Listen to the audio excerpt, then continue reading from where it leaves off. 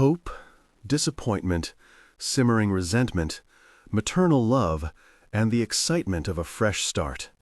He winks and turns away, breaking into a jog as he catches a bag from one of his friends. "I just met Daxton Hughes, and he told me I have pretty eyes," I say, as I continue across the quad. A couple of girls sitting under a tree give me a weird look, but I don't care. This is the best first day of law school ever. Embarrassment hits as I make a quick stop in the bathroom to prevent hyperventilating due to excessive excitement. I fangirled so hard, and he was so nice, and he touched me. I always imagined that if I met one of my favorite celebrities, I'd act cool, be all casual about it, treat them like a regular person. Obviously, I was very wrong about that. I spend too much time in the bathroom making sure I look half decent, and I'm forced to speed walk all the way to my building. By the time I arrive, I have only 2 minutes to spare. So much for getting a good seat. It's fine. Visualize success. I enter the lecture hall through the back door so I don't have to pass the professor on my way in. I'm sweaty and disheveled as I scan the room. Only a few empty seats remain. I murmur, "Excuse me," as I shimmy down the aisle, forcing people to move their feet and bags. As I close in on the open seat, I approach a set of outstretched legs and mutter another "excuse me." I'm so high on the awesomeness of my morning that I don't see the messenger bag strap. I trip again and end up sprawled over the set of legs. What the? A takeout cup lands on the floor and coffee splatters my face and shirt, a puddle forming under the seat I planned to take. I struggle to right myself without putting my hand in the puddle of coffee. Oh my God, I'm so sorry. For the second time in the past 20 minutes, I look up into familiar eyes. This is like that episode from season 2. I'm careful to keep my voice down this time. Daxton smirks, maybe remembering the episode I'm referring to.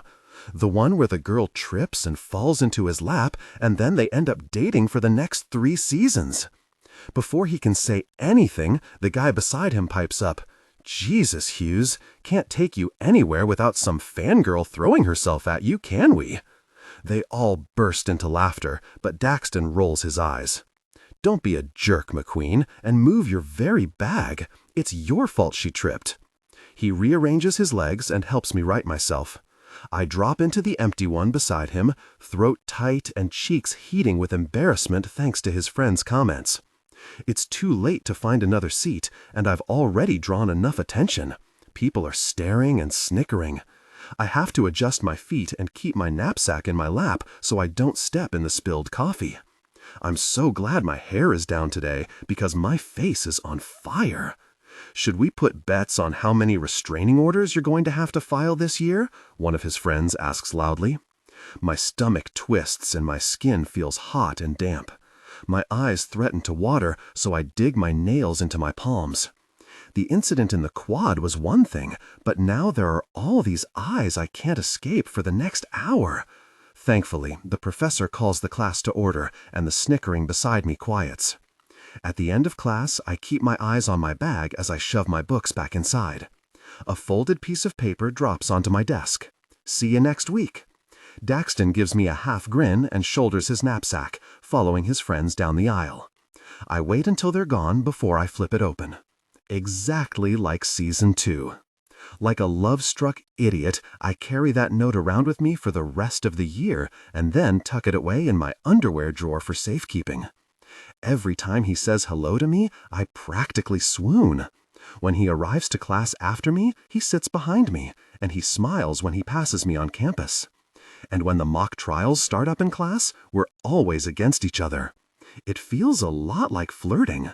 But when it comes down to it, regardless of how friendly the competition seems, we're all looking out for ourselves. So, in our final year of law school, when I go to him for help, I shouldn't be surprised that he betrays me so he can have the thing I worked so hard for. Fat lot of good all the visualizing success does for me in the end. Blast from the past. Kailyn, present day. The problem with temp assistants is that they don't know the rules, such as rule number 1, take down the name of the client before you book them an appointment. My regular assistant, Kara, is on vacation, and I miss her so much right now. The only thing I know about my mystery client is that they're a couple looking to set up a trust for their daughter. Pretty freaking broad. And I have zero time to call for details because they'll be here any minute. My mug is halfway to my mouth when my temp assistant throws my door open. "Your next client is here." Half a second later, she's ushering in a couple who look to be in their mid to late 50s. A few steps behind them is a much younger man. A man I recognize. The same man whose teenage self is forever immortalized on my It's My Life mug. The mug isn't particularly flattering, boasting an image of Daxton sobbing with the hashtag #MondayForever stamped under his tear-stained face. I almost lose my grip on the mug. As it is, the liquid sloshes over the side and runs down my hand. Thankfully, it's just water. Yes, I drink it out of a mug. I like cups with handles. I rush to set the mug on my desk and wipe my wet hands on my skirt. I guess my clients are no longer a mystery. "Mr. and Mrs. Hughes, it's so lovely to meet you." Gosh, my voice is so pitchy. I shake their hands as they introduce themselves as Craig and Evelyn, and then turn to Daxton, who's only half paying attention since he has a phone in his hand and he's clicking away on it, probably plotting to take down another friend. He's still ridiculously gorgeous, possibly even better looking than he was 5 years ago. He's filled out, the lankiness of his 20s giving way to a physique I'm sure he spends many hours a week staring at in a mirror while he lifts weights. Beyond being attractive, he has that magnetic appeal so many actors possess. It makes him the perfect lawyer. His beautiful face and commanding presence scream, "Trust me." But I know better. I hate that I can still appreciate how nice he is to look at. I wear a tight, practiced smile as I hold out a hand, even though the last thing I want to do is touch him. Okay, that's a lie. I actually have a nervous flutter in my stomach. It's annoying. I wait for him to recognize me as his eyes move over me in a slow sweep. They linger on my legs for a few seconds, probably because of my patterned hose. It's how I spice up my business wardrobe. When his eyes finally return to my face, his brow furrows slightly while he shakes my hand. "Daxton Hughes, nice to meet you." His eyes drift to the mug on my desk, and a smirk tugs at the corner of his mouth. Jerk, he doesn't even remember me. I pull my hand from his grasp, frustrated by the tingles shooting down my arm into inappropriate places, thanks to a freaking handshake. Why don't we all have a seat? I better not sound breathy to anyone but myself. They settle into the chairs around the table in my office. I wish I could hide the mug, but the image is on both sides. Dax stretches out his long legs and slips his phone into his pocket, muffling the constant buzzing of messages. My assistant, Laura, indicated that you're interested in setting up a trust for your daughter. I flip open my laptop, and the theme song to It's My Life fills the room. The timing couldn't be worse. My best friend Holly regularly sends me memes and video clips as a joke. Normally, it's not embarrassing, because the guy who starred in the show isn't sitting across from me with his parents. I slam my fingers on the keyboard, aiming for the mute button, but all I succeed in doing is making it louder for a few painfully awkward seconds. So sorry about that. Daxter wears an amused smile. Maybe it's not the worst thing in the world that he doesn't seem to remember me. Hope, disappointment, simmering resentment, maternal love, and the excitement of a fresh start. I fold my hands on the table and focus my attention on his parents.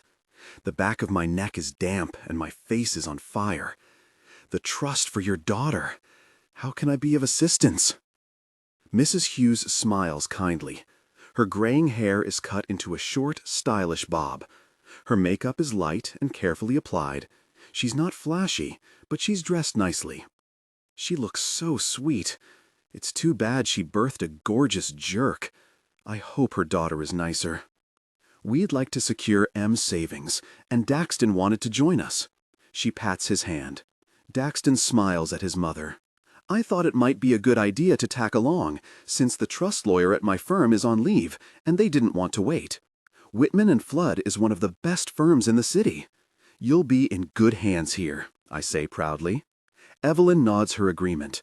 I keep thinking she's just a baby, but she'll be 13 soon enough, and then 18 is around the corner, and the next thing you know, they're moving out. She smiles fondly at her son.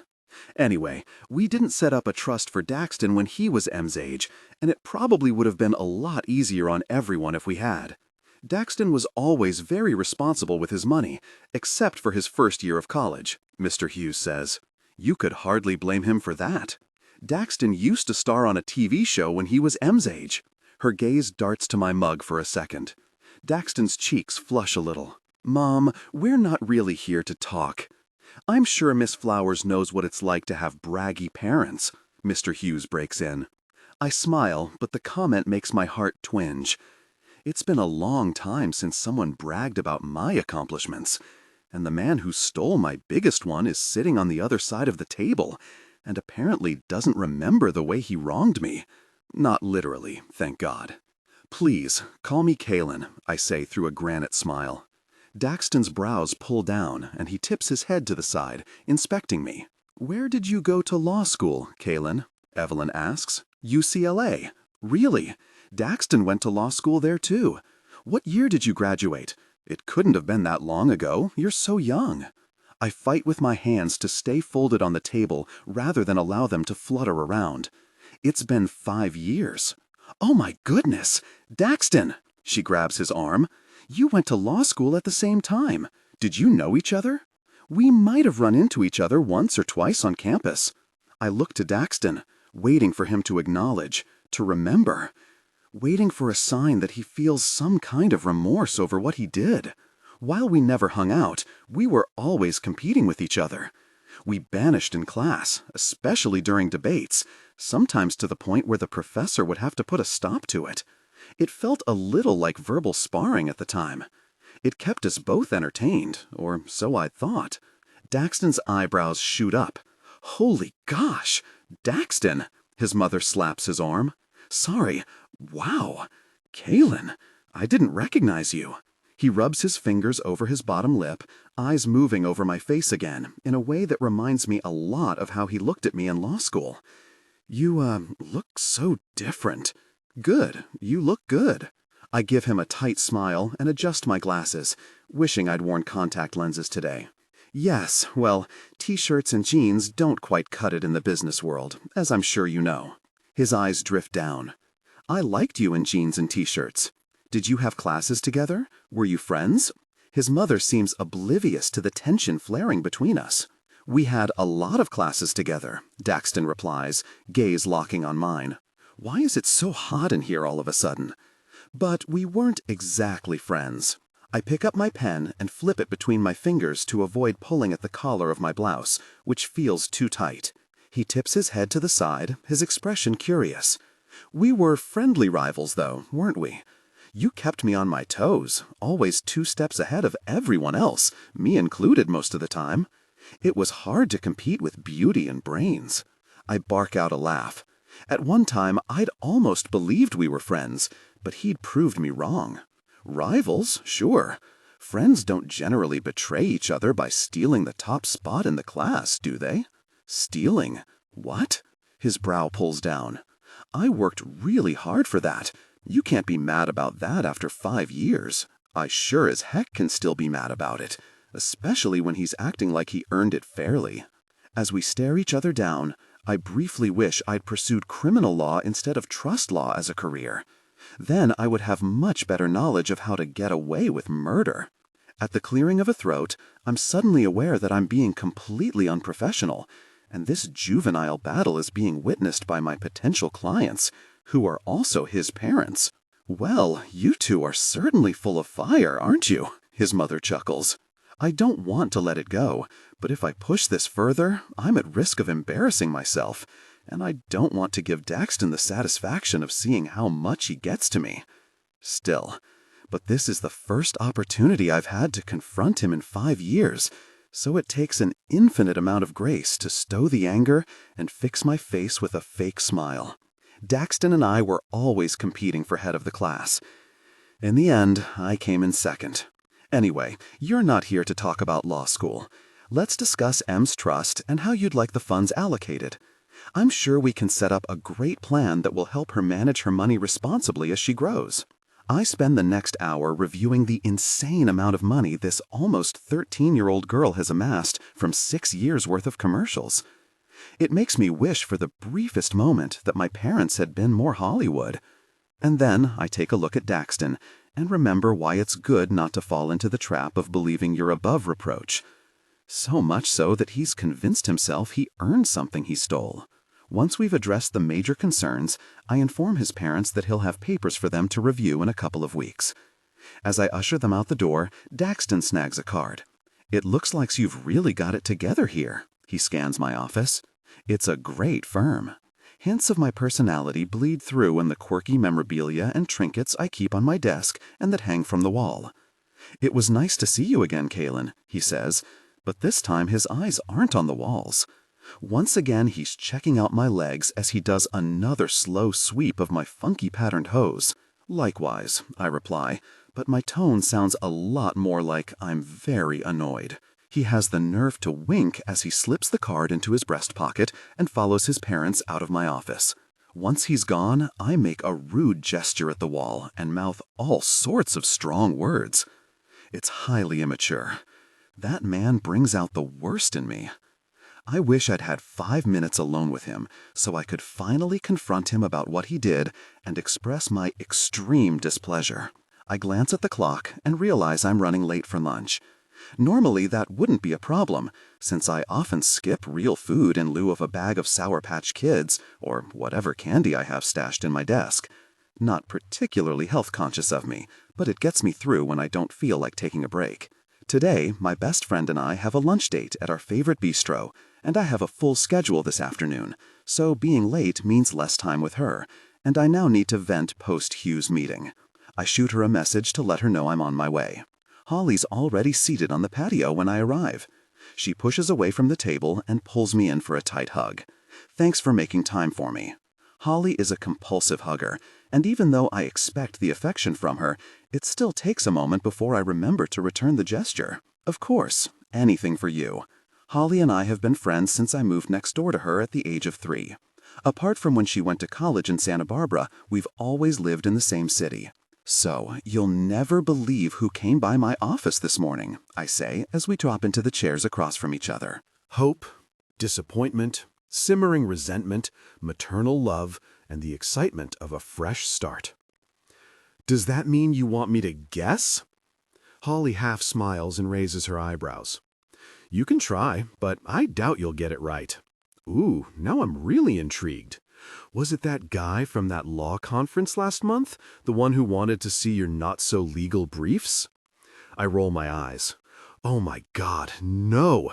And that was literally the worst line in the history of lines. Try again. Just tell me. You're all worked up about it with the way you're fidgeting, so it's gotta be good. She motions to my hands. I'm twisting my napkin into what could approximate a sword or a knife. Before I can respond, the server comes by. Neither of us needs to open our menu. We come here so often we could practically recite it to each other. Once our server has taken our order, Holly makes a go-ahead motion with her hand and props her chin on her fist. Daxton Hughes. When she does nothing but blink at me, I add, "You know, the guy from It's My Life, the show we watched like it was our religion every Tuesday for years."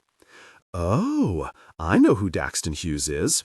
You pretty much talked about him non-stop for the entire 3 years you were in law school and the 10 years before that, too. Well, he turned out to be a jerk in the end, didn't he? I mutter. And that hasn't changed at all in the last 5 years either. Oh? What happened? What was he there for? Ooh, does he have an illegitimate love child he's trying to keep secret? I glance around the restaurant and make a keep-it-down gesture. The meeting wasn't really about him, so telling Holly isn't a big deal, but I don't need to broadcast it. No, he was with his parents, and they're setting up a family trust. That's way less exciting than an illegitimate love child. Holly frowns. It's actually sweet that he would help his parents do that.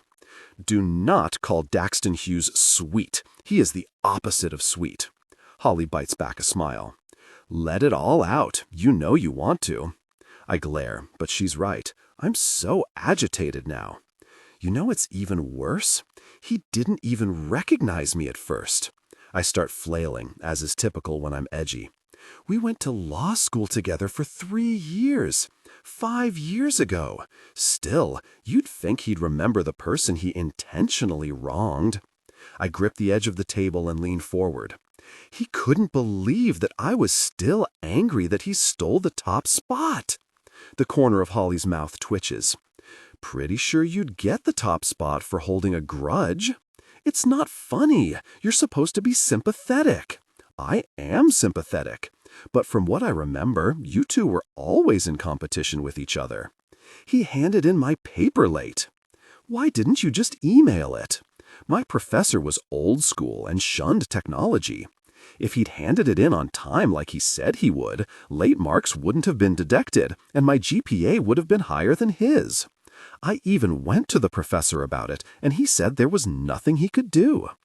I lean back as the server sets our plates in front of us. I unwrap my silverware and aggressively stab a sweet potato fry. You know, Kay, maybe you should pull out one of those It's My Life Daxton Barbie dolls you have and perform some voodoo. It might make you feel better. I roll my eyes. I didn't expect to see him like ever again, and he was so smirky and smug and kind of flirty and just, ugh. And he's still hot, and he still has all his hair. I just hate him. So, does that mean we're not having that It's My Life rerun marathon this weekend? I shoot her a dirty look. That show is banned for life.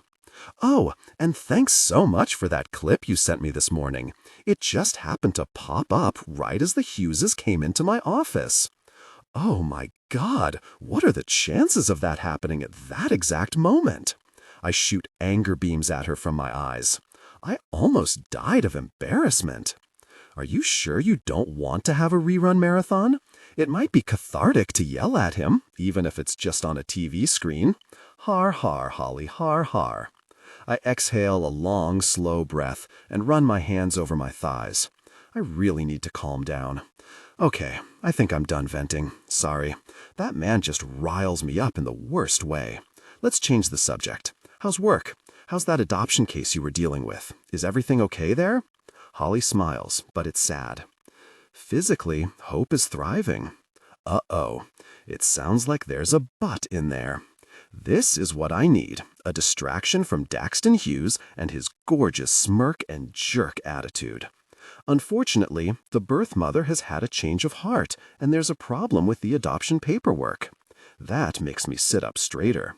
Holly is a social worker and often deals with custody issues. What kind of problem? The lawyer who drew up the contracts was sloppy about it, and the adoptive parents, the Lipsons, didn't see the loopholes. It looks like the birth mom might be able to take custody of Hope. My stomach sinks. Her mother is a recovering addict, and while she was clean through the pregnancy, past behavior has had her falling into old patterns when the stress gets to be too much. Sadly, retaining custody of Hope is more about the government check than being able to raise her. I tap on the edge of the table, considering the options for the Lipsons. As someone who was adopted at the age of 3 and removed from a home where love was only shown to the public assistance check that came on a monthly basis, I found the travesty in this a particularly difficult pill to swallow. What if I could take on the case pro bono? Holly shakes her head. You're working toward a partnership. You don't have time to take on something like this. Besides, it's so close to your own experience. Which is exactly why I should take it on. Who better to fight for these parents than someone who's experienced the flaws in the system? It might actually help me earn the partnership in the long run. I'll talk to Beverly, but I think she'll see the benefit. Are you sure? It's a lot to add to your caseload. Holly's hopeful expression fortifies my resolve. While I've spent the past 5 years working primarily in trusts, I've always been interested in this side of law. Enough that I've studied adoption contracts and cases outside of work hours. It's sort of a hobby, which is a little sad, I realize, since it's also related to work. If it keeps one little girl with a loving family, then it's worth it. I'll just have to cancel all my Friday night dates. I grin cheekily, hoping to lighten the mood. Holly rolls her eyes. You can't do that. I'll be lonely. We both laugh. Holly pokes at the lemon floating in her glass with the end of her straw. But seriously, we should probably think about dating actual men one of these days. I snort. Boyfriends are too much work. They want things like time and energy and intimate acts. Don't forget those. Holly snickers. Yes, all things I don't have to spare, or really don't feel like giving freely. Besides, I have cats. They're lower maintenance. Linus and Shirley are my sweet tabbies. The only time they're a problem is when I'm cooking bacon, but otherwise, they're incredibly well behaved. She spears a fry and points it at me. If you ever run into Daxton again, you could give being intimate with him out of spite a try. I hear it's a good way to exercise a grudge. Since I'm not planning on running into him ever again, it looks like I just get to hold on to that grudge. Orphans. Daxton, 6 months later. I'm staring at a stupid meme of myself. The image is more than a decade and a half old, but it never seems to stop circulating the internet abyss. It's one of those I hate Monday memes, complete with an ugly cry face. One of my colleagues and close friends sent it early this morning, so it's the first email I check. Felix McQueen, a defense lawyer at Freeman & Associates, does it at least once a month under the guise of an urgent email. We've been tight since undergrad, so I put up with his gosh. Also, his emails often are urgent, so I rarely hesitate to open them. Hope, disappointment, simmering resentment, maternal love, and the excitement of a fresh start. He thinks he's being funny, but in reality, it's another reminder that I will never live down my years as a child TV star, no matter how far I've come since the days of Teen Beat magazine spreads. The knock on my door has me closing the email. Not that it matters. Everyone in the office has seen the same very meme at some point. Felix has a coffee mug boasting the image, and he loves to drink out of it at meetings, because he's a jerk. Whatever. At least my humiliation is profitable, and I'm immune to it. Mostly. I flip Felix off as his head appears in the doorway. Thanks for being a jerk. He makes a face, one I can't really read. Sorry about the stupid email. I wouldn't have sent it if I'd known. Known what? He mutters something I don't catch, his expression somber, almost convincing in his remorse. I gotta talk to you. I lean back in my chair and cross my arms over my chest, a heavy feeling I can't explain settling in my gut. I brush it off with sarcasm. I already know there's a 24-hour It's My Life marathon this weekend. No, I don't want to watch it with you and be completely uninhibited. He closes the door behind him and passes a hand over his tie. He seems fidgety, which is unlike him. What's wrong? Did you lose the Kent case? The jury has been deliberating for 2 days. It's only a matter of time before they make a decision, but it could go either way. Felix shakes his head, refusing to look me in the eye as he comes around the side of my desk. It's not about a case. Well then, what's it about? What's with this? I motion to his serious face. He scrubs at his chin with his palm, expelling a long breath. Your parents were in a car accident. Disbelief needles under my skin, but anger is what pushes to the surface. Don't really with me, Felix. He licks his lips, throat bobbing with a hard swallow. I wish I was, but I'm not. My chair flies backward as I push to stand, making the glass rattle when it connects with the window pane behind me. Are they okay? Which hospital were they taken to? How bad was the accident? The answers I don't want are already written on his face in grief. It was fatal. I'm so sorry. His statement ricochets around in my head, the word fatal a blow to the heart. They're dead? Both of them? I have to strain to hear him over the rush of blood in my ears. They were on the freeway. A tractor-trailer jackknifed. How did you find out? How do you know this? Everything feels like it's moving in slow motion and fast forward at the same time. My mind spins with this new, horrifying truth. The police are here. I thought it would be better if the news came from someone who gives a gosh. I'm so sorry, Dax. The police said they died on impact. Your parents wouldn't have felt anything. I reach behind me for my chair and drop back into it, my legs suddenly watery. I drag a palm down my face, the news pinging around in my head, unwilling to settle. A crushing realization hammers into me. This loss isn't just mine. This sudden gaping hole in my chest is echoed in another, more fragile body. Emmy? She's at school. She doesn't know yet. I root around in my desk for my keys. I have to. I need to get her. I need to be the one who tells her. I don't want anyone else to tell her. Poor Emmy. I'm 30 and this is crushing me. How is this going to impact my kid sister? How is she going to survive without parents? I round my desk, only to have Felix step in front of the door. Whoa, Dax, you can't drive. I fist the lapels of his suit jacket, anger and grief stealing rationality. They're her world. I need to get her, and you need to get out of my freaking way. He puts his hands on my shoulders. None of my aggression echoed in him. I know, man. I'll take you. You have to keep it together, though, okay? You're all she has. If you need to fall apart, do it now, because you have to be in control once you get to her. He's right. I'm all she has, too. And now she's all I have, too.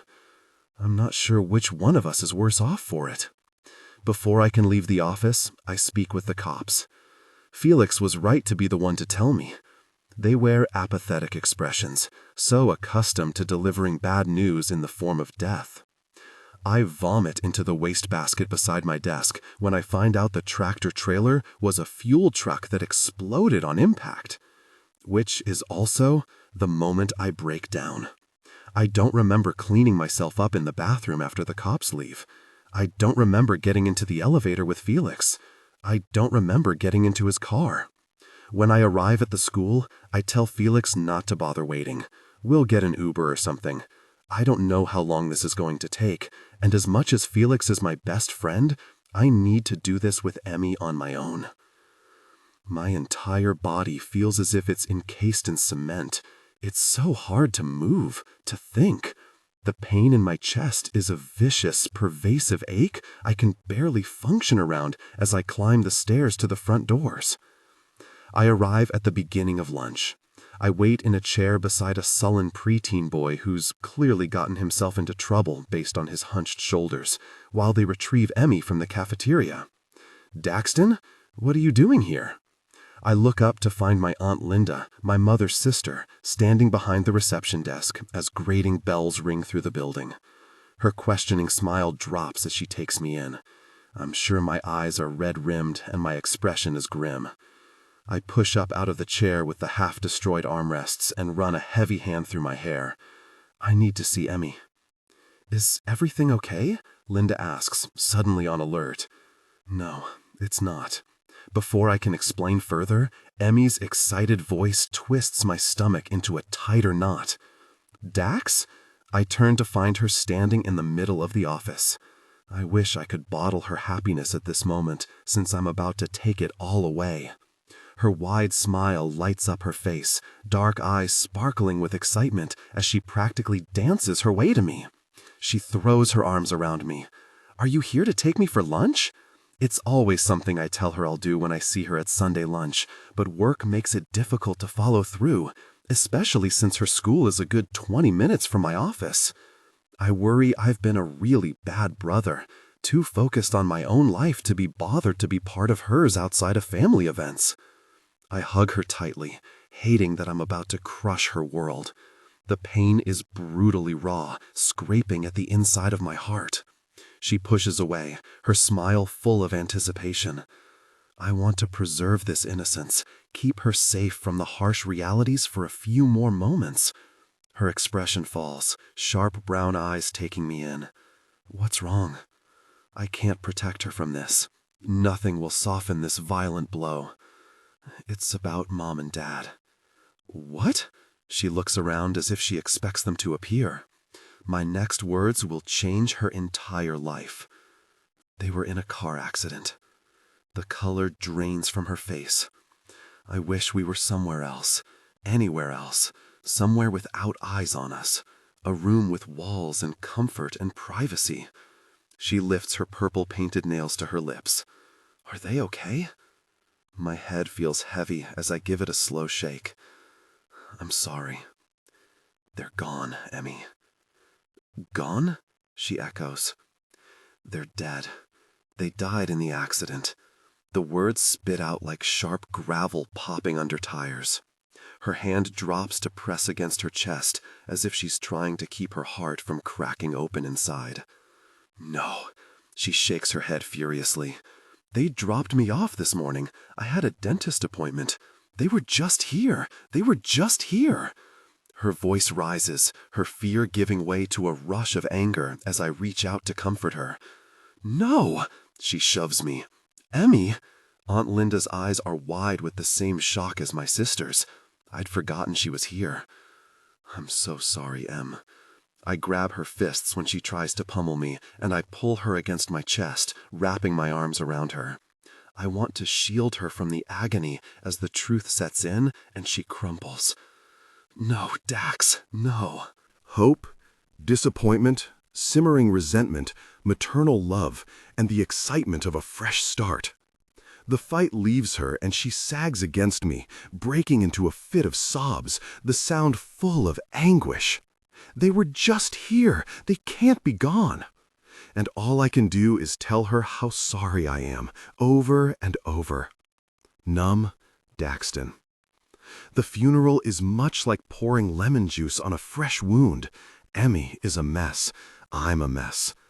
I act as her anchor to keep us both from drifting away in a stormy sea of raw emotions, and we drag ourselves through the day together. We've shaken hundreds of hands, accepted as many hugs and condolences, but it in no way dispels the feeling that we're floating, untethered in the unknown. I'm slouched in a beanbag chair on the floor, staring at the glow-in-the-dark solar system on Emmy's ceiling, wondering how bad the pain will be before it starts to get better, easier. Emmy rolls onto her side in her girly double bed, the stuffed llama she grew out of years ago tucked under her chin. Dax? Her bedside lamp casts shadows over her face, making her dark eyes look hollow. She's been sleeping with the light on since Mom and Dad passed. What's up, kiddo? Her fingers are at her mouth. Her nails are bitten ragged, the skin around them torn and bleeding. She's so anxious and emotional. No wonder she doesn't want to sleep alone. Mom had to reschedule my dentist appointment because it was at the same time as my presentation. That's why they drove me to school. Oh, kiddo, you can't blame yourself for this. But they might still be here. They might not be gone. She breaks down again, as she's done so many times over the past few days. She uses her stuffed llama's feet to wipe her tears away. She looks so young, like the little girl whose scrapes I sometimes bandaged so many years ago. But I can't cover this wound with a Band-Aid. It's just too deep. I want to tell her to try not to think about it, to just remember the good things, but Emmy is like me in this regard. She can't stop thinking about it, and not talking isn't going to help her. I brush her hair away from her face, something I've seen my mother do 1,000,000 times.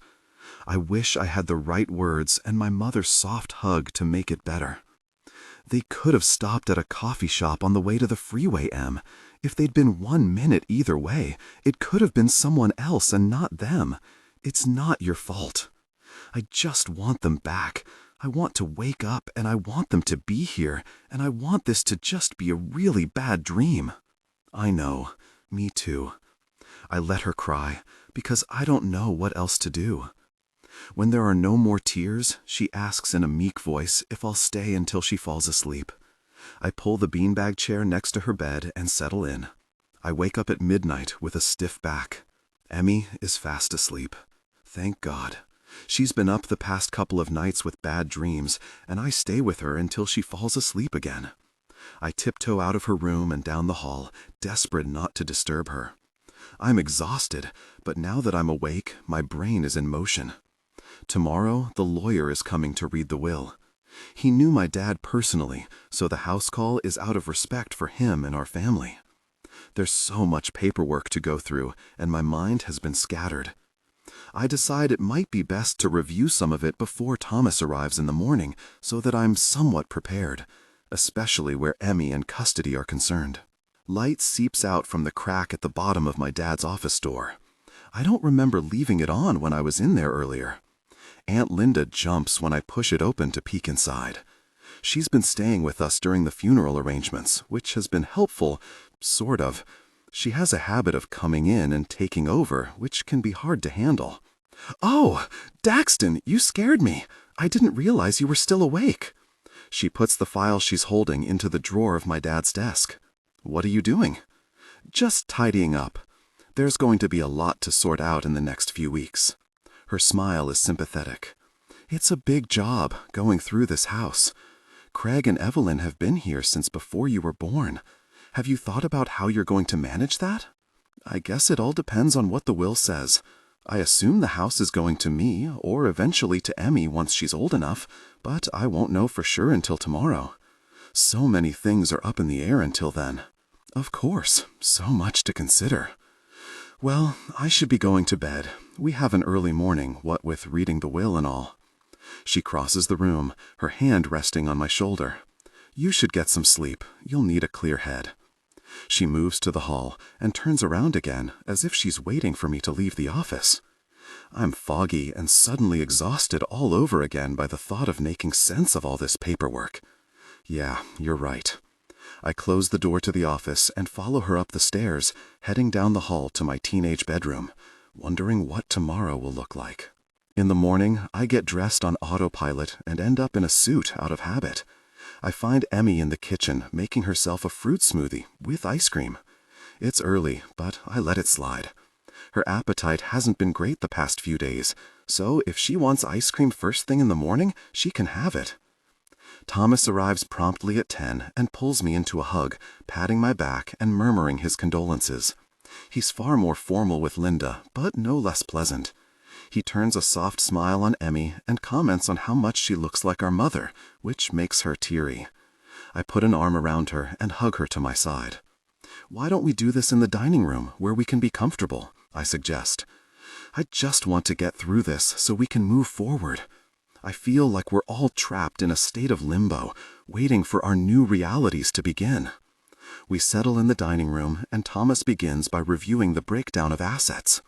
The house is mine, which I anticipated, and everything else is split between me and Emmy. Financially, my parents' accounts are divided in Emmy's favor because I already have a boatload of money that I've managed well so far, thanks to my parents' guidance. "Dax, you'll have power of attorney over Emmy's accounts and the funds your parents have allocated to support her.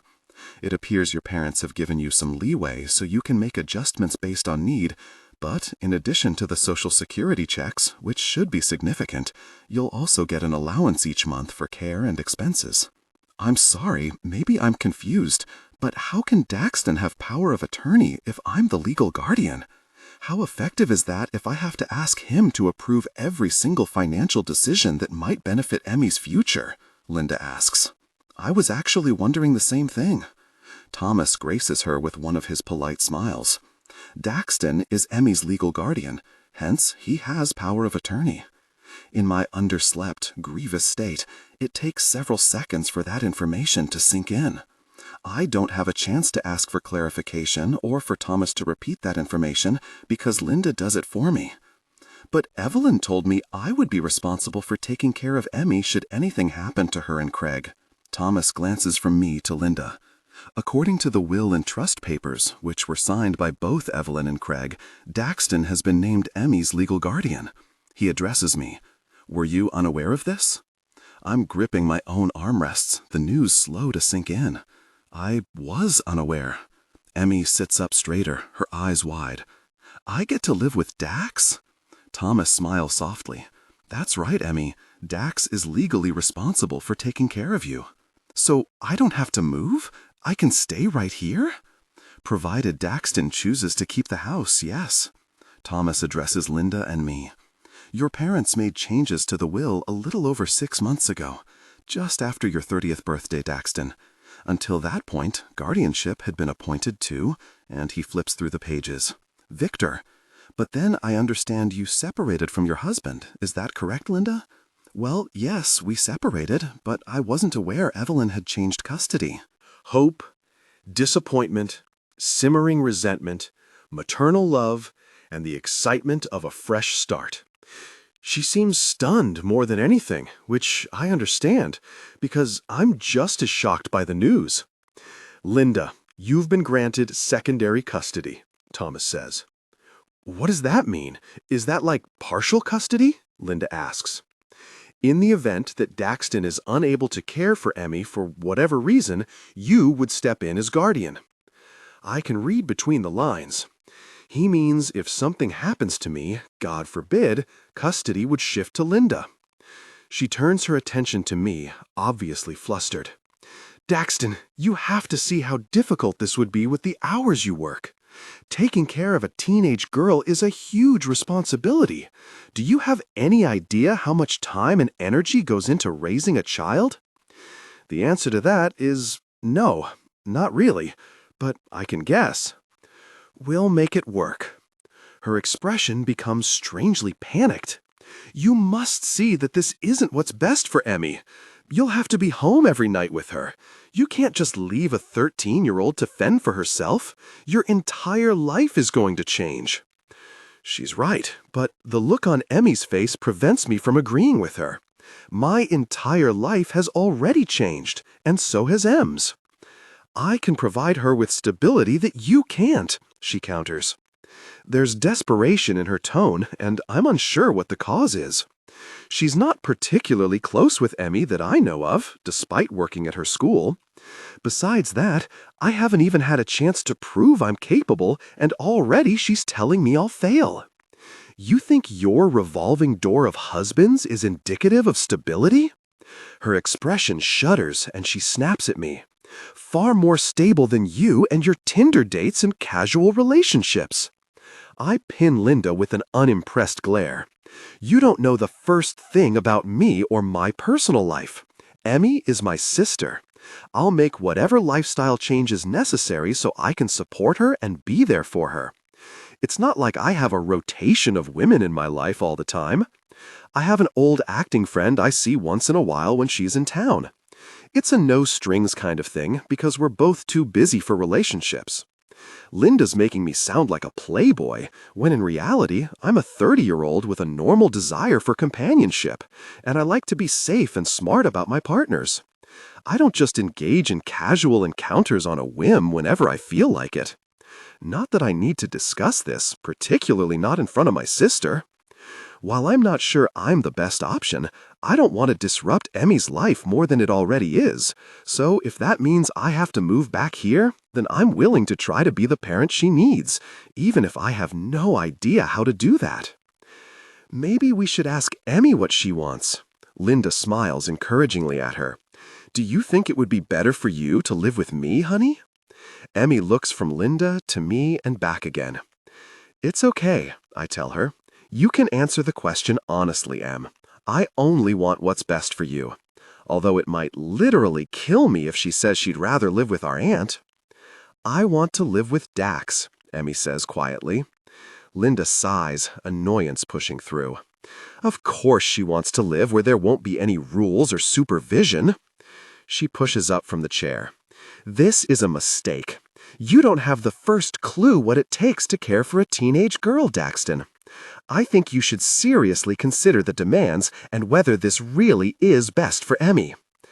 And suddenly, I realize I've gone from single to single dad. Once Thomas leaves, Linda packs her things, her frustration at the situation clear in the jerky way she moves around the house. I understand her shock, but I can't quite figure out why she's so upset. It's not like I'm a drug addict or I go partying all the time. I'm more of a workaholic than anything. After she leaves, I search my dad's office for the trust files, aware it's another thing I'm going to need to go through. It's been months since it was set up, and aside from the initial meeting, I didn't have much to do with it. I find a set of papers tucked into a filing cabinet in my dad's desk. They're a draft and not exactly what I'm looking for, but it's a start, and I'm too tired to keep looking. It appears my parents kept every file from birth for both of us, so locating the full trust documents will be like finding a needle in a haystack. Later in the evening, Felix comes by with a 6-pack of beer. He was at the funeral yesterday, but I haven't had a chance to talk to him since he delivered the news that my parents were gone. Emmy's in her room, exhausted by the whole custody thing and the reading of the will this morning. Frankly, so am I. I grab the file with the will, and Felix follows me outside to the backyard and drops down in one of the rickety Adirondack chairs my dad and I built together a good decade ago. So, give me the lowdown. What happened with the will? I pass over the documents and give him the abridged version. I have custody of Emmy. He's silent for a few seconds, leafing through the papers without really reading them before he clears his throat on a low whistle. So, does this make you Daddy Dax? Really, jerk. I laugh a little, though. I need to find humor in something. Felix is a joker, and he's good at making light of things. He sort of has to be, seeing as he's a criminal defense attorney, and he deals with some messed up cases. I'm more than happy to spend my days dealing with actor contract negotiations and the occasional harassment suit, thank you very much. Seriously, though, your parents gave you custody of your sister? Apparently, they decided to change guardianship from Linda to me when I turned 30, and didn't tell either of us. I take a sip of my beer. What were they really thinking? I shoot him a look, although that was pretty much my first thought, too.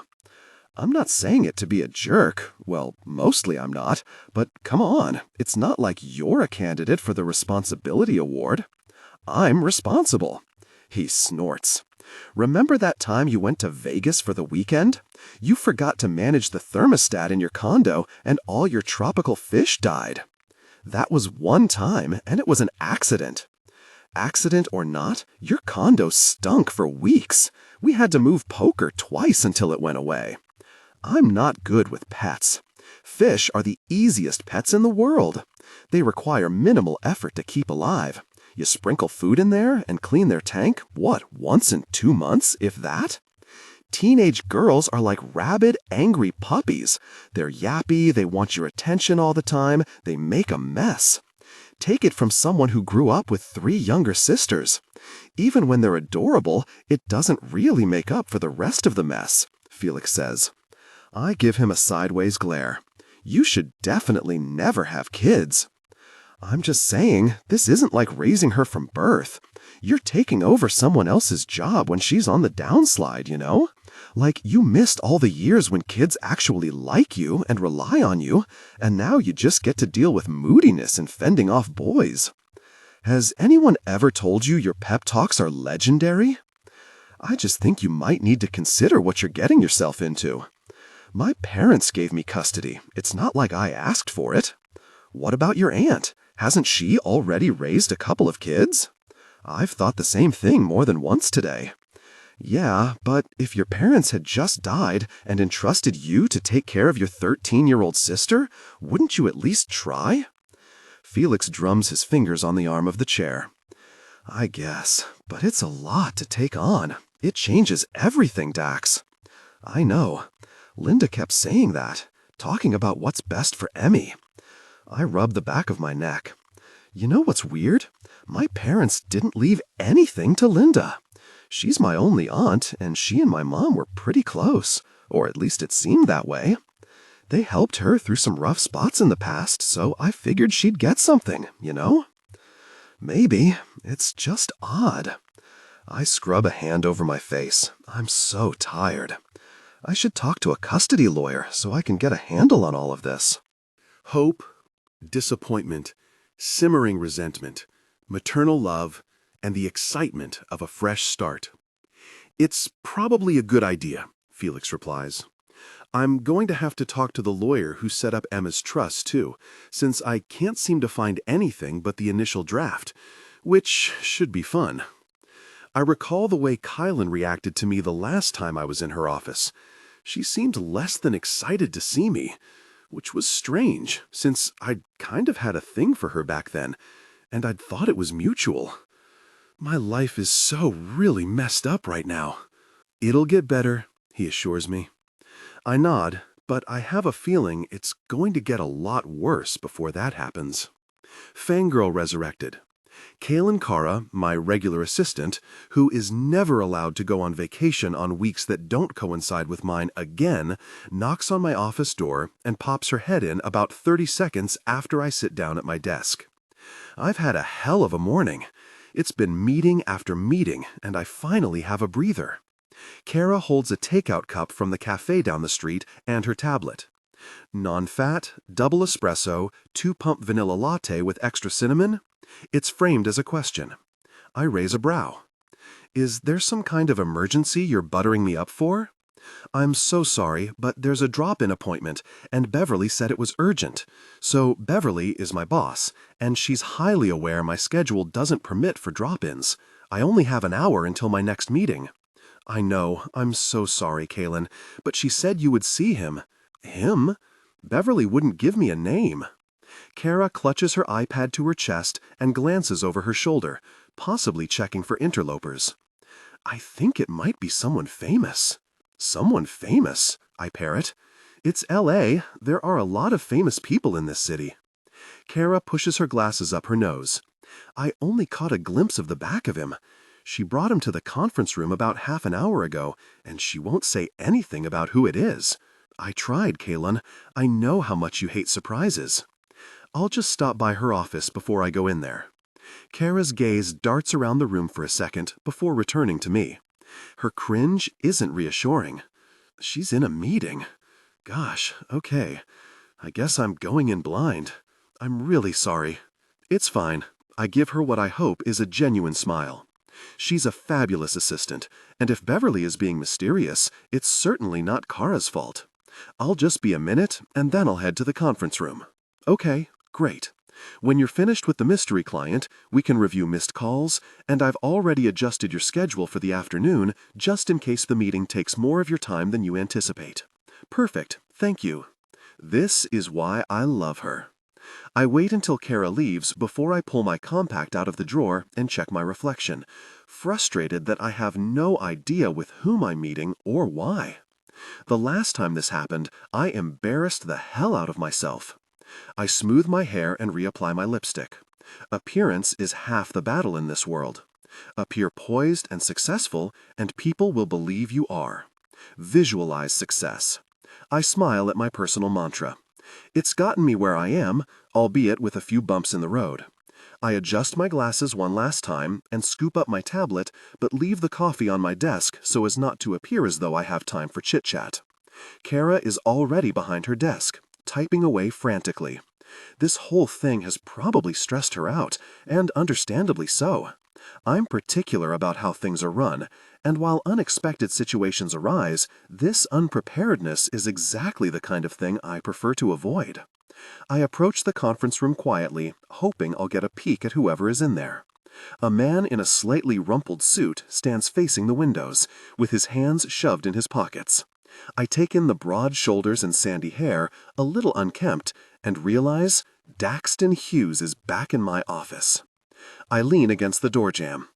To what do I owe the pleasure? My tone intentionally lacks warmth. He turns away from the window, eyes slow to follow. I take in his typically gorgeous face with those piercing blue eyes and the cut jaw with what I would guess is 2 days' worth of stubble. He looks rough. Maybe he's been on a bender. He blinks a few times like he's clearing his head and rounds the conference table. He takes my hand in both of his. It's disarming and unexpected. His voice cracks and he turns his head, clearing his throat before he tries again. Thank you for agreeing to see me without an appointment. I know you must be very busy, so I appreciate you taking the time to speak with me. I'm not the least bit moved by this show of false sincerity. Beverly insisted it was rather urgent, and I assume she fell prey to his pretty face. Even as rough as he looks, he's still stunning. It was. It is. He clears his throat again and motions to the chair across from his. Can we sit? Of course. I don't have long, though. I drop into the chair and cross my legs, fighting not to do the same with my arms. This man seems to bring out all my worst traits, which includes excessive fidgeting and flailing. Right. He runs his palms over his thighs and exhales, eyes moving slowly over my face. It feels intimate and searching. I have a personal custody issue. Maybe Holly was right, and there is an illegitimate love child. I can see the headline now. Washed-up former child actor Daxton Hughes knocks up debutante. I don't deal with paternity issues. I deal with trusts. His brow furrows and he shakes his head. It's not a paternity issue, and it has to do with a trust, the one you set up for my sister. He rubs his lips with his fingertips, drawing my attention there. I'm sorry. It's been a difficult week. He rests his elbow on the table and bows his head, squeezing the bridge of his nose. He swallows thickly and his voice cracks again. I'm thoroughly enjoying his discomfort and how hard this seems to be for him, until the next words come out of his mouth. They were killed in a car accident last week. It's like being slammed in the chest with a bowling ball and doused in an acid bath of guilt. Oh my God. I reach out on instinct and cover his hand with mine. It sends an unexpected jolt through my body, so I draw back immediately. I'm so sorry, Daxton. His eyes drift closed, and a weak smile touches his lips before it falls again. I don't know when it's going to get easier to say that out loud. He rubs his hands together as if he's trying to rid himself of that staticky feeling too, before he lifts his head. Anyway, he pushes a set of papers toward me. I need to review the trust you set up for my sister, and all I can find is the draft form of the contract. I almost feel bad for assuming the absolute worst about him, but our history doesn't really allow for warm feelings or thoughts. Then I remember that his sister is only 13. I press my hand to my heart, as if it will stop the pang that melts a little of my hatred toward this man. My father passed the year after I graduated law school, and I was devastated. I walked around in a fog of grief for months. I can't even fathom how painful this must be for his sister. She's so young. This must be so hard for you both. His face crumples, and he runs his hands up and down his thighs as if he's struggling to control his emotions. It's been a shock, and it's a lot of change very fast. Who's caring for her now? I know what it's like to be orphaned. I've gone through it twice now. My parents granted me custody. I glance at his hands. There's no ring on his finger. He's close to the same age as me, maybe a year or two older, so 30 at best. What kind of background does he have in raising a child, let alone a teenage girl? I see. That's a lot of responsibility. Well, the alternative is going to live with our aunt, and that's not what Emma wants. And what about you? What do you want? I want what's best for Emma, and that's you? I shouldn't be asking such personal, almost needling questions. This kind of antagonism isn't acceptable for someone in a state of grieving. Hope, disappointment, simmering resentment, maternal love, and the excitement of a fresh start.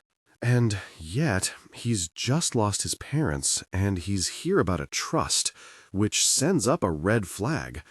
Or maybe I'm looking for reasons to doubt his integrity.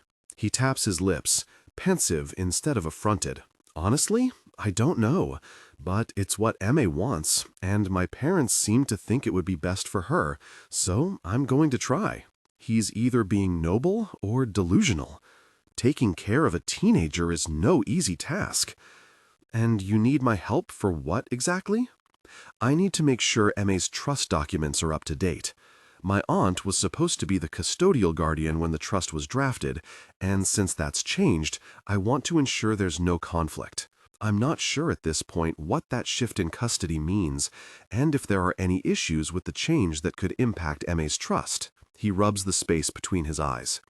Makes me wish I'd gone into family law instead of entertainment law so I'd know what's what.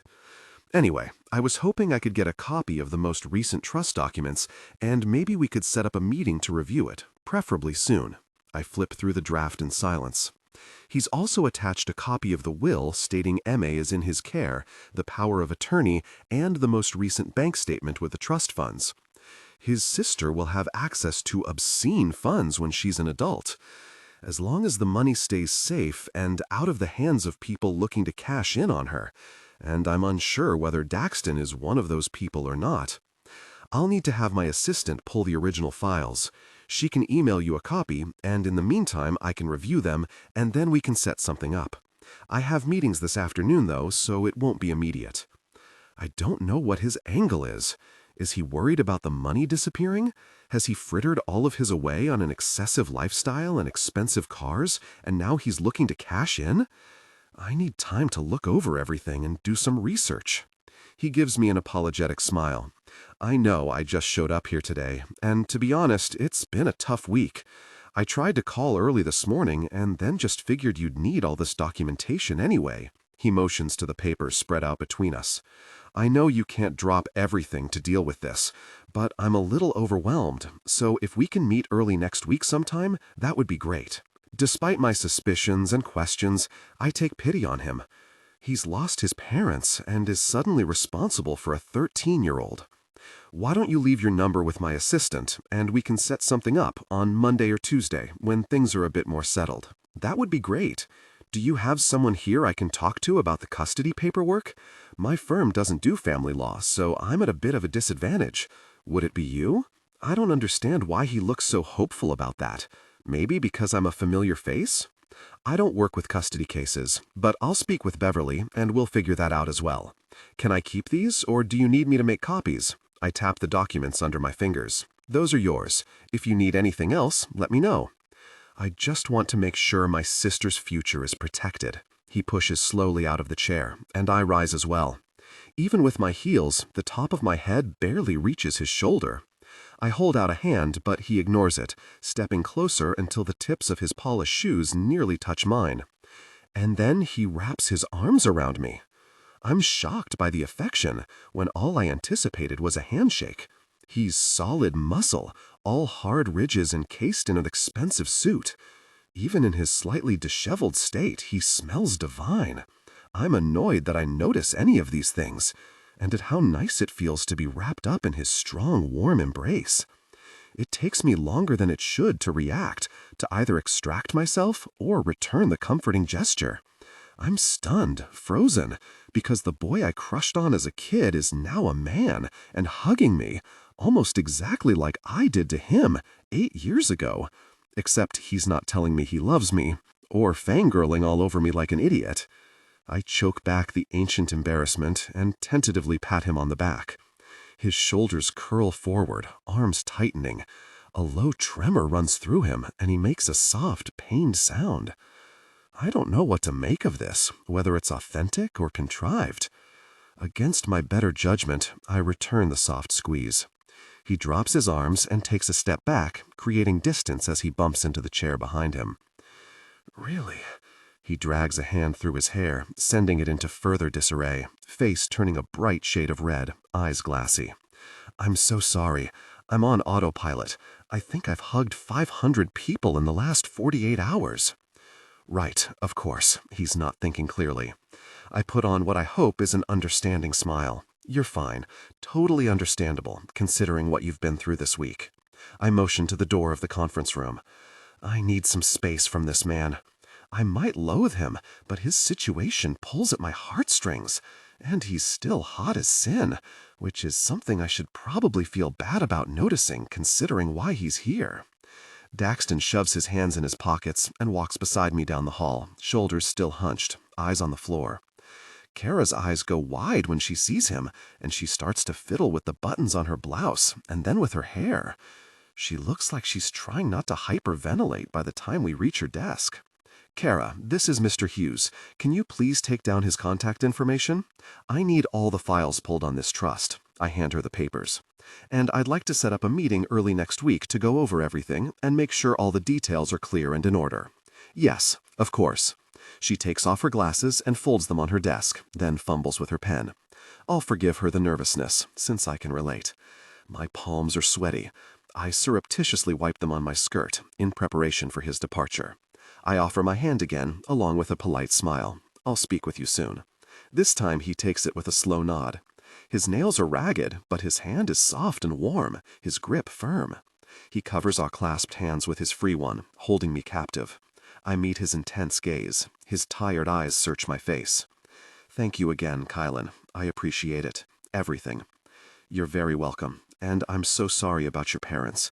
We'll make sure your sister's trust is safe and secure, and so is her future. I can be professional and civil with this man. His smile holds the kind of tension I'm familiar with, full of sadness, each condolence a reminder of the loss and pain that won't dissipate anytime soon. Thank you. I'll be in touch soon. I squeeze his hand and withdraw mine, lest he hugs me again, and in front of an audience this time. I leave him with Kara and return to my office. I can't believe I have to meet with him again.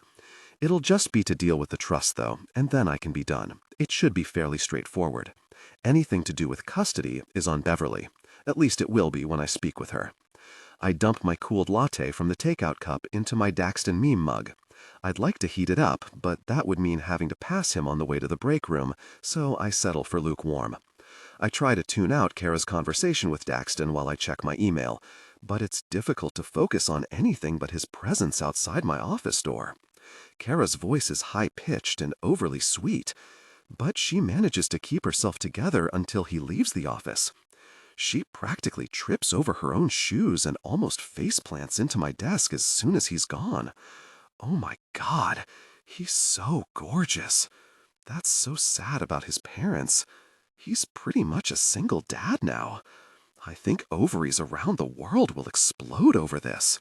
She drops into the chair on the opposite side of my desk and fans herself with her tablet. She glances pointedly at my mug. I had such a crush on him as a kid, or his character, I guess. So did every other teenage girl who watched that show.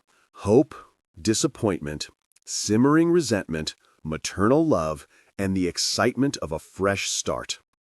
I toss my pen on the desk so I don't chew on the cap. I'm annoyed that I want to share in the frickin' fangirling. He really was dreamy back then.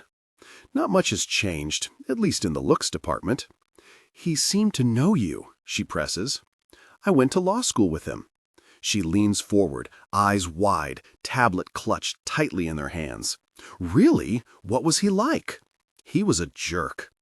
Oh, that's disappointing. She fiddles with her glasses. I wonder why he left acting.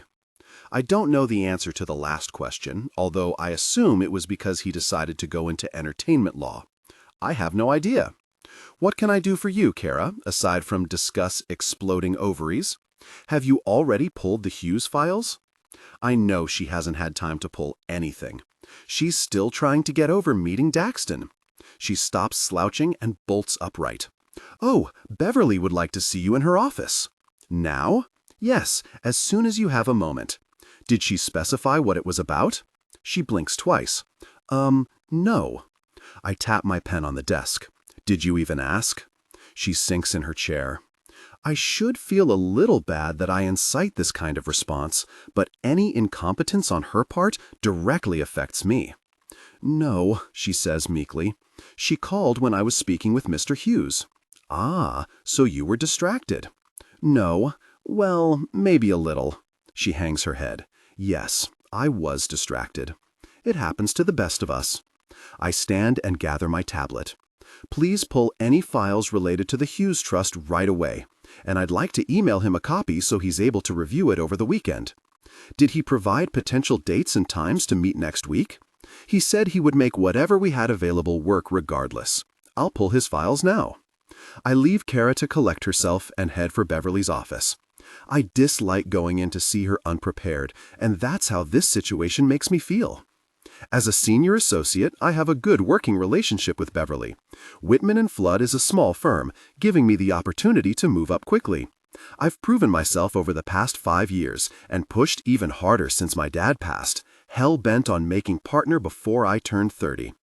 My dad and I made a bet before he died, and even though he's gone, I don't want to disappoint him. I also like to reach for the top, always, and partner is the next step. I knock on Beverly's door and wait for her to call me in. She gestures to the chair across from her desk and tense her fingers, resting her chin on them. How did everything go with Mr. Hughes? Fine, for being unprepared. I need to review the trust files so we can discuss them next week and make any necessary amendments. She nods and leans back in her chair. I apologize for springing this on you without notice, and I appreciate that you were able to carve out some time to meet with him. It's such a shame about his parents, and then having custody of his sister. Her gaze drifts to the window. I'm sure it's been quite a shock. I can't even imagine. It's a lot of responsibility to take on, and so much grief to manage on top of his own. I'm not sure how to feel about any part of this. His sister's trust is very substantial. He seems rather concerned about it, which makes me question if perhaps he's after it for some reason. She shifts her gaze away from the window, her expression unreadable. I'm sure he has his own money, unless he's spent it all. Beverly smiles, always a cynic.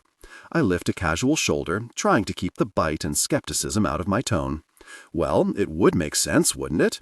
He takes custody of his sister, and all that money is available for him to manage. Beverly tilts her head a fraction, observing me closely. How well do you know Daxton Hughes? I sit up straighter, uncertain as to where the question is coming from. We went to law school together, but didn't associate with the same people. Why do you ask? He hugged you in the conference room. I try not to show any emotion, but I must frown because her expression is smug. I wasn't eavesdropping. I was passing by and saw the interaction. I wondered what your relationship was. There isn't a relationship. We went to school together, and I worked on his sister's trust fund when his parents set it up months ago. The connection is purely by chance. Her long nails rap on the arm of her chair. You're meeting with him again, though? How soon? Early next week. Why? Where is she going with this? She's the one who sprang him on me. I assumed that means she wants me to deal with him. And it's not like I have an actual choice since I'm responsible for the trust in the first place. He seems to trust you, or at least have some kind of connection to you. I don't know that he trusts me. He's just grieving. I don't like the look in her eye. She's planning something. You might try to persuade him that working here would be beneficial for him when you meet with him next. I'm at a complete loss for several very long seconds. In that time, I consider how much I do not want to work in the same office as Daxton Hughes, regardless of whether he's in a state of grieving. We don't even really know each other, and you want me to convince him to come work here? He felt comfortable enough to hug you. He was emotional and under duress. I assure you, he likely would not have hugged me under normal circumstances. There was that one time in second year when we were on the same side for a class debate, and when we won, he spontaneously hugged me. But it was excitement, nothing more. Beverly gives me one of her knowing looks. I hate them because it means she thinks she has something on me, something she thinks I want, which is not Daxton Hughes. Maybe once upon a time when I was young and stupid and easily influenced by a wink and a smile, but not now. Regardless, there's a level of comfort and familiarity that you can capitalize on. Fine. She wants to play this game? Well, I can play too. If I'm going out of my way to bring the traitorous lion into my own den, I better reap the rewards. What's in it for me if I get him to come to the dark side? The reward of knowing you've strengthened our team. If I'm going to persuade Daxton to switch firms, I'd like to pick up another pro bono case. Beverly purses her lips. You just took on a pro bono case. That was months ago, and it's been resolved. I haven't been able to stop thinking about a foster situation Holly mentioned last week. If I'm going to invite someone I loathe onto our team, I want something in return. This is the perfect opportunity to get what I want without having to fight for it. Fine. As long as it doesn't interfere with you convincing Daxton to work for me, you can take the pro bono case. Any other negotiations? I flip my pen between my fingers, considering all the angles. I can't believe I'm entertaining bringing the man who pulled the rug out from under me into my life and my building on a daily basis. It's not like I'll run into him all the time. Entertainment law is on the opposite end of the floor, although I may see him occasionally in the break room. I rarely eat lunch in there. I can deal with seeing him across the boardroom for weekly meetings, I think. I'll let you know if I have anything to add to the list. Life repackaged. Daxton. I have no idea how people single parent without going insane. I don't cook. It's never been my thing. I order groceries from a delivery service and supplement with takeout. I have a menu for every day of the month.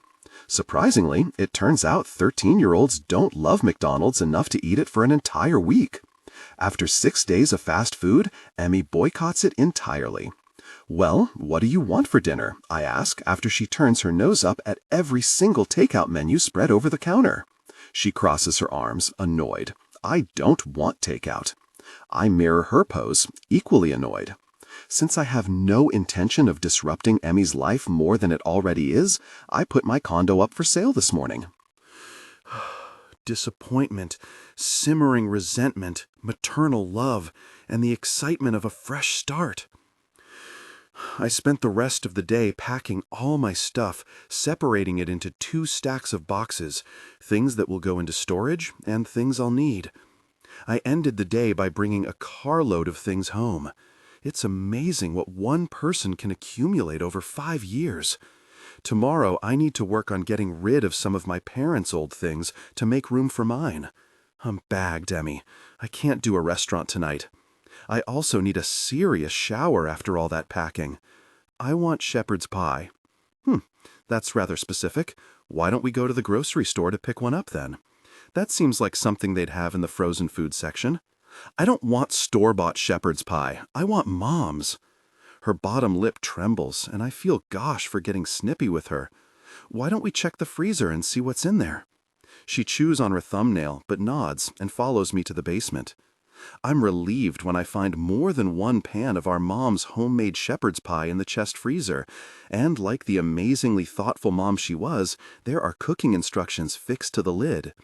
It'll be an hour. That's okay, I can wait. She takes it from me, hugging the frozen brick to her chest as she heads back upstairs to the kitchen. She turns on the oven, setting it to convection, which apparently takes the cooking time down by about 15 minutes. I pop the cap on a bottle of beer while we wait. "Can I have a sip?" Emmy asks as she chops vegetables to make a salad. I raise a brow. "A sip? Of your beer?" She fidgets with the cuff of her hoodie. Sometimes at dinner on the weekends, my parents would let Emmy have a sip out of their wine glass. They'd been the same way with me. I pass her the bottle, and she tips it up. She makes a face and hands it back, wiping her mouth on her sleeve. That's gross. It's an acquired taste, one I'm happy she hasn't acquired yet. She roots around in the fridge and produces a can of Coke, presumably to wash away the unpleasant flavor. "Are you going to move into Mom and Dad's room?" "Eventually. I can't sleep in the shrine to my teenage stardom years much longer if I want to keep my sanity. Are you okay with that, me taking their room?" She chews on the inside of her lip for a few seconds, mulling it over. "It's bigger and not filled with all the stuff from 10 years ago, so it makes more sense, right?" I nod, aware this is a conversation we need to have, even if it's difficult. She rolls the can of Coke between her hands. "Are you going to give away all their clothes? Are there things you want to keep? I could store some stuff in the basement until she's ready to let go.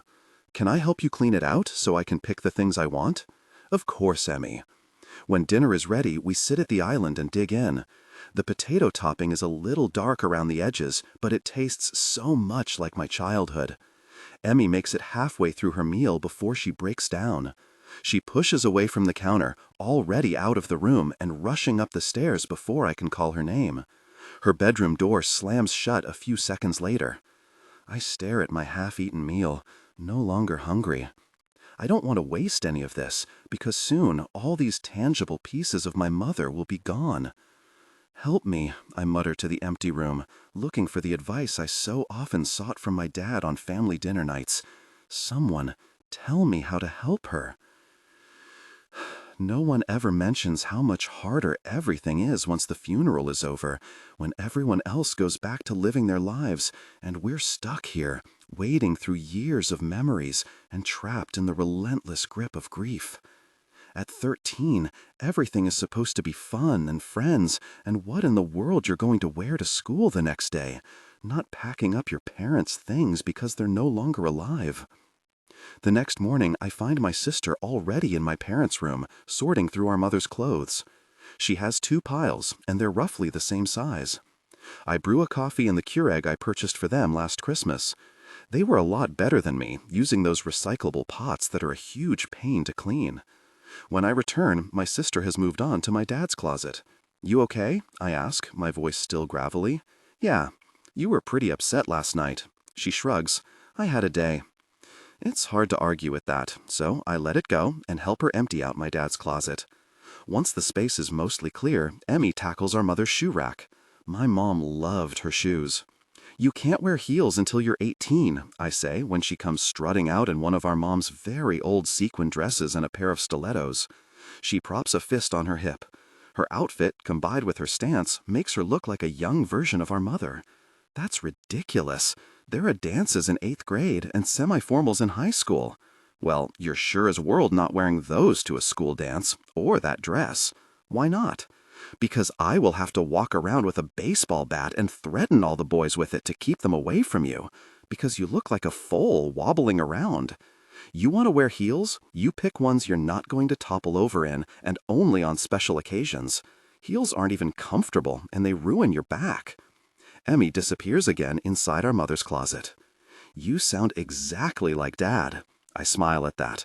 I must be doing something right if I'm pissing her off and she's compared me to our father. Emmy carts boxes of shoes to her room. Who knows where in the world she's planning to store them, while I start going through my mother's dresser. I'm halfway through cleaning out the sock drawer when I discover the thing no son ever wants to find. Tucked neatly behind 2 rows of socks, hidden well enough that they're not noticeable at first, but not so far back to make it difficult to access, are intimate items. Plural. I search the dresser for something I can prod with, uncertain whether it's just perverse curiosity ruling me at this point. Holy hell! It appears my parents had a very adventurous side based on the non-sock items taking up space in the drawer. There is a seriously vast array of lace and satin, and, dear really God, there are also some intriguing items in here too. I find a pen and start poking around, appalled to discover my mother has owned several personal devices. What's next?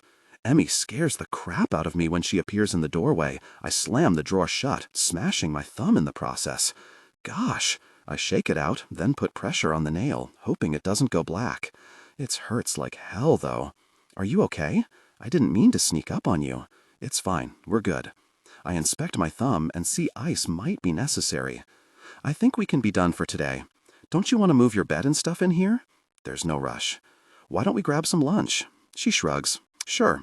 I push off the dresser, exhaling a relieved breath as I follow my sister down the hall. She's already talking about what she wants to eat and where she wants to go. Crisis averted. For now. There are enough gosh awful things I'm going to have to discuss with her over the next several years. Our mother's collection of personal items is not one of them. Lunch with Emmy is actually pleasant. She talks about what color she wants to paint my old bedroom and making it her friend hangout room. Mentally, I cross all boys off the list of friends allowed up there. My phone rings in the middle of our meal. I fully intend to ignore the call until the name Spear and Associates flashes across the screen. It's the firm that Beverly at Whitman and Flood recommended. She mentioned it being a potential conflict of interest for her firm to work on the custody case when they were handling Emmy's trust. Family law seems significantly more complicated than entertainment law. I spoke to a woman named Trish immediately following my meeting with Kailyn over the trust. She already has a copy of my parents' will outlining the custody arrangement, and tomorrow morning we're meeting to review everything. "Sorry, kiddo, give me a second. I need to get this." Hope, disappointment, simmering resentment, maternal love, and the excitement of a fresh start. I give Emmy an apologetic smile and bring my phone to my ear. "Hello, Daxton here." "Daxton, it's Trish. I'm so sorry to call you on a Sunday, but I have bad news." A cold feeling trickles down my spine. What kind of bad news? Linda's officially suing for custody. Flip-flop Kailyn. In light of recent events, I'm appointing you as Emmy Hughes's conservator. I almost fall out of my chair. As it is, I drop the pen I was flipping between my fingers and it rolls under her desk. I really liked that one. It had a funky swirl pattern on it. I wait for Beverly to crack a smile. She does not. "You're kidding, right?" Her foot bobs once. "Have I ever been a kidder, Kailyn?" I search for some kind of facial tic, anything to indicate she will soon start laughing. But that does not happen. "You're serious?" My morning started out fine. Well, fine-ish. I arrived in the office at 7 with the intention of briefing Beverly on the Hughes files, which came home with me this weekend. Instead, I'm being told his aunt is suing for custody, and she has an excellent lawyer. Hopefully Daxton has a better one. Who's representing Daxton? Trish Monroe. I almost heave a sigh of relief. She has an outstanding reputation for winning cases. What's the purpose of appointing me as conservator? I already know the answer to this question, so I'm not sure what the point of asking it is, other than I want to hear Beverly say it. This time, Beverly almost smiles, but manages to keep it to a semi-smirk. While the custody case is being handled, Emmy needs a neutral third party to look after her. Be her voice. You wrote up the trust. It's logical for you to remain involved since your priority is to protect Emmy and her finances. And once the court rules on who has custody, the legal guardian will take over control of the trust. She makes sense, which is frustrating. Isn't there another family member who can take on this role? No one local. Besides, it will give you a chance to find out exactly what's going on between Daxton and his aunt, and you'll have contact with Emmy. Plus, you'll have an opportunity to warm Daxton up to the idea of coming on board here. It's a win all the way around, Kailyn. You must see that. I'm legally responsible for the welfare and finances of a girl I don't even know, who has recently lost both her parents, so you understand what she's going through. It's my turn to be stone-faced. This is unfair leverage she's using against me. Beverly steeples her hands, meeting my unrelenting glare. You are the best person to take on this role for a multitude of reasons. Beyond the ones I've already provided, Daxton has a connection with you, and he seems to trust you. You said I could take on a pro bono case if I brought Daxton to the firm. That isn't going to be enough anymore. This whole thing could get messy, and if it does, I'm right in the middle of it. We have no idea what this aunt's angle is. Maybe she's just after the money, or maybe Daxton is. All I've heard so far is his side of the story. He looked like hell last week, and I have no idea if it's because he's grieving or because he's been making bad choices recently. He works for one of the top firms in the state, so his choices can't be that bad. Professionally, who knows? About personally? She has a point, but then so do I. We have no idea if he wants guardianship of Emmy for the right reasons or not. I need more than one pro bono case and the glory of taking on a challenge. Beverly considers that for a few seconds before her smile turns into a full-on grin. What if I make you partner? I laugh and then stop immediately when she doesn't join in. Are you serious? Again, joking is not really my thing. You'll make me partner if I agree to be the conservator? If you take on that role and manage to do what I haven't been able to for the past 5 years in bringing him over, I'll most definitely make you partner, Kailyn. I already have the best trust lawyer in the state. Now I'd like the best entertainment lawyer as well. And this is the perfect opportunity to make it happen. I'll even waive the buy-in. The entire buy-in? Beverly nods. The whole thing. That she's willing to waive the buy-in tells me exactly how much she wants Daxton on our team, which irritates me a little. But the partnership buy-in can be in excess of $250,000. That's a lot of money I won't have to worry about parting with. Money I'd have to borrow since I'm still paying off my school loans. While I inherited everything when my dad passed, there really wasn't much left after the hospital bills, apart from the house, which I still live in. Partner before 30 with no buy-in is amazing. It'd be nice to make partner on my own merit, but maybe in some ways this counts. Especially since I'll be working with a man I can't stand on a daily basis. That has to mean something. And I'll be making good on my promise to my dad. Another reason to agree. I should feel bad that I'm considering ways to draw him in, particularly in his vulnerable state. But logistically, this is the best time to persuade someone to make a change. Catch a person in a weak moment and offer them something helpful. That actually sounds awful in my head. I'll need flexibility with my hours and the cases I'm taking on while I'm acting as conservator. Of course, we'll adjust as necessary. If we're bargaining, I'm putting all my cards on the table. And if I make partner, I want to be able to pick up a few pro bono cases a year of my choosing. Beverly gives me a look saying I just stepped over a line, but this is my chance and I'm going to at least ask. We'll have to discuss it further. It's not a no, which coming from Beverly is almost as good as a yes. It reflects well on the firm. She taps on the arm of her chair. You bring Daxton over and we'll negotiate. I don't know what kind of person it makes me that I'm actually looking forward to the challenge on all levels now. And if Daxton agrees to come on board, he'll need flexible hours and a reduced caseload without taking a pay cut. Now that I have my ultimate goal within reach, I'm determined to make it a reality, even if it means giving someone I dislike a whole lot of perks. In this case, I need to remind myself that Emmy is the priority, and her needs are paramount. Beverly smiles. Look at you, already negotiating his contract. Can I get this all in writing? She flips her perfect hair over her shoulder. You have my word. That should suffice. I'd prefer your signature in blood, but I guess that'll have to do. In light of this new development, I call Daxton as soon as I'm back in my office. We need to discuss my role as conservator, and I'd like to meet the girl I'm now legally responsible for. Daxton felt it would be better to meet outside of the office to avoid causing Emmy additional stress. Prior to meeting them for lunch, I review the news articles and footage related to the accident. I want to go into this with a clear understanding of what happened. I run across an amateur video taken with a cell phone and wish I hadn't watched. It's horrifying. So, as much as I'm not excited about having to deal with Daxton, possibly on a daily basis eventually, I would be a cold-hearted, difficult person if I didn't feel empathy for him and his sister. And maybe he's right. Law school was 5 years ago. I should just get over it. In the grand scheme of things, coming in second hasn't had a negative impact on my career. Besides that, I'm no longer a college girl with a crush on a former star. As an adult, I don't do crushes anymore. At least that's what I tell myself as I trade my glasses for contacts, check my hair, reapply my lip gloss, and adjust my skirt before I leave the office to meet them for lunch. As soon as I step outside, my phone buzzes with a message from Holly. Instead of texting back, I call her so I can fill her in.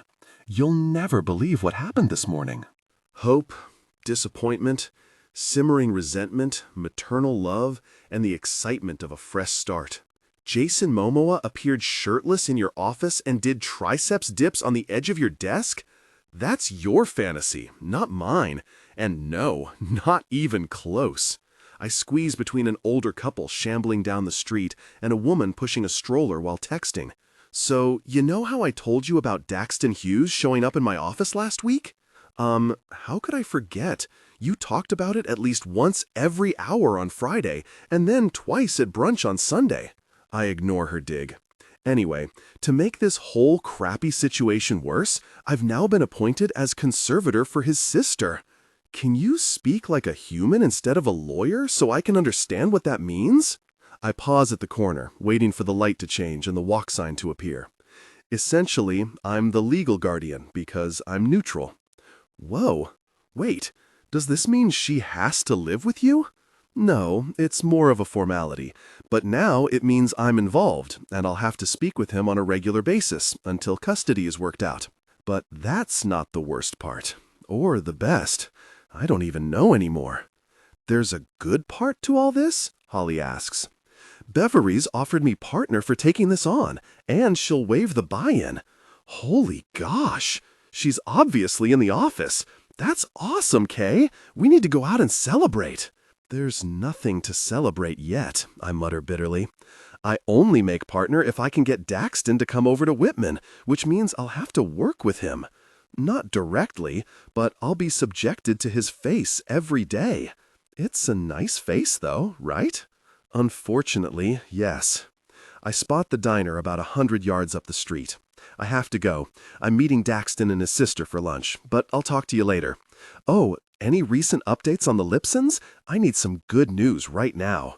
They're fantastic. Little Hope is a crawling machine. I have cute pictures I can show you. Excellent. That makes me ridiculously happy. Hope is freaking adorable. And what about that new foster case? That's a story for another time. Uh-oh. Well, if you need my help, I've been given permission to take on another pro bono. Seriously? Super seriously. What are you doing tonight? Maybe you could fill me in over dinner or something?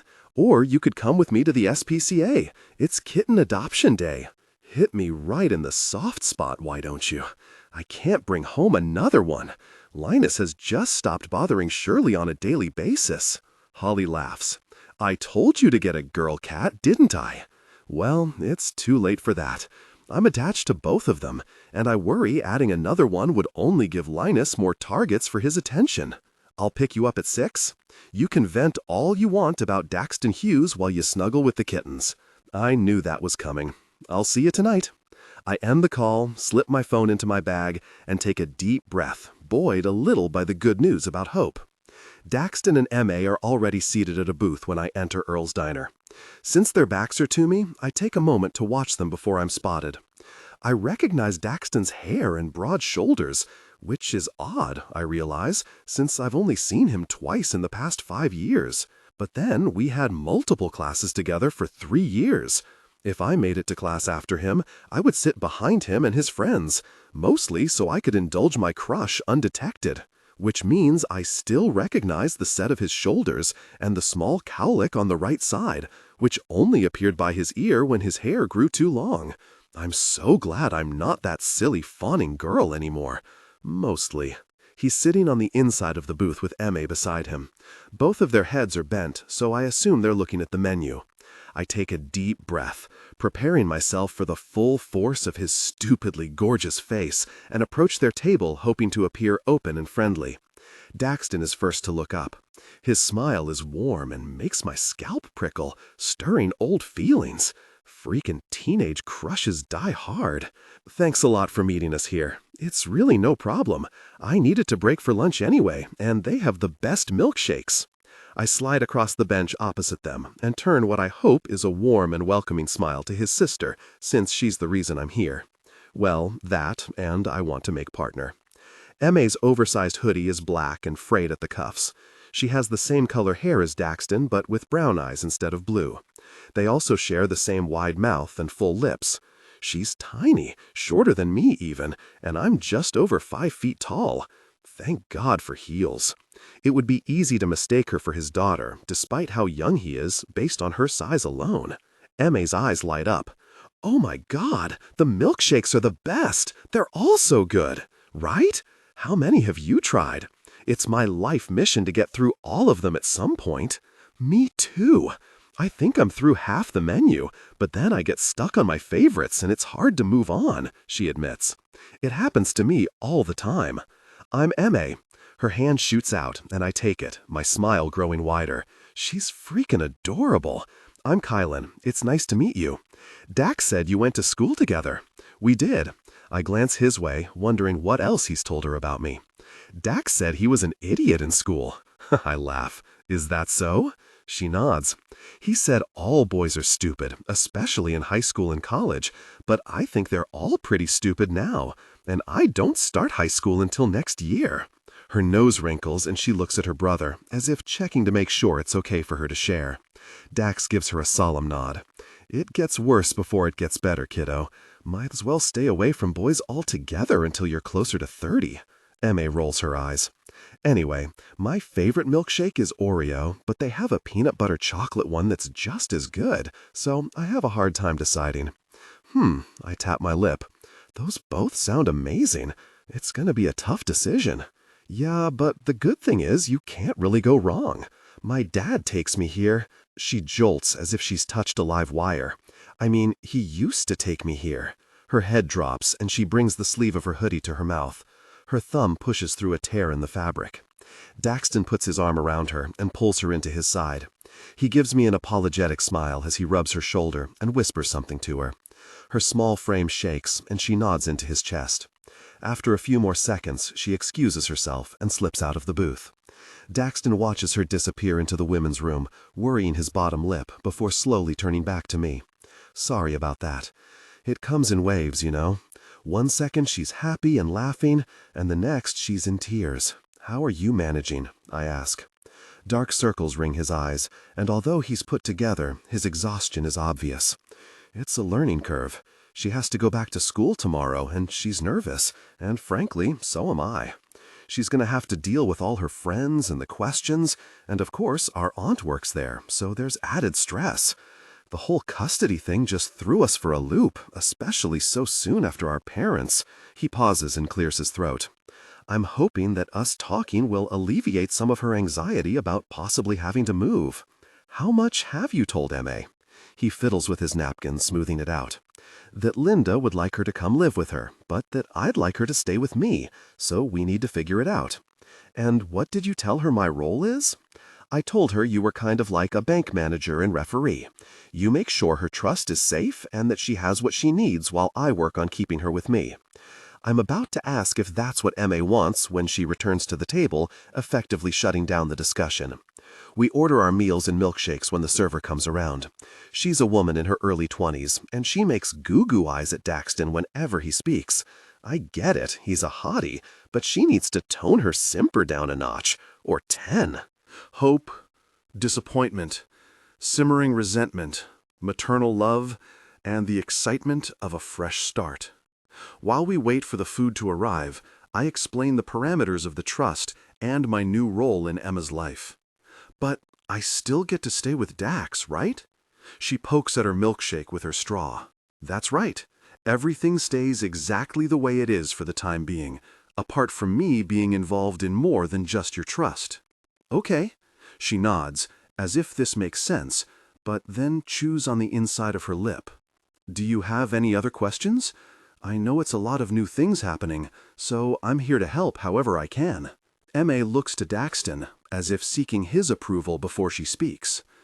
I'm not sure if it's because she's wary of me, or of his reaction to whatever question she has.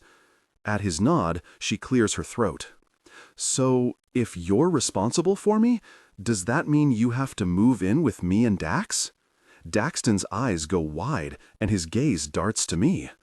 I'm not capable of speaking, though, since I'm coughing up the French fry I almost choked on. No, Em, it's not like that. It's still just you and me, he replies. Oh, okay. 'Cause, that might be a little weird. But at least you and Dax were, friends before, right? And Dax doesn't have a girlfriend or anything, so it wouldn't be that weird. Except if Kailyn had to stay in your old room. M.A.'s eyes light up, and she leans in closer, as if she's about to tell a secret. His bedroom is full of stuff from his old TV show, posters and everything. I glance at Daxton, and then back at her. Is that right? She nods. Dax said we can clean it out, and I can put all the stuff on eBay and decide what I want to do with the money. Oh, really? Is there lots of cool stuff? Daxton's face is an interesting shade of red. It's just memorabilia and stuff, but some of it might be worth money, so I'm going to see what I can get for it. What I wouldn't give to help clean out that room. I find myself a little giddy over the thought. I'm a TV memorabilia junkie. I may have boycotted watching the show after law school and boxed up all my old things, but they're still in my bedroom closet. A few minutes later, M.A. slumps back in her seat, rubbing her tummy. "You all right, kiddo?" Daxton eyes her plate. She's barely touched her burger or fries and only managed to drink about half of her shake. Just not really hungry anymore. She fiddles with her napkin and peeks up at him. "I'm sorry, I know it's a waste. You want it packed up?" She shrugs. "Can I go next door to the bookstore and look around while you guys eat and talk about stuff that you don't want to say in front of me?" Daxton gives her a look. "Em, what? I'm not dumb, and I'm not trying to be rude, and I'm kind of done hearing about Aunt Linda, so can I go?" She gives him sad puppy dog eyes, which I'm sure are at least 50% authentic. Fine. M.A. slides out of the booth, grinning. "Hold on." Daxton pulls his wallet from his back pocket, flips it open, and retrieves a 20. "What's this for?" "You're going to a bookstore. This is so you can buy a book." "Oh." She smiles and pockets the money. "Okay, thanks. And you only go to the bookstore, nowhere else, okay?" "Okay, Dax. And no crossing the street." She makes a face. What? Stay on this side of the street. I'm not a baby. I don't need someone to hold my hand all the time. I know what the walking guy and the flashing red hand mean. And there's the teen snark I've been waiting for. I fight my own smile because I don't want to encourage the sass, but I'm curious as to how Daxton handles it. He glares at her until her eyes roll. If I'm just going to the bookstore, I have no reason to cross the street anyway. Any other rules? I think you're good. You have your phone? She pulls it out of her pocket. Satisfied? Can the attitude. If you stopped treating me like a baby, I wouldn't need to pull out the attitude. Dax raises a brow. I can take the 20 back. That changes her tune. Sorry. Okay. No more attitude. I know you're just trying to show me you care or whatever. I'll be back in a bit. Go look at books and don't cause a riot or stage a political protest or anything that's going to upset me. Oh my God, you're the worst. She rolls her eyes again, waves at me, does a little bouncy spin, and heads for the door. Daxton watches her leave. I'm pretty sure one of these days her eyes are going to roll up into her head and stay there. He glances at her plate, frowns still in place. She hardly ate a thing. She giving you a hard time? I bite the end of a fry. The portions here are huge. I still have half a sandwich and half my fries, but M's plate looks like she mostly pushed the food around. Not really. I mean, the spontaneous tears are to be expected. It's just, she's a teenager. She's growing. When I was her age, I ate everything in sight. Her appetite is off then. He runs his hand through his hair. It falls right back into place, which I find annoying for some reason. Half the time, I just offer her junk food to get some calories in her body. She picks at almost everything. Is that abnormal for her? He fiddles with his napkin. I don't really know. I mean, I used to have lunch with M.A. and my parents every Sunday, but I never focused on her eating habits. It's just not something I thought about. She's already small, smaller than the other kids her age. She can't afford to lose weight. I don't want to stuff her full of sugar and chocolate because that's not any better. He blows out a breath. Sorry, I'm unloading on you, and that's not what you're here for. I give him a sympathetic smile. You're taking on a lot and going through a heavy personal loss. People grieve differently. When my mom passed, I didn't have much of an appetite for a while, but it came back eventually. His eyes soften, and his hand slides across the table a few inches in my direction. I'm so sorry. I didn't know. It was during my undergrad, so it was a long time ago. That must have been hard. I swirl a French fry in my ketchup. Maybe Beverly has a valid point. Maybe Daxton does feel comfortable with me for some reason. Because of our law school connection? Probably. It's possible he doesn't remember it the same way I do.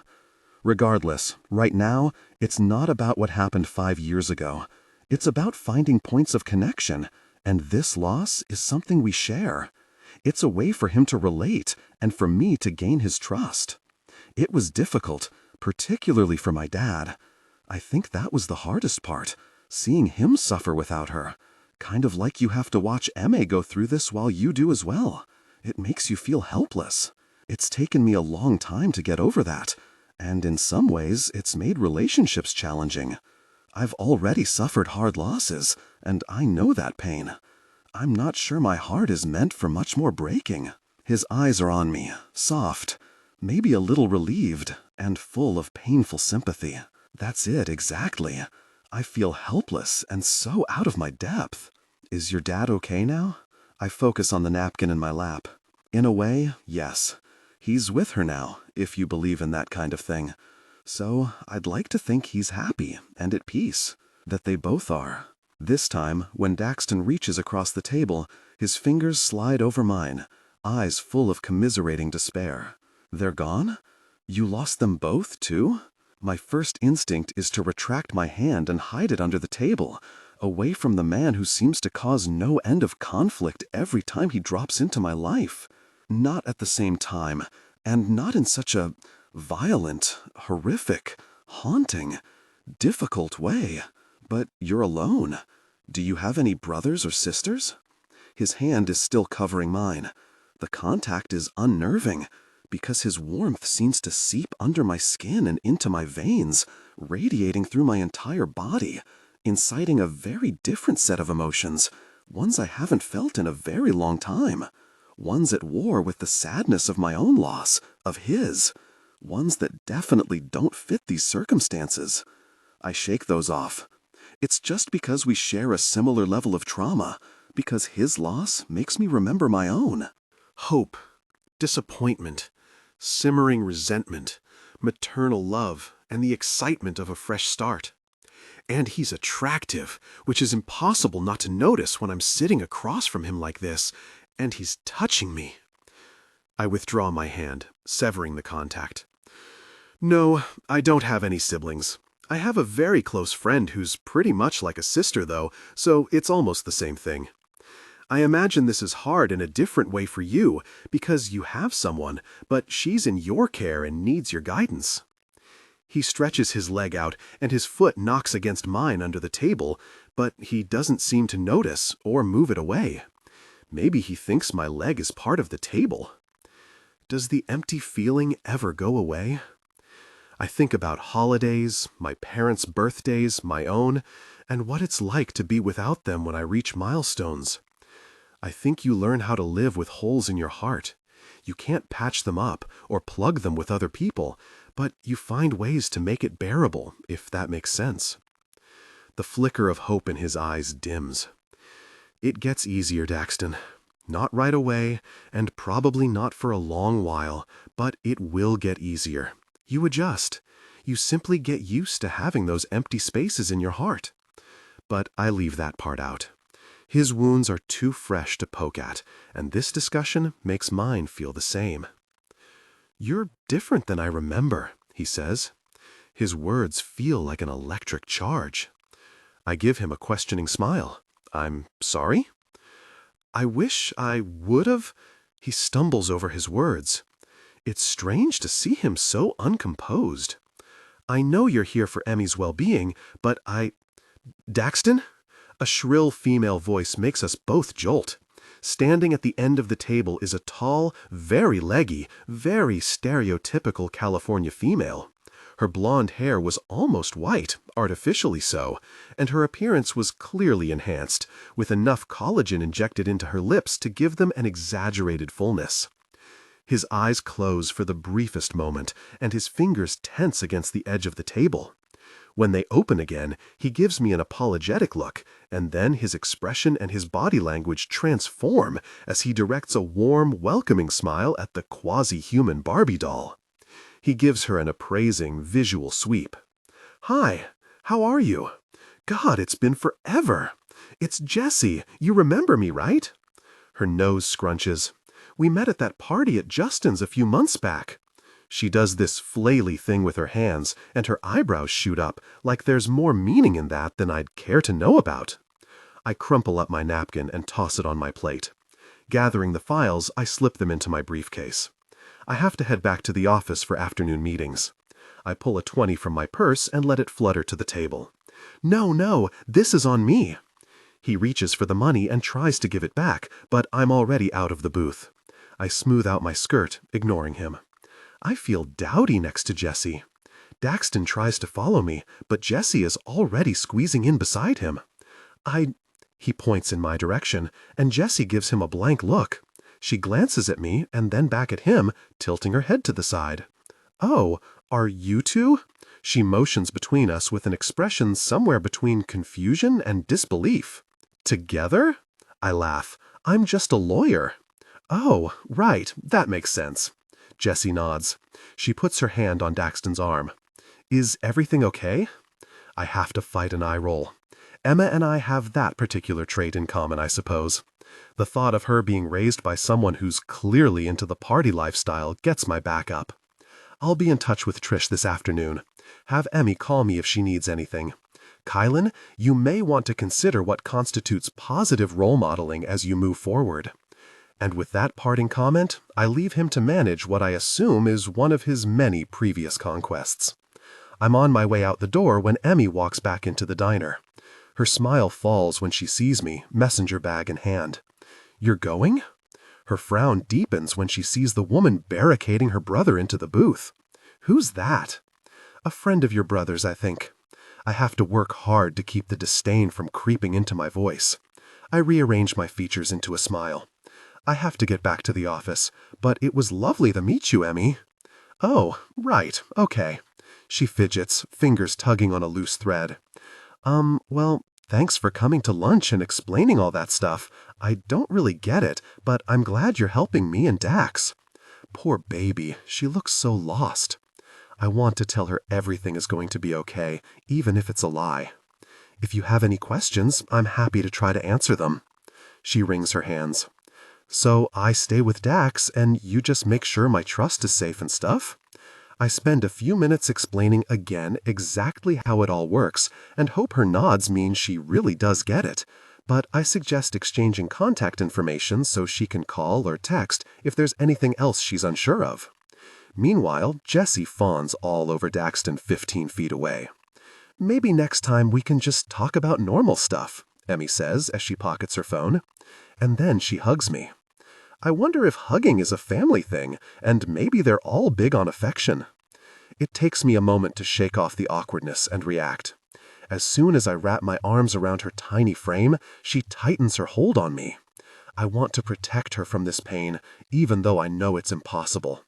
I pat her back and give her a squeeze, remembering how difficult it was when I lost my mom, whose hugs were really the only ones that ever made me feel better when I was sad, and my heart aches even more for this lost girl. When I return to the office, I have a list of phone calls a mile long. One stands out among them because it's not a client.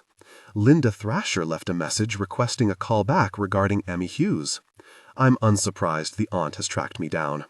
Now I'll have both sides of the story so I can form an impartial opinion. Currently, I don't have many warm feelings for Daxton, and I would prefer not to let my own biases influence our future interactions.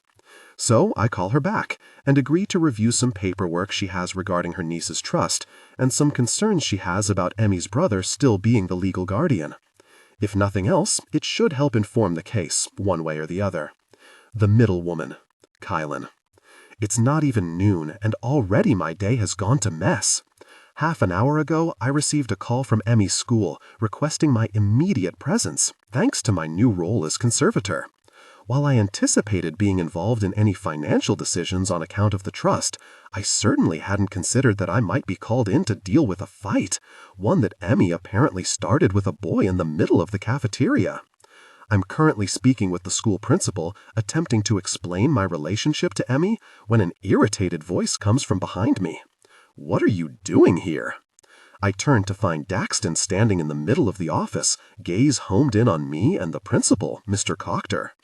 Awesome. This situation has gone from bad to worse. I remind myself that dealing with this is going to get me partner.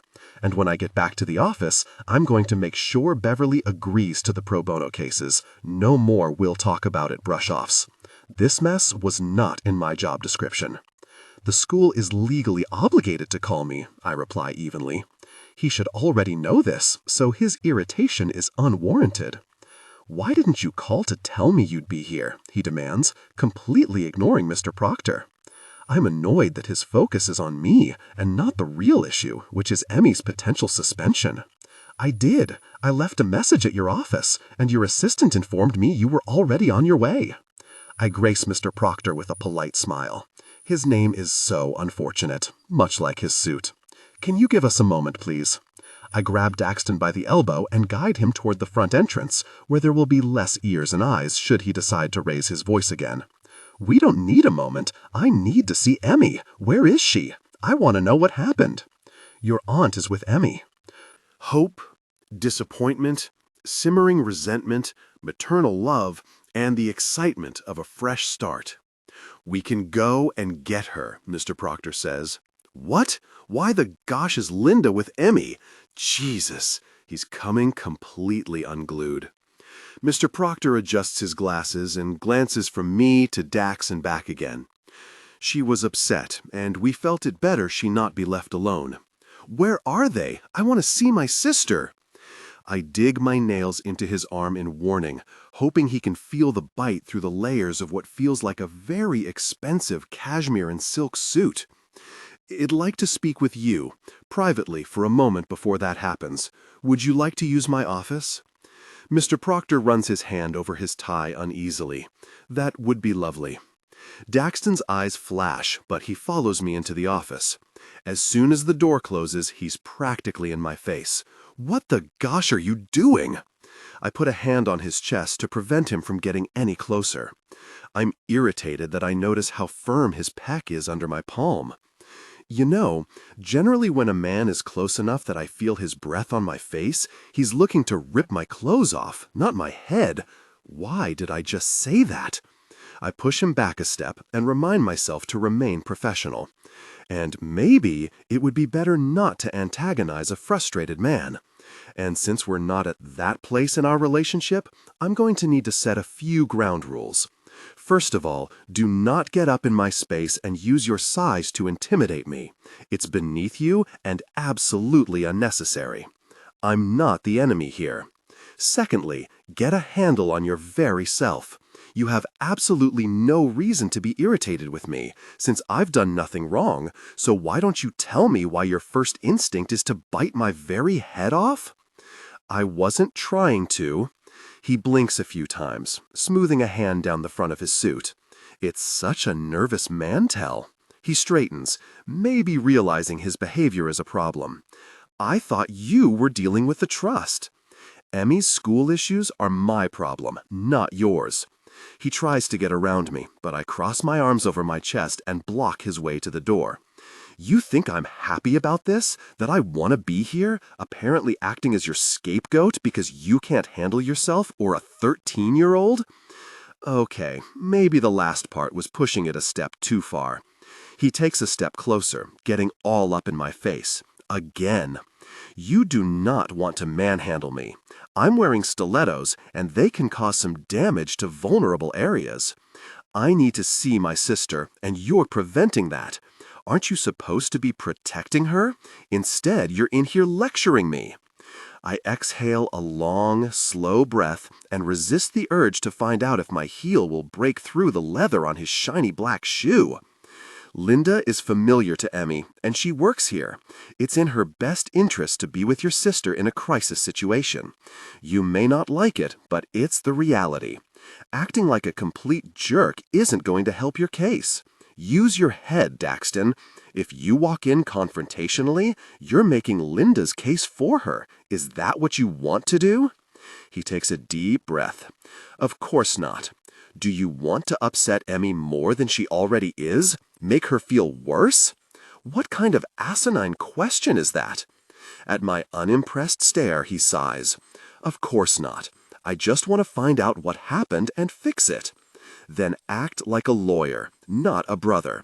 You can be that later when you're not here dealing with the situation. You must go in with a good argument to get Emmy out of whatever mess she stepped in, instead of throwing insults at the one person who's here to help you, which is me, by the way. He runs a frustrated hand through his hair.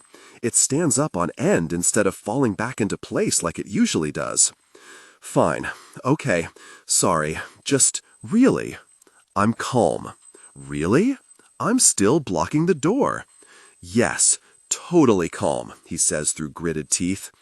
Are you sure you don't need to do a few sun salutations before we go out there again? Some breathing exercises? Neither are necessary. His face isn't quite as red as it was before, but I don't know him well enough to be able to tell one way or another if he's going to go off again. I'm feeling petty, so I root around in my purse and produce a pack of mints. Here, I slap them into his palm. I don't know what you ate for breakfast or for dinner, but your breath smells like stale coffee and garbage. Are you ready to calmly discuss what happened with Emmy?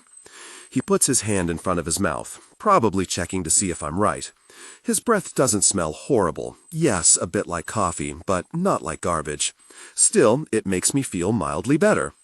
Before we leave the office, I reach up and fix his hair, smoothing it out. It's irritatingly soft. I might happen to do a little extra smoothing, but I frown the entire time, as if it's a chore I'm not enjoying.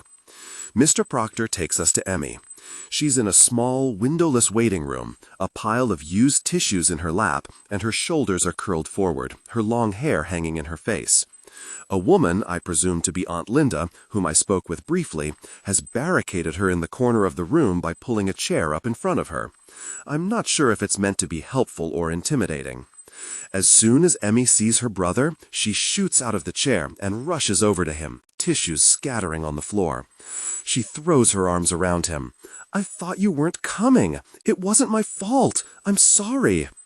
Daxton freezes for a moment, possibly taken aback, but he quickly wraps his arms around her. "It's okay. I'm here. We'll figure it all out." While this is happening, Linda skirts around the used tissue bombs. "I need to speak with you, Daxton." "Yeah, that's not going to happen without our lawyers present." He turns to Mr. Proctor. "Are we having this conversation here or in your office?" "My office would be better." I nab a tissue from the box, sweep all the used ones in the garbage can, pick up Emmy's bag from the room, and follow them down the hall, Linda on Daxton's heels, trying to find a way to walk beside Emmy. This is going to be a tense meeting. Once the door to Mr. Proctor's office closes, he motions to the small table. "Why don't we all have a seat?" Daxton tries to position Emmy so she's not seated beside Linda. He pulls out a chair for Emmy, and she drops into it, head bowed, eyes on her hands. I take the seat next to Daxton, prepared to mediate however necessary. I really wish I'd had a minute with Emmy, but there's nothing I can do about it now. "Thank you so much for coming in, Mr. Hughes and Miss Flowers. I'm aware this is a special situation and a difficult time." "Can we skip the formalities and get to why we're here?" Daxton snaps. I shift my foot under the table until I find the toe of his shoe with my heel. He presses his fingertips against the top of the table, but doesn't look my way. Mr. Proctor steeples his fingers. "Emmy had an altercation in the cafeteria in which she physically assaulted another student. I was there. I saw Emmy punch Billy." Linda's tone is puzzling. She turns to Daxton and continues. "Until today, Emmy hasn't had so much as a detention." "She also lost both of her parents not long ago," Daxton replies. "Fantastic. They're going to attack each other, as if Emmy's not sitting right here while they talk about her. Someone needs to keep this meeting on track, and apparently it's going to be me. Since this is atypical behavior for Emmy, it would be helpful to know what events precipitated the violence." I break in. Mr. Proctor's smile is forced and polite as he addresses Emmy. "Would you like to explain what happened in the cafeteria?" "Billy Horton made a cartoon of the car accident? Excuse me?" Daxton frowns and looks to Mr. Proctor. He smooths his hand down his tie. "These men and their really tells. What a bunch of amateurs." "Well, that's not exactly accurate." Emmy's fists clench in her lap, and her angry, despondent glare darts from Proctor to Daxton. "Yes, it is. Billy drew a cartoon about two people being blown up in a car accident, and he made Jordan Carpenter give it to me." Hope, disappointment, simmering resentment, maternal love, and the excitement of a fresh start. He's been calling me Orphan Annie all week, and then he posted that stupid crying meme of you on Snapchat for everyone to see. "Emmy, you need to calm down," Mr. Proctor says, and Daxton tenses visibly. I like seeing his protectiveness. It makes me second-guess his motives for wanting to keep her in his life. I remove my heel from the tip of his shoe and nudge his knee with mine, hoping he understands what the gesture means. He clasps his hands on the table. "Why is this the first I'm hearing about this Billy Horton kid?" "Because he's an idiot and he bullies everyone. Usually I just let it roll off me, but he wouldn't leave me alone today, and everything in the house is changing, and I just couldn't take it." She dissolves in a fit of tears. "So a known bully is targeting my sister, and she's the one sitting here in the office? Billy is being disciplined for his actions, just as Emmy is being disciplined for hers. He pulls my hair all the time, and he trips me in the hall," she shouts. "Emmy, don't yell at Mr. Proctor. He's trying to help you," Linda says. Before Daxton has a chance to cut in with some scathing, thoughtless remark, I offer my opinion. "Emmy, would you like a break from the meeting?" I turn to Mr. Proctor. I think under the circumstances, it might be best for this to continue with just the adults. If we need Emmy for any further questions, we can call her back in. Emmy nods, looking relieved. You can have a seat in the front office, unless you'd rather go back to the waiting room, Mr. Proctor offers. Emmy grabs her bag and heads for the door. I wait until it closes behind her before I turn back to Proctor. Is Billy in M's class? He is. Then we need an action plan to address how to move forward. Emmy has gone through a very traumatic event, and being taunted with drawings that make light of what happened to her is absolutely unacceptable. We'll have the seating chart revised. I'd like that taken care of before she returns to class tomorrow, Daxton interjects. Mr. Proctor adjusts his tie nervously. Again, Emmy is not permitted to return to school tomorrow. Daxton's face goes stony. It's an expression I'm unfamiliar with, and it makes my insides a little zingy. Excuse me? A bead of sweat works its way down Mr. Proctor's temple. He may be older than Daxton by a good 15 to 20 years, but when it comes to power dynamics, Daxton wins. I hate that I find that a little hot. We have a zero-tolerance policy for violence. He clears his throat before he continues. Emmy has a mandatory 3-day suspension. I wonder what the superintendent would think about this situation, especially with how much my family has been in the media. It seems, with a little more attention and care, this entire thing could have been avoided. Aside from Linda, who else was on duty in the cafeteria? Surely you have more than one adult supervising all of those students. And there he is, Daxton the lawyer, using whatever means necessary to get what he needs for his sister. I might be warming to him just a little. Mr. Hughes, I assure you, the staff did everything they could to keep things under control. Apparently not, since Billy got punched in the face and my sister has been bullied by this boy on several occasions, which brings me back to the issue of the suspension. Daxton taps on the arm of his chair, waiting. Protocol deems that there must be a punitive course of action. Before I can cut in, he continues. However, under these circumstances, Emmy could work on projects from home for the next 2 days, not including this afternoon, without a formal suspension, provided she's willing to talk to her guidance counselor on a weekly basis, as well as the school social worker. Daxton frowns. She already speaks with her counselor. Mr. Proctor rearranges the papers on his desk. This is the fidgetiest man I've ever met.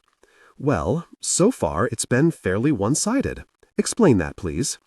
Emmy hasn't said very much to her counselor, despite repeated efforts to engage her. Daxton pushes up from his chair. You know, for a school that prides itself on elite education, you seem to be failing where my sister is concerned. I assure you, we're doing the best we can. You need to do better, I say.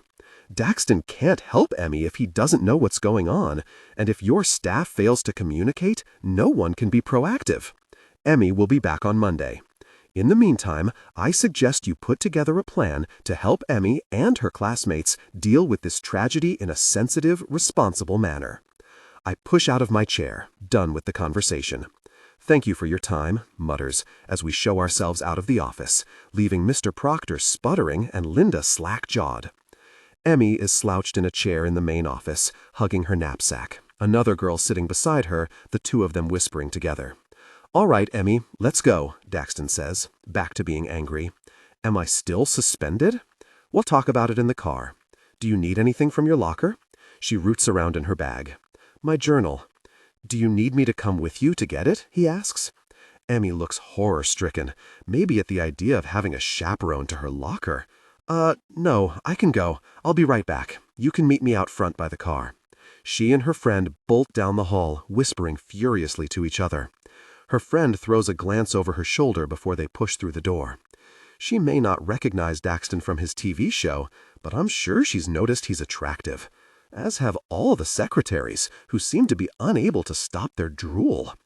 Emmy stops about halfway down the hall, still within view.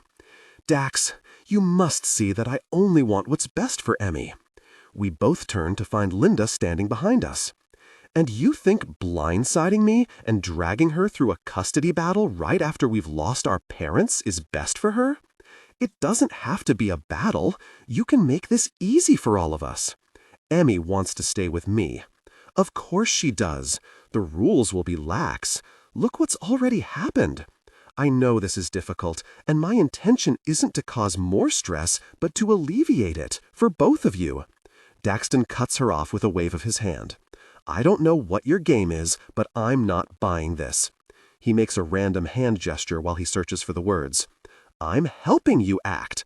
How does suing me for custody of my sister, who's grieving and in pain, make things better or easier for anyone? If you want to communicate with me, you should do it through your lawyer. He heads for the front doors, and I follow. He's clearly struggling to remain calm as he steps out in the warm afternoon. He runs his hands through his hair, muttering a few choice curse words, and spins around to face the door, nearly slamming into me. Gosh! He grabs me by the shoulders to prevent me from stumbling back. Sorry, I didn't realize I wasn't alone. It's fine. I glance at his hand, which is still on my shoulder. It's warm and wide, and I would really appreciate it if my body would stop responding to physical contact from Daxton like I actually like him. Although the way he stood up for his sister is one checkmark against all the X's. He drops his hand and exhales heavily. He looks suddenly exhausted. I think it would be a good idea to meet and discuss how we're going to deal with future issues as they arise, I say. This won't happen again. I cross my arms over my chest. It seems to be my go-to move when talking to this man. It prevents me from angry flailing, a habit I seem to be unable to curtail when I'm near him. Let's be real about this. There are always bullies who prey on people they believe are weak. Normally, Emmy might not fit into that category, but she's struggling emotionally. Acting out is not uncommon, nor should it be unexpected considering the circumstances. I take a deep breath before I go on, softening my voice. I realize I may not be your first choice as conservator, but I'm not going anywhere until the custody issue is resolved. Hope, disappointment, simmering resentment, maternal love, and the excitement of a fresh start. I also think we should meet to discuss how you're planning to move forward. If this goes to trial, I'm going to be involved, whether you like it or not, so it would be good to have some background information so I'm not blindsided like you were. He exhales a long breath and kneads the back of his neck. You're right, I get it. When's good for you? Should we meet at that diner again? We can meet at my office. That way we can avoid distractions. I'm referring to his beach Barbie friend from last time, obviously. I have time tomorrow between 11:30 and 12:30. I'll make it work. Emma comes out with her knapsack slung over her shoulder. Her eyes are red and still a little teary. Shuffling her feet nervously, she looks between her brother and me. I'm sorry you had to come to the school today, Kailyn. I didn't mean to get into trouble. I give her what I hope is a reassuring smile. I know things are tough right now, and sometimes the emotions are just too much to handle. She nods and sniffs. Anyway, I just wanted to thank you, 'cause I know I shouldn't be your problem. I want to absorb some of her sadness, so I step forward and wrap my arms around her. For a moment, I worry I've done the wrong thing, at least until she returns the embrace, squeezing hard as her body shakes with silent sobs. Her grief is so big it chokes out sound. I know it hurts. I don't give her false promises. I don't tell her it'll get better, easier, even though in a lot of ways it will. But she will be forever changed by this, and diminishing her anguish isn't going to help. She clings and cries while I rub slow circles on her back. I glance up to find Daxton watching the exchange, his own sorrow etching lines in his young face. Our gazes meet, and I see all of his worries. That he can't do this, that he's not enough, that he's going to fail her. It melts a little more of the ice around my heart. Eventually, she steps back and gives me a small smile. Thanks for not telling me it's going to be okay. I return the smile. That's what people say when they don't know what else to say, or they want you to stop being sad. She adjusts her knapsack and chews on the inside of her lip. We should probably go. I'm sure Kailyn has meetings this afternoon. Dax's hands are shoved in his pockets, and he looks contrite. Oh, yeah, right. Are you taking me home? We'll talk about it in the car. He tosses the keys to her, and she manages to catch them. Why don't you pick the music, since I know you hate all my presets? Okay, thanks again, Kailyn. It's no problem. She glances over her shoulder as she crosses the lot. The lights flash on a black Audi. Of course, Daxton drives a sleek sports car. Dax rolls back on his heels. Thank you. I adjust my purse strap and shrug. I'm legally obligated to be here, so there's really nothing to thank me for. You're not legally obligated to be nice to Emma. I'm not going to be hard on a grieving teenager. That's your job, not mine.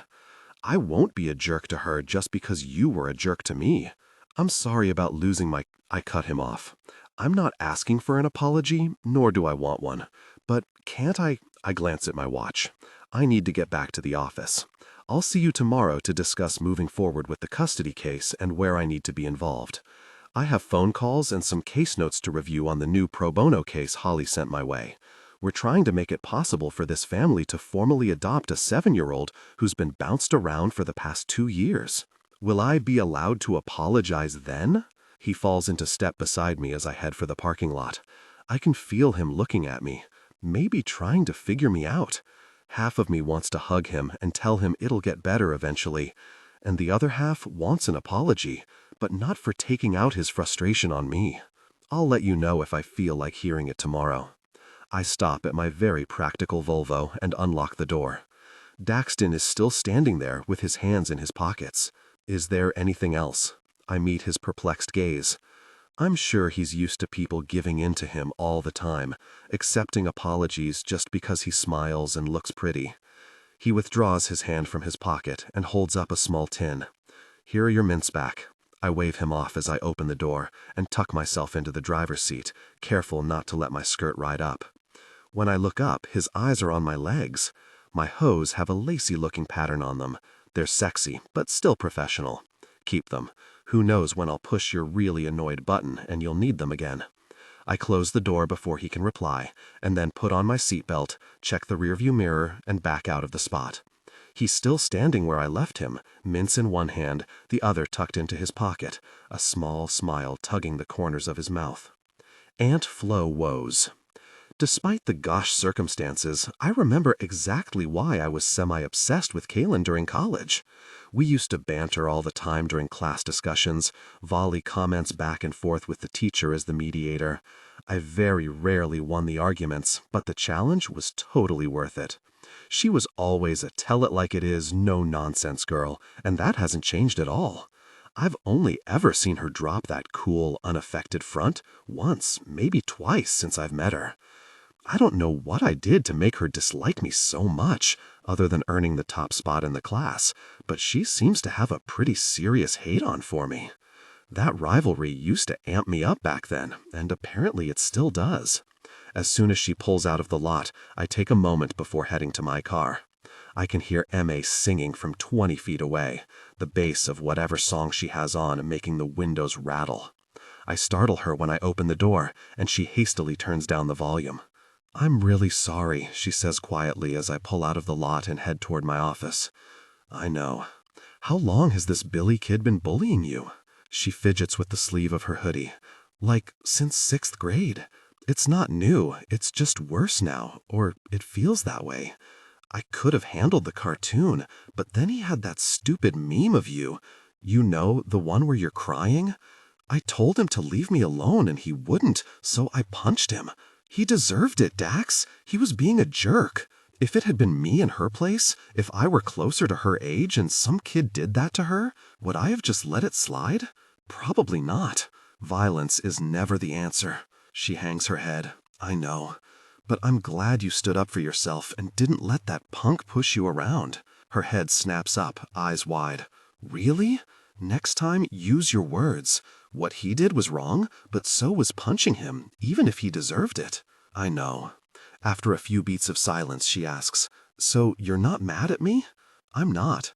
I can't even say I'm disappointed. I know why you did what you did, but it's not a good way to handle conflict. You need to start talking to me instead of reacting, or talking to your guidance counselor or the school social worker. But she'll tell Aunt Linda what I say." "Why would you think that?" "Because Aunt Linda's always hanging out after I've been in to see Miss Garrett. I don't want to say anything that's going to get back to Aunt Linda, because then she might be able to take me away from you. I worry that she's acting out when normally she's such a good kid. You have to talk to me though, M.A. None of us can help you if you keep it all inside. I'll call your counselor tomorrow, but you have to meet with her and actually speak. That's part of the deal. It's how I got you out of an official suspension. I can go to school tomorrow? She seems mildly shocked and maybe just the tiniest bit disappointed. No, you have the rest of the week off, but it's not a formal suspension. I'm not leaving you at home alone though, so you'll be coming to work with me. I can stay home by myself. And watch TV all day? Not a chance. You punch a kid in the face, there are consequences.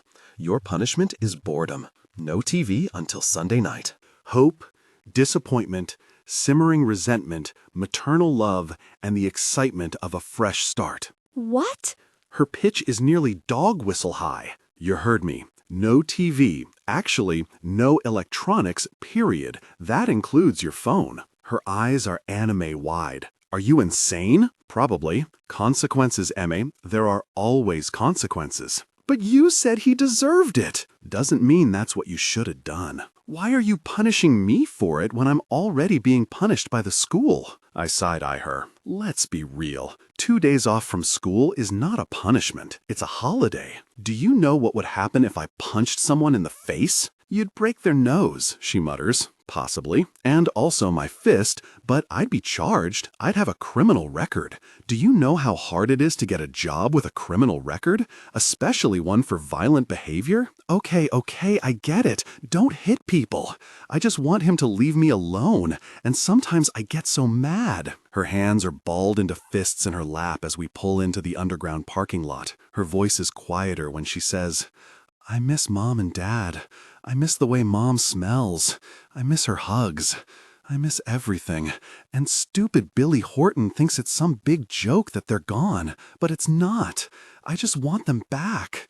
I keep thinking one day they're going to walk through the door and that it was someone else's family in that accident, not mine. She dissolves into tears. I have to unbuckle my seatbelt and awkwardly side hug her, internally punching my own face for taking it one step too far. I wish I had someone to bounce this stuff off of. I think about the way Kailyn hugged her and offered her support today and worry that I'm not going to be enough. Word to the wise, instituting an electronics ban on a 13-year-old is the worst torture in the world, and not just for her, but for me too, because the whining is incessant.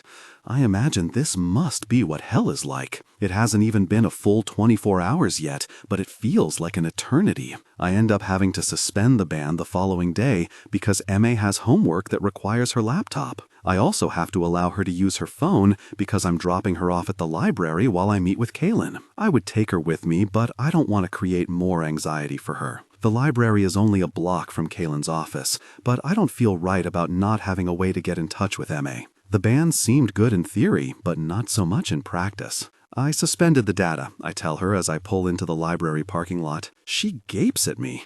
You didn't have to do that. I wouldn't have texted my friends. They're all in class anyway, and I don't want anyone to get in trouble because of me. She stuffs the phone in her pocket, punches the release on her seatbelt, and gets out of the car, closing the door harder than necessary. I arrive at Kailyn's office at 11:25 with coffee in hand. Yesterday wasn't a shining moment for me. I hadn't expected her to be at the school, witnessing what felt like my first failure at parenting. I have a plan today, and it includes an apology for being a jerk, recently and back in college. Maybe what I perceived as a friendly rivalry, she perceived as something else. My friends were always making comments, so it's possible she took them personally when they weren't meant that way. She proved yesterday that she's trying to help, so I should attempt to be civil even if she's prickly as really with me. Her assistant does that blinking thing women often do when they recognize me.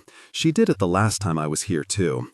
I'm not being an egotistical jerk, it's just a fact. First comes the fast blinks, then the hair and/or clothing adjustments, then the wide smile and the fidgeting, followed by the high-pitched greeting, Mr. Hughes, and there's the high pitch. It's just Dax. How are you this morning, Kara? Great, fantastic. Let me see if Miss Flowers is ready for you. Instead of picking up the phone, she pushes back her chair. Her skirt today is a little on the short side for office wear, but it's not my office and she's not my assistant, so maybe it's appropriate here. She returns a minute later with Kailyn in tow. I do a complete visual sweep, starting at her face and moving slowly, slower than I should, probably, over her. She's wearing another pencil skirt, complete with jacket. It's black today, the jacket buttoned, highlighting the dip in her waist and her hourglass figure. Her legs are encased in black hose with a delicate pattern on them. I don't know why I find them so sexy, but I do. In law school, she used to wear these funny shirts or funky colored jeans or shoes. She was always serious in class, but she wore her personality and apparently still does. I keep scanning until I reach her feet. Her heels are fire engine red. I bet they'd look amazing. Probably not, I decide. Gosh, I need to get my head out of the gutter, especially considering this woman barely tolerates me. I bring my gaze back to hers, aware I've just been caught ogling based on the unimpressed arch of her brow. I hold out the coffee. Hi, what's this? She eyes it suspiciously. A non-fat, 2-pump vanilla latte with extra cinnamon. It's a thank you for taking time out of your schedule for meeting with me today, and for coming to the school yesterday, and for the way you treated Emma. She shoots a suspicious glare at Kara before giving me one of her cold smiles. Oh, well, you're a client, so why don't we go to my office? I give Kara a wink, she's the one who gave me the coffee details, and follow Kailyn down the hall to her office, disappointed by the way her jacket hides the curve of her. She moves toward a small table where a pile of highlighted and tabbed documents are spread out neatly.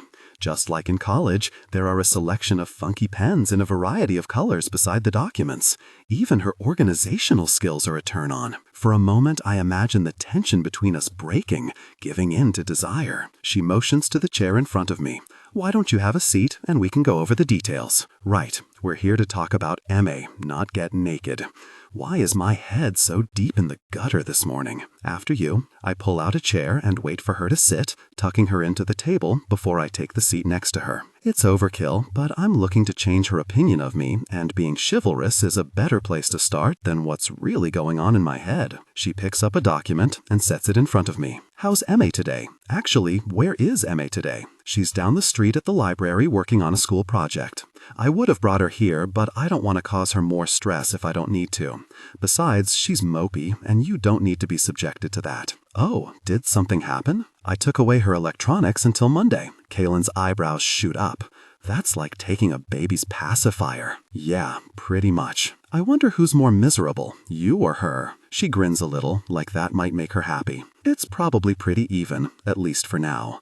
I assume it'll be far worse by the end of the weekend. Good luck with that. She taps the trust document. I only have until 12:30, so we should get down to it. The trust is safe, and the allocated funds will still be transferred into your account at the beginning of every month to help finance Emma's care. An allowance? You can think of it that way if you like, except the money will be transferred into a joint account that I'll have access to until the custody case is resolved, and you'll have to provide me with receipts for all expenses. Excuse me? She glances up from the document, her expression placid. I'm legally responsible for tracking the funds and making sure they're actually going toward Emma's care. You mean you need to make sure I'm not stealing from my sister? I snap. Essentially, yes, and any additional monetary requests have to be approved by me. Are you serious with this? Kailyn sits back in her chair and crosses her legs. She looks just as annoyed as I do. My role here is to protect Emma and her finances. Hope, disappointment,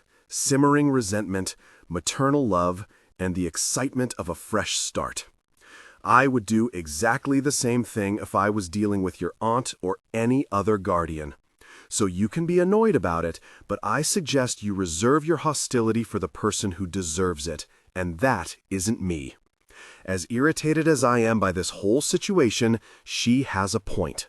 My anger shouldn't be directed at her, again, but I sure as gosh can't aim it at the person who's put me in this position. Not to mention it's very to have Kailyn take me down a peg or two. Got it. I tap the arm of my chair. I need to keep detailed records of receipts and go through you for additional funds. Anything else? Regarding the trust, no. She picks up a pen from the desk and flips it between her fingers, something she used to do in class all the time. We can't make or implement changes until the custody dispute is settled, so I think the most important thing we can do is discuss my role and how we'll deal with future issues. I don't like how Kailyn's being dragged into this whole thing with me. The finances I get, but having to involve her in anything else is complicated, especially since the antagonism between us still seems to be an issue. And Emmy likes her. I can deal with future issues. If the school calls you, then you call me and I'll deal with it. My role as conservator means I must be directly involved, and I'll need to be present for school meetings, should they occur. Her tone gets my back up and I lean forward, getting closer. And you need to remember that I'm her brother, and she's my #1 priority, not an obligation or a job. She mirrors my pose, leaning in, except she's much more composed than I am. How exactly do I know that, Daxton? How do I know that you haven't spent all your savings? Maybe you're on your last dime. Maybe you snorted or gambled all your money away. Maybe you spent it all on indulgent activities, and now you're looking to supplement your income with M's trust? Do I look like I need to hire a paid companion? Her gaze moves over me, and she lifts a shoulder. All the while, the pen keeps traveling back and forth along her fingers. I have no idea what your personal life entails, Daxton, but I can make a guess as to your type based on your friend at the diner the other day. It takes a second for me to tie together the reference. Jessie's an attention-seeking opportunist, not a friend. She attended the same charity event as I did and made quite a spectacle. Surprise crosses Kailyn's face, possibly at my candor or my language, I'm not sure which, and she fumbles her pen. Regardless, if there are any pictures floating around the internet with the two of you, be prepared for that to come out. I'm just asking the questions Linda's lawyer will if this goes to trial, so if you have any sordid secrets, you might want to fess up now.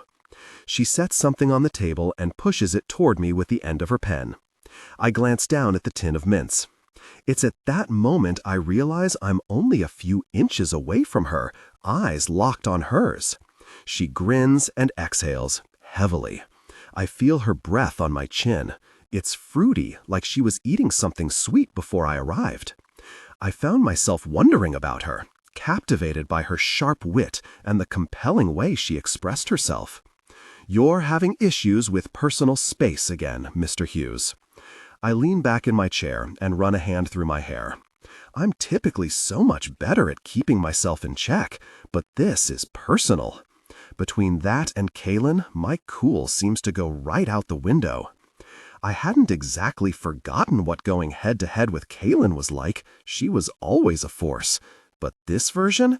I like her even more than I did back then.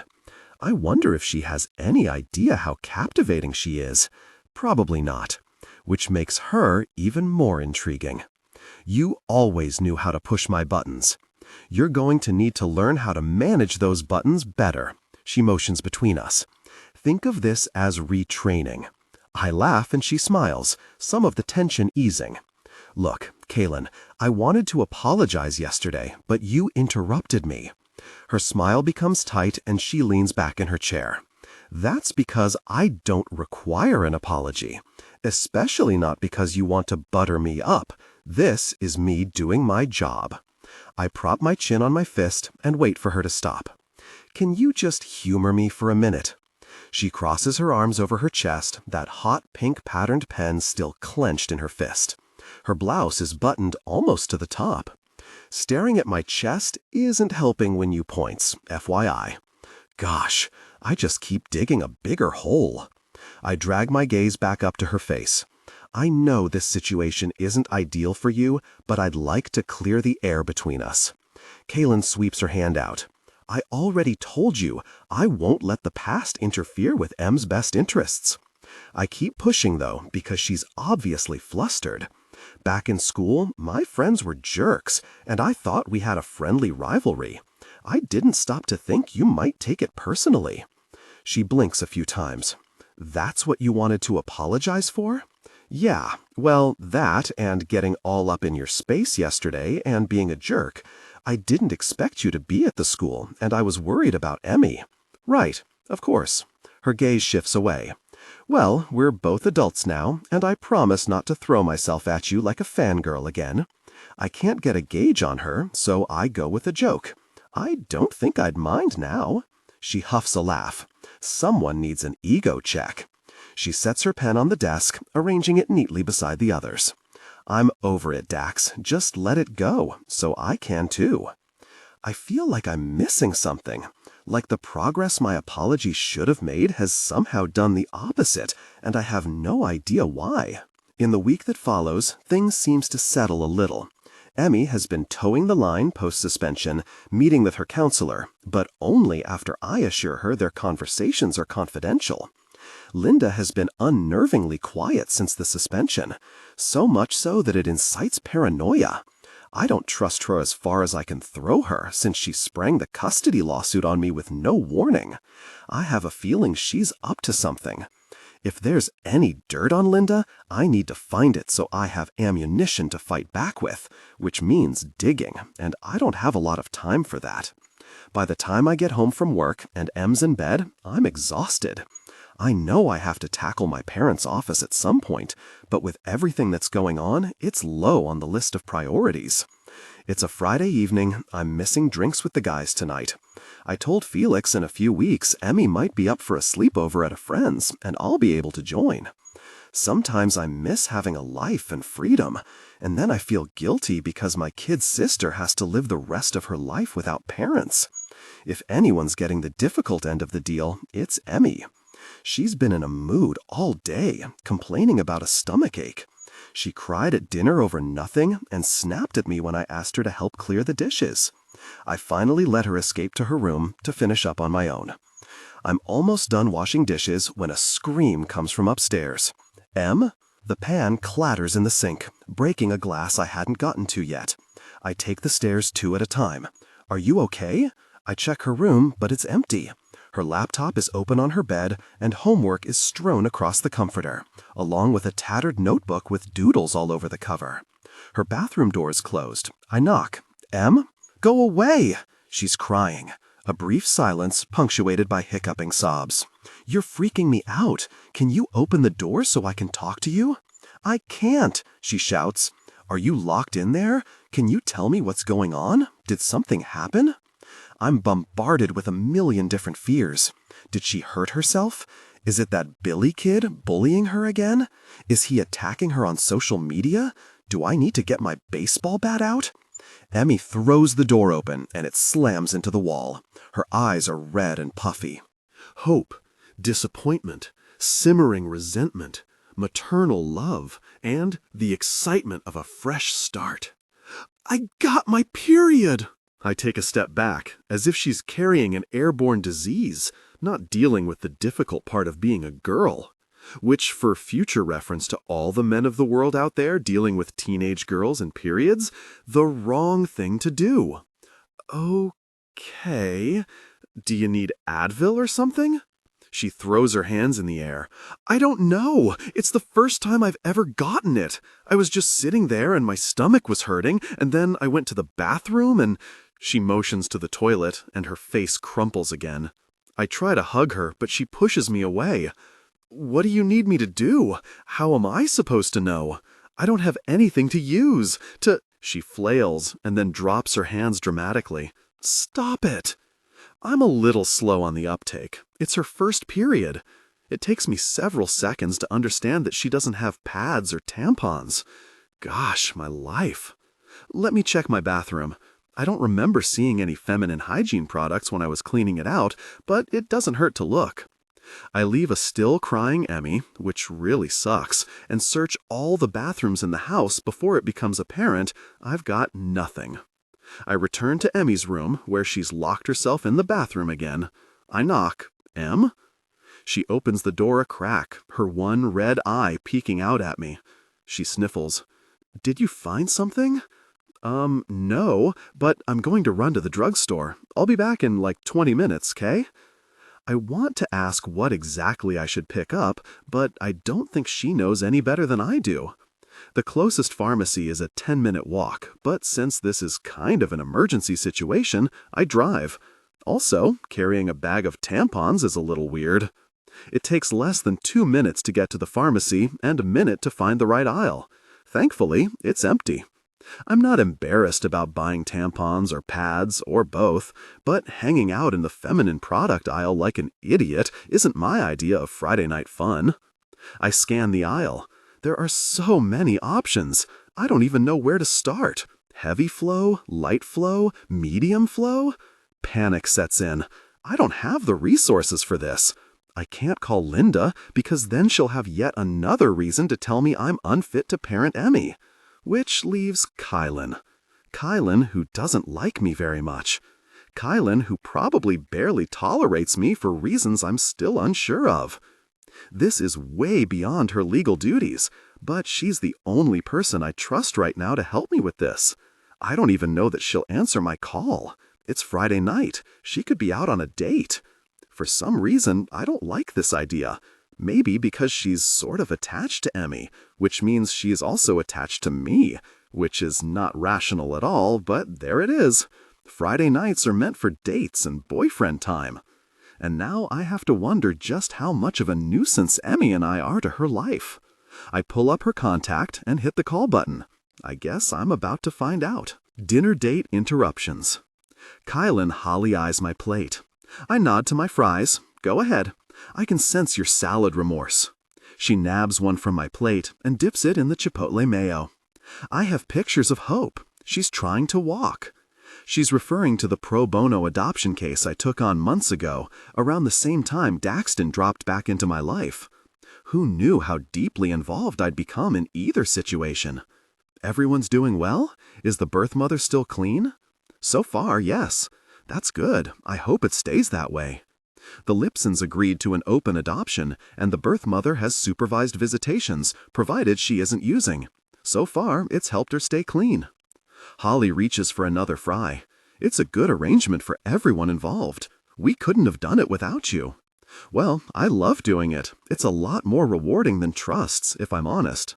Speaking of, I'd like to set up another meeting with the Wilsons to go through the adoption paperwork for Eli. I figured you might want to be there for that. Holly nods. Definitely. Thank you for doing this. Of course. Let's figure out a date. We both pull out our phones and check our calendars. These pro bono cases are quickly becoming the favorite part of my job. Knowing I'm giving these kids a chance to grow up in a loving, stable home reminds me of my own adoption. I'd spent the first 3 years of my life in a state of perpetual uncertainty until my adoptive parents came in and rescued me. After we set up a tentative meeting, we move on to lighter topics. Any hot dates lately? It's mostly a joke. Holly and I spend the majority of our Friday nights together. I wish. I don't have time to shave regularly these days, let alone time for hot dates. She sighs. I hate this whole online generation crap. Why can't I just meet a nice guy in a coffee shop or the library or something? I think you'd have to frequent coffee shops and libraries for that to happen, wouldn't you? I ask. I guess it would help if I started drinking coffee.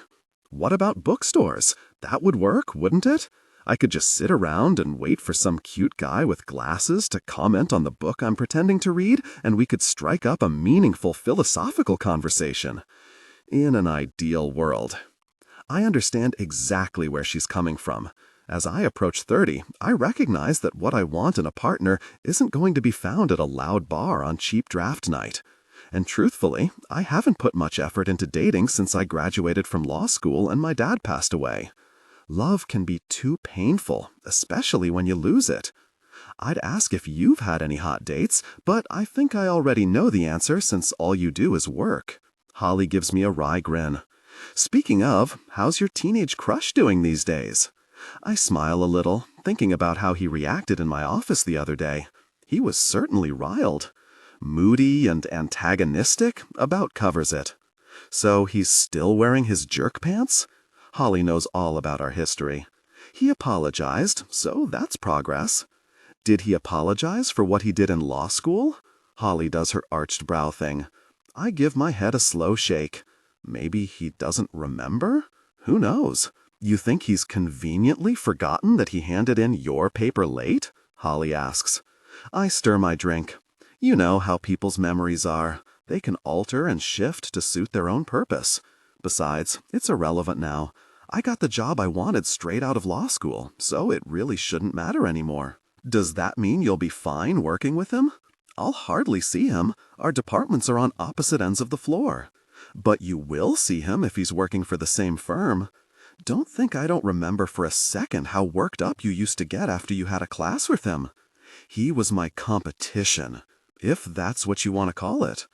Who's going to mediate when you two go head-to-head at your Monday meetings? We're adults. We don't need to be mediated.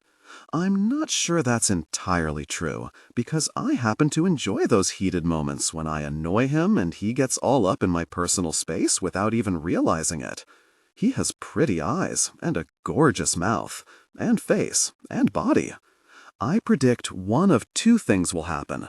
She stuffs another fry in her mouth, chewing slowly to draw out the suspense. You either murder each other or give in to your mutual attraction.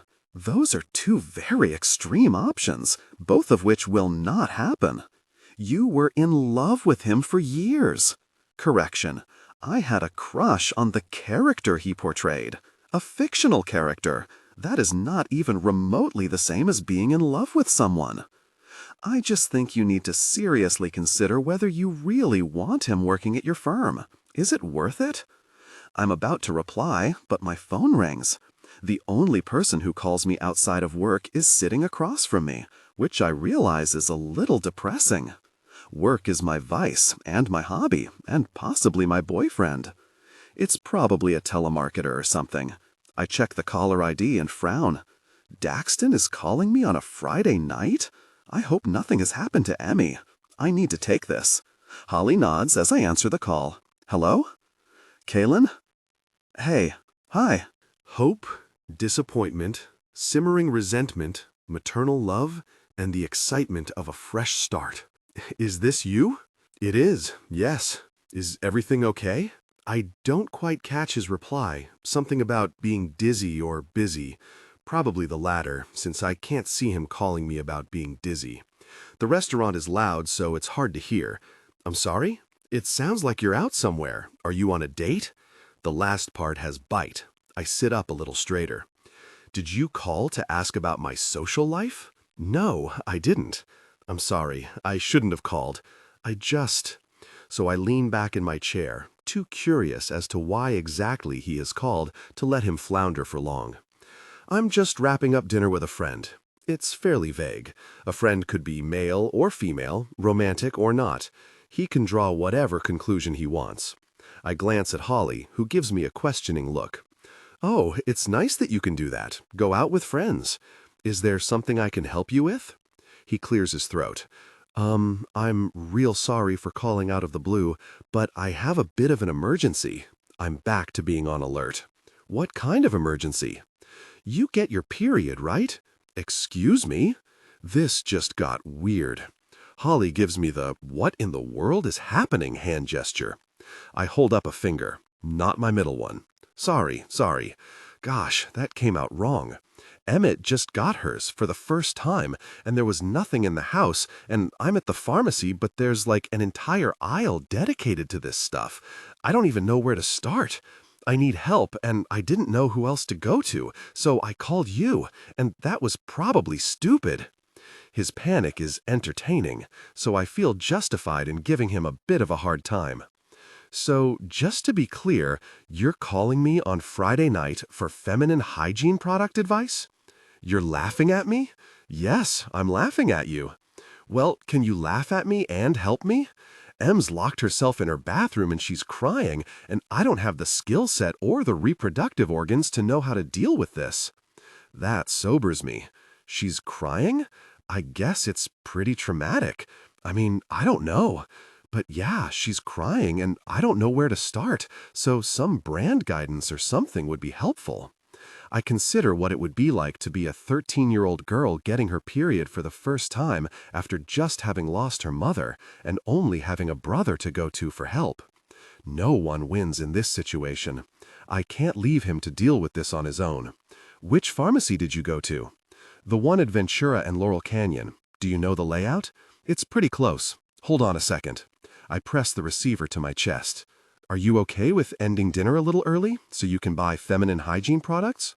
Who is that? Holly narrows her eyes. Oh my God, is that him? I'll make it up to you with brunch on Sunday. I bring the phone back to my ear. Can you hold on for 10 minutes? I guess. I'm in the neighborhood. I can meet you there if you'd like. Seriously? Unless you want me to walk you through it over the phone. No, I can wait. I'll wait. I might not wait in this aisle in particular because I feel a little weird about standing here looking at pads and stuff, but I'll be in the CVS. Thank you so much, Kailyn. I really owe you. I'll be there shortly. I end the call and meet Holly's not quite approving gaze. What? She crosses her arms over her chest and arches a brow. I don't know. You tell me. Daxton's 13-year-old sister has her period for the first time and he needs some help. It's a good opportunity. Opportunity for what, exactly? To earn his trust. Is this about making partner? Come on, Kailyn, I know you better than that. Do you remember the first time you got your period? Imagine how hard this is for both of them. And it'll help me figure out whose best interests he really has in mind. I mean, he's calling me because she got her period and not just sending her to the store on her own. That says something, doesn't it? Holly sighs. Just be careful you don't get yourself in too deep with this one. Her world just fell apart. I know, but don't make it your job to put it back together. I won't, I promise. I don't like how much that feels like a lie. Tamponology 101. True to his word, Daxton is in the store, basket in hand, hovering between the cold and flu medication aisle and the sanitary napkins. As soon as he spots me, he rushes over and hugs me, catching me off guard. Again. He and Em sure do like to hug. I wonder if he's going to do this every time he sees me. As I pat him awkwardly on the back, I consider how that might not be a terrible thing. He's just so tall and broad and muscular, but not in an overly bulky way. He's lean and toned rather than hulking scary. And he smells good. Too good. I take a step back. Thank you so much for coming. I really, really owe you, Kailyn. I'm beyond grateful. I glance at the contents of his basket. He has chips and chocolate bars in there, a decent start on the unhealthy snack food frontier. I grab for the box that most certainly does not belong and hold it up. What's this for? He blinks at me, eyes wide and slightly afraid. They looked sturdy and like they'd catch everything. Sure, if you're buying incontinence products for your grandmother. I slap them against his chest and grab his elbow. Follow me. He doesn't have a choice but to come along, since I'm pretty much digging my nails into his arm. It's a nice arm, very firm. I need to stop noticing these things. We make a pit stop at the I can no longer do jumping jacks without peeing my pants section and return the box before I lead Daxton to the aisle with the right products. I sweep a hand out. Welcome to the Isle of Red. He glances at me, frowning. That's awful. You have absolutely no idea. I tap my lip and survey the selection. She'll need a box of these for the last couple of days. I toss in some light days. And she'll need these for heavier flow. Dax cringes, possibly at my terminology. I roll my eyes and stop in front of the mid-flow ones. What the hell are these? Dax taps a box of triangular-shaped black pads. Those are light days for thongs. His confusion is almost adorable. Thongs? Will Emma need those? What? Does Emma wear thongs? His expression shifts to horror. She's 13. I raise a brow. That doesn't mean anything these days. She better not be wearing thongs. His sudden protective rage turns to inquisition as he looks me over. Do you wear thongs? I own a lot of pencil skirts, Dax. Have you ever seen any lines? Oh gosh, I should not be entertaining this kind of banter. It's dangerous, and it blurs lines that already seemed blurred from day one when he hugged me in the conference room and my little digs and comments since then. A smile tugs at the right side of his mouth, and his eyes move over me. I'm wearing purple jeans tonight, skinny jeans that hug all of my many curves. I can't say that I have. You just admitted to checking out my rear, by the way. It's a pretty rockin' rear. You can hardly blame me. I blush at the compliment and turn back to the products displayed before me. What about tampons? What about them? Do you think she'll want some? Daxton shrugs. I don't know. Maybe? Well, get them, just to be safe. And we'll get the applicator and non-applicator varieties, just in case. Non-applicator? Yeah, one has an applicator, the other you just use your finger. He makes a gagging sound, and his horrified expression returns. This is far more fun than it should be for a Friday night at the CVS in the Isle of Red. He looks around, leans in, and drops his voice to a whisper. But wouldn't you get stuff on your finger? Stuff? You know, period stuff? I grin at how uncomfortable he looks. Yes, Dax, that would happen. However, most bathrooms come equipped with this magical product called toilet paper, and they have sinks and soap and water so you can wash your hands. But why would you want to stick your... He shakes his head, obviously confused. I don't think it's about wanting to. They're just more compact, discreet. This is far too much sharing. Maybe we can forego those ones for now. Sure. Hope, disappointment, simmering resentment, maternal love, and the excitement of a fresh start. We can come back to those another time. Once we're stocked up on all of the sanitary products, we stop in the painkiller aisle, where I explain what each bottle is for as I throw them into the basket. Then we double back to the candy aisle and toss in some more junk food because periods suck and cravings are everything. I stand in line at the checkout with Dax and help him unload the basket. By the time they finish ringing through all his purchases, it's well over $100. It's expensive to be a girl, he mutters, handing over his Amex card. It's one of those black ones, the kind with a high limit. Once we're in the parking lot, he stops in front of his Audi. He looks a little lost with his armload of menstrual defense. Thanks a lot for your help. I'm sorry I pulled you away from dinner. It's fine. I don't mind. I motion to the store. That was actually rather entertaining. It pretty much made my week. He chuckles. Well, I'm glad it was amusing for you, if nothing else. I should probably get back and give all this stuff to Emmy so she can figure out what she wants to use. He holds up the bags, one full of pads and tampons, the other full of junk food. Before I think too much about it, I blurt, "Do you want me to come back with you and explain it all?" His eyes go wide with hope, which he tempers quickly. I couldn't ask you to do that. You've already been more than gracious with your time. You're not asking, I'm offering.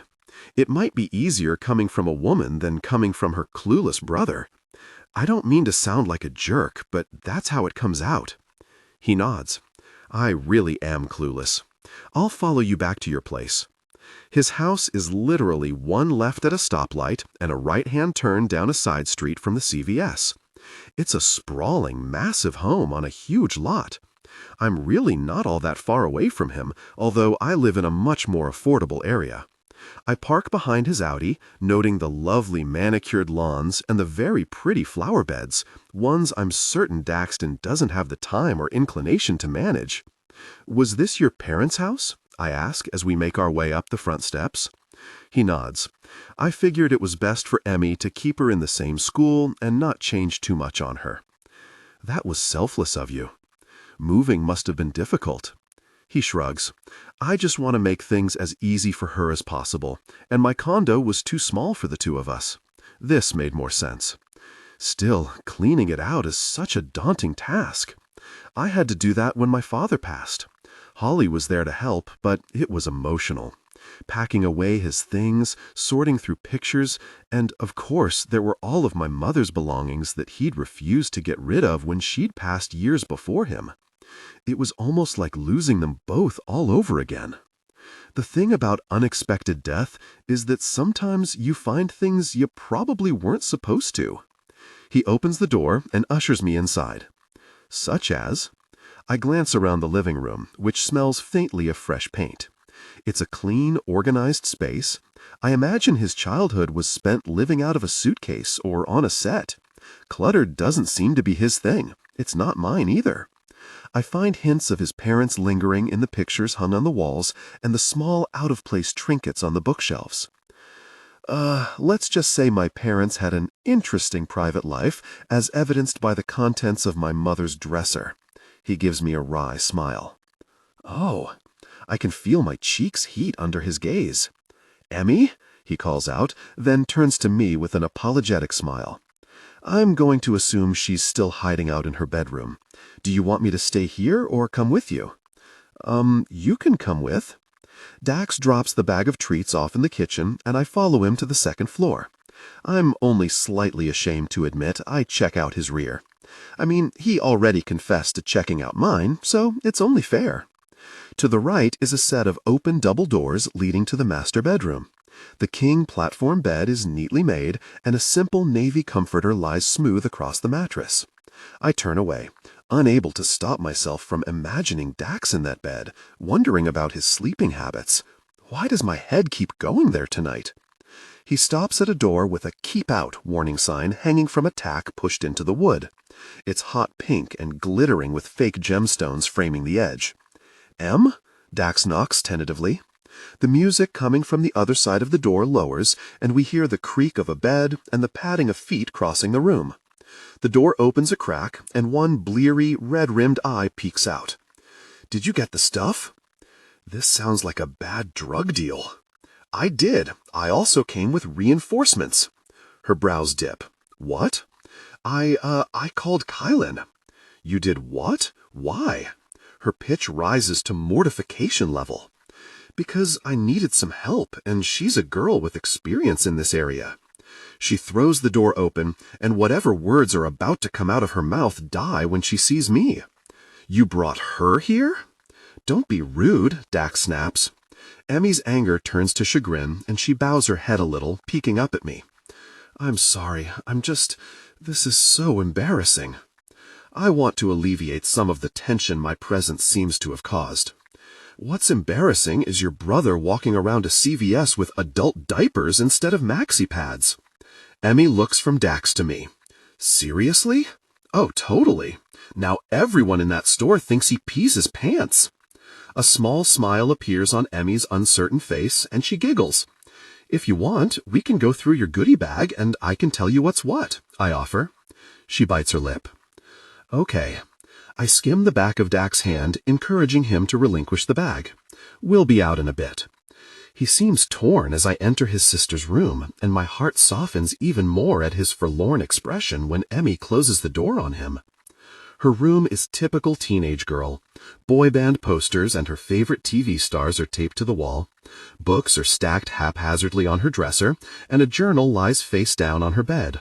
She closes it and slips it under her pillow, dropping down on the mattress with a soft bounce. The comforter is wrinkled, and the room is lived in. She pats the mattress, inviting me to join her. I dump out the contents of the bag, and her eyes widen. "Oh my gosh, there's so much stuff." "We wanted to cover all the bases. How are you feeling?" "Like crap. My stomach hurts, and I just feel yuck." Sounds about right. As unconventional as this entire situation is, I'm glad Dax took me up on my offer to come back and explain this all to Emmy. Teen years are already hard enough with all the hormones and the changes, never mind going through it without a mother. I spend the next 10 minutes explaining everything in the bag, what to use when, how to use tampons. I can't even imagine Dax attempting that conversation before I send her into the bathroom and give her some privacy. I almost collide with Dax when I step out into the hall. Apparently, he's been pacing the entire time, like she's been undergoing major surgery, not learning the ins and outs of tampon and pad usage. He grabs me by the shoulders to keep me from stumbling into the wall. "Is everything okay?" "She's fine. I explained how it all works, and she's doing her thing. She'll be out in a minute. I told her we had treats." "Right, okay." He's still holding my shoulders, thumbs sweeping slowly back and forth. There's about 6 inches between our bodies, and I'm forced to tip my head back so I can meet his concerned, still uncertain gaze. But there's something else there, something that warms my belly and makes my toes curl a little. What the hell is going on tonight? It would probably be best if we weren't standing out here waiting for her. He blinks slowly, then seems to come into himself. "Yes, right. We should go downstairs?" That's a great idea. I pat one of his hands. He finally drops them and motions for me to go ahead of him, which is too bad because I kinda like his rear view as much as I do the front. Hope, disappointment, simmering resentment, maternal love, and the excitement of a fresh start. Emmy comes down while Dax is unpacking the bag of candy and savory snacks. "Everything work out okay?" he asks. Her cheeks flush, but she nods. "Oh man, these are like all my faves." She spreads her arms and leans over the counter, scooping up the entire pile into a hug. She releases it back into a heap on the counter and turns to her brother, throwing her arms around him. "Thank you." He returns the embrace, his smile sad. "You're welcome. I had a lot of help. I'm sorry, I'm clueless here." "It's okay," she mumbles against his chest. "I just miss Mom." "Me too," he whispers back. I turn away, not wanting to intrude on their moment. This is the first time I've truly seen his love for her. In the weeks since his parents' passing, he's fully immersed himself in the role of parent, while still trying to hold on to the easier one encompassed in being her brother. I should leave, but I also don't want to interrupt. I take a few steps backward, toward the living room, where I left my purse on a side table. I could make a quiet exit. "Can we watch a movie and eat junk food?" Emmy asks. "Whatever you want, kiddo."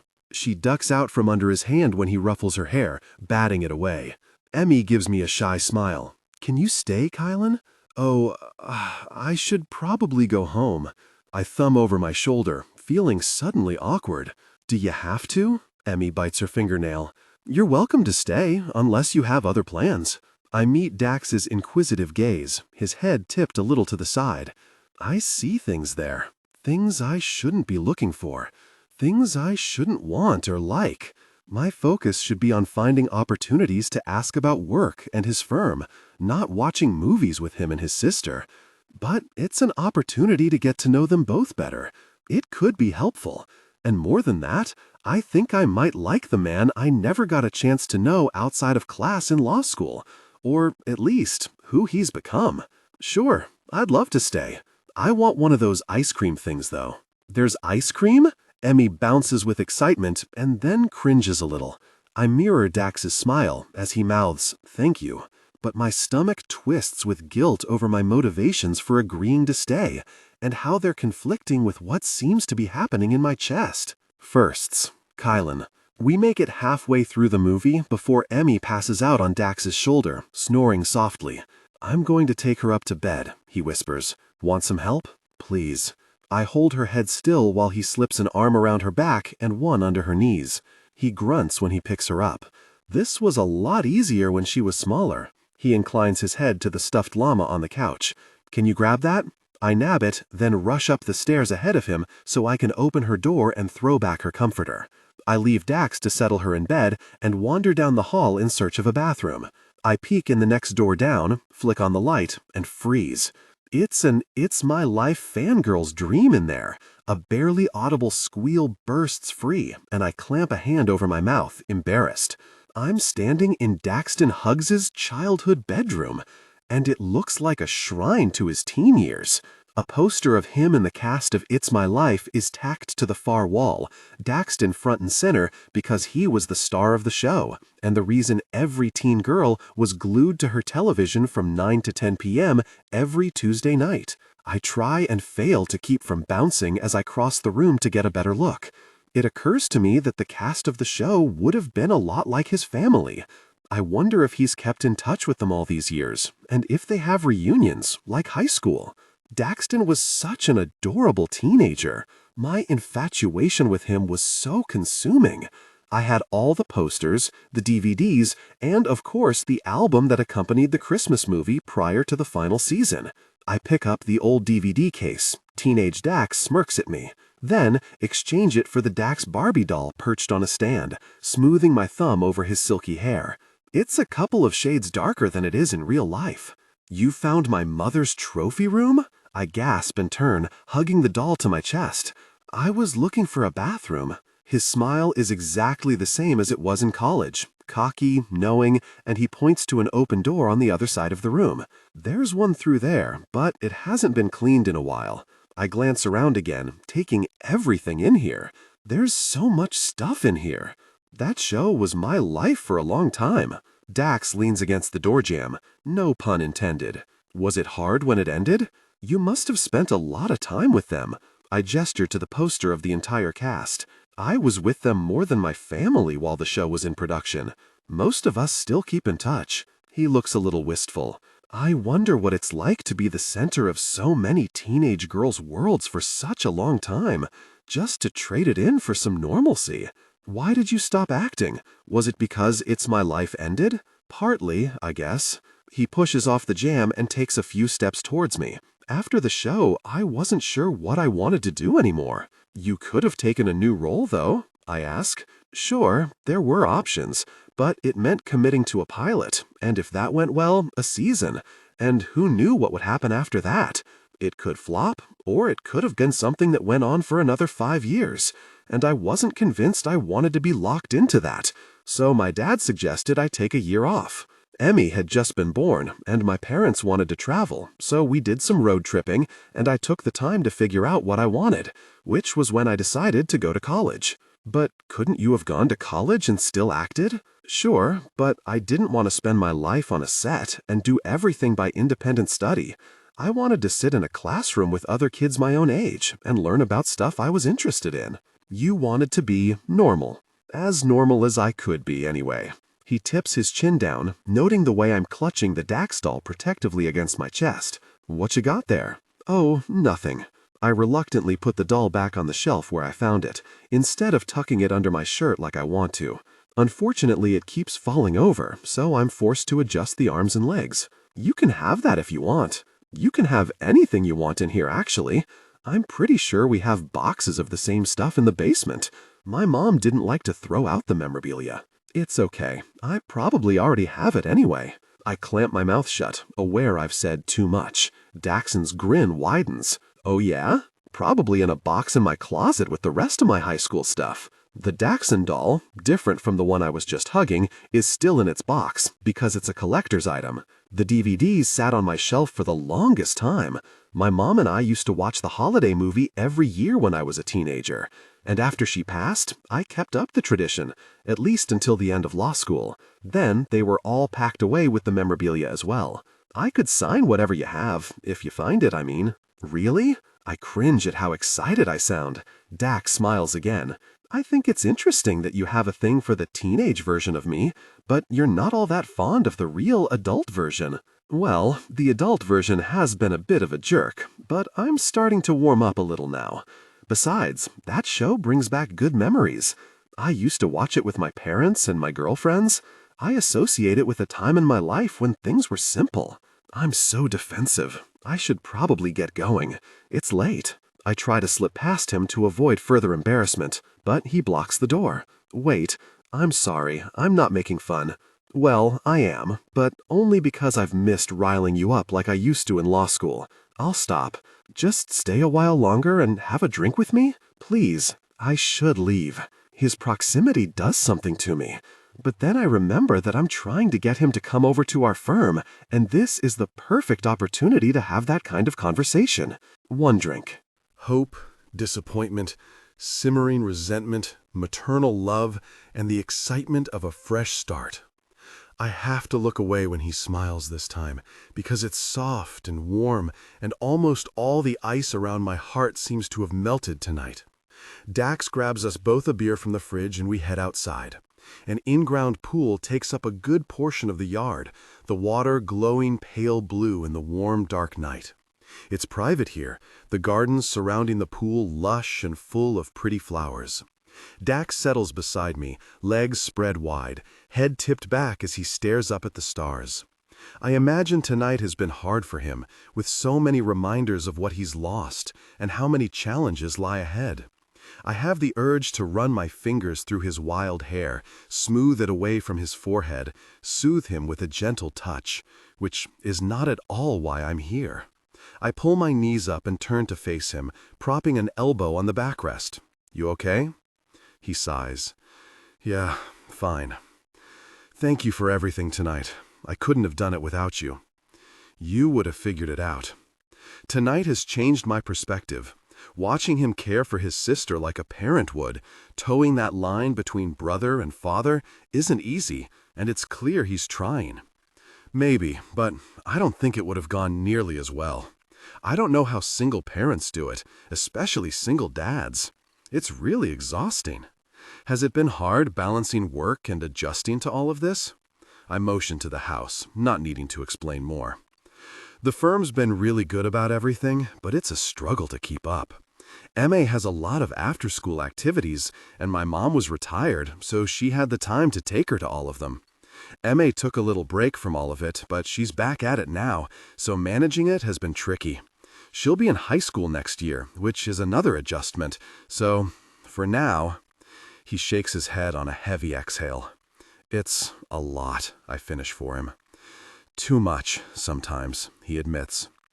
Have you thought about changing firms? Maybe going somewhere that can be more flexible about your hours and the cases you take on? He tips his bottle back as he contemplates this. Yeah, I have. But putting together a resume, having to interview, making another change, the thought is enough to give me a panic attack. I'm just so overwhelmed already. What if you didn't have to do any of those things? What if the change was the only stressful part? What do you mean? I don't think it's a secret that Beverly would like you over at Whitman and Flood. His gaze moves over me slowly. She's expressed interest before, but that was a long time ago. She offered me a position right after I graduated, actually. We could have ended up at the same firm. She offered you a position at Whitman? Beverly failed to mention this. Daxton nods.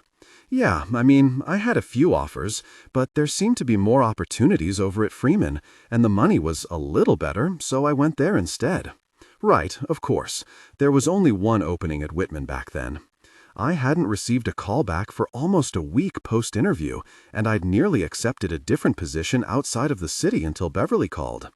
Whitman had been my first choice, and obviously I hadn't been theirs. It seems like I'm always coming in second where Daxton is concerned. I force the next words out. Well, you'd only be more of an asset to the firm now. It's a thought, right? She's progressive, understanding. I don't want to push too hard. It's just something to think about, maybe when you're more settled and things calm down for you. He rubs his lips with his fingertips, as if he's considering it. I just want this to get easier, and it doesn't feel like it's going to. I put a hand on his forearm. The trauma is still fresh, Dax. It's going to take a while for you to get your bearings. His head drops, and he releases another long breath. His next words are barely a whisper. What if I can't do this? What if Linda's right, and I'm not cut out to raise a teenager? Don't sell yourself short. You're doing a great job. Being a parent is never easy, especially when you've been thrown into it without any warning. He huffs a small, humorless laugh. I had no idea what to do tonight. All of this is way outside of my wheelhouse. MA needs women in her life she can rely on who aren't her friends, and I can't go to Linda because she'll use it against me. I'm here when MA needs me. I mean it, even though I worry about the weight it carries and the deeper implications. I shouldn't put that on you. He threads his fingers through mine, curling his over the back of mine. It's unexpectedly intimate and strange how natural it feels. But I want to. I'm already involved. Beverly has made sure of that. And beyond wanting to make partner, it's clear Daxton needs the support. And frankly, so does MA. I can relate to what they're both going through, and it makes it both easier and more difficult to insert myself into their lives like this. I push aside the worry that I'm crossing lines I shouldn't. You're not putting anything on me if I'm offering. I did tonight. He traces my thumb with his own. I didn't know who else to turn to. I'm glad I was able to help, and I mean it. How sweet he is with his sister. How caring. This is more in line with the person I got bowled over by in the quad that first day at law school. I just don't know which version of him to trust. Me too. His smile softens. I have a confession to make. Oh? There's a shift in the air. A warm breeze ruffles his hair and sends mine fluttering around my face. I feel ridiculously girly as I tuck it behind my ear, my skin suddenly hot. Dax waits until I meet his eyes before he continues. I had a thing for you in school. Am sorry, what? That day I met you in the quad? As if that wasn't humiliating enough when it happened, I'd prefer to leave that memory buried in the past, thanks. I try to pull my hand free from his again, but he tightens his hold. I thought it was pretty great. I roll my eyes. Yeah, because I drooled all over you like an idiot. If you think about it, it was the perfect meet-cute, and if I hadn't had my head up my ass at the time, I would have done something about it. The perfect what? Did you just refer to me as cute meat? Dax laughs. No, meet cute. M-E-E-T. It's when the hero and the heroine meet in a movie, or sometimes a book. Oh, that's significantly better than being called meat, but it was still embarrassing. And then I fell on you again less than 20 minutes later. I figured you thought I was stalking you, and then your friend made that comment. I duck my head, reliving that humiliation all over again. All my visualizing success didn't seem to do much for me back then. My friends were jerks. I think that's pretty typical for college guys. They're all swagger and bravado and zero tact. That about covers it. He looks down, playing with my fingers, tracing the curve of my nails with the pad of his thumb. That first day was the only time I ever saw you like that. Like what? Unsure of yourself. It was like I got this peek into who you were that no one else did. But in the classroom, you were spectacular. His smile is impish.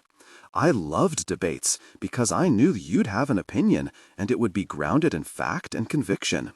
Watching you in class was enthralling. You pushed me to work harder. You set the bar, and we all had to follow. I just wanted to beat you.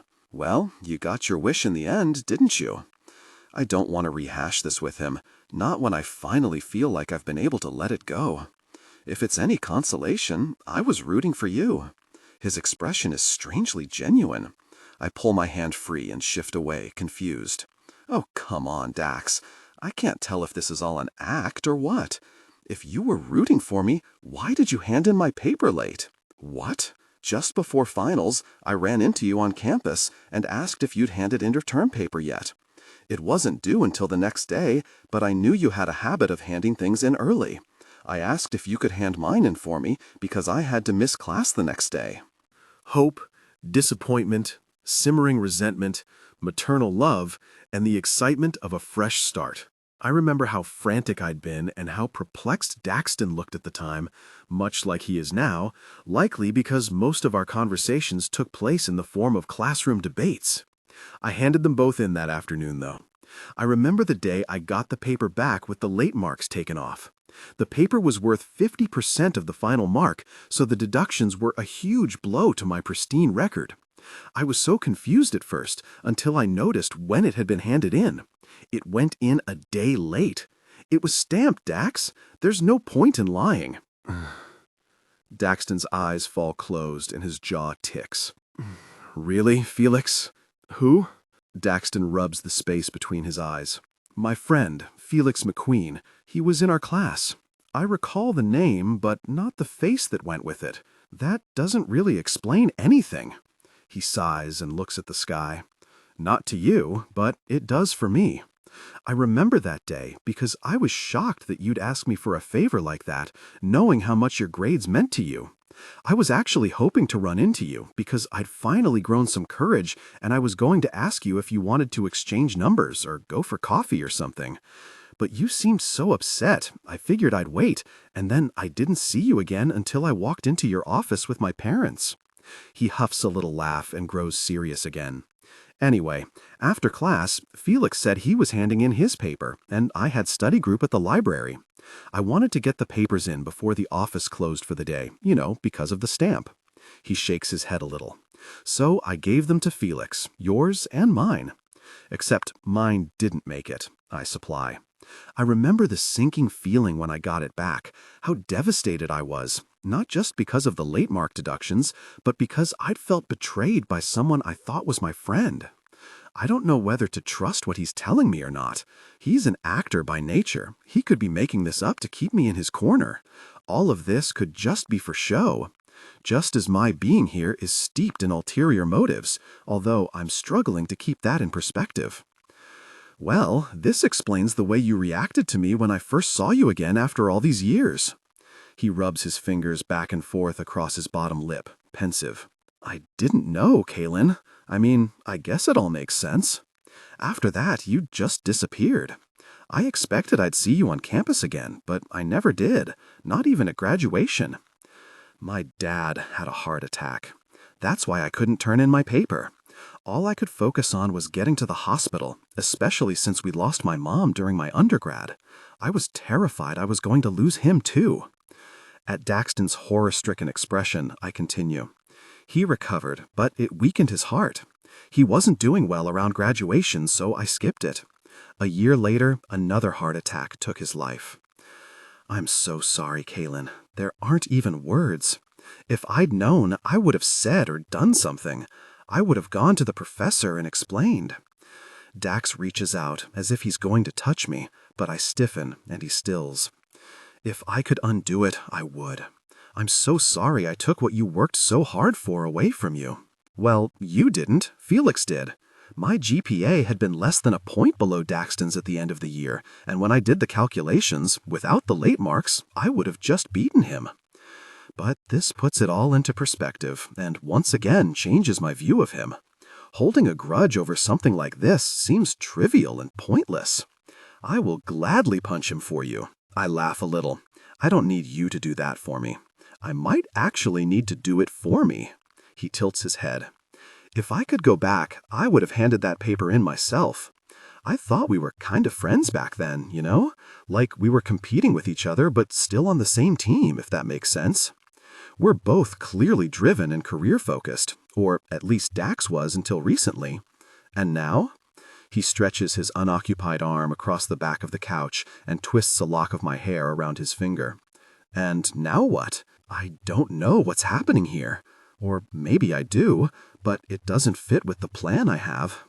And suddenly, the attraction I've been fighting since he dropped back into my life isn't something I feel compelled to deny anymore. Are we friends? Dax leans in closer, dragging his tongue across his bottom lip. I track the movement, wondering what I have 1,000,000 times as an infatuated girl. Season 3, Episode 2, was his first on-screen kiss. I'm sure I watched that episode 1,000 times as a teenager, which is just mortifying. It's different now, though. I'm attracted to the man I've gotten to know, the one who clearly loves his sister and will do anything for her, the one who gets riled up and riles me. The same man who knocked me over in the quad all those years ago and who told me I had pretty eyes. I hitch a casual shoulder, the nonchalant gesture a contradiction to what's happening in my head. I still manage to come up with a saucy reply. I guess. I mean, I did help you navigate sanitary napkins today, so I suppose that could qualify as friendship. He keeps leaning in, and I find myself mirroring that movement, as if a magnetic force is pulling us together. Sometimes, when you got to class first, I'd sit behind you on purpose. To irritate me?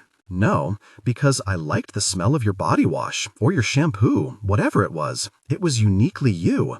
And whenever I was close to you, you seemed to give the best answers, as if you had something to prove. It made me sharper. We would have made an awesome team. Mere inches separate us, his fingers laced with mine, my heart beating a staccato, frantic rhythm, while anticipation makes my skin tingle and my mind hum with possibilities. When you didn't like what someone had to say on a particular subject, you'd either flip your pen between your fingers or bite the end and leave behind tiny teeth marks. It used to drive me insane. You still do that, by the way. Dax caresses my cheek with gentle fingers. Tell me we're on the same page, Kailyn. I think you need to be a little more specific. I'm not putting myself out there first. He sweeps his thumb across my bottom lip and edges closer. You're good at reading body language in situations. What do you think I want right now, Kailyn? To kiss me? His grin is almost wry as he untwines our fingers and both of his palms smooth up the sides of my neck, thumbs following a slow path along the line of my jaw. My stomach dips and clenches. How long has it been since I've been kissed? How long since I've been this excited by the prospect? And you? What do you want, Kailyn? To be kissed. His lips brush over mine, and I latch on to his wrists, an anchor in a storm I want to be swept up in. The firm press of his mouth against mine fills me with longing.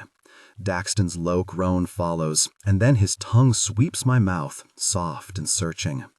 I'm falling and floating, spinning out of control as he angles my head, deepening the kiss. Desire blossoms and takes hold. I want it, him. And I'm worried this is only happening because we've slipped into the past, to a time where the biggest complication in life was getting the best mark. But I don't stop it, even if I should. I give in to the ache of yearning, the explosion of senses, his smell, his taste, the warmth that grows hotter, igniting embers to flame. One of his hands drops, taking mine with it. I clutch his thigh as his fingers curl around my hip, urging me closer. The buzz and ding of a phone pierces the hazy cloud of lust, and I pull back, breaking the connection for a moment, but Daxton is right there, crowding my space, his fingers in my hair, twisting in the strands, tugging gently as his lips meet mine again. He nibbles this time, and the kiss deepens with renewed passion. But the ping, ping, ping of incoming messages is a bucket of cold water on my sensibility. I put a palm on his chest and push. Is that yours? It's not important. Just ignore it. Hope, disappointment, simmering resentment, maternal love, and the excitement of a fresh start. He lifts my hand and kisses my knuckle, following with a light bite. I feel it through my entire body, the bolt of lust, the rush of desire. Even still, I recognize I've complicated so many things with one act of impulsiveness. One kiss that shouldn't have happened, but did. And I know I won't be able to forget it, not with the way my lips still tingle and my body still hums with his touch. I look to the patio table, where beads of sweat trickle down the sides of our half-consumed beers. His phone lights up with an incoming message and rumbles closer to the bottles. A woman's name flashes on the screen. My throat tightens. Of course he has women calling him on Friday night. I'm sure they're more than willing to come to him, even if he can't go to them.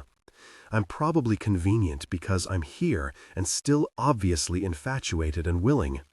I should go. I stand, adjusting my glasses, embarrassed once again. Dax rises with me. What? Why? It's late. You have other things to do. I gesture to the phone, still buzzing on the table.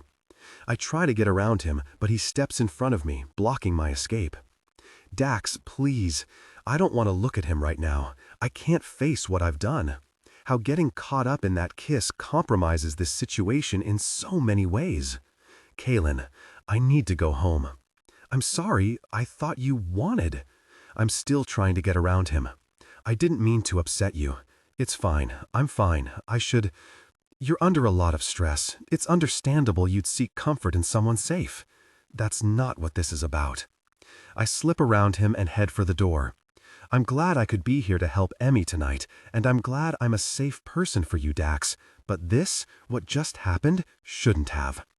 He doesn't follow me to the door, but I catch his reflection in the window as I slip my feet into my shoes. One hand is shoved in his pocket, while the fingers of his other hand sweep back and forth across his lips, his expression forlorn. He's seeking refuge in the past, caught up in a possibility that never existed because his present is so tragic right now. It doesn't make this any less of a mistake. It also doesn't make it any easier for me to get in my car and leave. Post-kiss favors. Kailyn. Since Dax has my cell number, he resorts to texting over the weekend. He makes sure I arrived home safely on Friday night after I bolted from his house, apologizes again for upsetting me, thanks me for helping with Emmy, and issues yet another apology. I'm polite and to the point with my replies, and of course I ask how Emmy is doing, but I try to maintain a semi-professional boundary, which is difficult to do when I know the intensity of our connection. On Monday, I find a box on my desk. Inside is a note from Dax and a set of multicolored pens, exactly like the ones I always used to set out on my desk in class. Every once in a while, when Daxton was sitting behind me in class, he'd lean forward and whisper that his pen wouldn't work, and he'd ask to borrow one of mine. I always lent him an obnoxious color, like hot pink or lime green. It's a sweet memory, and an even sweeter gesture. The following morning, I receive a phone call from Linda. "Hello, Kailyn Flowers speaking." "Kailyn, hello. I'm so glad I was able to get in touch with you." Her voice has that high, reedy quality that automatically puts me on alert. "Is everything okay? Is Emmy all right?"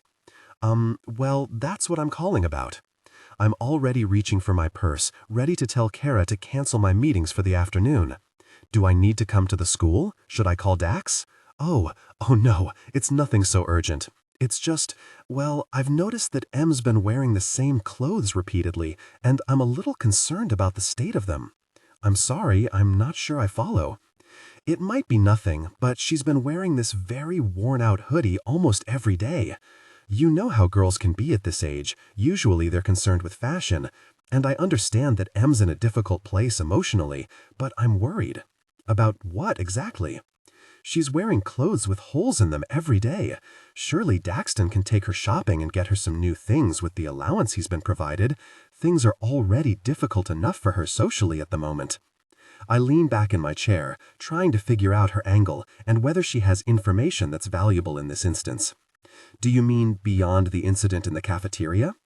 She doesn't have a female role model anymore, and to be honest, I'm concerned that the money that's supposed to be for M's care isn't being used appropriately. Surely there must be enough funds to afford a few new hoodies. If I was her guardian, I would certainly be taking her out to get her new things. I'll be sure to look into it. I have yet to see receipts, but Dax just bought $100 worth of feminine hygiene products and treats for Emmy, so I'm not too worried about how the funds are being spent. I try to be objective, though, because I'm aware my connection to Dax and Emmy skews my perception. I suspect this is a fishing expedition on Linda's part. Of course. I just thought it was something you might want to know, especially since she's not coming with a packed lunch like she used to, and I'm afraid she doesn't have adequate funds for lunch. I'm always more than willing to help her out. I'd suggest to Daxton that he leaves money at the office, but we both know how unhappy he is with me at the moment. I'll be sure to discuss it with Daxton. Is there anything else? No, that's it. I just wanted to bring it to your attention. Thank you, Linda. I appreciate your concern. Have a wonderful day. You too, Kailyn. I end the call and rub my temples. I can't decide if her avoiding Dax is a strategic move or logical. Going through me makes a lot of sense since I'm the conservator. But based on the way she's approached this custody lawsuit, I'm not convinced she's completely above board. And I'm also highly aware my relationship with Dax makes me more susceptible to bias. The call from Linda weighs heavy on my mind for the rest of the day, distracting me and making it difficult to focus. It's after 5 when my cell pings with a message, and then another. Emmy's name appears on the screen. She uses typical teen texts with shortened words, forms, and lots of emojis. The gist seems to be that she's stuck at school and she can't get a hold of Dax. I haven't heard from him all day either, but he's supposed to be in court, which should be finished for the day by now. I don't mess around with texting. Her phone rings once before she answers. Hello? I put on my soft, carefree voice, even though I'm worried. Hey, Emmy, what's going on? Just a sec. She pulls in an unsteady breath, which makes it sound as if she's crying. There's some muffled noise in the background before she speaks again, and it's a whisper. Dax was supposed to pick me up 20 minutes ago after music club, but he's not here yet, and all the other parents have already picked everyone up. I said I could take the bus, but my aunt said I need parental permission first, and Dax isn't answering his phone.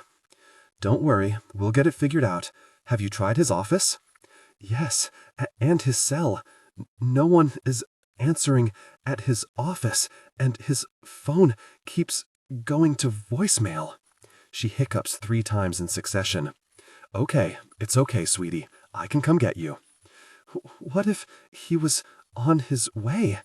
What if something happened? What if he was in an accident, too? My heart squeezes. Oh, honey, take a few deep breaths for me. I'm sure he's fine. I bet he got stuck in a meeting and just can't get out. Sometimes that happens with lawyers. He's in court today, right? I'll come get you. He mentioned this week was busy with a hearing when he called me yesterday to ask a question that I was sure he already had the answer to. The conversation was stilted and awkward. My aunt wants to take me to her place, but I don't want to go with her. You can tell her your ride is on the way. Hope, disappointment, simmering resentment, maternal love, and the excitement of a fresh start. I'll be there as soon as I can. The school is less than 15 minutes from my office, thank God. Okay, deep breaths, M.A. Dax is fine. I'll be there soon. I'm already in the process of shutting down my computer as I end the call. Beverly is standing in my doorway, eyebrows raised. I was hoping you had a minute to chat, but it looks like you're in a bit of a rush. Everything okay? There's a situation with M.A. I'm going to pick her up from school. What kind of situation? Dax must be stuck in court and she can't get a hold of him. She's panicking because she's worried something happened, and the aunt wants to take her home with her. Oh, this is perfect. I pause as I shove my laptop in my messenger bag. I'm sorry? I don't see at all how this is perfect in any way. It's a complete mess, is what it is. Beverly waves her hand around. Not for that little girl or Daxton, obviously, but for us. He's stuck in court because his firm isn't giving him the flexible hours he needs, and it's putting him in a precarious situation by making him look incompetent. This problem would be solved if his employer was more understanding of his circumstances. I'm working on it, I grit as I brush past her, heading for the elevators. She falls into step beside me. I have no doubt you'll make it happen, especially when you make strategic moves such as this. Very smart, Kailyn. I give her a tight grin as I hammer the elevator button with my thumb, thankful when it's followed immediately by the ping. That's me, Miss Strategy. I look forward to an update in the morning, she says as I step inside the steel box. Of course. I push the button for the parking garage, and the doors slide close, cutting off my view of Beverly's approving smile. I sag against the wall and blow out a breath. At no point did I consider making partner when I offered to pick up M.A. I just wanted to erase the panic in her voice and make sure this aunt of hers, who seems to be good at stirring up gosh, isn't causing M.A. more stress. I pull up Dax's contact.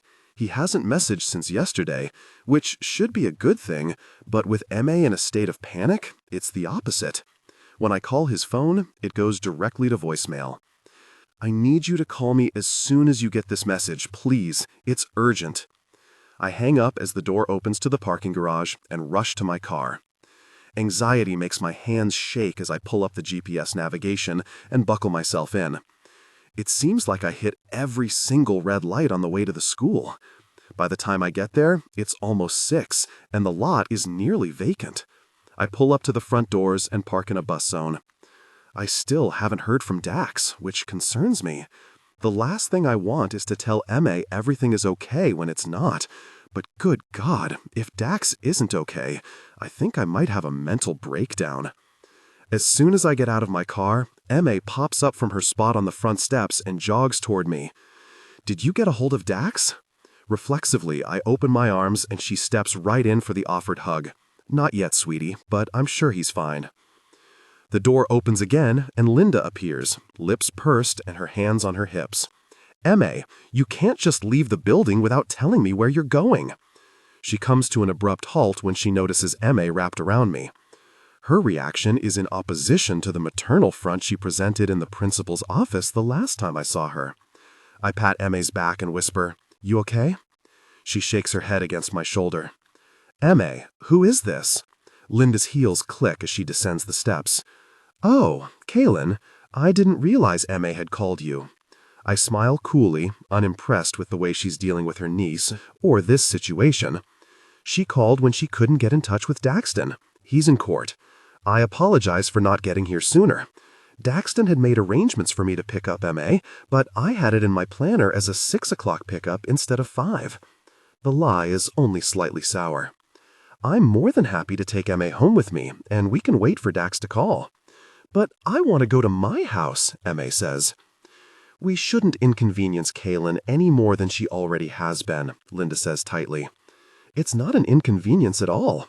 Why don't you run in and get your bag, I suggest to M.A., and you can try Dax again.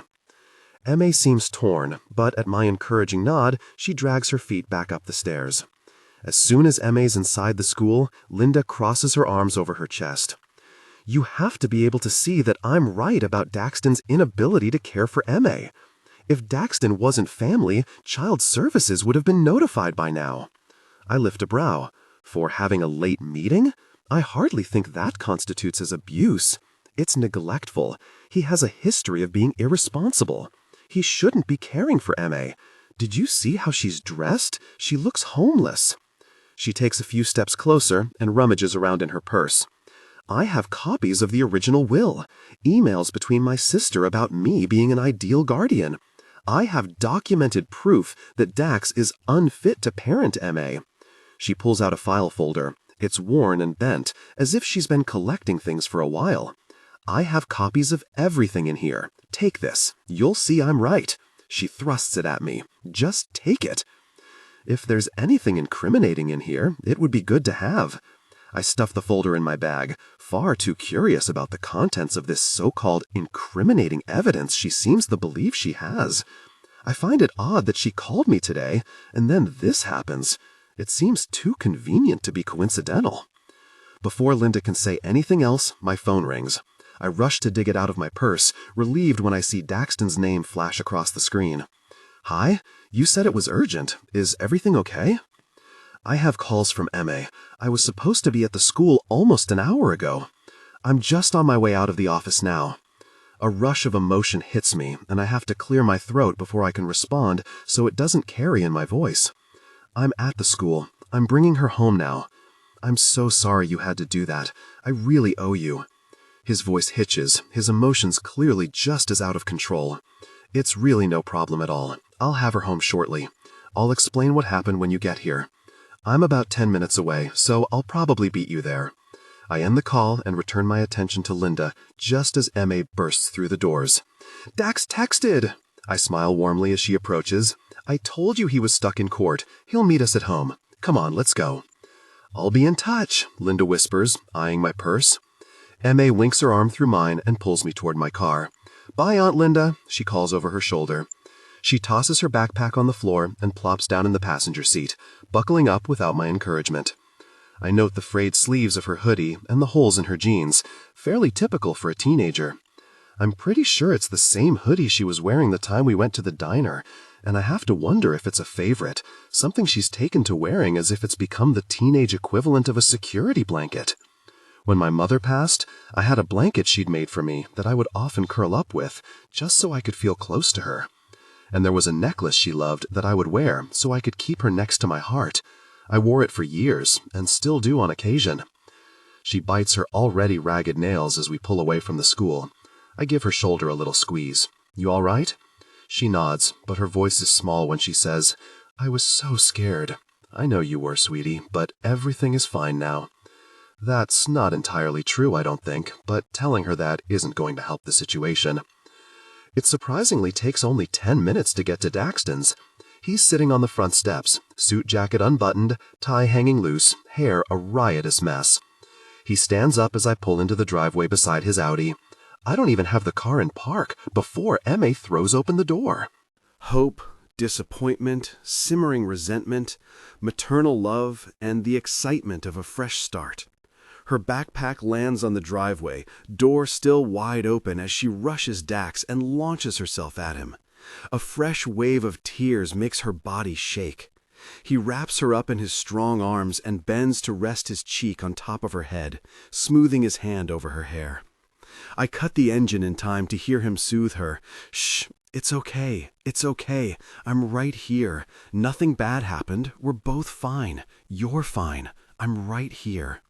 I have to take a moment to breathe through my own settling anxiety, my heart aching over her panic, which I felt as my own in that short time between her call and hearing from Dax. It reminds me of my own reaction all those years ago when my father suffered his first heart attack. His eyes lift as I step out of my car, his expression one of gratitude and so many fleeting emotions, it's impossible to pin them down. "I thought something happened to you," M sobs into his suit. I round the front of my car, the clip of my heels a loud interruption as I pick up her backpack and gently close the passenger side door. "I'm so sorry I made you worry. I'll try my best not to let that happen again." I'm glad he doesn't make a promise he can't be sure he can keep, like I did today. It's another half a minute of whispered words before she finally lets him go.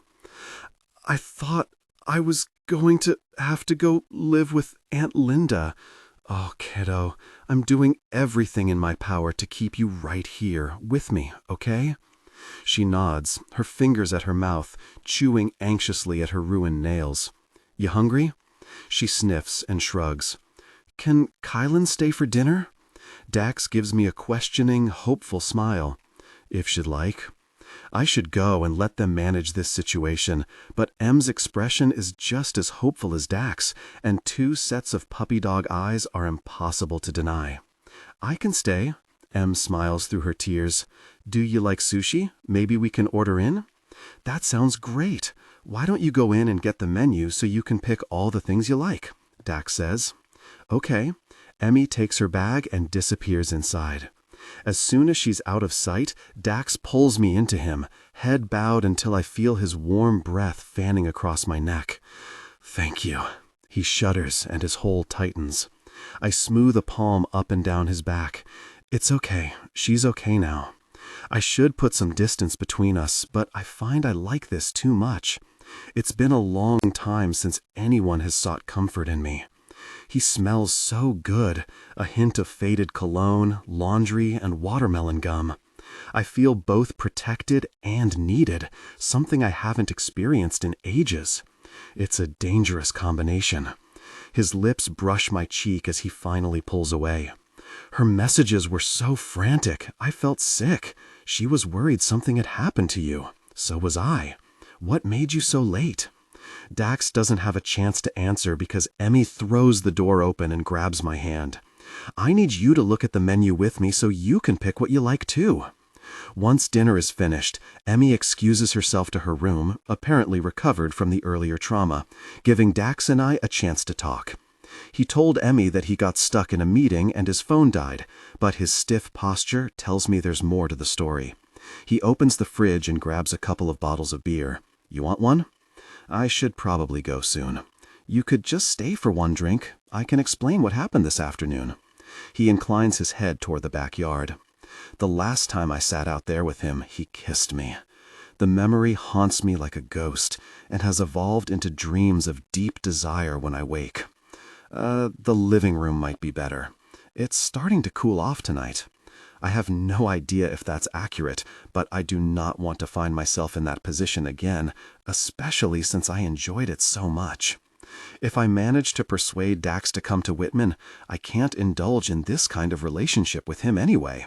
There's a strict no fraternization policy in effect, and for good reason.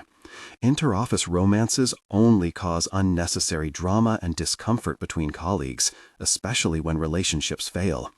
And at a small firm like Whitman, the awkwardness would be magnified. A smile appears as he tips his head to the side. "Okay." I follow him into the living room. Of course, he chooses to sit on the love seat, forcing me into close proximity anyway. I'm still dressed in a pencil skirt and blouse. His gaze roams lower, to my signature patterned hose as I cross my legs. I smooth my skirt down, wishing I were wearing something more comfortable. "So, what happened this afternoon, exactly?" Court went a little long, and I still had to go back to my office, but even with the stop, I only would have been a few minutes late.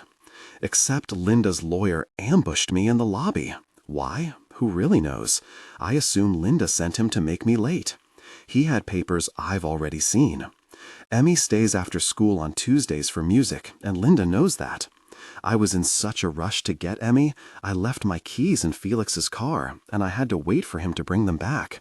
My phone died before I could call Emmy to let her know. By that time, she must have called you. It was just a messy day. I think you need to have a backup plan for nights when you might be late, whether you want Emmy to be able to take the bus on her own, or you let me know and I can come get her. I don't want to put that on you. I have clearance for this kind of thing for a reason, Dax. Let me help when you need it. He scrubs a palm over his face. It's all been such a whirlwind, you know. I don't know if I'm coming or going half the time. I run a soothing hand down his arm. Have you talked to your boss about your hours? Are they being flexible? They're trying, and I guess so am I. They're so used to me working these long hours, I think they forget sometimes that I have these obligations now that they don't. Most of the guys with families aren't doing this on their own. They have wives and nannies. It's just different. There are other options, Dax. Beverly would give you very flexible hours. M's school is close to the firm, and the library is right down the street. Some of my colleagues' kids hang out there after school and catch up on homework. It's very family-friendly, particularly for someone in your situation. Despite what Beverly wants, it would be so much better for Emmy and likely Dax to make the switch. They'd have stability. I would be suggesting this even if it wasn't what Beverly wanted. Daxton sighs. I'm supposed to make partner at Freeman this year. There are a lot of demands with being a partner, though. He rubs the back of his neck. I had all these life plans, and they've been altered so dramatically. They're just on hold. You'd have the same opportunities at Whitman, and you can take your time getting there. You can wait until Emmy is done with high school and off to college before you make the push for partner if that's what makes the most sense. You're young. You have time. As much as it might sound like a sales pitch, it's true. It's something to think about, especially after today. He stretches his arm across the back of the love seat. You must be close to making partner at this point. My dad and I had bet before he passed that I would make partner by 30. Is that what you want? It's something I've been working toward, I reply. Maybe throwing myself into work isn't the most rational way to deal with loss, but up until now it's how I've managed. Is this getting in the way of that? He motions between us, and it takes me a second to understand his meaning. My stomach knots with guilt that he's become part of what will get me the partnership I've been seeking. Oh, you mean is being M's conservator impacting my cases? No, not at all. Okay, that's good. Thank you for what you did. That was way outside of your professional or personal obligation. I'm glad I could be there to help. Dax is silent for a moment, then clears his throat. About the last time you were here. There's no explanation necessary. We can just let it go. I smile and hope it looks sincere. It's late. I should really head home. Hope, disappointment, simmering resentment, maternal love, and the excitement of a fresh start. His face falls a little, but he nods and sets his mostly full beer on the coffee table and walks me to the door. His hands are jammed into his pockets, bottom lip caught between his teeth. He looks so uncertain, despondent even. I feel bad for him for so many reasons, not the least of which are my ulterior motives for helping him. I find myself stepping closer. Despite the directive from my brain to stop, I wrap my arms around him, my cheek pressing against his chest. My actions seem to have shocked him because it takes him a moment to return the hug. His shoulders curl in as he embraces me. Everything will be okay, I softly. I really want you to be right about that. His palm smooths up my back until I feel his fingers skim the nape of my neck. I have to remind myself to stay in the lines between potential colleague and friend. But this doesn't feel like friends or colleagues, especially not when he drops his head and his nose sweeps along the side of my neck, or when his lips touch my skin and he whispers my name. Dax. Do we have ice cream? Can we make smoothies? The thud of Emmy's feet on the stairs has us pulling away from each other. Dax clears his throat. Probably, he shouts, but his voice is gravelly. He jams his hands into his pockets and coughs as he does some surreptitious rearranging. My ego inflates a little at the possibility that I've affected him in such a way just by hugging him. Emma comes to an abrupt halt at the bottom of the stairs. Oh, are you going, Kailyn? I am. It was nice to see you again. She looks a little disappointed, but she smiles brightly. Maybe you can come for dinner again soon. I could cook next time. You cook? I glance at Dax, wondering if it's something they do together. My mom taught me. I'm not as good as she was, but I'm okay. I would love that. Great. She hugs me, then rushes off to the kitchen.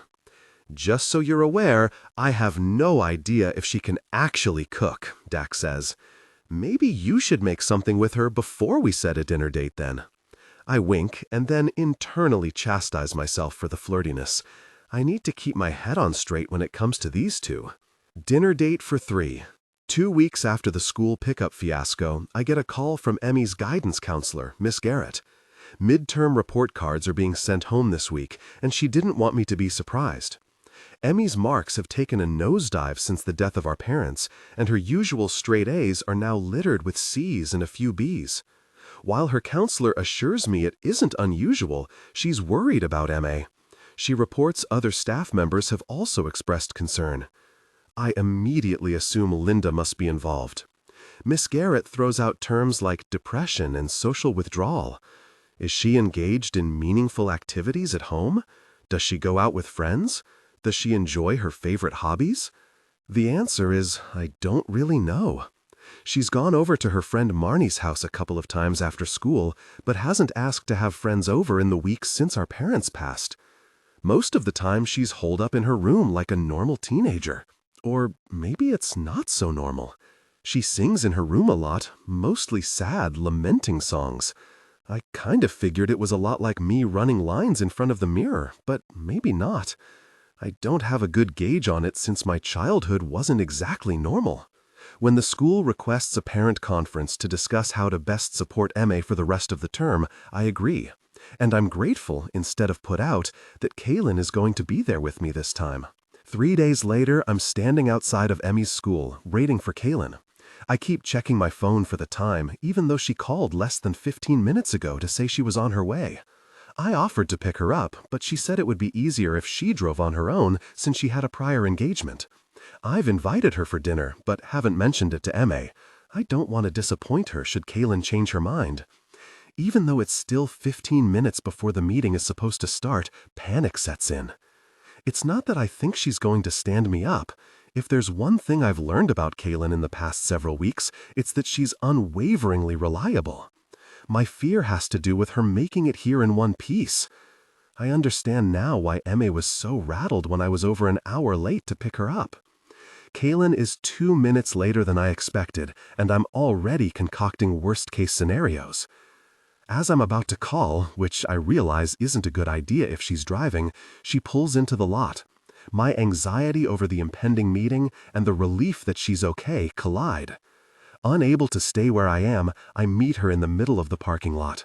She's dressed in one of those sexy pencil skirts and a crisp white blouse. Her jacket is blood red, her black hose has a geometric pattern that keeps tugging my eyes down, and she's wearing her glasses, I assume on purpose. Her long dark hair is pulled up in a tight bun.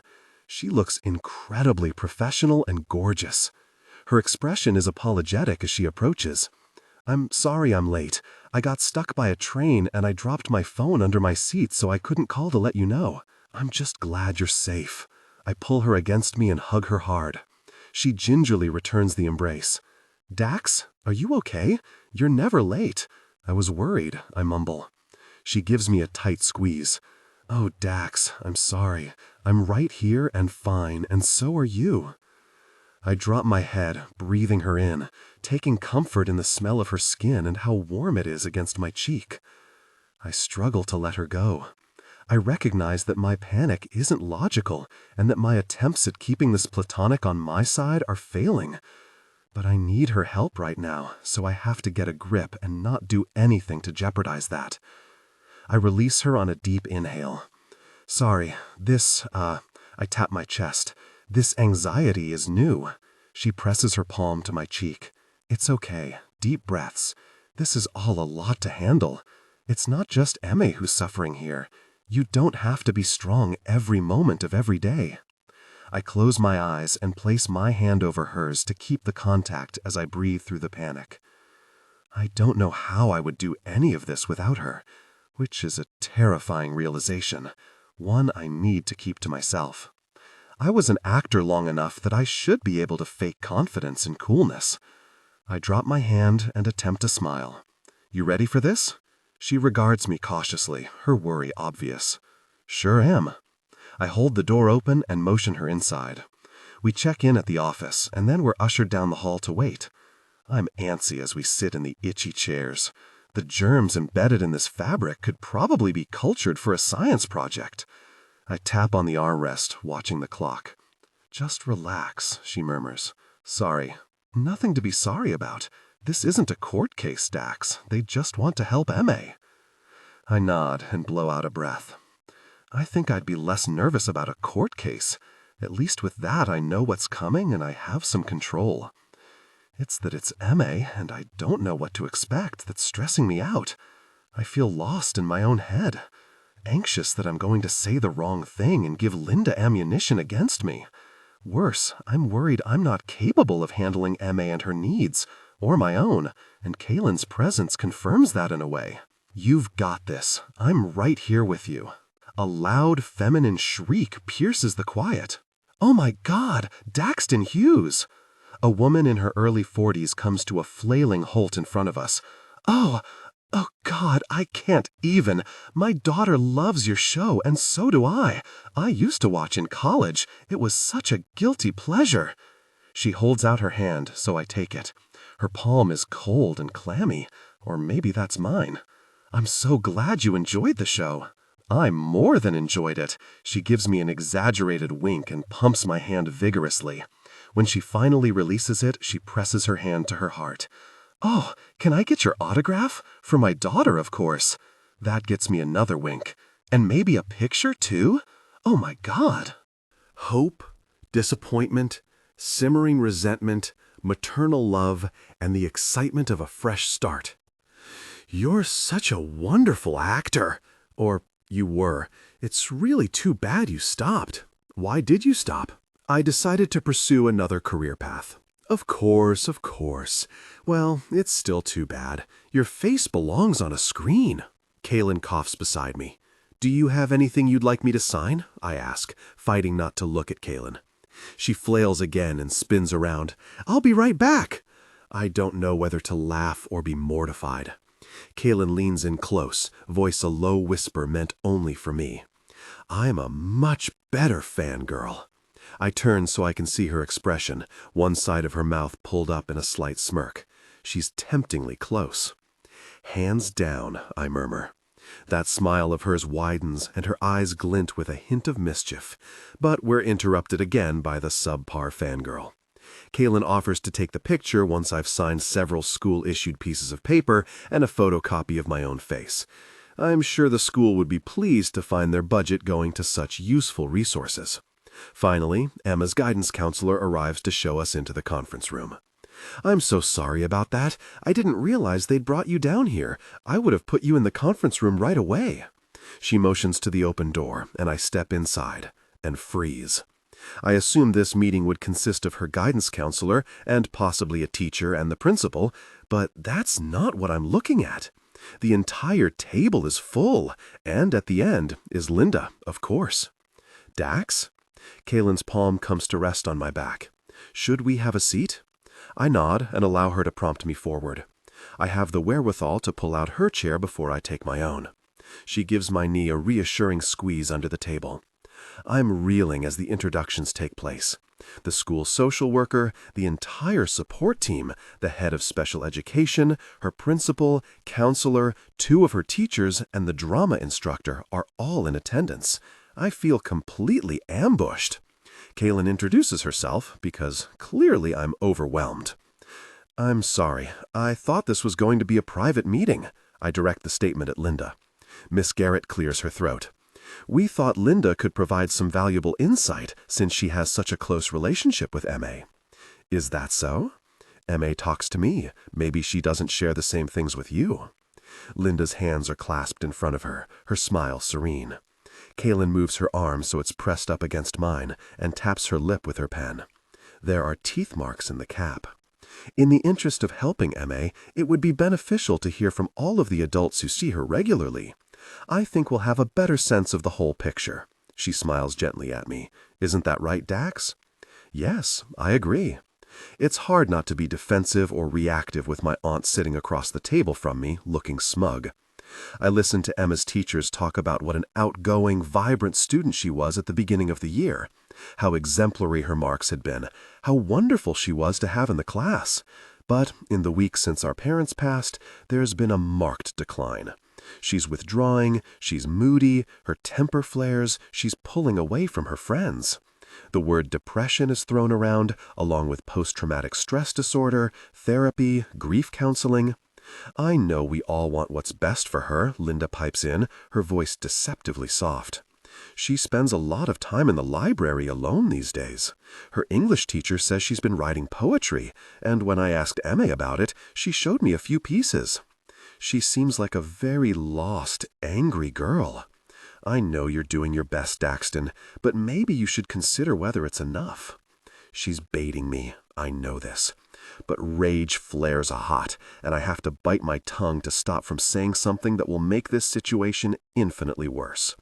Kailyn grips my thigh under the table, possibly as a warning, or maybe she shares my anger. Either way, she's the one who addresses my aunt. Daxton's ability to care for and provide for M.A. is not in question here. Just as M.A. lost her parents, so has Dax. I think it's reasonable to expect her marks to drop and for her to withdraw. A murmur of agreement comes from the social worker. Kailyn turns her steely gaze on Linda, then slowly looks around the room. We're not here to put Dax on trial or to debate whether he's fit to parent. He's here because he's looking for support from the people who spend the majority of their day with M.A., 5 out of 7 days a week. And we're here to do whatever we can to help M.A. adjust, assures her counselor. I think what would serve us all best here is to provide a list of resources and services for Daxton and M.A. to access. Regular emails and phone calls seem to be the most effective way to communicate concerns and issues as they arise. This term is going to be difficult for M.A. We can't expect her to bounce back from this in a couple of months. If anyone else has something of value to add to this conversation, now would be a good time to do it. The school day is long over, and I'm sure M.A. is exhausted and would like to go home. I can't seem to pull my eyes away from Kailyn, and neither can anyone else. Watching her own the room is captivating. It's exactly what makes her a passionate, articulate, and commanding lawyer. It's also likely the reason she can manage to resolve things before it ever gets to a courtroom. She's incredible, and despite what she'd believed I'd done to her, she never once let it affect how she dealt with M.A. or M.A.'s case. No one seems to have anything to add, or if they do, they're too intimidated by Kailyn to speak up. Emma's in the waiting room, cheek propped on her chin, writing in a book with her earbuds in. "Hey, kiddo." When she doesn't respond, I tap her on the shoulder. I get the briefest glimpse of her writing before she slams it closed with a start. It looks like poetry or stream of consciousness. Is this the stuff she shows Linda? I don't understand why she'd confide in her and not me. Maybe because she's female and family? Hey, God, you scared the gosh out of me. Her eyes dart past me, and she shrieks and pushes her seat back, elbowing me out of the way to get to Kailyn. "I didn't know you were here." "I'm guessing I'm a good surprise, then?" Kailyn laughs, but her eyes are on me, questioning and a little unsure. The best. M.A. gathers up her things and attaches herself to Kailyn as we head out to the parking lot. "Can you come for dinner tonight? I'm making shepherd's pie." "I can still cook, right, Dax?"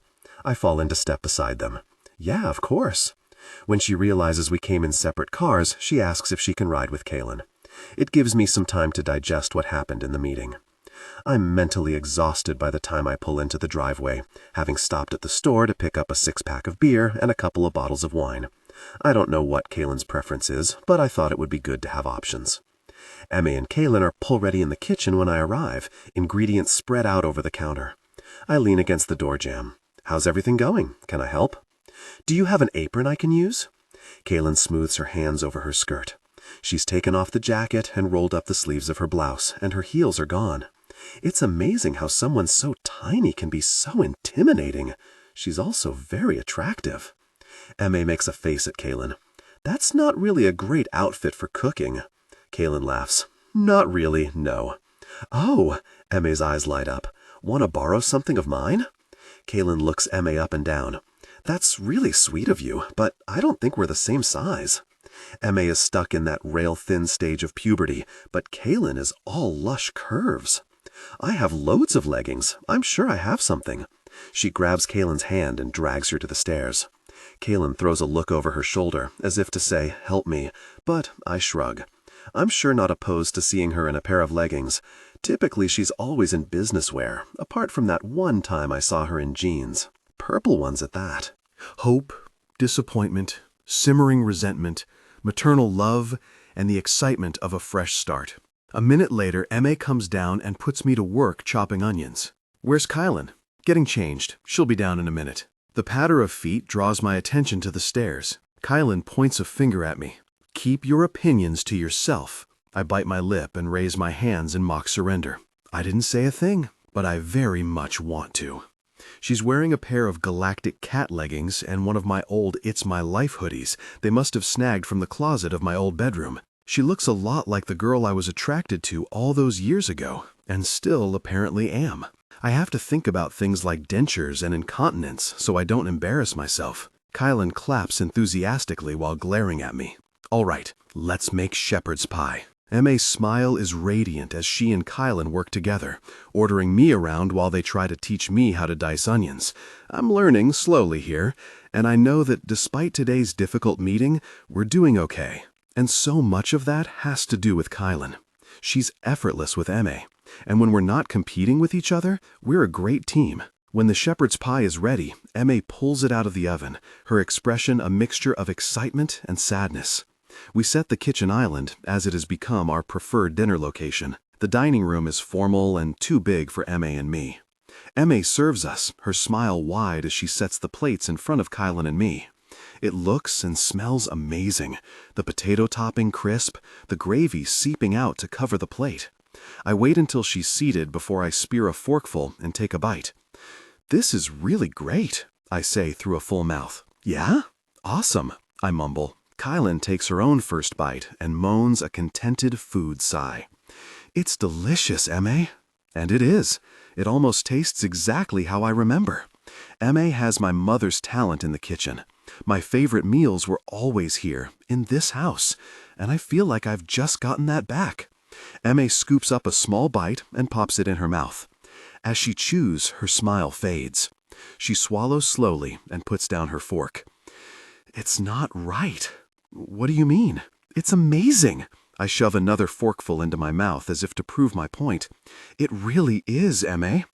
"You did a great job," Kailyn says. M.A. shakes her head, chin trembling with the telltale thread of tears. "It doesn't taste the same. Something's wrong." M.A. pushes back her chair aggressively, sending it toppling backward. Tears fill her eyes and spill down her cheeks as she picks up her plate and crosses to the garbage. She stomps on the lever, causing the lid to slam into the wall, and dumps her dinner, plate and all, into it. "Em." I push back my chair and grab her arm, wanting to fix whatever is upsetting her. "Just let me go, Dax. I want to be alone." She shrugs out of my grasp and runs past me, up the stairs. At the slam of the door, I close my eyes and sigh. "Really?" Kailyn runs a soothing hand down my back. "I'm so sorry. Everything was going so well. I mean, the meeting was, gosh, but she seemed so happy for once." I motion to the meal in front of us. "It's been a hard day for both of you. What if Linda is right? What if I'm not the best person to take care of her? What if all I'm going to do is mess her up more? That's not going to happen. You're right here with her, trying to be what she needs. Both of you are figuring out exactly what that is." I toss my napkin on the table. I should go up and talk to her. I don't know what the hell I'm going to say to make this better. Kailyn slips off her chair as I swivel in mine. Her hands come to rest on my knees, maybe to stop me, comfort me, I don't know. She asked to be alone. Give her a few minutes before you go up there. I know you want to fix this, but respect her need to process. I swallow and nod, my eyes on Kailyn's hands with her perfect, manicured nails spread over my knees. It's definitely meant to console, but the contact does something else to me. It's been weeks since I kissed her, and more weeks since I've experienced any kind of intimate connection. This is different, though. I connect with Kailyn on a level beyond attraction. There's something deeper. Or maybe it's all in my head because I'm desperate to have someone to hold on to who understands. I don't know what I'm doing. I skim the length of her fingers and circle her wrists. She doesn't resist. In fact, when I release her wrists, she runs her palms up my chest and over my shoulders. "It's okay," she soothes. I tug her closer until her body is flush with mine. She relaxes against me almost immediately. God, she feels good, warm, soft, feminine. I drop my head, glad her hair is coiled on top of her head so I can breathe her in. She smells like sunshine and solace. Her fingers slip into the hair at the nape of my neck, kneading gently. "It'll be okay, Dax. I want this." I don't finish that thought because I'm not talking about Emma anymore. "You want?" she prompts, nails dragging gently across the back of my scalp. This isn't fair of me. Kailyn's been such a source of strength and compassion over these last weeks, and I keep seeking her out, pulling her into my downward spiral. But she's here, and I don't believe this connection is one-sided. So I turn my head anyway, lips finding the sweet skin in the space between her collarbone and her neck. "You." She stills for a moment, her gasp soft in my ear. I sweep my lips along the column of her throat, aware that if I do this, if I push like this with her, it could go one of two very different ways. If I'm reading all the signs wrong, and I very well could be, considering the mess my head is, I could ruin this tentative friendship we formed. I could take away a slice of stability from Emma. But in this selfish moment, I want to get lost in Kailyn and her quiet beauty. I want her strength and her conviction. I part my lips and kiss that warm spot just below her ear. "Kailyn." A tremulous breath leaves her. But she doesn't pull away, and she doesn't stop me when I press my lips to the edge of her jaw. I run my hands along her arms, thumbs sweeping up the side of her neck. Her throat bobs under my touch, and her fingers tighten in my hair. I don't give her time to reconsider, aware Kailyn is far more logical than me. If I waste these precious moments, I'll lose them. I tip her head, angling my own, and find her mouth. Her lips are soft, like the rest of her. She may be tough on the outside, but inside, she's tender and maybe just a little broken from all of her losses, like me. Our lips met, and she responded, a soft sound escaping her. The kiss deepened, a slow burn, a steady flame flickering, growing hotter as she melted into me. I felt a deep desire for more, but knew this wasn't the moment. I still allow my hand to drift down and find the dip in her spine, pulling her in tighter against me. She sucks in a breath, aware of his growing desire. Their kiss grew more intense, and I eased my hand lower, pulling her in tighter against me. That's the moment that her hands leave my hair and come to rest on my shoulders.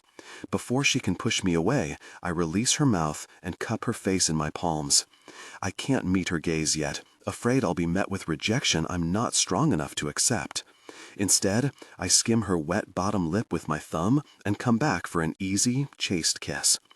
"Dax," her tongue peeks out, then her teeth press into that plush skin.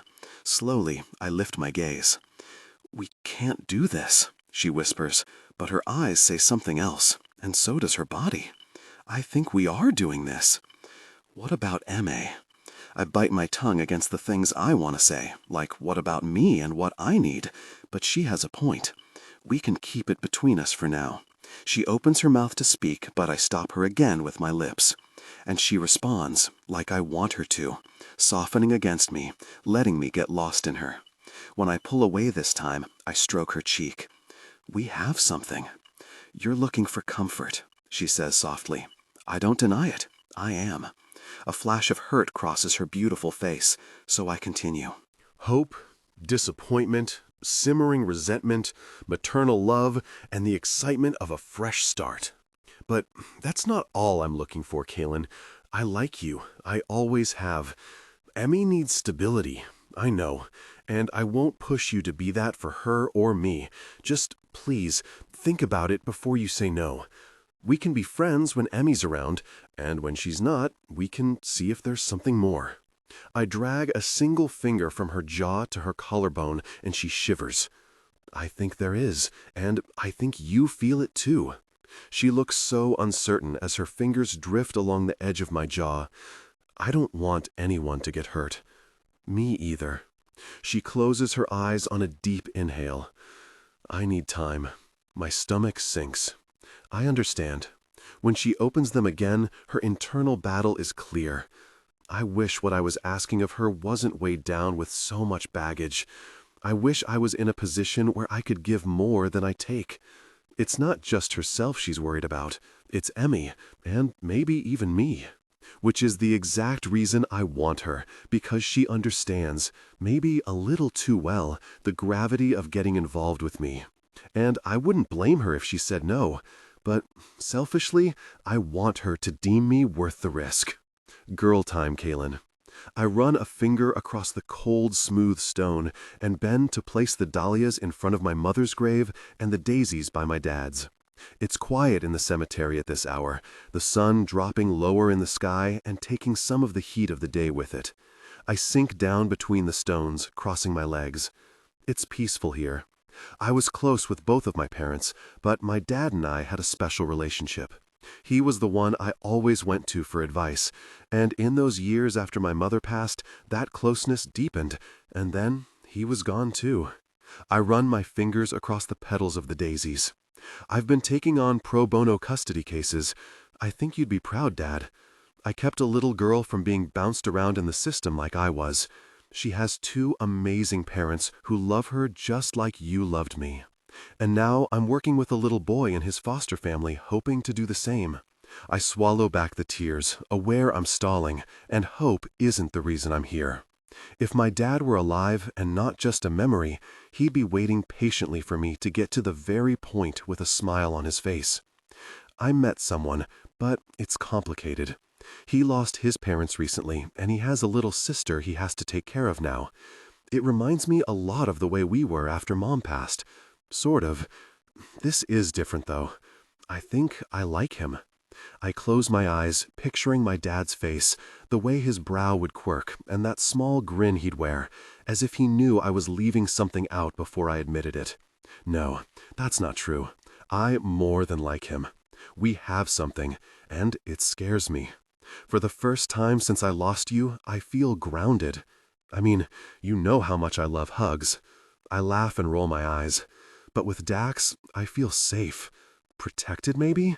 And I'm needed. I can hear my dad's "but" in my head. If I bring him over to my firm, I'll make partner before I'm 30, just like I promised I would. But I'm not sure if I want that anymore. At least, not as much as I want to keep this feeling. I try to get a handle on my emotions as tears slip down my cheeks. I don't want to disappoint you, but I don't want my job to be the only thing that has meaning for me, and I don't think you'd want me to do that.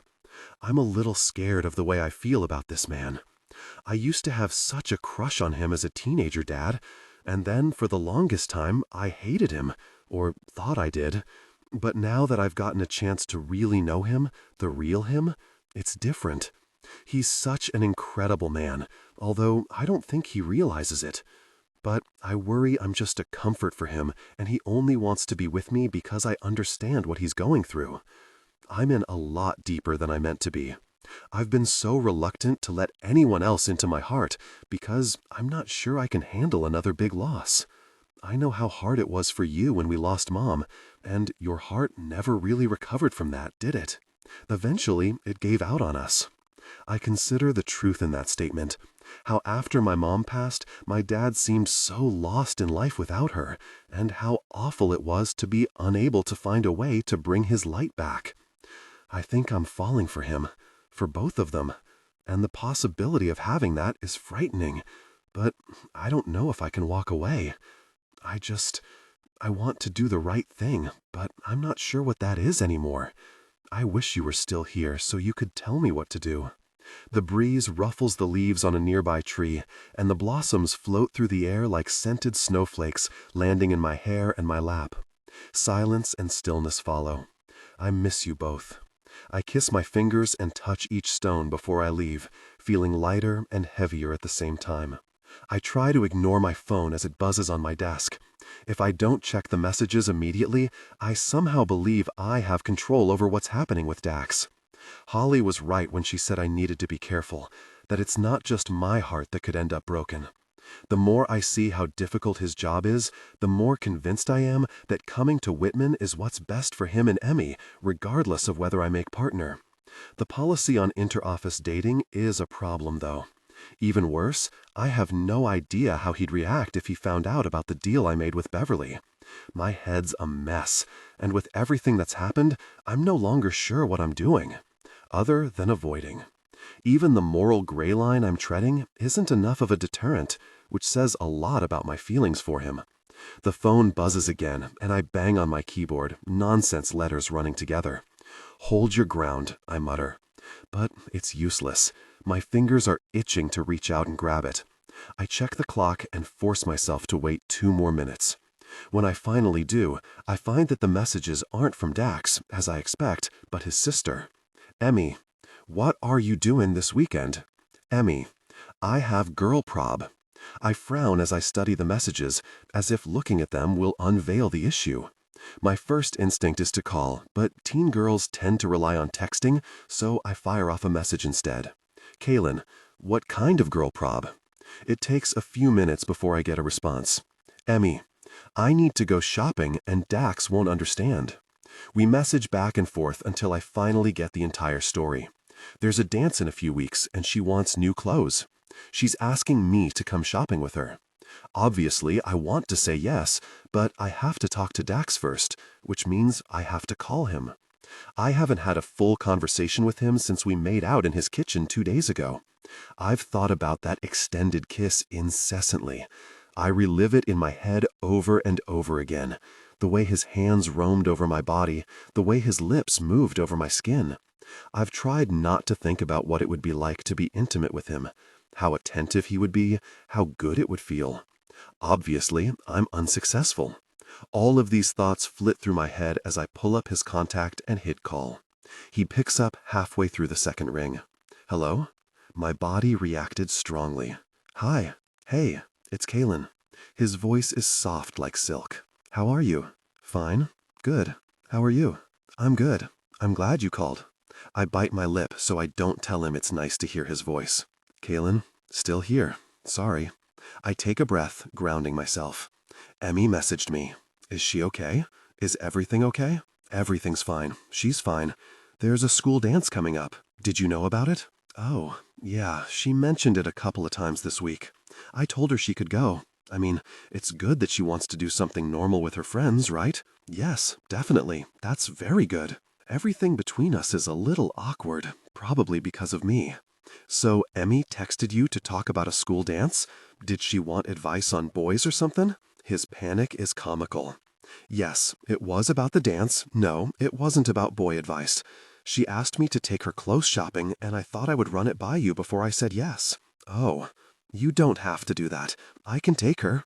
Hope, disappointment, simmering resentment, maternal love, and the excitement of a fresh start. Have you ever taken a 13-year-old girl clothes shopping before? No, but how hard can it be? I take her to the mall, she picks out a few things she likes, and we should be good, right? In theory. He really is adorably clueless about the way girls work. I didn't even care all that much about fashion as a teenager, but when a school dance rolled around, you better believe Holly and I were at the mall, spending whatever money our parents willingly handed over. You sound so ominous. It's just shopping, Kailyn. If you say so. But if you're okay with it, I'm more than happy to tag along. I realize I'm twirling my hair around my finger. This is why I wear it up in a bun so often. I pick up a pen and start doodling instead. I don't want to inconvenience you. I know you have a life, and I don't want you to feel like you have to do this because Emma asked. I want to come if you'd like me there. I tack on the last part to give him an out. The way my heart flutters is worrying. Yeah? He sounds heart-wrenchingly hopeful. Yeah, she's been asking about you. She'll be excited that you can come. I'm glad she messaged you. Me too. I'll let her know and we can iron out the details. I end the call and message Emmy with the good news. I get about 20 excited gifs in response, and we make a plan for Saturday. I head down the hall to the lounge to make myself a coffee. Someone's in a good mood, Beverly comments. I look up from my coffee mug. You're humming and smiling. I shrug. Oh, just a good day, I guess. Can I make you a coffee? That would be lovely. She smiles and props her hip against the counter. How are things with Daxton and his sister? Have you made any headway with him yet? My smile falters the tiniest bit. She's pushing this angle hard, and I'm not so sure how I feel about any of it anymore. He's concerned about making another big change right now. Having to interview, switch jobs, manage something new. It's a lot to take on for him, but he sees the benefits. It's just going to take time. I'm sure you're keen to make partner. You'll figure out a way to convince him. What about the aunt? Do you think she's going to back down? It's unlikely. She's looking to push the stability angle. Her age and her job are in her favor. I've done some research on her. There isn't much of a work history apart from her secretarial position at the school, which she's held for the past several years. She has been married 3 times, however, which leads to some questions about her ability to provide emotional stability. Beverly nods, her lips pursed as she contemplates this for a moment. Then you need to stress that we'd be flexible with hours here. Do you know what kind of salary they're paying him there? She raps on the counter with her long French manicured nails. Matching or exceeding his current salary will definitely be an enticement. I regard her over the lip of my coffee cup, testing the sweetness. That's a pretty personal question. You've been spending time with him, though, and he really does seem to trust you. I bet you could find out. Will you see him again this week? I'm not sure the time I've been spending with Dax, with my tongue in his mouth, is the kind Beverly is referring to. I will. Great. See what you get out of him. A heavy feeling settles in my stomach as I hand Beverly her coffee, and she saunters out of the lounge. I'm tipping the balance out of my favor, and I'm unsure who's going to get hurt in the fall. On Saturday morning, I meet Dax and Emmy at the mall when it opens. Emmy threads her arm through mine and leads me from store to store. Dax's job is to keep us hydrated and carry the bags. 2 hours into the shopping extravaganza, and he looks about done. Emmy disappears into a changing room with an armload of clothes, and Dax drops into a chair. How long is this going to go on? We could be at it all day. She's having a great time. While I'm typically dressed in suits from Monday to Friday, my weekend wardrobe consists mostly of jeans in a multitude of colors, t-shirts, and Toms. Dax kicks at the toe of my llama print shoes. Your feet are tiny. I wag my brows. I can buy kids' shoes if I want. What about clothes? I'm too curvy. His eyes move over me in a slow sweep. I like your curves. Based on the undeniable chemistry between us the last time he kissed me, I believe him. I'm still not sure what to do about my feelings for him, if anything, but things have shifted between us, and it doesn't feel as if it's something I can control. Emmy throws open the changing room door. She's dressed in a pair of ripped, low-rise jeans and a top that shows a good 4 inches of belly. What the? I kick his shin to shut him up. I like the jeans. Emmy does a little spin. Me too. I don't know about the shirt, though. I don't think it fits the school dress code, does it? What if you wore a tank top under it? I look around at the display close by and find a bright green tank. Why don't you put this on? Layers are totally in right now. Good idea. She nabs the tank and disappears back inside the changing room. Dax groans under his breath. Freaking belly tops? I pat his shoulder. This is only the beginning. Did you wear belly tops? I lift a shoulder. I had a couple. He looks me over again, this time with a hint of something like disapproval. Yeah, well, she's only 13. She needs to dress like the kid she is, not a miniature adult looking to go to the club. She's not walking around in revealing shorts and bandeau bras, Dax, and she never will. I laugh at his dark expression. Emmy comes out a minute later with the bright green tank under the shirt. That's perfect, isn't it, Dax? I nudge him. Oh yeah, looks great. He gives Emmy 2 thumbs up. We spend another half hour in the store, Emmy modeling outfits, Dax moaning about gray hair and committing murder, and then balking at the $500 bill.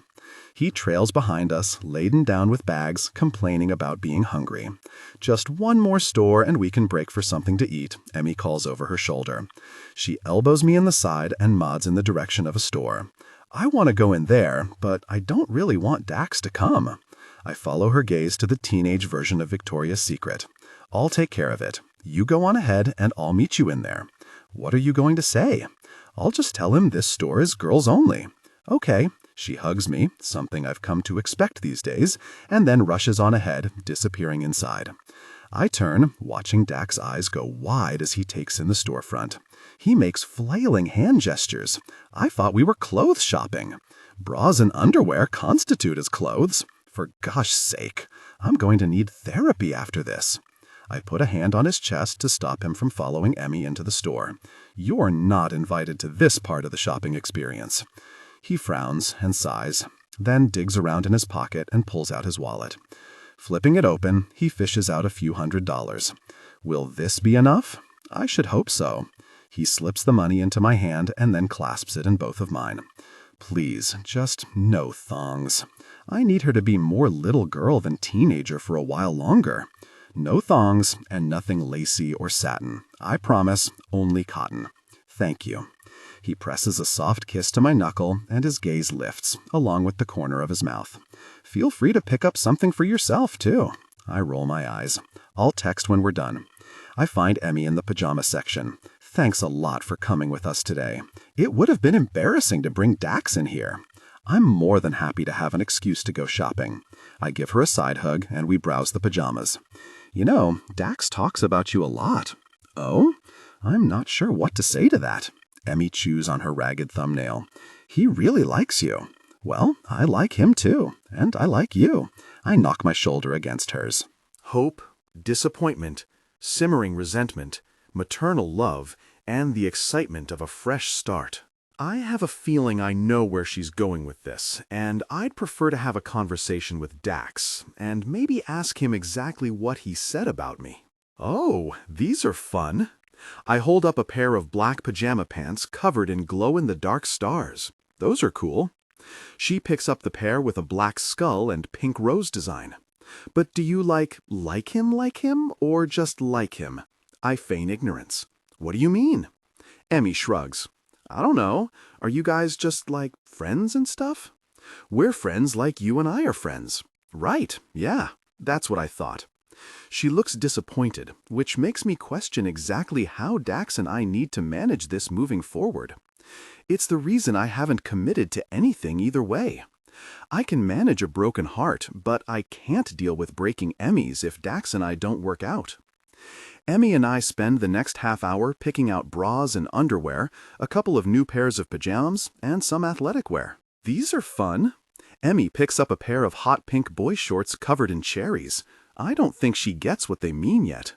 Are you going to buy anything? You should get something too. I humor her and let her pick out a few pairs of underwear for me. My personal favorite are the black and gold leopard print ones that say "Go Wild" on them. Dax is sitting on a bench, playing on his phone when we come out of the store. He glances up, taking in Emmy's bag and my own much smaller one. Successful? I pass him the change. There isn't much. Very. His gaze goes to the bag hanging from my finger, his eyebrow raised in question. What'd you get? We picked out some fun underwear for Kailyn, Emmy says, rather loudly while grinning. Did you now? Dax smirks while my face turns red. I don't know about either of you, but I'm starving. We should definitely find a place to eat. Based on Emmy's smile, I have a feeling she might have invited me on this shopping trip with ulterior motives. We end up at a sushi place and spend another 2 hours shopping after that. Dax is a trooper, giving his opinion when he sees something he likes, and of course I end up trying on a bunch of things too, because Emmy seems to think it's funny for us to wear the same outfits, seeing as I'm not much taller than she is. I imagine when she hits her growth spurt, she'll shoot up. The best part of the entire shopping experience is our stop in the kitschy little store that sells memorabilia inspired by TV shows and movies. Let's see if they have It's My Life stuff. I thread my arm through Em's and drag her inside. I don't even check to see if Dax follows. I head straight for the posters. They have lots of old movie ones, but nothing from Dax's show, so I move on to the t-shirts, rummaging around in the last chance rack, because sometimes they have great finds. Oh my God! I shriek when I find the one shirt I've been dying to own since forever, and it's on sale! Look at this! I hold up the It's My Life t-shirt and then hug it to my chest. It features Dax in a Tiger Beat style pose, wearing his signature smirk with "One Dustin Fan" in bright yellow letters. The teenager behind the cash register barely spares me a glance, and Emmy looks at me like I've gone crazy. Dax is standing with his arms crossed over his chest, wearing pretty much the same expression as he is on the shirt. It's a small, but I'll squeeze my chest into it. This is a classic. Season 2, Episode 7. Best hair episode in the entire season, maybe the whole show. I'm so getting this. Oh, I wonder if they have anything else. Excuse me, I call to the kid at the register. Do you have any more It's My Life stuff? He's busy texting, so it takes several seconds before he finds the will to lift his eyes from the screen and shrug. Maybe in the clearance section? I'm sure anything you find in here will be in the basement at my house, Dax mutters. But this is way more fun than going through boxes in a basement. I practically skip my way over to the clearance bin and rummage around while Emmy tries on weird hats. I find a chipped mug with Dax on it that matches my new shirt, a bobblehead, and a keychain. Impressed with my haul, I head for the checkout. Dax gives me a look. What are you doing? Buying treasures. I dump my armload on the counter. Dax picks up the mug. Don't buy this, it's broken. I grab it from him and hug it to my chest. It's chipped, which is not the same, and it matches my new shirt, so I need it. Don't you already have a mug with my face on it? That's my Monday mug. This can be my rest of the week mug. The truth is, I have a couple other mugs at home, but he doesn't need to know that. I only have the one at work. A backup is always a good idea. By the time we're done shopping, it's after 4.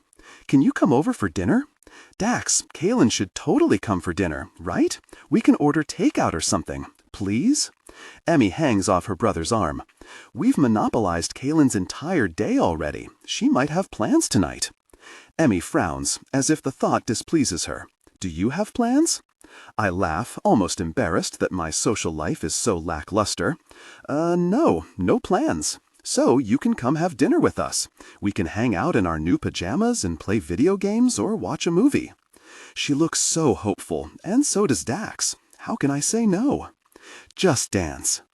Dax Emmy insists that she ride with Kailyn on the way home, and the moment we're in the door, she drags her upstairs to change into the matching pajama pants from the store I wasn't allowed to go in. Not that I want to underwear shop with my sister. Kailyn, on the other hand. This thing with Kailyn is starting to feel a lot bigger than I intended, and pushing for more with her could backfire badly. But I'm selfish enough to try, because I want her in my life as much as Emmy wants her in hers. I pop the cap on a beer and take a long swig while I order pizza. I have bottles of root beer for Emmy so she feels grown up, and I have options for Kailyn, depending on what she's in the mood for. A few minutes later, the sound of feminine giggles filters down the stairs. It's Em's laugh mixed with Kailyn's. They appear in the doorway of the kitchen, both wearing black pajama pants with a cherry and pie cartoon print on them. I'm sure the innuendo is way over Emmy's head, but it sure as gosh isn't over mine. And Kailyn is wearing the It's My Life shirt. It's meant for a teenage body, so it fits her closely, which I don't mind at all. While we wait for dinner to arrive, Kailyn and Emmy have a Just Dance dance-off. It's insanely entertaining, in part because Kailyn can dance, and watching her keep up with the moves is actually rather enthralling. Her laugh is infectious, and Emmy's smile is radiant. I think it's the happiest she's been in the weeks since our parents passed, and it gives me hope that eventually we'll both be okay. When the pizza comes, Emmy is super obvious about making sure Kailyn and I sit next to each other. She picks a movie, a romantic comedy, which is the opposite of what she normally watches. Emmy likes films with action, more specifically anything to do with Harry Potter or DC or Marvel Comics. Halfway through the movie, Emmy yawns and stretches, making a big show of being tired. She gives Kailyn a hug, thanks her for coming shopping, and disappears upstairs, leaving us alone together. Well, that wasn't subtle at all. Kailyn smiles. 13 and subtle don't really go hand in hand, do they? Apparently not. I've been waiting all day for some alone time, and now all I am is nervous, the weight of what I want and what it could change making my throat tight. We don't have to watch this anymore. I turn off the movie as the on-screen kiss happens, ratcheting up the awkward a notch. Kailyn smiles, but I can't read her expression. I bet Emmy knew that was coming, and that's why she disappeared. I'm sorry about that. I motion to the ceiling, not needing to be any more explicit. You don't need to apologize. I think it's cute. The most important part is that she had a good time today, and she's happy. Hope, disappointment, simmering resentment, maternal love, and the excitement of a fresh start. I adjust my position so I'm facing her, grateful that Emmy forced me into the middle cushion so I'm already close. I'm glad you could come. It was only good because of you. I close my eyes, aware I've taken it from light to intense with one stupid admission. Her fingertips brush along my knuckles, gentle, soft. Don't sell yourself short, Dax. You're the reason Emmy is happy. It wouldn't have been the same if it were only her and me. I flip my hand over, watching her fingers drag along the center of my palm. I don't think I would have survived the underwear shopping, that's for sure. Kailyn laughs. Well, I'm reaping the benefits of that, aren't I? She motions to her new pajama pants. I'm not here out of empathy, you know that, right? I come with a lot of baggage, though. I get that it makes this complicated. Gosh, this is not how I meant for this conversation to go. I'm aware it's necessary since it's more than just me I'm putting at risk. It's not the baggage that scares me, Dax. Kailyn curls the ends of her fingers around mine. My biggest concern is confusing Emmy, so I think it's important that we present as platonic when we're with her. I understand. I try not to let the disappointment show. Maybe I don't live up to the idea she had of me, or it's too much to take on. But when Kailyn bites her lip, and her throat bobs with a heavy swallow. Maybe we could enjoy more of each other. The heavy feeling in my gut eases up a little. Is she saying what I think she is? Please let me be reading this situation right. Enjoy each other, as in, she gives me a look that's half patronized, half embarrassed. I think you know where I'm going with this, Dax.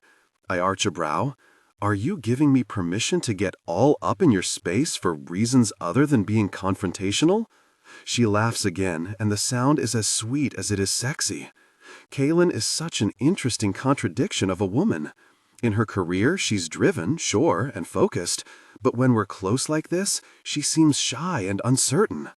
Her smile turns coy. And if I was, I'd take full advantage of that every single chance I got, starting now.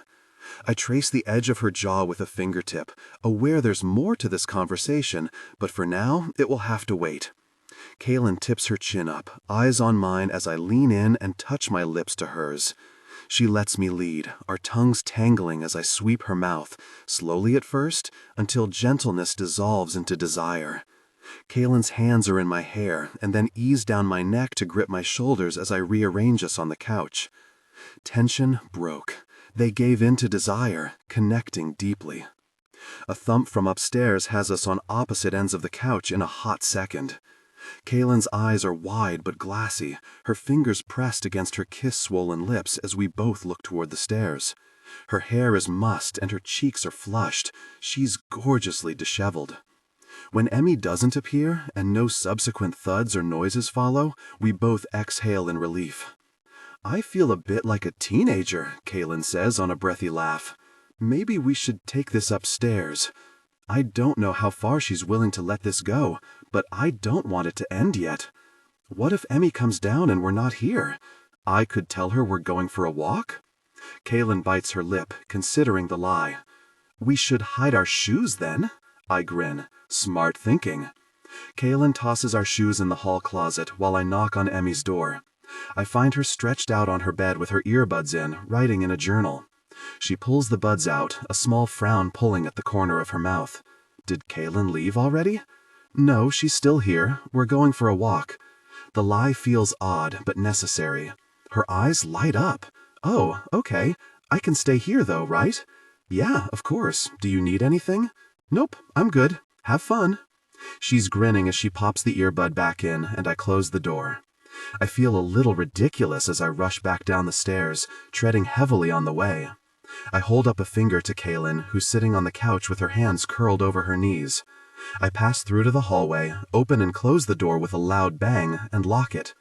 When I come back to the living room, her shoulders shake with suppressed laughter. I nod to the stairs and hold out my hand. Want to hang out in my room? She pushes up off the couch and slips her fingers into my outstretched palm. I guide her up the stairs, peeking around the corner to make sure the coast is clear before ushering her down the hall.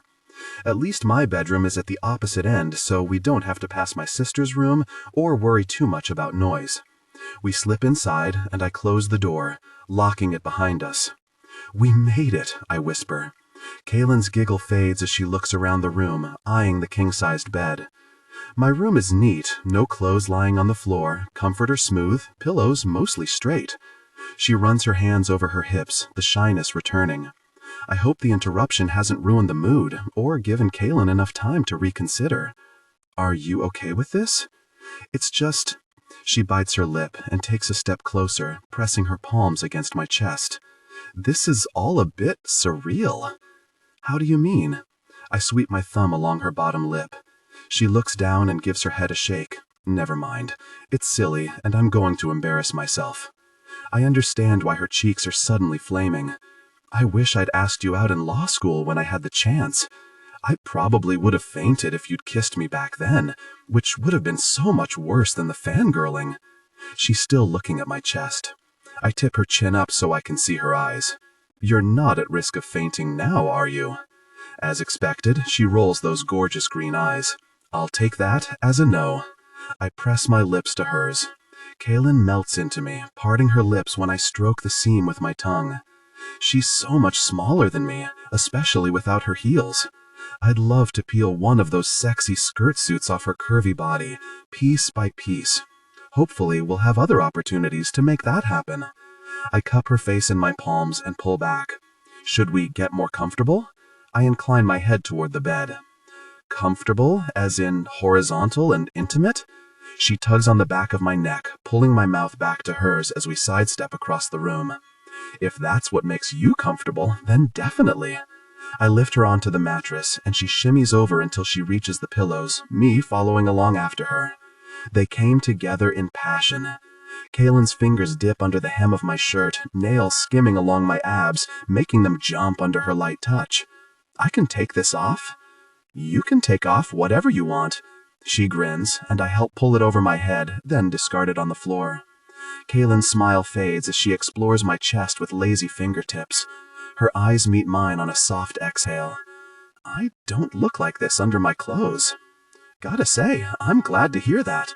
Not sure how I'd feel about a chest hair competition. Kailyn tucks her chin against her shoulder and laughs, embarrassed again. That's not what I meant.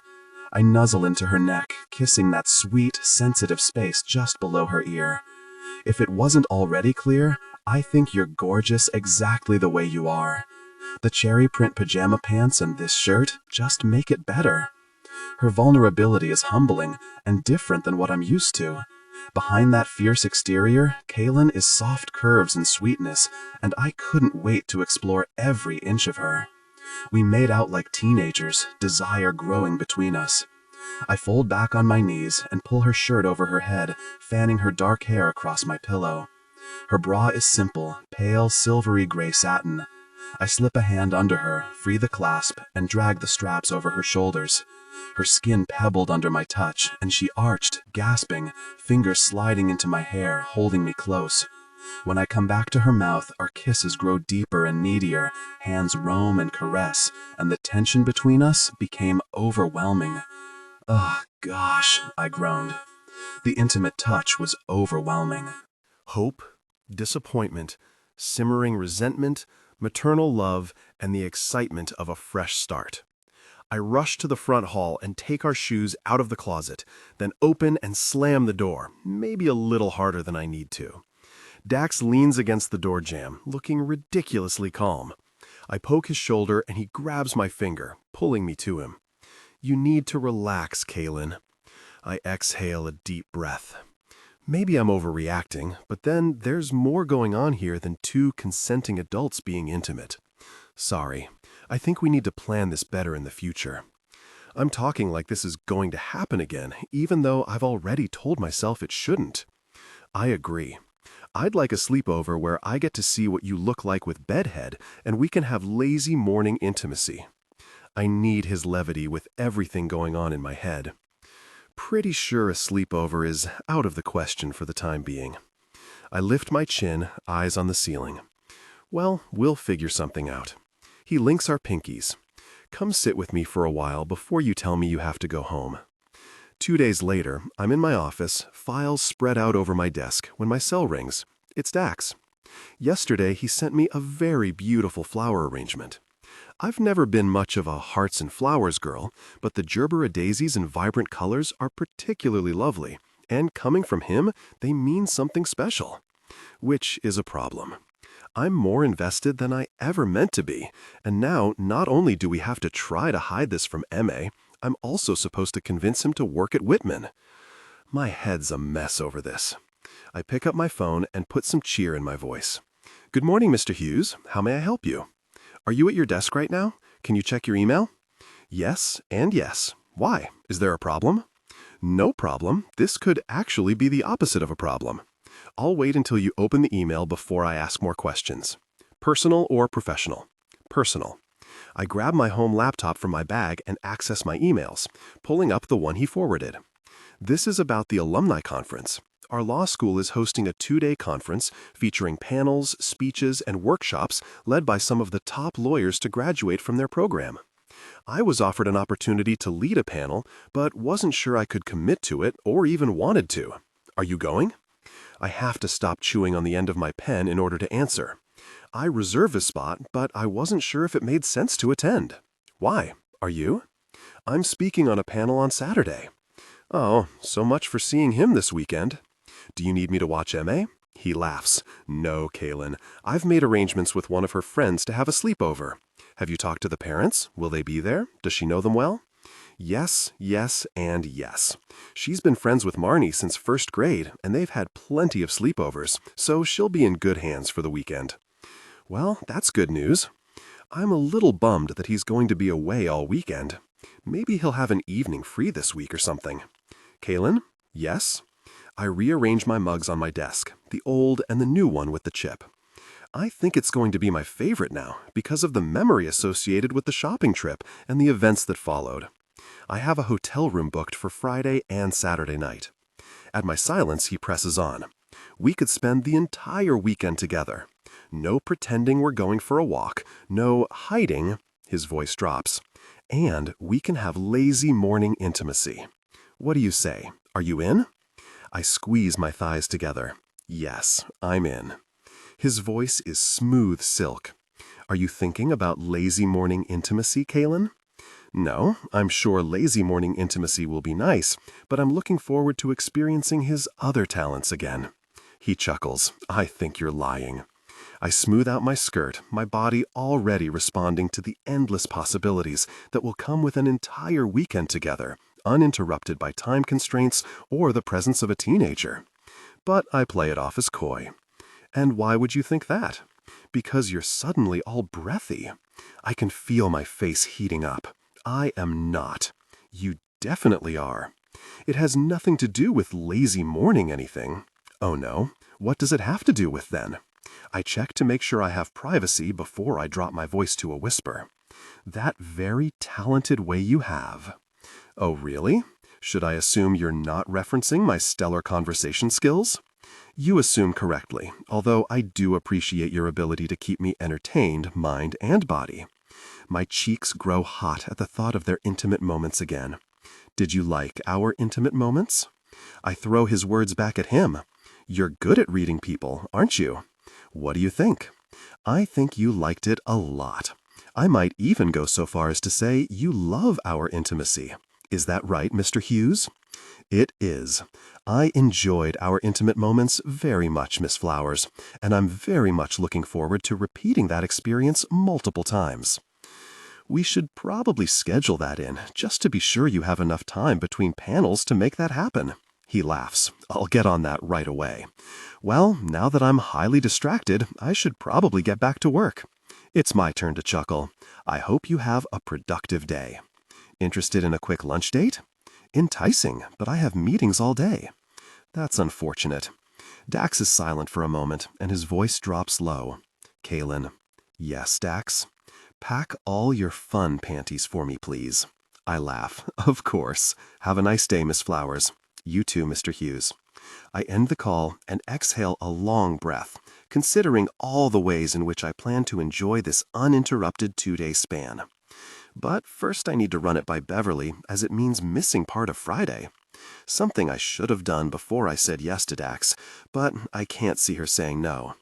I collect myself and review how I'm going to pitch this in my head on my way to Beverly's office. She's poring over documents when I knock. Kailyn, come on in. She motions to the chair across from her desk.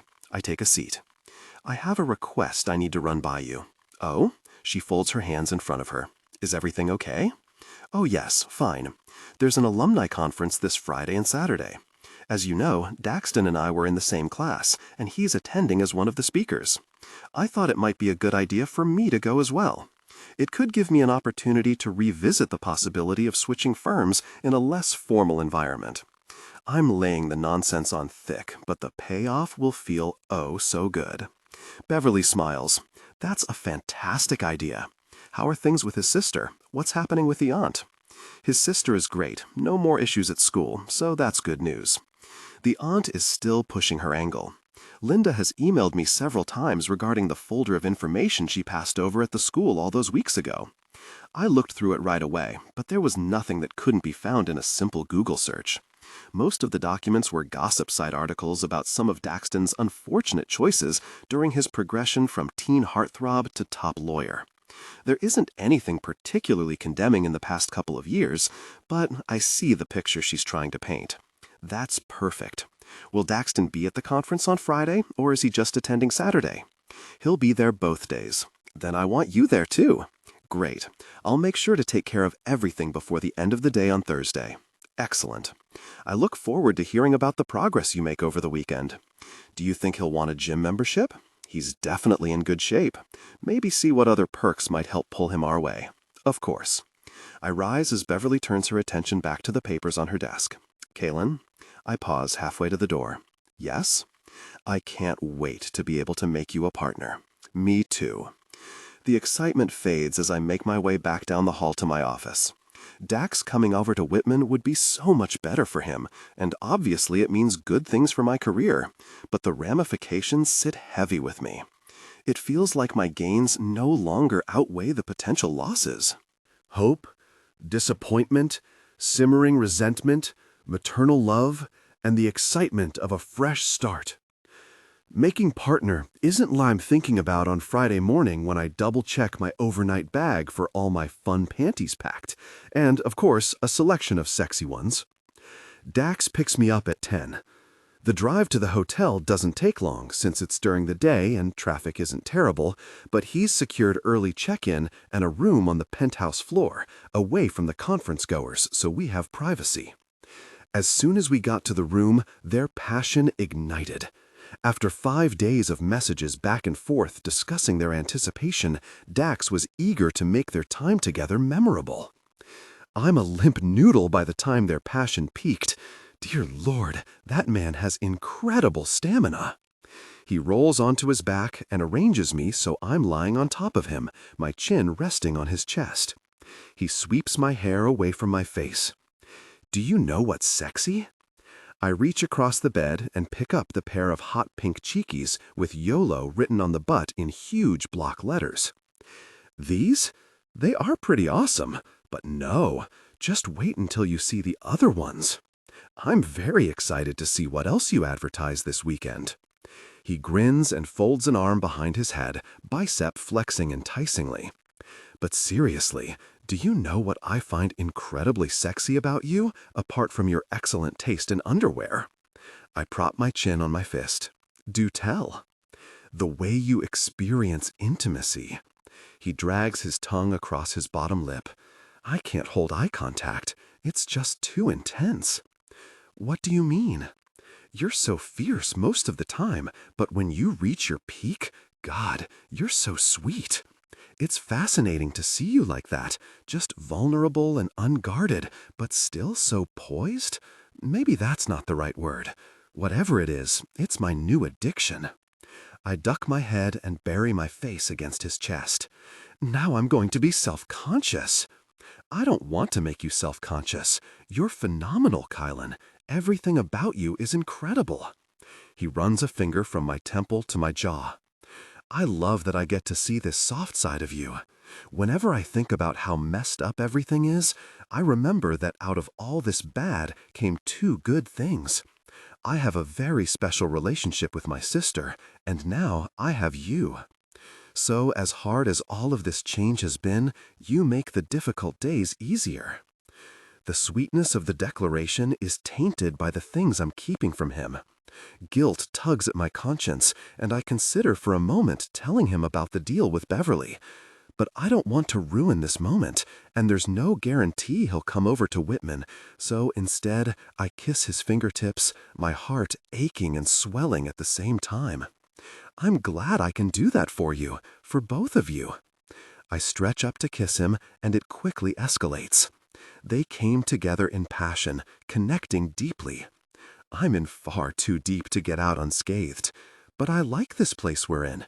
It feels protected and safe for now, even though I know it isn't. Little lies. Kailyn, Saturday does not include a lazy morning of intimacy because Dax is speaking at a panel. Instead, we had a quick intimate moment and an even faster shower before we head down for the continental breakfast. Dax is bombarded by people who want to offer condolences and talk shop. The women are something else, though. They simper and fawn. It's embarrassing and infuriating. What I love about Dax is the way he's able to shift a conversation away from himself to include everyone around him. I don't have a problem holding my own, but people gravitate to him, and he knows how to work a room. I see firsthand how very different he is with me than he is with anyone else. When we're alone, he lets his guard down, but around all of these people, he puts on the actor mask, smiling, making conversation, and being generally charismatic. He constantly pulls me into conversations with random fangirls, possibly to save him. He introduces me as a close friend from law school. Then he proceeds to tell whoever is currently in his orbit how incredible I am. He surprises me when he speaks at length about my willingness to take on pro bono cases and how we need more lawyers who exhibit such altruistic tendencies. And of course, no one wants to be rude, so they nod politely, voicing their agreement while he rambles on about how brilliant I was in law school. How I'm the only reason he pushed as hard as he did and ended up where he is. It's equal parts entertaining and humbling. I realize as he drives the conversation that despite how difficult his life has been these past months, he's paid attention to me, to the things I want, what my goals are. And in a way, he's acknowledging the sacrifice he believes I'm making in taking on the role of conservator for Emmy. So often these events are about posturing, everyone talking about how awesome they are and how many hours they work, how they've made partner and their amazing beach house in who really cares where. I've always been personally proud of my choices, aware I'd make better money if I didn't take on pro bono cases. I could drive a better car, maybe have a nicer house, but Dax's praise is the affirmation I didn't realize I needed, and I fall a little bit more for him because of it. Dax excuses himself 20 minutes before his panel, and I take the opportunity to freshen up in the ladies' room. It appears every single woman at the conference had the same idea, and by the time I get to the panel, every seat in the front half of the room is taken, again, mostly by women. I'm forced to take a seat close to the back of the room. With only a few minutes to go, the space fills quickly. I smile at the man to my right, trying to place him. It takes a moment, but I realize he's one of Dax's friends from law school, and from the pictures I've seen in Dax's house, I'm pretty sure he's Felix. I give him a courtesy nod. Kailyn? He cringes. I mean, Flowers. Hey, hi. It's been a long time. Not long enough, apparently, I mutter. Felix McQueen. He holds out a hand, giving me no choice but to take it.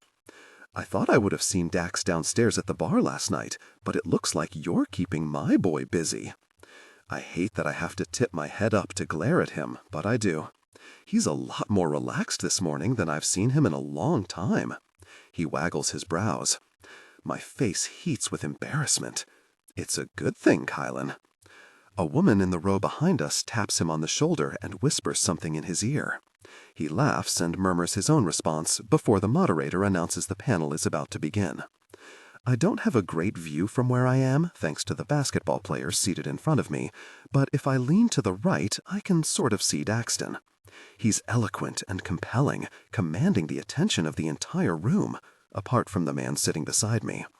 Felix leans in close, the kind of close I would find uncomfortable if he wasn't Daxton's best friend, and maybe still do anyway.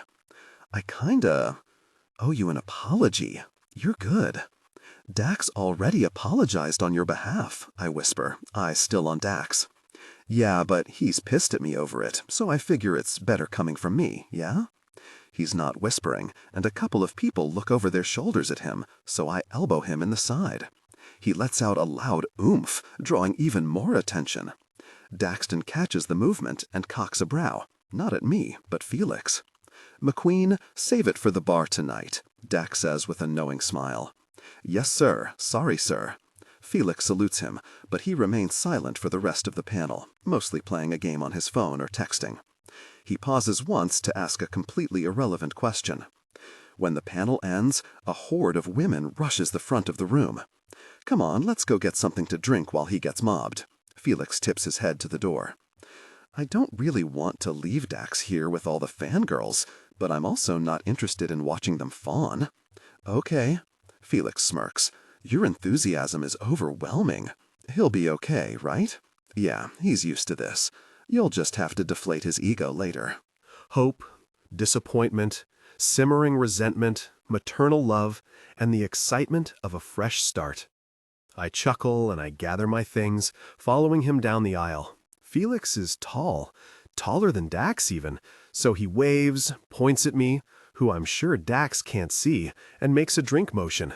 It's just shy of 11, but the bar is already full of people taking early lunch and drinking pints like it's college all over again. Felix and I find a seat at the bar. I order a latte and he orders scotch on the rocks. As soon as the bartender is gone, he turns to me. Sorry, I was a jerk in law school. Everyone was a jerk, especially in law school. He swirls the scotch in his glass. Yeah, but I sort of screwed you over hard, so I feel bad about that. Why? Why do I feel bad? Or why did I screw you over? Either? Both? You and Dax were such rivals. It was, I don't know, he was so obsessed with beating you, and kind of obsessed with you in general, really. I figured, what was the big deal if your assignment was handed in late and his wasn't, you know? I didn't think it would mess with your GPA so much that it would skew anything, except it did. So, yeah, sorry for being a jerk. It was a long time ago. It doesn't really matter anymore. Besides, I'm exactly where I want to be. I still feel bad. We were real jerks, especially me, and I'm not sure I've changed all that much. Dax is different, though. He's a good guy in a bad situation, so I'm hoping we can wipe the slate clean since Dax and I are tight, and he seems to like you. Consider it wiped. My phone buzzes on the bar top, and I glance at the screen. It's Dax asking me to meet him in the room. Looks like Dax is done with his fangirls. I'll leave you to deal with yours then. I incline my head to a group of women standing not far away, 2 of which are looking in his direction. Being Dax's best friend is as much a blessing as a curse. He winks and downs his scotch, then raises the glass as the bartender passes. When I get back to the room, I find Dax on the couch, shoeless with his feet propped on the coffee table, tie loose, and the top buttons on his shirt undone. There's another panel this afternoon and a dinner we're supposed to attend tonight. Dax surprised me last night with a very styling dress and a pair of heels I tried on while we were shopping but decided were far too extravagant to purchase. Apparently, he felt I needed them anyway. But based on how tired he looks, I'm not sure Dax is going to be up for leaving this room anytime soon. Is it too early to start drinking? His cufflinks clink on the coffee table, and he drapes his shirt over the arm of the couch. I check the time. It's after 11. He drops his head back on the couch. I should wait until at least noon. It's been an emotional morning. The outpouring of empathy over his loss is heartwarming, but also painful and exhausting for him. Don't we have a bottle of champagne that we never got around to opening last night? If we have orange juice, I can make you a mimosa, which I believe is completely acceptable before noon. He holds out his hand. Come here first. I cross the room, still wearing my heels. A few of the girls I used to study with are here and want to meet up for drinks. I wasn't sure whether Dax would want time with his own friends or not. It seems he's far more interested in me over everyone else, although I'd attribute that in part to all of the condolences and how it makes the loss feel fresh again. As soon as I'm within reach, he takes my hand and tugs me closer. His eyes roam over me, his fatigue shifting to a growing desire. He sits up, drawing me closer. You know what I need more? I thread my fingers through his thick, sandy hair. He really is absolutely gorgeous. It's no wonder his panel was 90% women. It wouldn't have been difficult to convince people we're just friends this weekend, since I don't quite fit the model type I'm sure most people would picture him with. And while he hasn't come out and said we're together, the implication is there in the way he speaks to me and how attentive he's been, despite the barrage of flirtatious women who constantly surround him. He plays with the hem of my skirt. Did you need to check out my undergarments?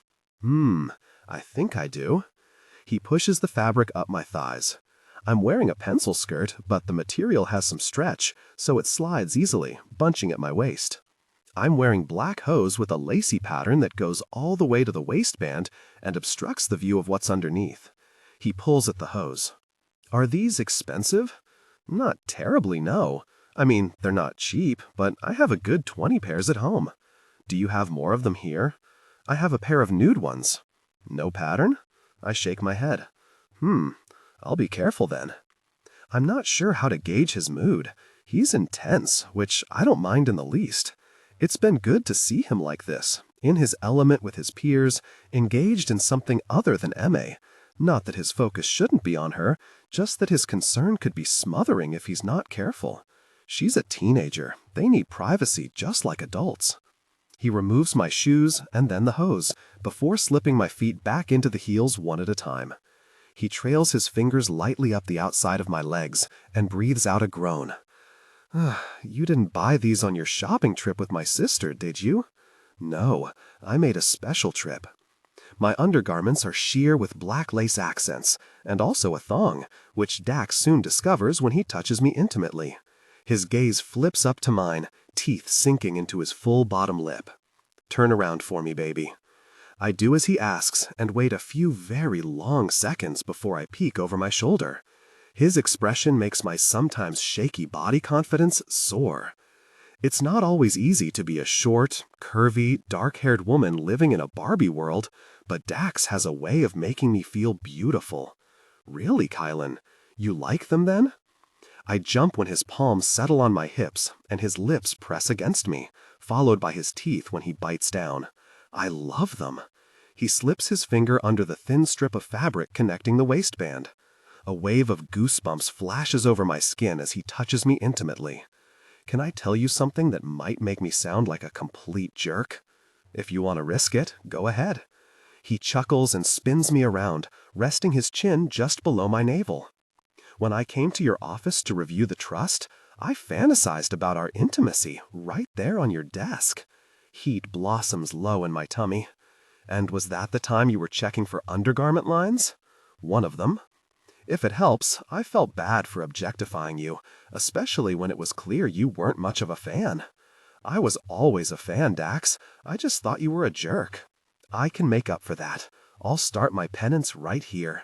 He kisses a path along the edge of my undergarments from my hip to my inner thigh.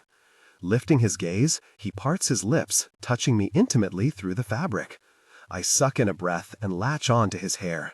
Tension broke. Gave in to desire, connecting deeply. I grip his shoulders, disoriented as he spins me around, and find myself laid out on the couch. You know what else I need? Dax moved closer. To get me naked? Definitely. But more than that, I need to see you reach your peak. It really is my favorite thing in the whole world. So, no pressure or anything? I laugh, but I'm actually nervous. Last night I was focused on our intimacy when I reached my peak. I don't think that's his plan now. He doesn't answer, just moves my undergarments down my legs, pulls me to the edge of the couch. I roll my hips as he touches me intimately, his deep groans and the sweet sting of his teeth pushing me closer to the edge. I press my palm to my lips, a moan caught in my throat. Dax continues his intimate touch, setting my whole body on fire. That's it, right there. That's the thing you do that drives me insane. He rises up, hooking my leg under his arm, adjusting my position as he braces his palm on the back of the couch. What thing? I ask. Fingers still at my lips, I bite one, whimpering with his next intimate touch. What you're doing right now. Hope, disappointment, simmering resentment, maternal love, and the excitement of a fresh start. When you cover your mouth or bite your knuckle, it's just so really sexy, like you're shocked you can feel this good and you're trying to stay in control. That's because I am, I whisper. Shocked or trying to stay in control? Both. Why shocked? The next intimate touch is hard and fast. I swivel my hips and turn my face into my shoulder, my peak almost within reach. Look at me, Kailyn. Why? Because no one's ever made me feel out of control except for you. He crushes his mouth to mine as I reached my peak, my body jerking and trembling. He gets as far as unbuckling his belt and unzipping his pants when his phone rings. I cry out as he continues his intimate touch. The ringing doesn't stop, though, so I glance at the lit-up screen. It's Emma. Really? Dax's head drops to my chest, and he fists my bunched skirt with a shaking hand. Really? I have to answer. I know. Get it before it goes to voicemail. I scramble to right myself and grab the phone from the table, bringing it to his ear. He turns his head away and clears his throat into his shoulder before he speaks. Hey, kiddo, how's it going? He sits back on his knees, and his eyes roll up as he adjusts his clothing. Oh yeah? You're having a good time then? You did what? His eyebrows lift, and then he frowns as I push my skirt over my hips. Oh really? I'm glad to hear you wore a helmet. Yeah, she's actually here with me right now. Of course you can talk to her. Dax holds out the phone, exhaling a deep breath as I take it from him. Hey Em, are you having fun this weekend? She tells me all about her ziplining experience and says they're going to see a movie later and that some boy named Clark has already asked if she'll hang out with him at the dance. How about you? Are you having fun? Emma asks. It's a pretty boring conference. Dax rests his forehead on my knee and I run my fingers through his hair. But at least I have Dax to keep me company. Yeah, he's fun sometimes. Okay, well, I should probably go. We're going out for lunch soon. Marnie's mom wants to talk to Dax for a minute. Will I see you soon? Definitely. We'll make a plan. Awesome. I pass the phone back to Dax, and he okays whatever plans they have before he ends the call and tosses the phone on the coffee table. Is it bad that I'm enjoying not being a parent this weekend? I give him a sympathetic, reassuring smile. It makes you human. You're allowed to miss your freedom, especially when it was taken from you so unexpectedly. That's exactly it, isn't it? It's a lot of responsibility, and the people who would normally help me through it are gone. You're handling it well. I don't want to talk about this right now. I only have another 24 hours with no responsibilities to get in the way. He picks me up and carries me to the bed, his mouth on mine, hard and demanding this time. They came together in passion. Half an hour later, I'm stretched out along Dax's side, one leg thrown over his, while his fingers trail gently up and down my arm. His phone rings from across the room, and he sighs heavily. I can check to see who it is if you want. I push up and roll off the bed, not waiting for his reply. We can't ignore phone calls when someone else is in charge of MA's care. The caller ID comes up as his work. "It's someone from your firm. Do you want to take it?" Yeah, I probably should. I rush the phone over and he answers before it goes to voicemail. It's already 4 in the afternoon. We've missed the panel we were planning to attend, and I'm sure the opportunity for drinks with former classmates has passed. Dinner is in a couple of hours, and it might be good to go down to the hotel bar and be social for a while, even if the idea isn't all that appealing. And I don't want that gorgeous dress to go to waste. Before I have a chance to make a move, Dax sits up and grabs my wrist. At my questioning look, he shakes his head and presses the phone to his chest. "Don't get dressed yet," he whispers. I climb back up on the bed, still undressed, just like he is. The conversation lasts about 10 minutes, during which time I grab his laptop so he can make notes about a case he needs to follow up on when he's in the office on Monday. "Sorry about that," he says after he ends the call, tossing his phone on the nightstand. He closes the laptop and moves it as well. I don't know what the point of that was. It could have waited until Monday. "Is everything okay?" Yeah, Freeman is still getting used to the fact that I can't work 90 hours a week. He forgets that people have lives on the weekend, and we don't all work 24 hours a day, 7 days a week. I swallow down the lump in my throat. "Have you given any more thought to the possibility of switching firms? It's starting to look a lot more desirable. I can't keep these hours up, and my priorities have changed. As much as I want partner, I think you're right about waiting on that, at least until M's more settled, and so am I. And money isn't a driving force like it used to be. Well, I'm sure the salary would be comparable at Whitman. I think you have to do whatever is going to make life easier. It's obviously an excellent firm, since Beverly was smart enough to snatch you up right out of law school." He held me close, their bodies aligning. "I'd get to see you every day if I switched to your firm, wouldn't I?" "You would. I think I'd like that, a lot. But the pencil skirt uniform might create some embarrassing problems." Dax drops me off at my place in the early afternoon on Sunday. He invites me for dinner, but I blew off Holly this morning for our standing brunch date, so I'm making up for it with an early dinner. I also need an Epsom salt bath and a little space after such an intense weekend. I squeeze in a short bath before I pick Holly up and drive us to the market. My thighs are tight, my calves ache, and even the arches of my feet are sore. My body felt the intensity of the weekend. "How was the conference?" Holly asks as we grab coffees and stroll along the promenade.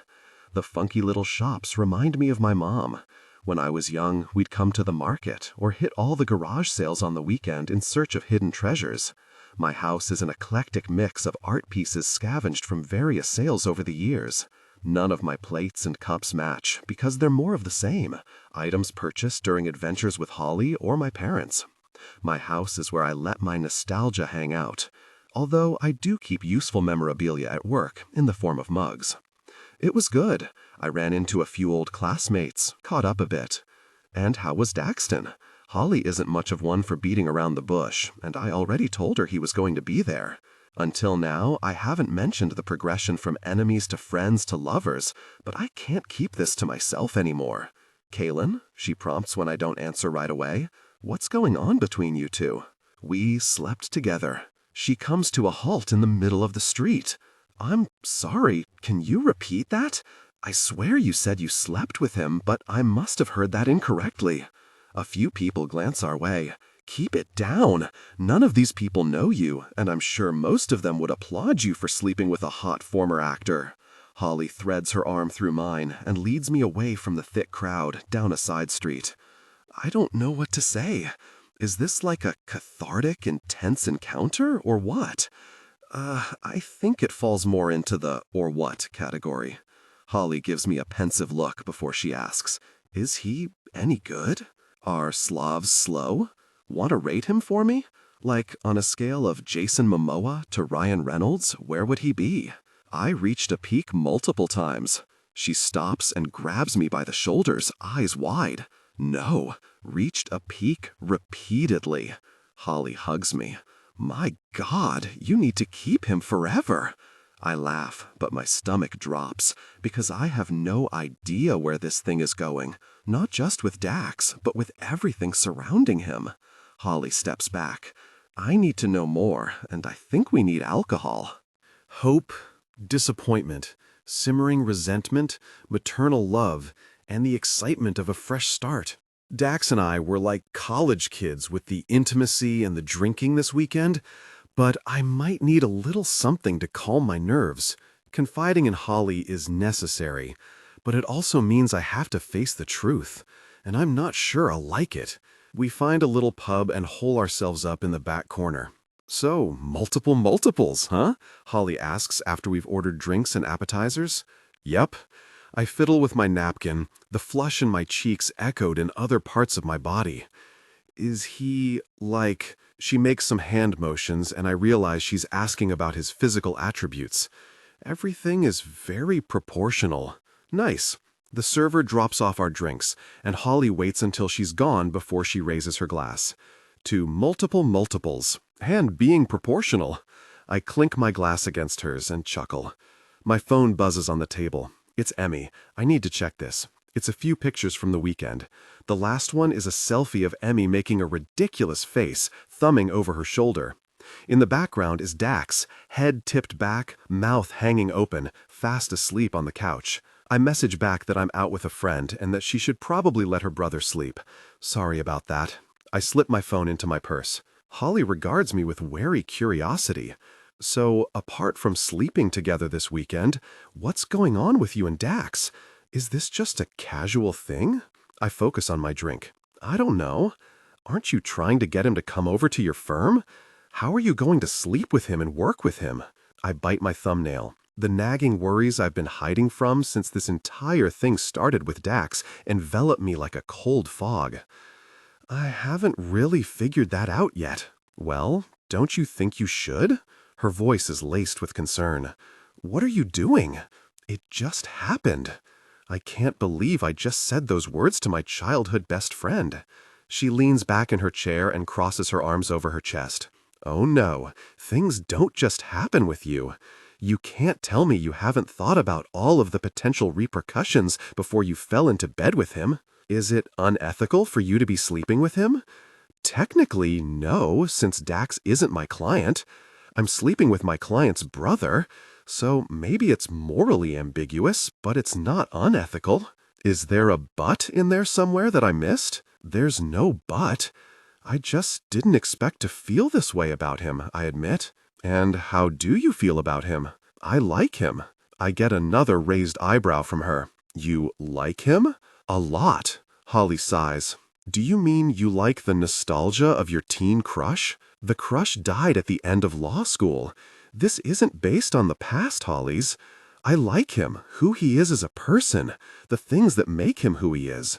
The guy who calls me up on a Friday night for Isle of Red advice and then walks around with a box of incontinence products because he doesn't know any better. The guy who sends me flowers and funky pens because he knows I like them. He's different. Our appetizers arrive, and we once again wait for the server to leave before we resume the conversation. I know it's a complicated situation, I admit. Does his sister know there's something going on between you two? I shake my head. Of course not. So she thinks you're friends. Kailyn, this isn't just about liking some guy who's good in intimate moments. He comes with baggage, the heavy kind. I know that. He's suffered a huge trauma. You can't walk into this without weighing all of the consequences. I know that too. Do you? Because it doesn't seem like you're considering very carefully what the fallout of this could be. Are you prepared to be a mother to a 13-year-old? Because that's exactly what you're signing on for with this. Each point she makes feels like a stab of reality I don't want to acknowledge. I can't replace M's mother. No, you can't. But she's going to be looking for someone to fill that role, and that's exactly what you'll be to her by getting involved with Dax. You're not even 30, and you'll be taking on an orphaned teenager. It's not an easy road. You know this, Kay. Believe me, I get it better than anyone else. It's why we're keeping it just between me and Dax for now. Come on, Kay. It goes way beyond that, doesn't it? How long is the secrecy going to last? I get that you like this guy, But he's grieving too. I'm worried about who's going to end up hurt in all of this. Does he even know why you're pushing to get him to come to your firm? How's he going to feel if he makes the switch and all of a sudden you make partner? I press my fingers to my lips, my panic turning into real fear. I don't know if that's what I want anymore. I think you need to figure that out. More than one person's heart could end up broken here. Dax needs support, and I'm concerned you're caught up in being his savior. And if you end up working together too, it adds another layer of complication. I know all of this. I knew it before I spent the weekend with him. But hearing it from someone else makes it so much more real. And it's the reason I haven't said anything until now. It's the first time I've really connected with another person in a long time. It feels good to be needed by someone, to take care of someone else emotionally, and feel like I'm being taken care of too. Does that make any sense at all? Of course it does. You took care of your mom when she was sick. You took care of your dad after she passed, and then he died too. And you've put everything into being the best trust lawyer in the state. Maybe you want to save other families from struggling financially like you have when there's already emotional turmoil. And now you're taking on these pro bono custody cases for me. The security thing makes sense. And Dax is suffering, and you're familiar with what that looks and feels like. He also represents so many good things from your childhood that you want to hold on to. I rub my temples.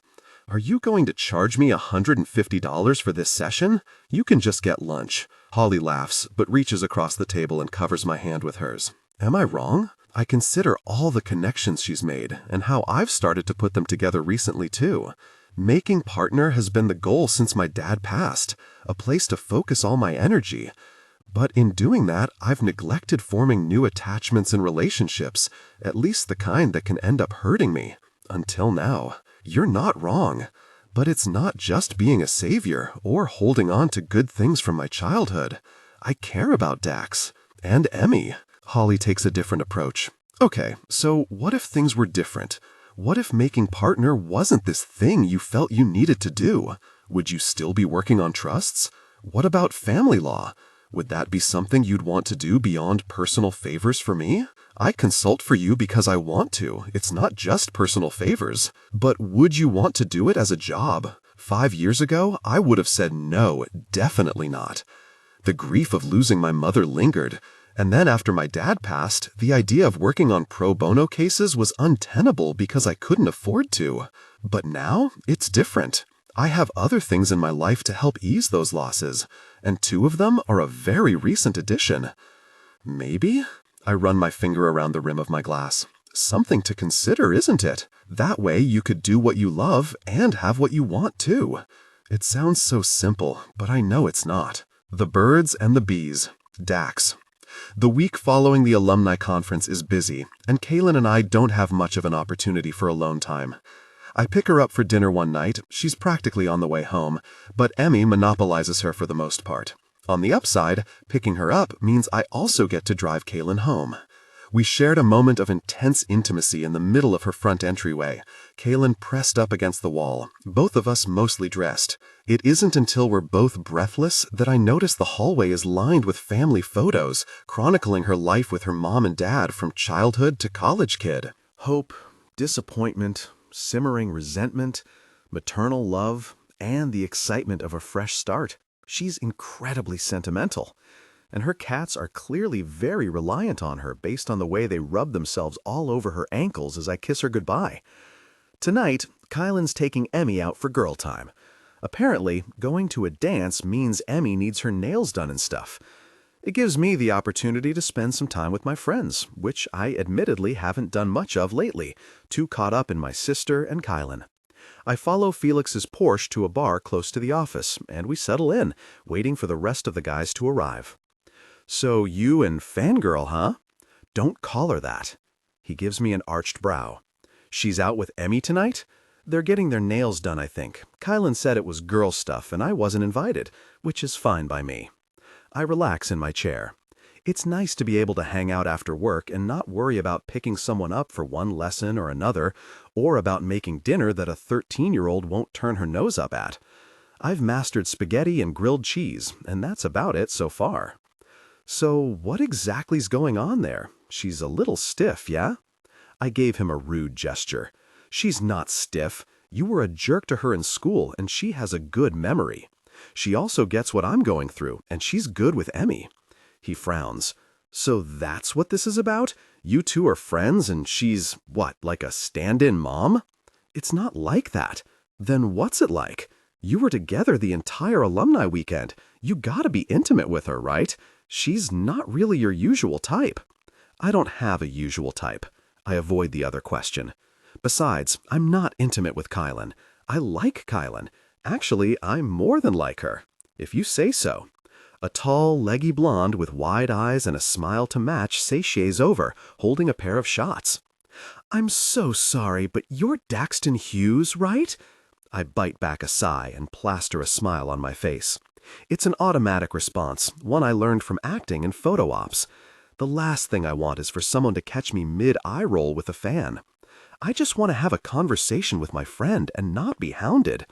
I've gotten a lot more attention than usual since my parents passed. I thought I was over that, but the entire alumni conference showed me very clearly that's not the case. Thank God Kailyn was there to make it easier. That would be me. She screeches and does a little excited dance. I knew it! I brought you a shot. Can I get a selfie with you? My friends aren't going to believe I met you if I don't. Yeah, sure, we can take a picture. Hopefully she'll go away after that. I shift to the edge of the booth so she doesn't get any ideas about climbing in with me. She takes about 5,000 selfies in the span of 30 seconds, all of them complete with that duck lip thing girls do. Once she's done and decided she has at least 50 photos she likes, she hugs me, and I'm pretty sure she sniffs me. Thank you. She steps back and flails a little. Oh, let's do the shots. Thanks, that's really nice of you, but I have to drive later. The last thing I want is to be roofied by a crazy fangirl. I smile, thinking about Kailyn's reaction when I tell her about this. You'll be fine after one shot. She gives me an exaggerated pout. My buddy here likes shots. I nod to Felix. Oh, hi! She extends a hand. Are you an actor too? I don't recognize you from TV. He shoots a look my way before he takes it. I'm a lawyer. She makes a face. Oh, well, want to do a shot with me anyway? Thankfully, the rest of the guys show up and displace my new friend. I slide over, making room for them in the booth and putting distance between me and the fangirl. She disappears eventually, and we talk sports and eat wings while we watch the game on the big screen behind the bar. It's loud, and the game isn't particularly exciting, so I check my phone. I have social media alerts and new messages from both Kailyn and Emmy. I check the messages first to make sure everything is okay. They've sent pictures of their painted toes and fingernails. Emmy's are dark, sparkly purple with little jewels or something stuck to the tip.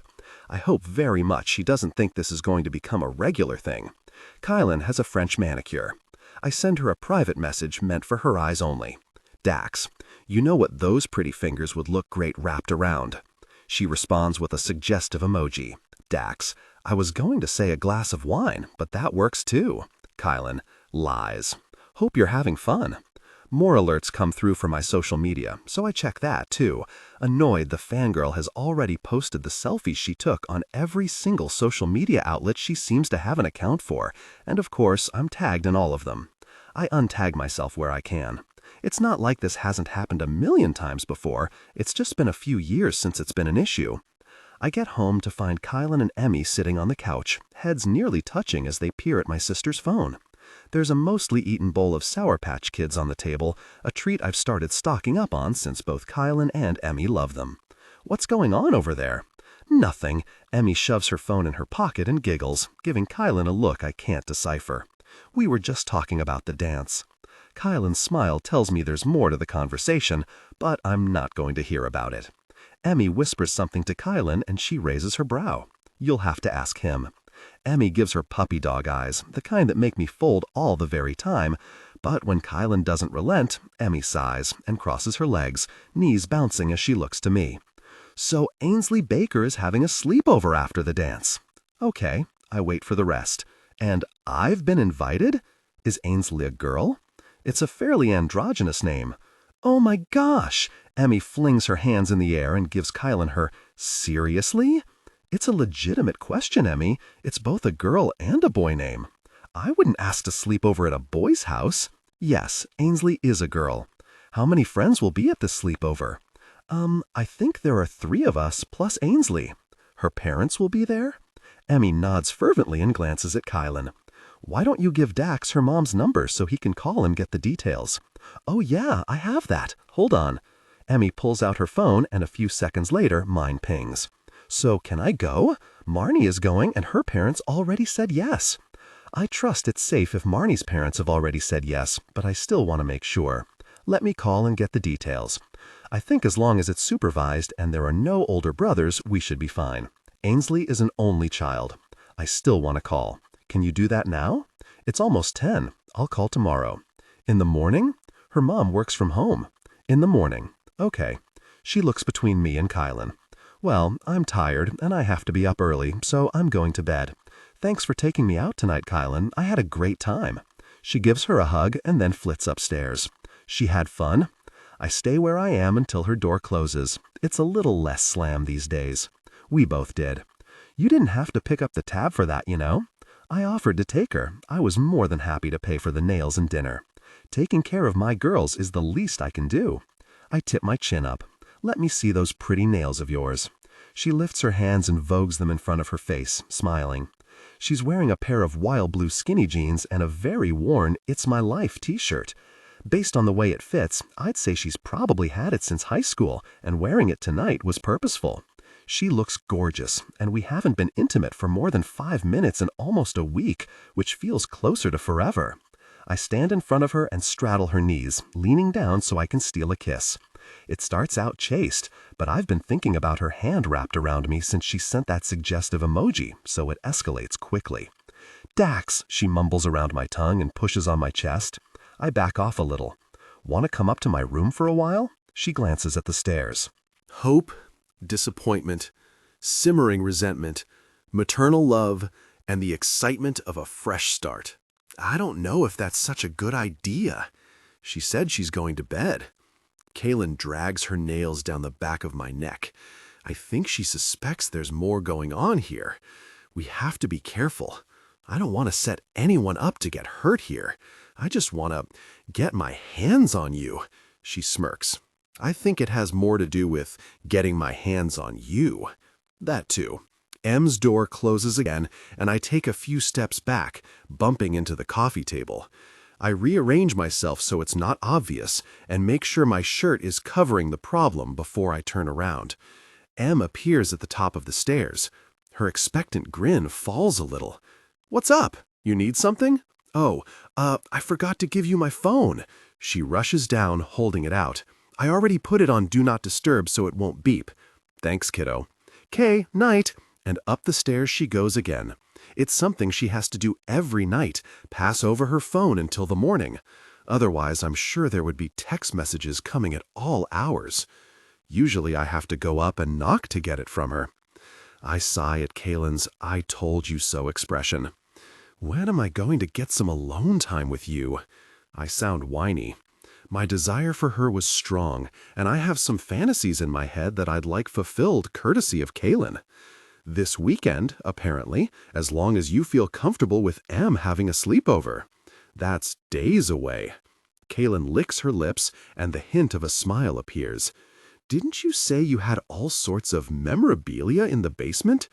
For half a second, I don't understand what the hell It's My Life memorabilia has to do with my intense desire. It just goes to show how single-minded I am at the moment.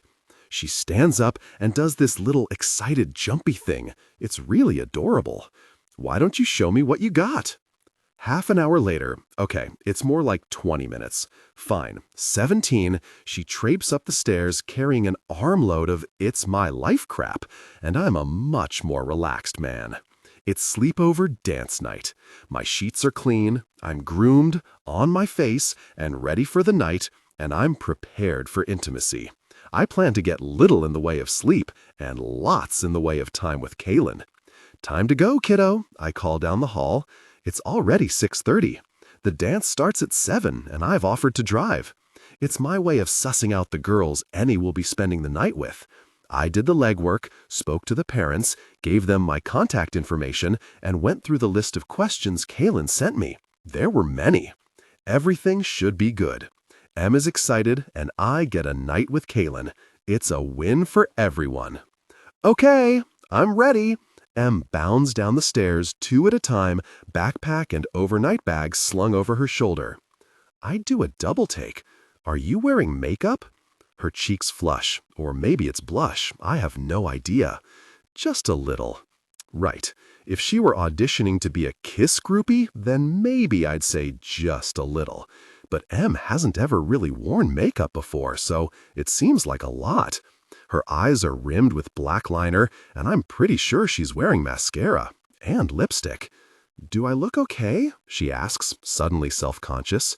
Her hair is perfectly straight, and she's wearing a pair of patterned leggings, a poofy black skirt, and an off-the-shoulder shirt that shows an inch or two of midriff. I want to make her go back upstairs and change. You look great, I choke out. Can I take a picture and send it to Kailyn? She waves me off. I already sent her a selfie. She said I looked great, but she's a girl and she either dresses really formal but like pretty but businessy, or she wears funky jeans and shirts from your show, so I wanted to make sure. She blows out a breath. Can we go? I told the girls we'd be there before 7 and we're kinda cutting it close, right? She says this like it's my fault. I've been ready for the past 15 minutes. As soon as we're in the car, her phone starts going off. Boys' names flash across her screen. Clark, Liam, Jimmy. I need to have the boy talk with my little sister. I remember being in 8th grade, not quite sure what to do with my hormones yet, or girls, but still a little interested. What's going on there? Em flips her phone over in her lap. Oh, nothing. You have boys texting you now? She sighs, as if she's annoyed. They all want to dance with me or something. I don't know, it's dumb. They stand on the other side of the gym and wait for us to ask because they're all too chicken or whatever. I just want to make sure you know that you can say no. Boys your age aren't very mature, and sometimes they might do things that make you uncomfortable. Oh my God, Dax, you are not trying to have the sex talk with me, are you? You're too young to have sex. I know. Look, you can save us both the awkwardness. I already know all the technical stuff from the human anatomy and health class, and Kailyn and I have already talked all about this stuff. Kailyn talked to you about sex? When did that happen? And why didn't she ever say anything about it to me? Not like details or anything, just like the basics and how it's my body and it's special, or something like that. She said it a lot better. Em's cheeks are flaming and her eyes are on her lap. I guess I'll have to thank Kailyn for having the conversation with her. Huh, is my stellar reply. Anyway, you don't have to freak out or worry or anything. I'm not interested in dating or anything. I've already had my first kiss and it was gross. You what?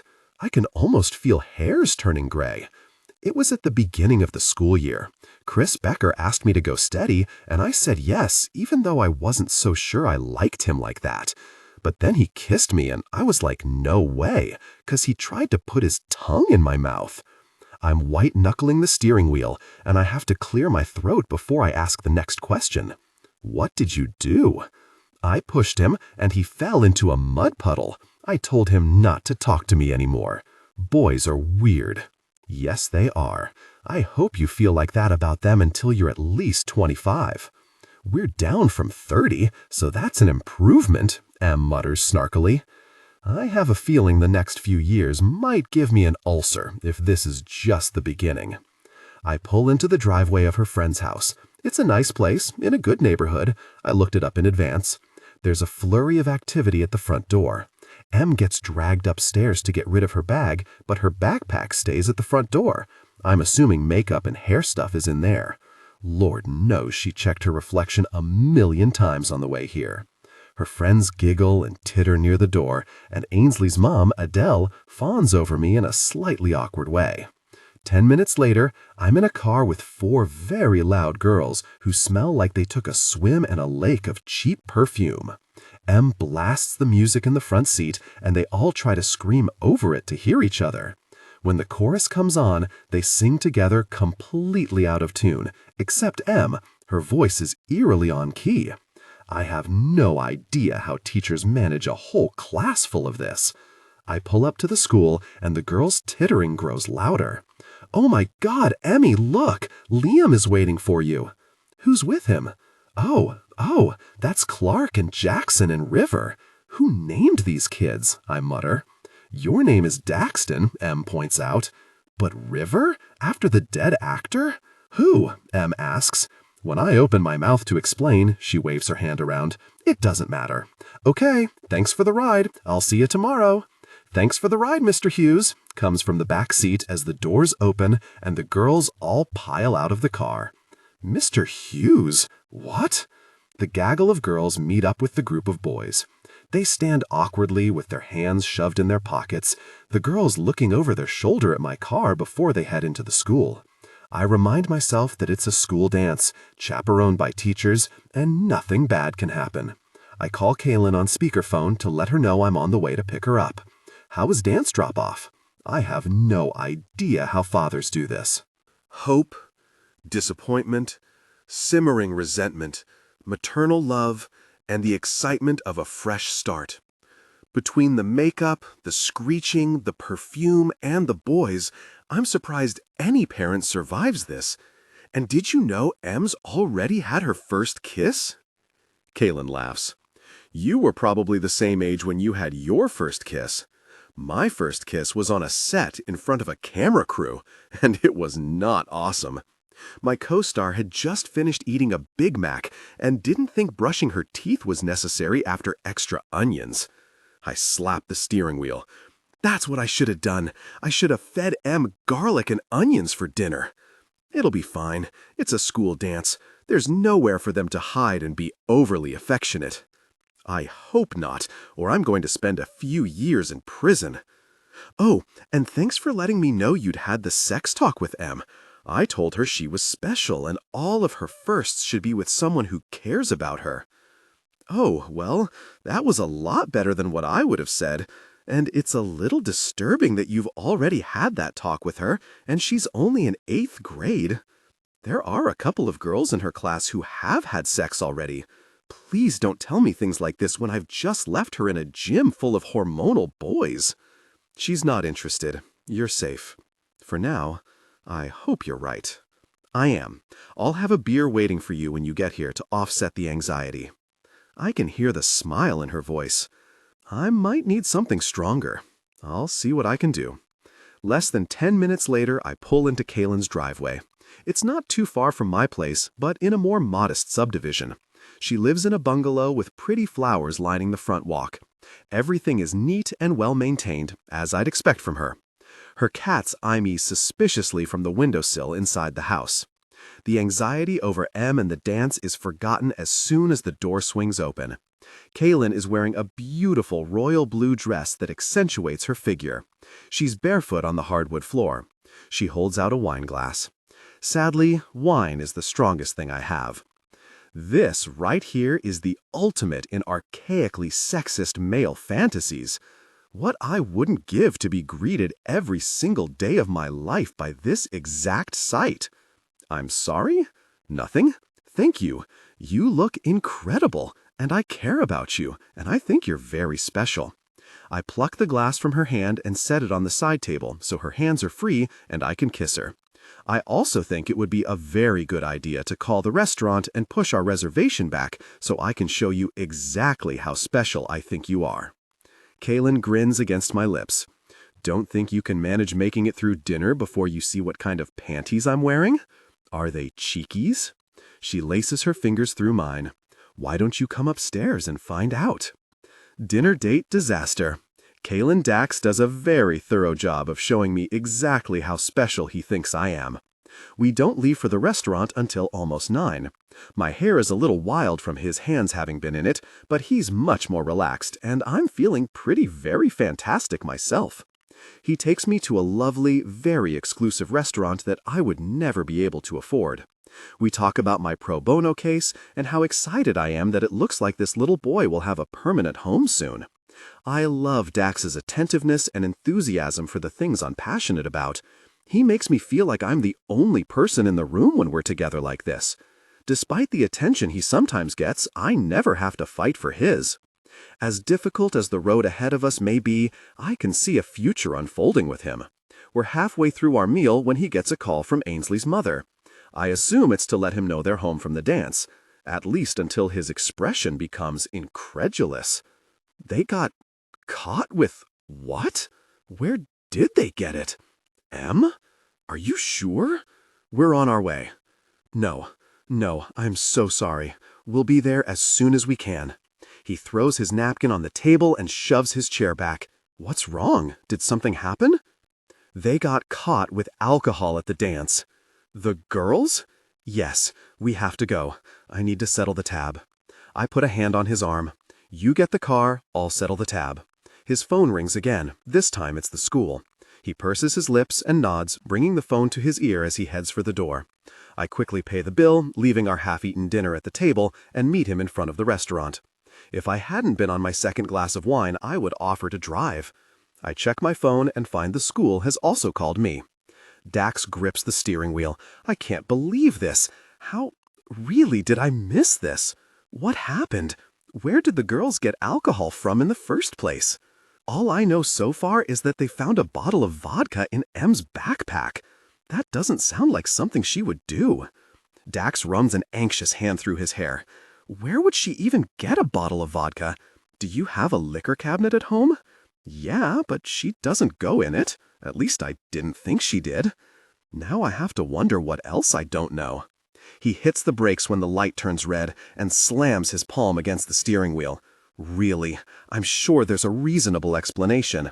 I put a hand on his forearm, but he shakes me off. What kind of reasonable explanation can she possibly have for stealing a bottle of vodka? I don't know, Dax, but you need to calm down before you go in there. Otherwise, it could make the problem a whole lot bigger. He doesn't respond, just grips the steering wheel tighter. I don't want to interfere, but going in elevated isn't a good way to manage what will be a sensitive situation. He pulls into the parking lot and screeches into an empty space. Before he can get out of the car, I curve my palm around the back of his neck. Dax. His jaw clenches, but he turns his frustrated gaze on me. Dax has never been silent, and I don't like not knowing where he's gone in his head. I need you to take a breath. Em is a good kid going through a rough time. You're a good brother learning how to be a dad. Find out all the facts before you react to the few you know. He closes his eyes and exhales a slow breath. I'm trying, Kailyn. I know you are. All I wanted was a night to be me. There's so much more in that single admission. His guilt over wanting that time fills the space around him, and I'm certain he's already blaming himself for what's happened. I'm sorry you couldn't have that. His phone buzzes again. I need to go in there and find out what's going on. I can come with you if you want. He nods, and I look away, hiding my relief. I want to be there in case he loses his cool, which seems likely based on how edgy he is. We enter the school through the front doors. The lot is mostly empty, and the school is fairly dark, apart from the front foyer. We head for the office. A group of adults mill around the front desk, including a set of police officers, while 4 girls sit in the chairs, none of them talking. Dad! Em shoots up out of her chair and rushes over to Dax. Surprise registers when she realizes I'm with him. Her eyes are red-rimmed and puffy, the makeup she put on while we were on video chat smudged. She throws her arms around him, and for a moment he just stands there, frozen. And then I realize why. She called him Dad, not Dax. It's an easy slip, especially in a state of duress. He hugs her back, his face tight and ashen. You're finally here. What took you so long, Daxton? His Aunt Linda steps out from behind one of the police officers. While I haven't seen her since the last school-related incident, I still receive weekly emails inquiring about the safety of the trust and whether the funds are being allocated properly. We're still waiting on a date for the custody hearing, hoping Linda's gonna drop it, although it seems unlikely at this point. I came as soon as I was called, which was only 20 minutes ago. You live minutes from the school, she points out. He motions to his dress pants and tie. I was out for dinner, not that it's any of your business. Why are you here? Linda presses her hand to her chest. Hope, disappointment, simmering resentment, maternal love, and the excitement of a fresh start. I volunteered to supervise the dance, and when they couldn't reach you at home, they asked me to step in. Let's go into my office where we can discuss the issue in private. Mr. Proctor motions to his open door. There's a murmur of agreement, and we file into the office. It feels claustrophobic with the solemn police officers and so many people stuffed into the room. "Why don't you have a seat, Mr. Hughes?" Mr. Proctor offers. "I'm good standing, thanks." I put a hand on his arm, a silent warning to keep his cool before I take a seat next to Emmy. Dax stands behind her, a reassuring hand on her shoulder. "I'd like an explanation for what's happened here," Dax says. According to the principal, Linda was on door duty and noticed the girls going back and forth to the bathroom a number of times. Emmy's locker is near the girls' bathroom, and there's no locker access during the dance, which makes sense, but Emmy went to hers twice, so they performed a locker search. And this is what we found. The principal withdraws a half-empty bottle of Grey Goose, expensive for 13-year-olds, from the backpack on his desk. "I didn't steal that. Dax and Ainsley and Marnie and Sasha said they don't know anything about it either," Emmy says. Linda sighs from her seat next to the principal. "How did it get in your locker then? Are you passing out your combination to your friends? You know we've talked about that." "I didn't give my combination to anyone, I swear, Dax. I don't know how it got in my locker. I just went in there to get girl stuff," Emmy mumbles, cheeks turning red. "Girl stuff?" Dax seems confused. "Sasha got her period and didn't have anything with her. I wasn't trying to make trouble, I swear." "It still doesn't explain how the alcohol got on your locker, Emmy," Linda says. "Does this bottle look familiar to you?" The principal gestures to the Grey Goose, looking tired and frustrated. "I don't know. Maybe?" Dax runs a hand through his hair, faltering as he looks between Linda, Emmy, and the bottle. I silently will him to stop being Dax the brother-father and be Dax the lawyer, who would never incriminate himself this way. "Do you keep alcohol in the house?" Linda asks. "What kind of question is that? I'm an adult. I can drink responsibly." "What about Emmy? Do you let her drink at home?" "What?" She arches a knowing brow. "She might have mentioned that you let her try your beer and that sometimes she's allowed to have wine at dinner." Betrayal flashes across Dax's face, and he looks to Emmy. "A sip, not a glass, which has nothing to do with this. Maybe it does. It's possible your permissive parenting has led to this situation, Daxton." "Permissive parenting?" His voice rises, and the officers observing from the corner straighten and frown. "Who really are you to talk? You have 2 kids who live on the other side of the country because they couldn't get away from you fast enough. And didn't Samantha get pregnant before she was even done with high school? Before you start dissecting my parenting skills, you might want to take a look at your own." "Mr. Hughes, please lower your voice." Dax turns his angry glare on the principal. "My sister is being accused of bringing alcohol to a dance, and she said it wasn't hers, so I'd like to know how really it got there. Emmy, could you please take a seat in the waiting room?" Mr. Proctor's smile is tight. "Yes, sir," she mumbles. Her wide, scared eyes find mine before she leaves the office. I put a hand on Dax's arm and nod to the seat next to me. He gives me an unreadable look, but drops down beside me, knee bouncing with agitation. "Mr. Hughes, I know things have been difficult for Emmy, and I'm sure they've been equally difficult for you, but this isn't the first time we've had problems with Emmy since she lost her parents.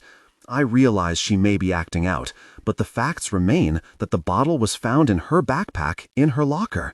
It's difficult to argue with hard evidence. You may want to consider the impression drinking in front of Emmy has on her, and how offering her alcohol may normalize it for her," Linda offers. "What exactly are you trying to say, Linda? I'm sure this new responsibility is stressful for you. You might want to look at exactly how much you're drinking." She cocks her head to the side. "Have you been drinking tonight?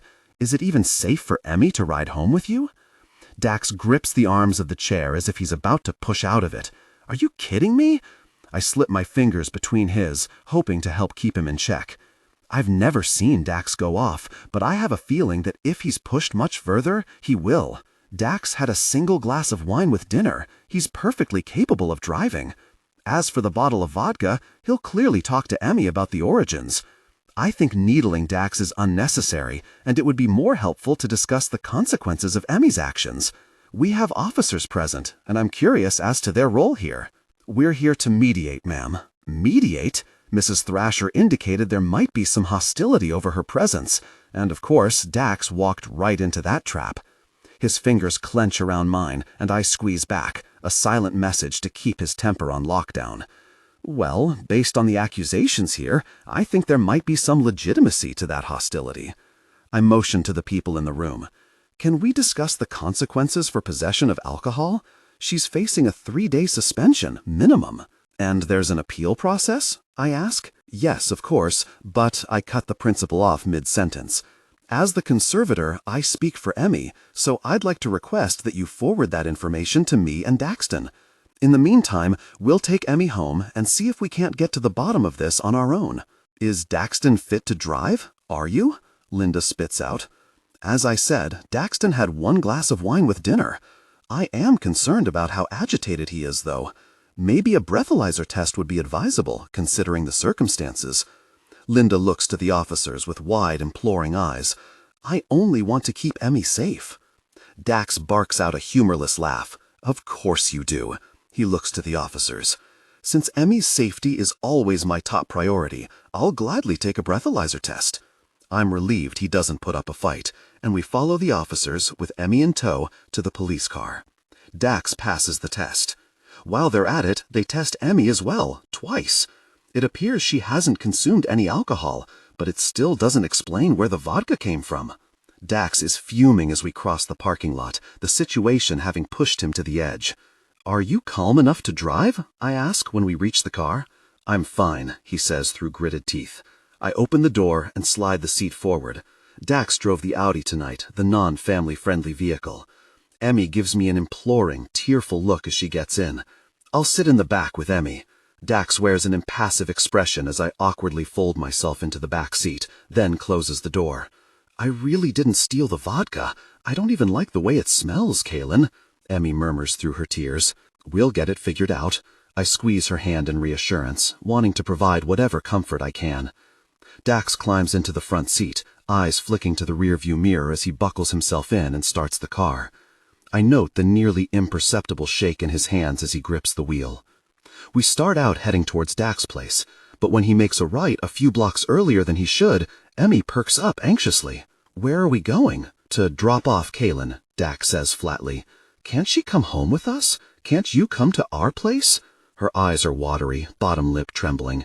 Kailyn's already done enough tonight. We need to deal with this as a family, Emmy. The words feel like bricks dropping on my chest. But I didn't do anything wrong. I didn't take the vodka. Please, Dax. Someone must have put it in there when I was in the dance. You have to believe me. Why doesn't anyone believe me? Tears stream down her face, and I put a consoling arm around her. Hope, disappointment, simmering resentment, maternal love, and the excitement of a fresh start. When we're stopped at a light, I try to catch Dax's gaze in the rearview mirror, but he's stone-faced, hands on the wheel, eyes fixed straight ahead. Can you think of anyone who might have your locker combination? I ask quietly. Emmy sniffs, picks up her bag from the floor and rifles through it. I keep my lock code in my agenda. Maybe someone got it from there? Maybe I left it in one of my classes? She looks so hopeful, but it disappears as soon as she finds her agenda in her backpack. Her frown deepens as she continues to rummage. I'm missing a book. My journal isn't in here. A journal is the least of your worries, Emmy. You got caught at a dance with stolen alcohol and you're 13. Do you have any idea how bad this looks? Dax's anger flares. But I didn't do it, Emmy yells. Everyone needs to settle down. I'm worried about this escalating when I'm not present to mediate. Dax pulls into my driveway a minute later. He gets out and rounds the hood, his door still wide open. Can I come with you? Emmy whispers. No, honey, you and Dax need to figure this out. I didn't do it. Do you believe me? Of course, sweetie. From what I've witnessed of Emmy, she's not a bad kid, and her tears seem genuine. Then why doesn't Dax? He's confused right now. The passenger door opens, and Dax slides a back seat forward, holding out a hand to help me out. You staying in the back or moving up front? He's cold and detached as he regards his sister. Staying in the back, she replies, a bite in her tone to match his. Suit yourself. He slides the front seat into place and closes the door soundly. Dax! I skim the back of his hand, but he shakes me off. This is my fault. I was too busy thinking about myself, not Emmy, and look where it's gotten me. She could be telling the truth. Or she could be lying to get attention. Regardless, she has mine now. I need to get her home. He's shutting down on me, closing me out because he feels responsible for this, and I can understand why. Will you message me when you get there, please, to let me know you made it safely? Yeah, I'll do that. I don't ask if I should call him tomorrow, uncertain whether the answer will be one I like. I glance toward the car, but the windows are tinted and I can't see Emmy in the back seat. He doesn't bother to hug me, and the absence of that affection causes an ache in my chest as Dax rounds the hood. He waits while I unlock my door before he gets in his car and leaves. 10 minutes later, my phone pings with a text. Dax, home. I struggle with how to reply and finally settle on thanks. After an hour in which I get nothing further from Dax and no messages from Emmy, I give up and finally head to bed. As I watch the numbers change on the clock, I worry about what this will mean for us. What scares me the most is the possibility that I've lost not just Dax, but Emmy too, and the pain is divided equally. I've fallen in love with them both. I hate you, Dax. Emmy is silent all the way home. I fire off a message to Kailyn as I pull in the driveway and shove my phone in my pocket. I'm so angry at myself, at Emmy for doing this, at my very parents for dying and leaving me here to figure this gosh out on my own. I let Emmy out of the car. She's still crying, little hiccuping sobs that make her shoulders shake. She hugs her bag to her chest, hair falling forward to cover her face as she follows me to the front door. I motion to the living room couch. Have a seat. Emmy tosses her backpack on the floor, bottom lip trembling. I don't want to have a seat. I want Kailyn, and you took her home. Well, you've got me instead, so sit down and start explaining what the gosh you were thinking. I wasn't thinking anything because I didn't do anything wrong, she shouts. Really, because the evidence is to the contrary. I'm fighting to stay in control and losing the battle. I didn't steal the vodka, Emmy says, for what feels like the millionth time. Stop lying to me, I yell, anger finally winning out. I'm not lying. How the gosh did a bottle of really Grey Goose manage to get in your very bag then? I don't know. Check your very liquor cabinet. She dashes away more tears. You sure you want me to do that? Yes. Emmy crosses her arms over her chest as I wrench the door open, bottles clinking against each other. Front and center is the Grey Goose, still sealed, because liquor has never really been my thing, except for the occasional glass of scotch at a special event. See? It's right there. I told you I didn't steal your stupid vodka. Where did that bottle come from then? Did one of you take it from your friend's house?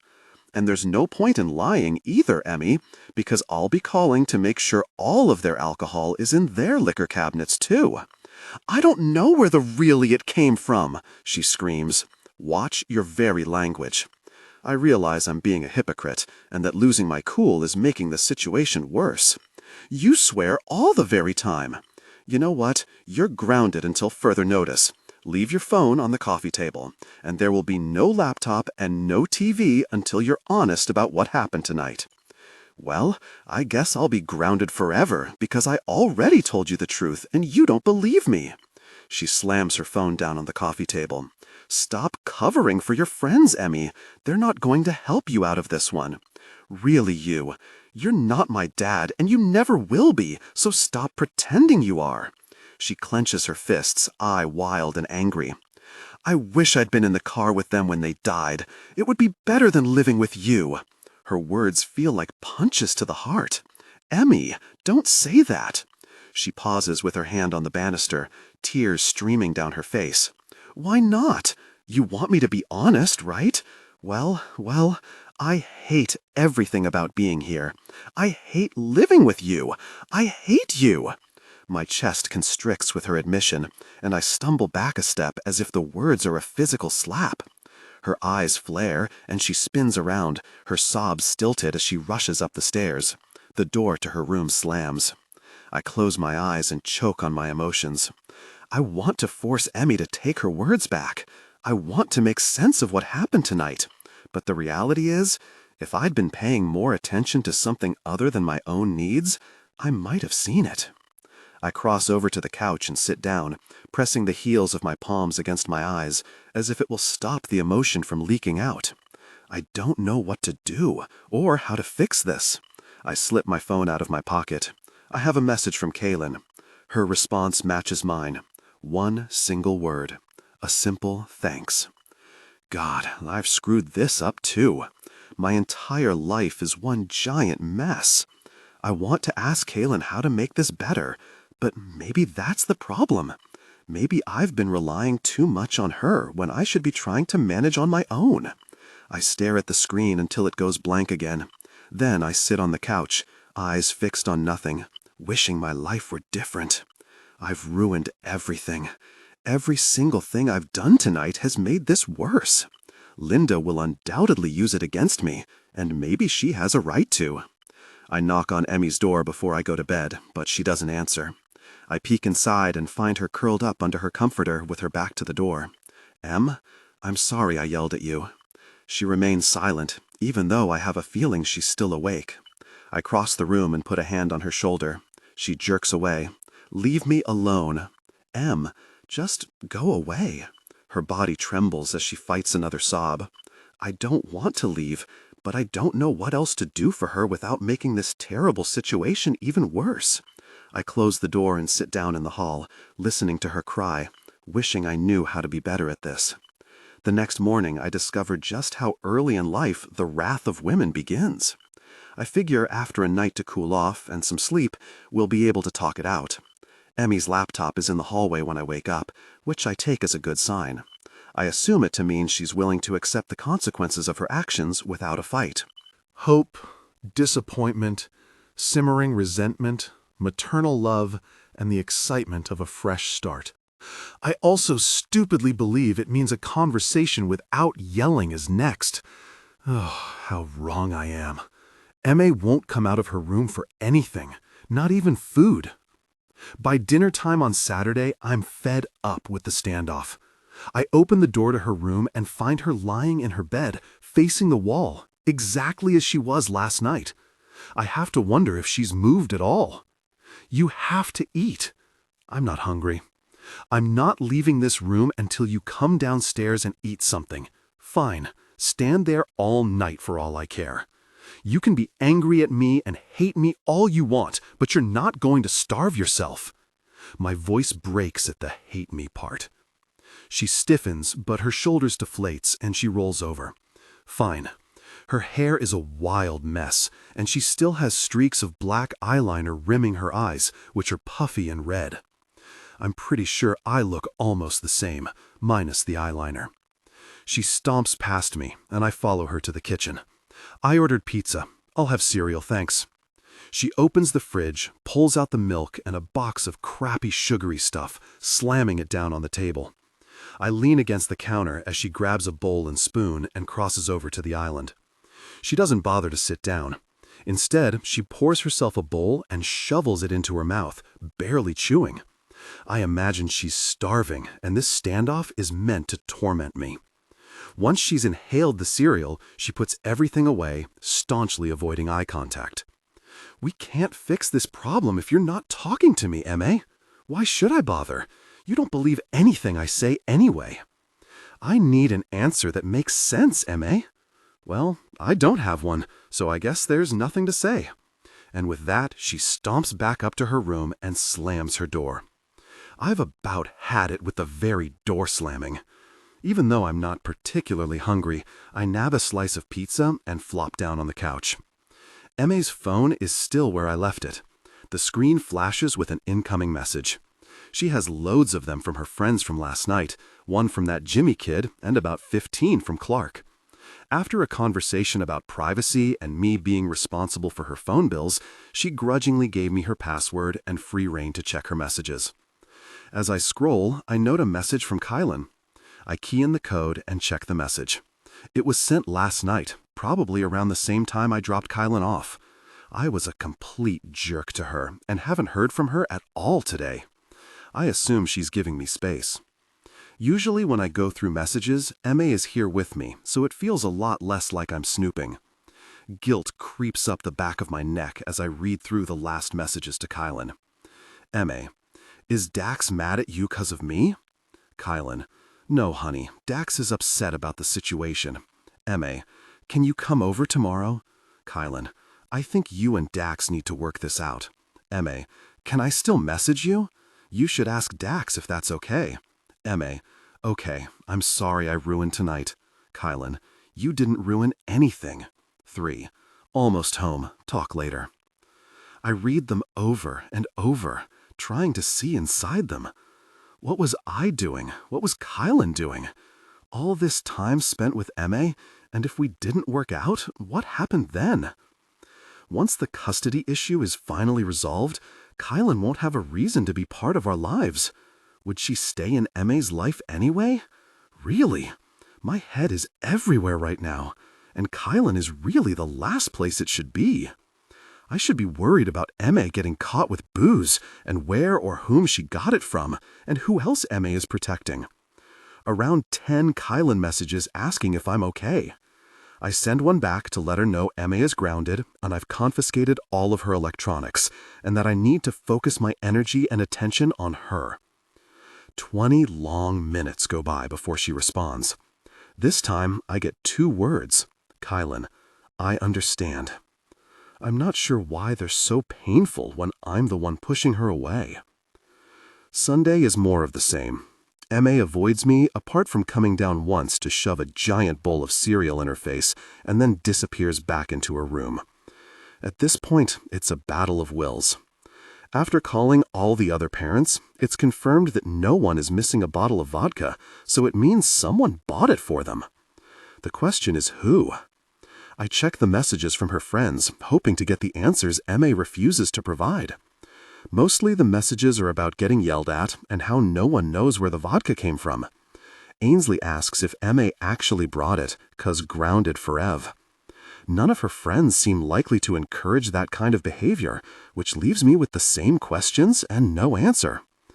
At 4 in the afternoon, Felix shows up with a 6-pack. There's some irony in that, but I'm not going to say no considering the weekend I've had. You look like a bag of gosh. Thanks. Where's the underage booze thief? I turn and smack his arm. Shut up, jerk. Sorry, gosh. He looks around as if he's expecting to see her. Is she down here? She's in her room. So why are you telling me to shut up? Let's go outside. He follows me to the back patio and passes me a beer. You look like you need this. It's been a hell of a weekend, that's for sure.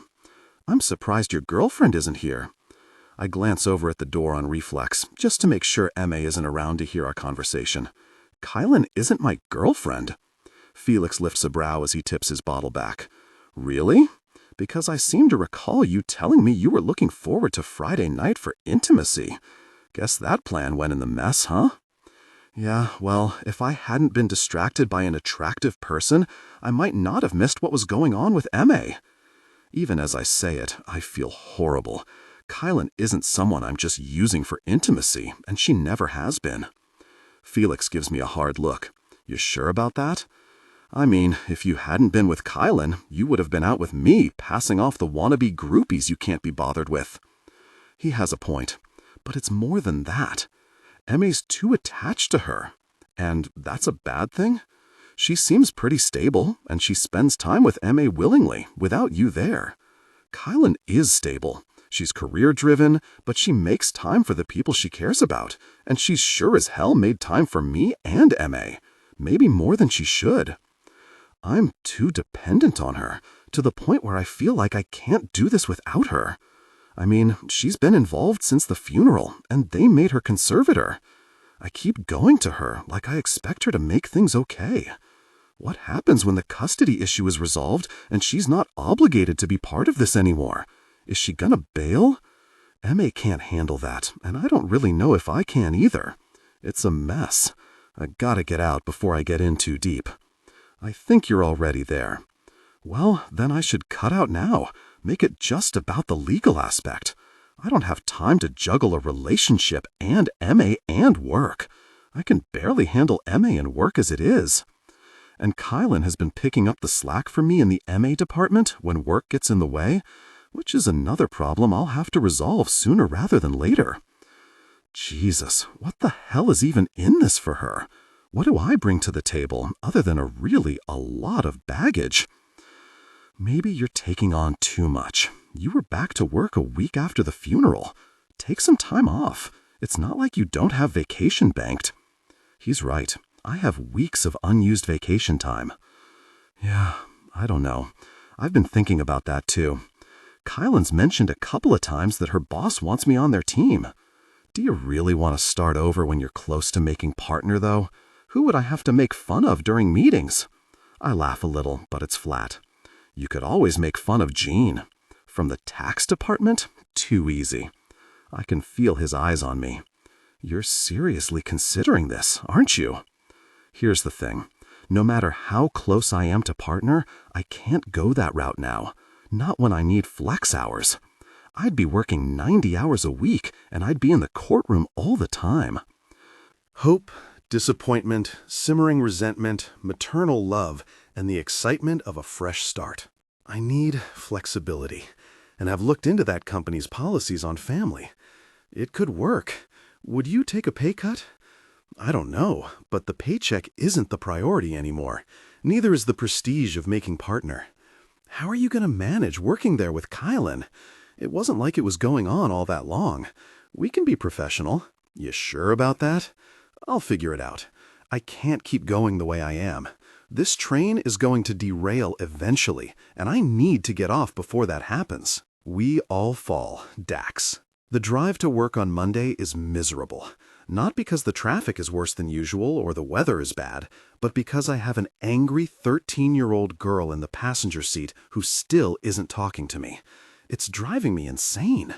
I don't know how people give each other the silent treatment. I would lose my ever-loving mind. In fact, if it goes on much longer, that may just happen. You can set yourself up over there and start on homework. I motion to the chair on the other side of my office. Emmy says nothing as she dumps her stuff beside the chair and pulls out her laptop. I had to revise my electronics ban since all of her homework is online. But she's not allowed to do it in her room. She has to work in the kitchen, which she hates, along with me. She quietly seethes while I check emails and go through my voicemails. Freeman pops his head in the door and glances at Emmy set up in the corner. Do we have a new intern I don't know about? He's smiling, but there's tension behind it. Hi, Mr. Freeman. Em's voice is raspy from disuse. Em's not feeling 100%, so she'll be here for a couple of days. I also refuse to let her stay home on her own, aware she'll likely spend the entire day in front of the TV. It's what I do without supervision. He taps on the doorframe, a sign of his agitation.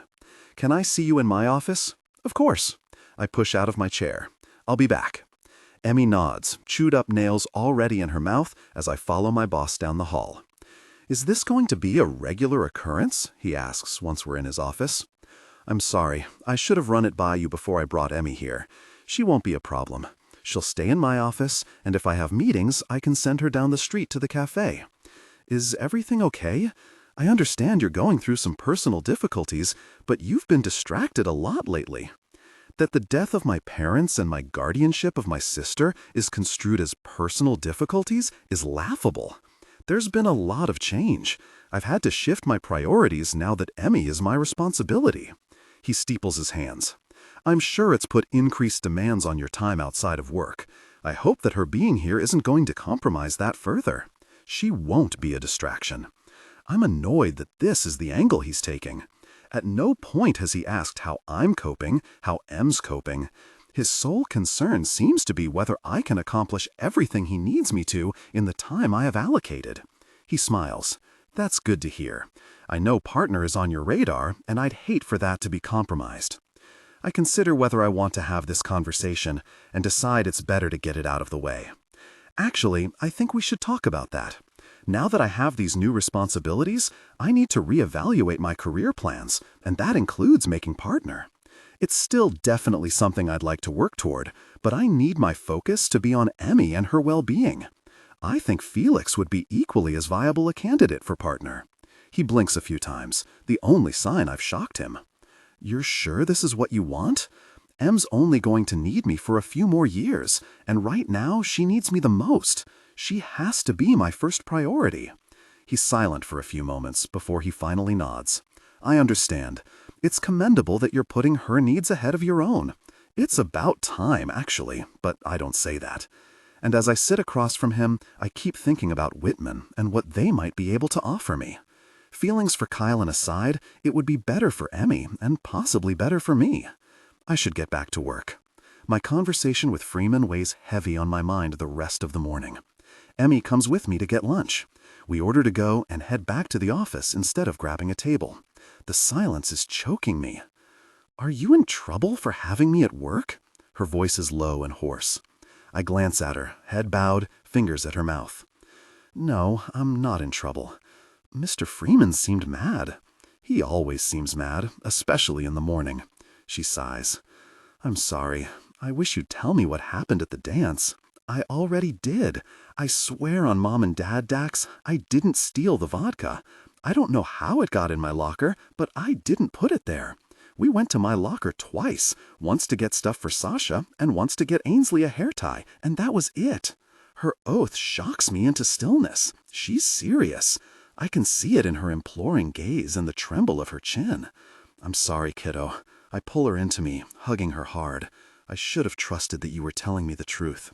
She clutches my jacket, face mashed into my chest. You believe me? I believe you. We stand in the middle of the street, people shooting curious looks our way as her shoulders shake and her tears soak through my jacket. When she finally lets go, her eyes are rimmed with red and her face is blotchy. Does this mean I can have my phone back? I bark out a laugh. Yeah, you can have your phone back. Can I text Kailyn? She asks meekly. That it's her first question makes my chest tighten a little. I wonder how hard it's been for her to be without anyone these past few days. Another rookie parenting mistake on my part, taking everything away from a girl who's already lost so much. Yes, you can text Kailyn. That spurs on another hug and a fresh round of tears, happy ones this time. We take the elevator back to my office, where her phone is tucked away in my messenger bag. I feel lighter than I have the past few days, thanks to Emmy's buoyant mood. But the question remains, if Emmy and her friends didn't put the booze in her backpack, who did? And why? The return of Emmy's phone puts a massive smile on her face. She spends the next 2 hours thumb typing, and while I want to ask if she's talking to Kailyn, I manage to resist. At 2 in the afternoon, Trish, the custody lawyer, shows up and backhands my good mood in the face. I glance at my calendar, checking to see if I somehow missed a scheduled appointment. Sorry to stop by unannounced, but I received some documentation this morning that I needed to share with you as soon as possible, and I was in the neighborhood. She gives me a strained smile, her eyes darting to the couch where my sister is stretched out, with her laptop. Hi, Emmy. Emmy lifts her hand in a wave. Hi. Is there somewhere we can go to discuss this privately? Trish asks. Em, you want to run down to the cafe and grab a snack or something? There's a tightness in the pit of my stomach that I don't like. Sure, I can do that. Em's gaze shifts from Trish to me and back again as she closes her laptop and crosses the room, taking the 20 I hold out to her. You want anything? I'm good. Grab yourself whatever you want. As soon as the door closes behind her, Trish takes a seat opposite me. I'm very sorry to drop in on you like this, but it looks like your aunt has been busy. She pulls a file from her bag and sets it on the table between us. There are some pictures of you that look less than flattering in here. What kind of pictures? Since college, I've been incredibly careful about my public persona, aware that people are always watching and often taking photographs when I least expect it. You at a bar with some colleagues and a woman doing shots. There are timestamps that indicate it was after work hours. Trish opens the folder and spreads out a series of images. Hope, disappointment, simmering resentment, maternal love, and the excitement of a fresh start. There are half a dozen pictures of the crazy fangirl who tried to get me to do a shot with her when I'd been at that bar with Felix, the night Kailyn had taken Emmy to get a manicure before the dance. I'd had one beer, and I didn't touch the shot. Those pictures have been taken out of context. Trish taps the desk, her smile patient. I understand that you want to have a life. I went out for one beer with my colleagues, which is reasonable. Unfortunately, with this most recent issue at the school and the underage drinking, Emmy wasn't drinking. Trish gives me a sympathetic smile. She was in possession of alcohol, though. I scrub a hand over my face. I know possession is a problem, but I'm still working on getting to the bottom of that. Emmy says it wasn't hers, so I'm hoping there's a way to prove that. It's commendable that you want to have faith in what Emmy tells you. I cut her off. If she said it wasn't hers, I believe her. Well, then you need undeniable proof. She clears her throat. The pictures aren't the only thing your aunt has up her sleeve, though. Gosh, this just keeps getting worse. What else could she have? Did you know Emmy kept a journal? She wanders around with a decorated notebook half the time. Sure, that's kind of a typical girl thing, isn't it? It can be. It appears that Emmy shared some of her entries with your aunt. She shared them with Linda? That seems odd. Poetry I can kind of understand, but journals are usually personal, or at least that's what I assume. Trish gives me a pained look as she slides a stack of photocopies toward me. These might be difficult to see, but please remember that these are M's private thoughts, and although she shared them with your aunt, I doubt she intended for you to see them. They're that bad? I laugh a little, but sober quickly at her piteous expression. With each entry I read, written in M's distinctive cursive, my heart shrivels and cracks.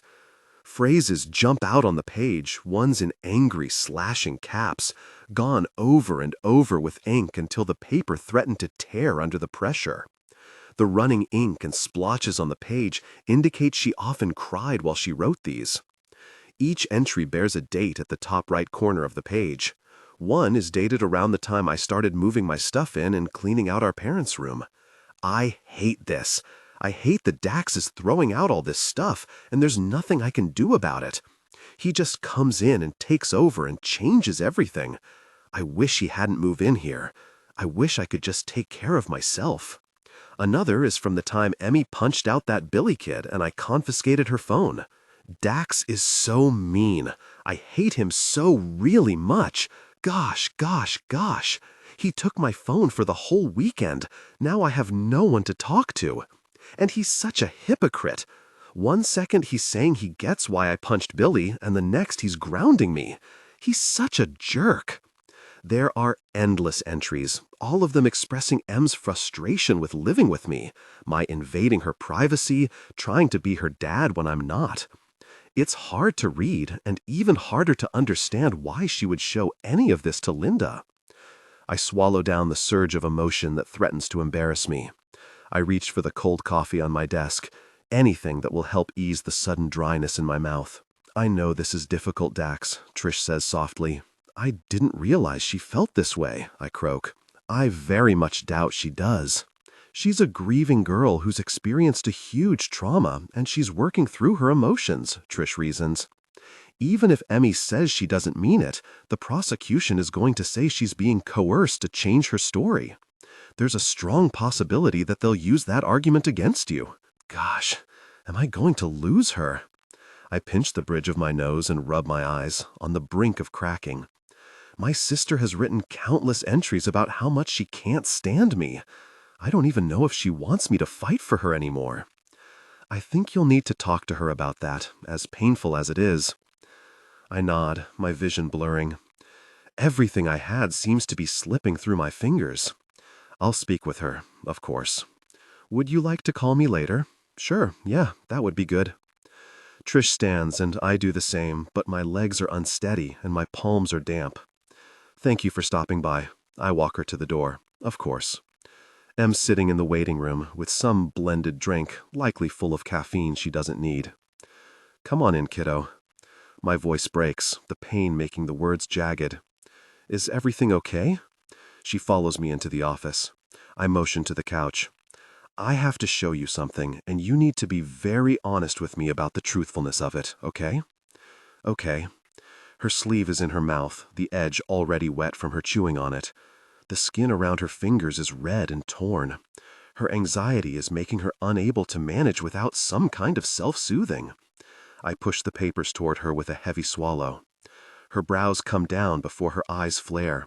Where'd you get these? She flips through the pages with shaky fingers. Aunt Linda said you shared them with her. I watch her horrified expression change to confusion. What? These are photocopies. This is your writing. I didn't give them to her. She shakes her head vigorously. I would never show this to anyone. This is from my journal. I never let people read it because it's what I write when I'm upset or mad or sad and just feeling bad about stuff. I don't know how Linda got this, Dax, and I don't mean it. She skims the painful words in black ink. I don't hate you. Sometimes I get so mad because nothing makes sense, and I don't know how to handle all the things in my head. The counselor told me writing things down would help. Tears well, and she wipes them away with the heel of her hand. It's like, we used to just have fun together. Before Mom and Dad died, you used to be fun, Dax. But now you have to be another kind of Dax, too, and it's hard. Sometimes you still get to be fun, Dax. But other times, when you make rules and stuff, it reminds me of Dad, and then I miss him and wish he was here, and that it could be different. Does that make sense? I give her a small smile. It makes perfect sense, Emmy, but you have to understand how much this worries me, that you think these things. I don't really wish I was with Mom and Dad, not like you think that means. She blows out a long breath. Sometimes I really miss them, and I wish I could be with them. And sometimes I just wish I could see them and make sure they didn't hurt when it happened. I understand exactly what you mean, but you can see how this wouldn't look good, right? I didn't mean for Aunt Linda to see this. I don't know how she got them. She looks up at me, panic-stricken. Does this mean she's going to take me away from you? I'm going to fight to keep you with me, Emmy, if that's where you want to be. I don't want to live with anyone else. Just when things seemed like they were finally going to be okay, the bottom falls out again. 22. Down, down, down. Dax. Less than 20 minutes later, I receive a call from Beverly asking if I'm able to stop by the Whitman office on my way home. She has some paperwork that needs to be signed. Normally, Kailyn would be the one to manage that, but maybe she's still giving me space, or maybe she's realized I'm nothing but a headache she doesn't need. Emmy chews her nails until her fingers bleed on the way to the lawyer's office. This whole situation is a complete nightmare. Beverly greets us with a friendly smile. I appreciate you stopping in. Kailyn wants to file this tomorrow morning, so the deadline is a little tight. Is Kailyn here? Can I see her? Emmy asks, looking hopeful. I'm sorry, Emmy. Kailyn's not in the office. She has court today, Beverly says softly. Which is something I might have known if I hadn't stonewalled her all weekend. Oh. Her face crumples, and I fear what will happen if Linda does get custody. I can't imagine she'd let Emmy see Kailyn. This won't take long. Hope, disappointment, simmering resentment, maternal love, and the excitement of a fresh start. You'll be in and out of the office in just a few minutes, Beverly assures M.A. Okay. She settles in one of the waiting room chairs, knee bouncing anxiously. Is everything okay? Beverly asks as she guides me to the conference room, the same one I waited in when I first came to see Kailyn after my parents passed. God, how things have changed since then. It's been a rough day. I won't take much of your time then. I'm sure you'd like to be home, and so would M.A. I nod as I take a seat, and Beverly places 2 sets of documents in front of me. It's a small amendment to the trust, making it easier to transfer funds. I sign the papers after Beverly reviews the changes. How are you handling everything? Beverly asks as she slips my copy into an envelope. It's been intense, to say the least. Beverly stands along with me. I realize now is probably not an ideal time to bring it up, but I've mentioned before how much we'd love to have you on board here. We would most certainly be able to accommodate flex hours so you can put in the time necessary to support MA in this very transitional stage. There's no pressure, but I hope it's something you'll consider. Kailyn has mentioned it recently. It's definitely something I'm looking at quite seriously. She smiles as she walks me to the door. That's great to hear. It'll mean wonderful things for Kailyn, having you on board. I'm sorry, I'm not sure I understand what you mean. Did she tell her boss about us? It'll help advance her career, and of course yours eventually, so it's a win for everyone, really, if that's what you decide.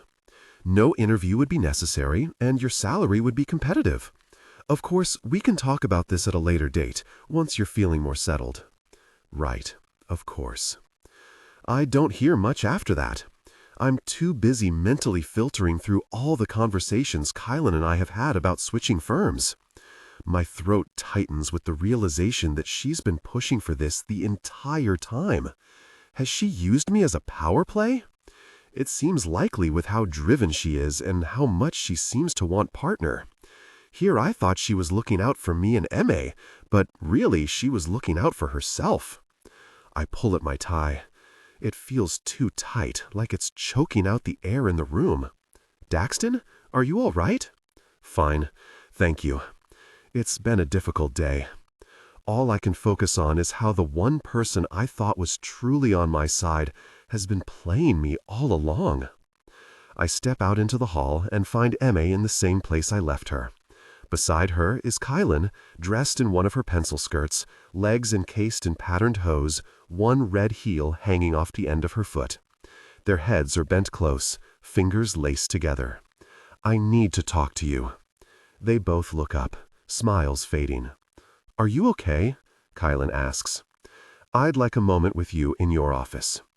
I'm sorry, Emma. I promise I won't keep you waiting much longer. Did something else happen? Emma asks, nervous again. I'll be back in a minute. I motion in the direction of Kailyn's office. It's quiet in the building, well after hours now. Kailyn smooths her hands over her hips and follows me down the hall, quickening her pace to keep up with me. She puts a hand on my arm. Emma told me what happened. We'll get it figured out. I step away from her touch and wait until she's inside the office before I close the door and spin to face her.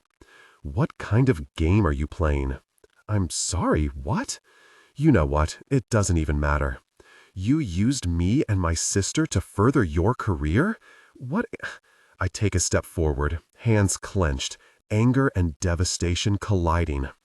Don't lie to me right now, Kailyn. Don't do it. I trusted you. I let you into my life, into my sister's life, and for what? What do you get if you bring me over to your firm? It's not, what do you get? I yell. Whatever Beverly said, save the nonsense, I snap. You sure hurt me in lots of ways, didn't you? It's not what you think, Dax. I care about you. I ignore her imploring tone and push for the facts, because those are what I need right now. What exactly were you offered to bring me on board here? It all clicks together. Partner? Is that it? You get a partnership? She sighs and closes her eyes. Yes, but... Stop. You don't get to throw a but in there.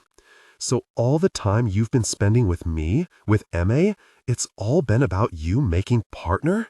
Gosh, I feel like I'm going to throw up. At first, I wanted to make sure you weren't out to get Em's money. She was my top priority. I didn't know you, didn't know your circumstances or what your motivation was.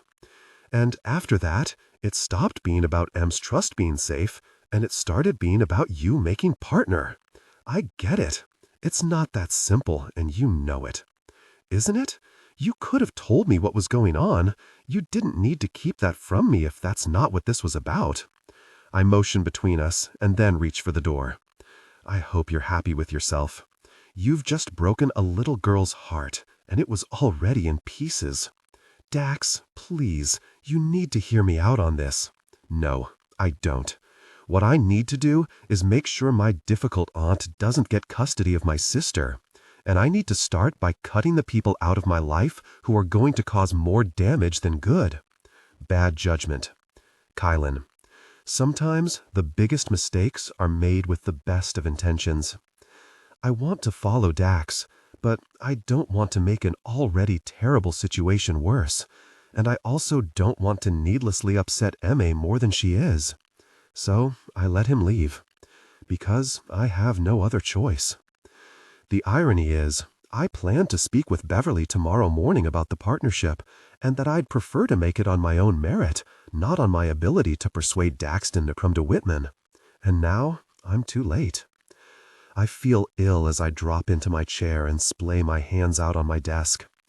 The high of winning yet another case where the right people are granted custody of a child for the right reasons this afternoon is crushed by the weight of my actions. Dax deserves to have Emma, and I feel like everything I've done recently compromises that. Dax needed someone, and I came in to play savior, only I made an even bigger mess to clean up.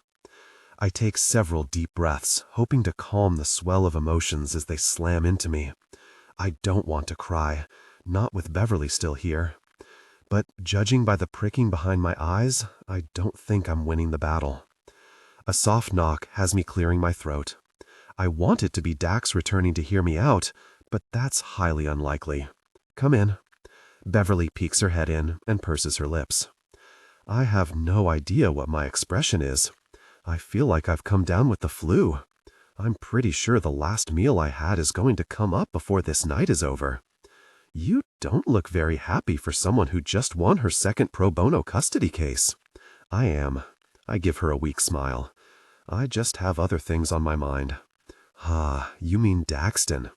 She leans against the door jamb and crosses her arms over her chest. You should have told me how involved you are. I think that's past tense now. I start to laugh, but it dissolves into a terrible, broken sound. I've messed up so badly this time, worse than I ever could have imagined, and not just with Dax, but with Emma. What would he tell her say? How much is she going to hate me? I've put him in a terrible position, and all for what? A career move? One that no longer means what it once did, not when it's going to cause so much unnecessary hurt. If I'd known, I would have approached my conversation differently. I was planning to talk to you in the morning.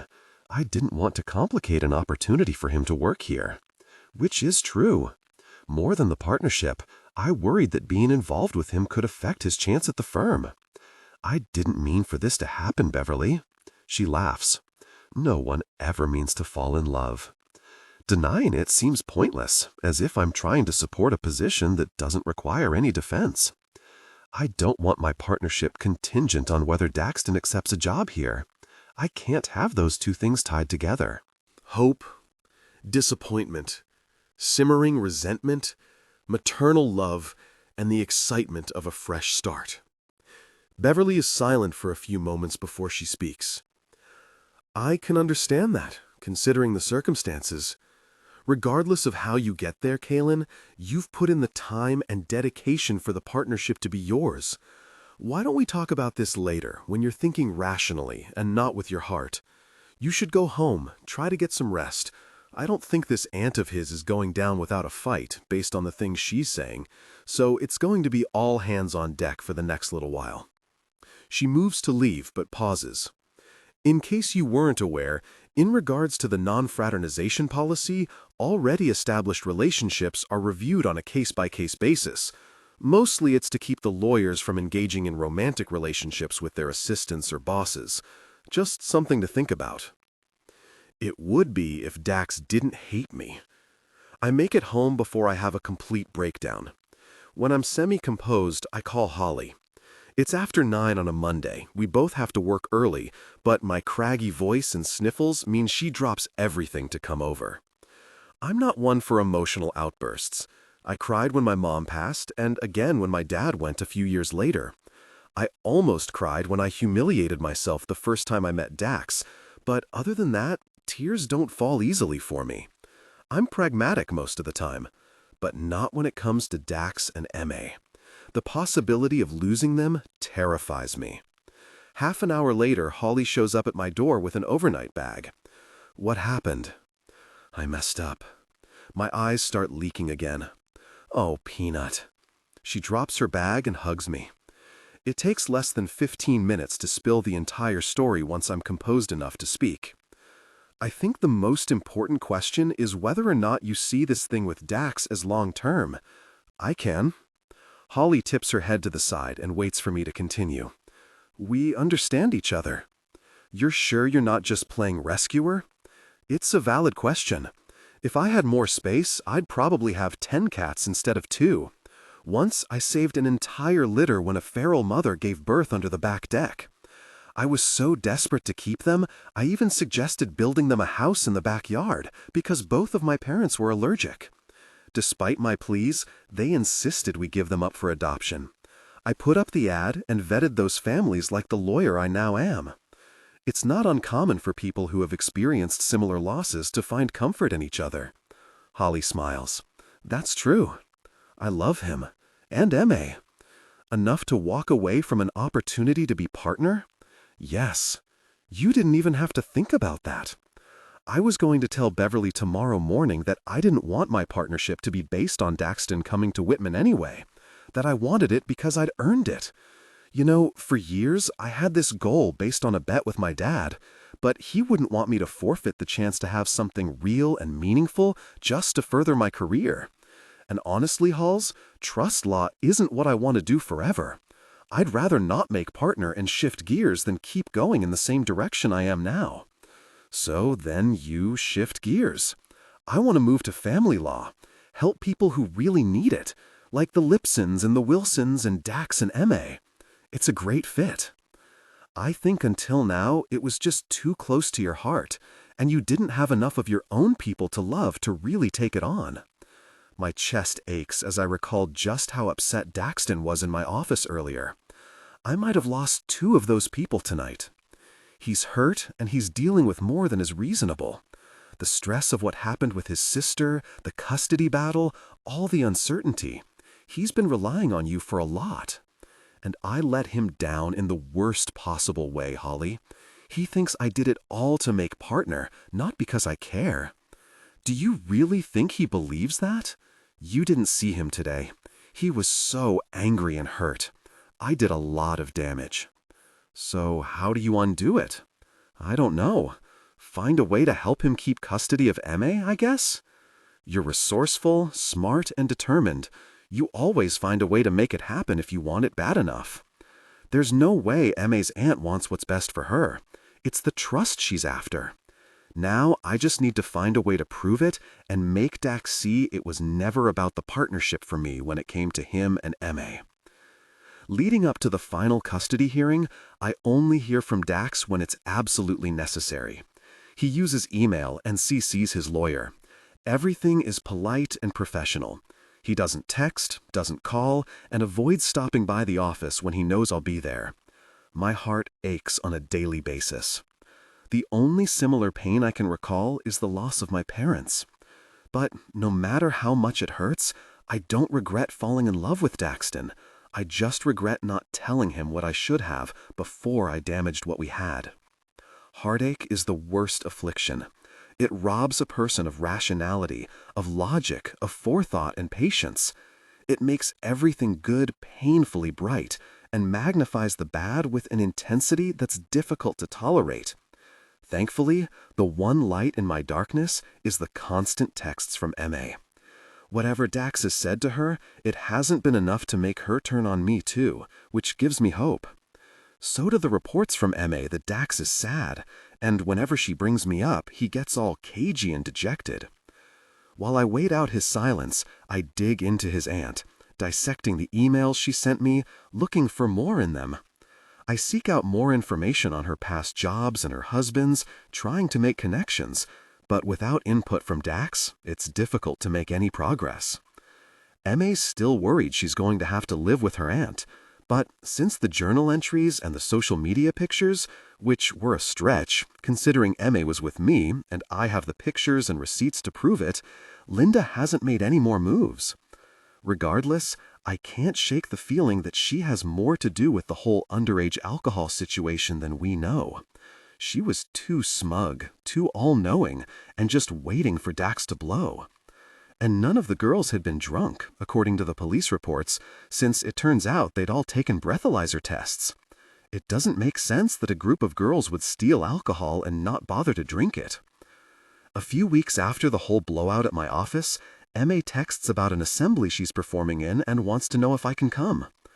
I'm not sure if Dax is aware Emma and I are still communicating on a regular basis.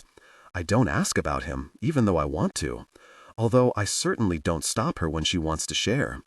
He's home every night, he's overly attentive, he's a terrible cook, but he's trying.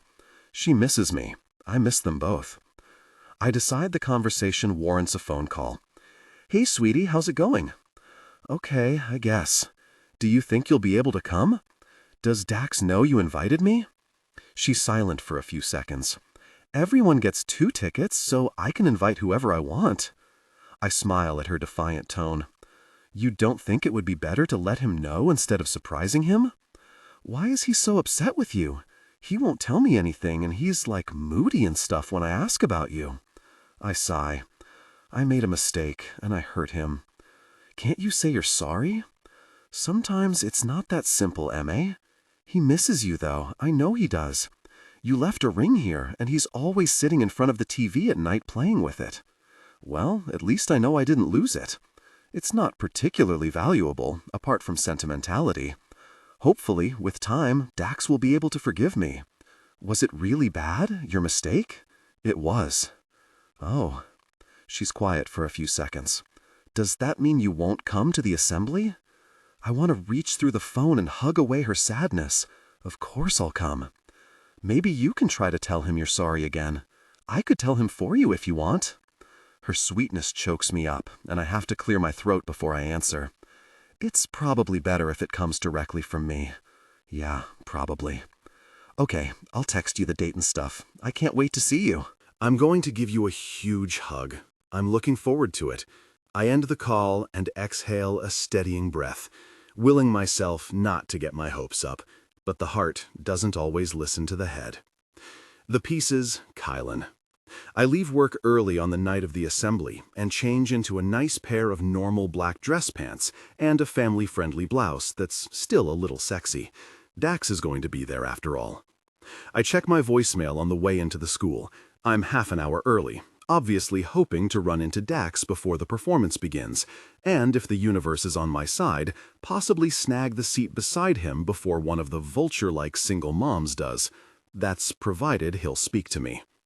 I have a voicemail from Holly, but I can't hear it with the noise in the foyer, parents chattering excitedly as they wait for the auditorium doors to open. I can't see Dax anywhere in the throng of waiting families, but I'm short, so my ability to see over all the heads is compromised. I navigate my way through the crowd, looking for a quiet room. I push through the first door that opens and step inside. I've found the library, and it appears to be empty. I'm about to listen to the voicemail when someone else speaks.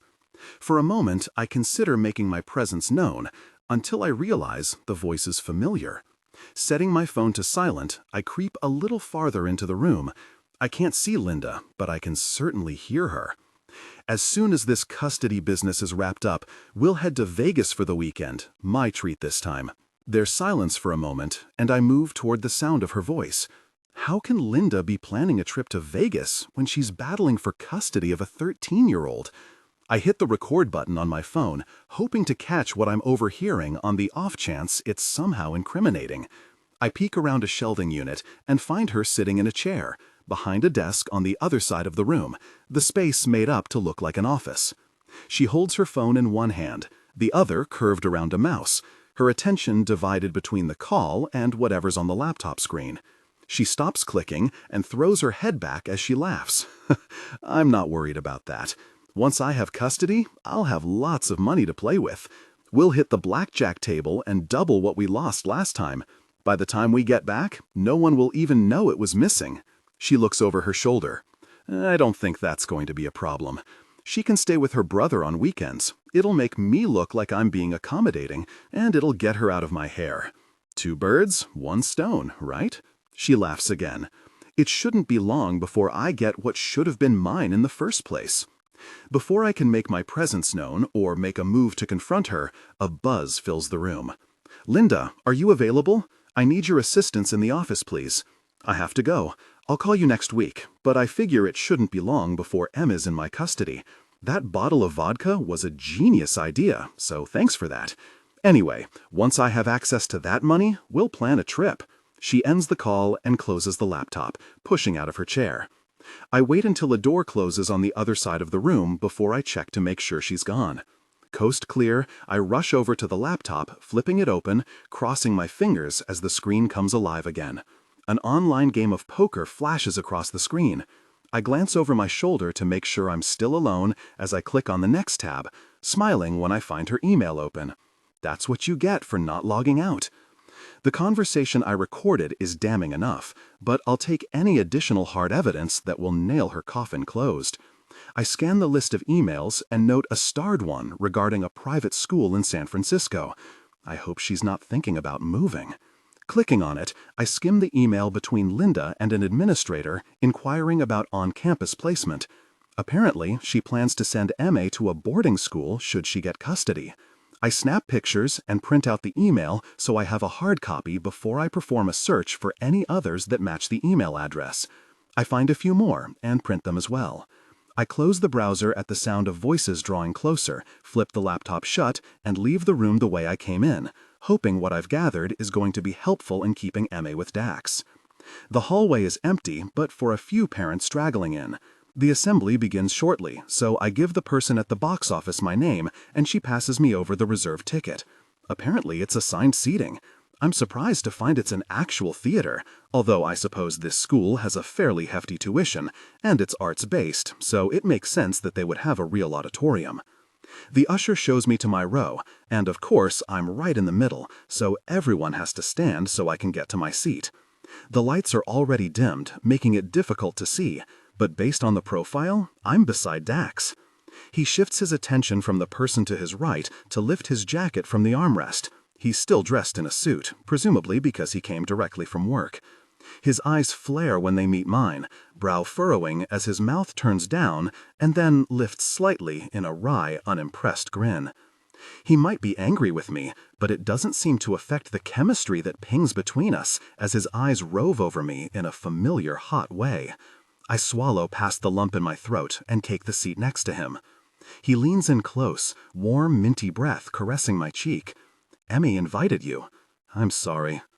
He huffs humorously and shifts in his seat, dropping his elbow so it's no longer on the armrest, touching mine. I hate the horrible churning in my stomach and the burn behind my eyes at his quick dismissal. "I know you're still upset with me, but I need to speak with you after the assembly. I'm not interested in a conversation." I put a hand on his arm, and he turns his head slowly, his glare directed at where I'm making physical contact. I want to erase his anger, make him understand that I didn't mean to hurt him. I move my hand to my lap. "It's not about us." Well, that's good, since there is no us. My heart feels like it's been punctured. Before I can say anything else, the lights go down and the curtains open. The stage is filled with students, all dressed in white shirts and black pants. Emma is front and center, scanning the audience. Dax lifts his hand in a half-wave when she finally spots him, and she smiles, her gaze shifting to me, and it widens even more. There's no way I'm going to make it through this without crying. And then they start to sing. I've always known Emma has a beautiful voice. She sings in the car whenever she likes the song, she belts out the lyrics when we play Just Dance, and she hums a lot. But this is something completely different. This is the kind of music that reaches inside and touches your soul. I can't hold back the tears when Emma steps forward for her solo.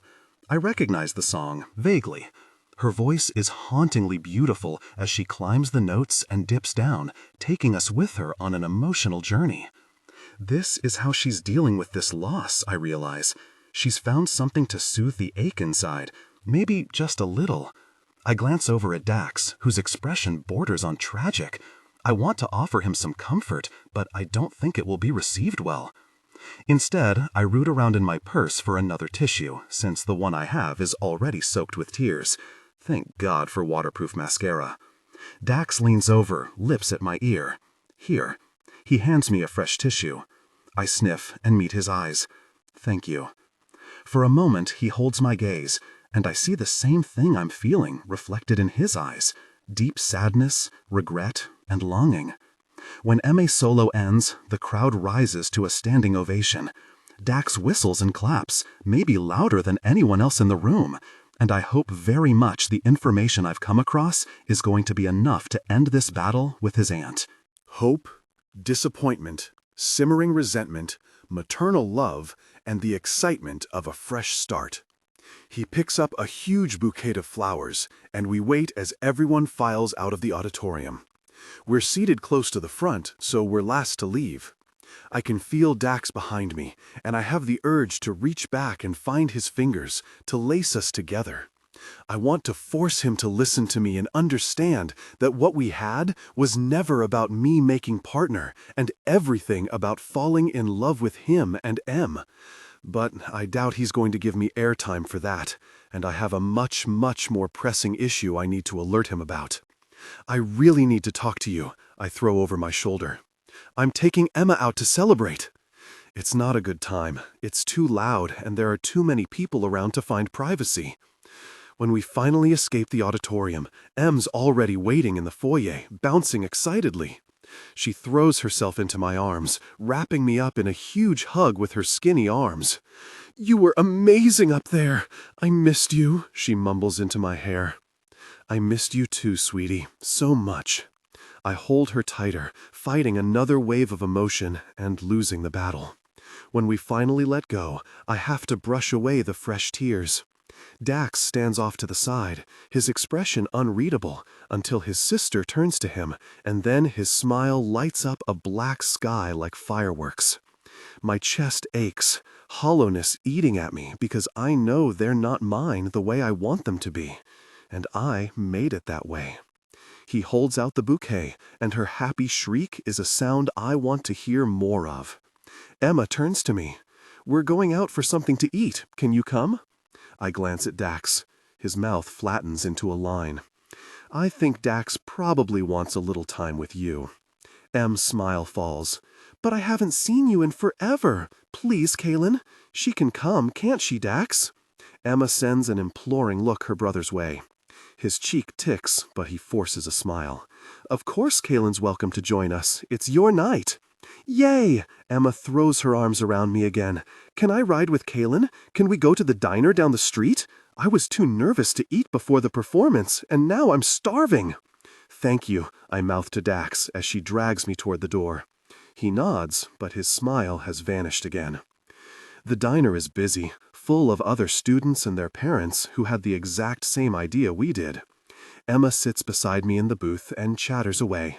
Once we've ordered, she's dragged off to sit with a few of her friends. "I'll be back in a few minutes." She seems like she's doing well. She has really good days. This is one of them. Dax arranges his silverware, but doesn't look at me. "You had something you needed to talk to me about?" I look around the diner.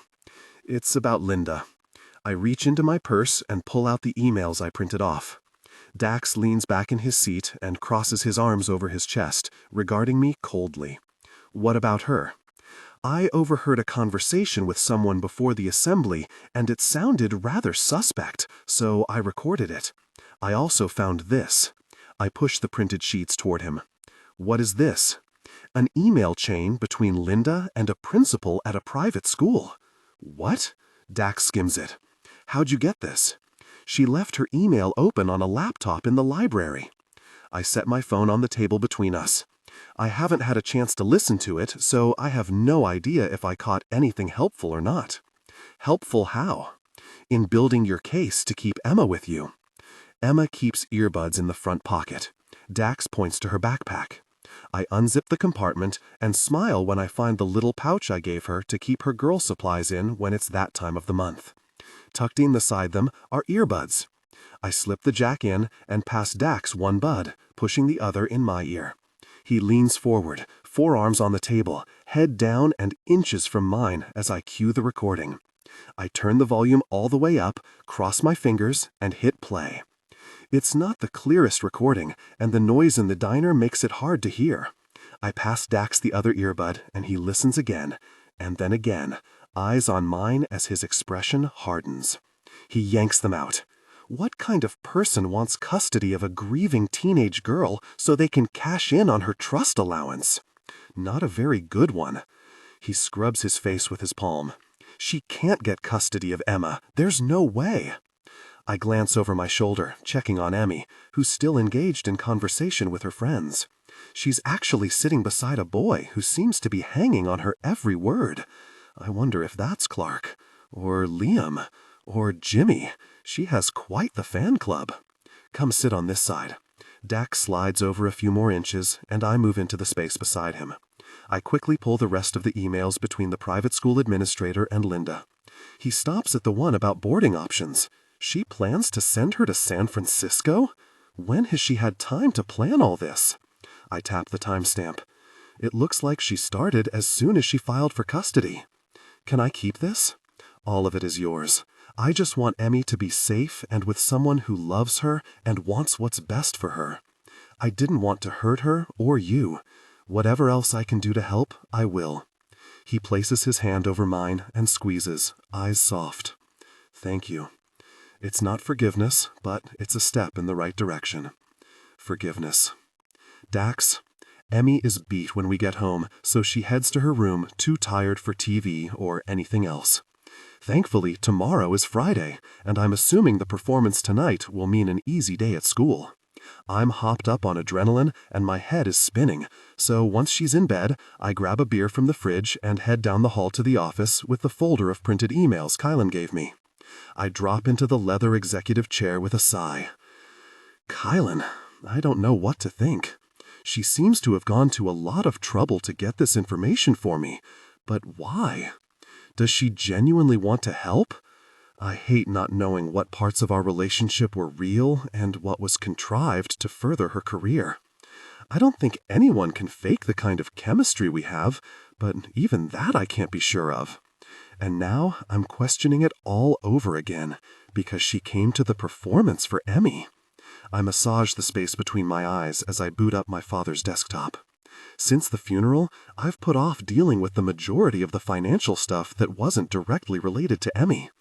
There are accounts that need to be managed, savings to be transferred, and bank statements to be reviewed, but none of it has seemed pressing since Linda sued for custody of Emmy.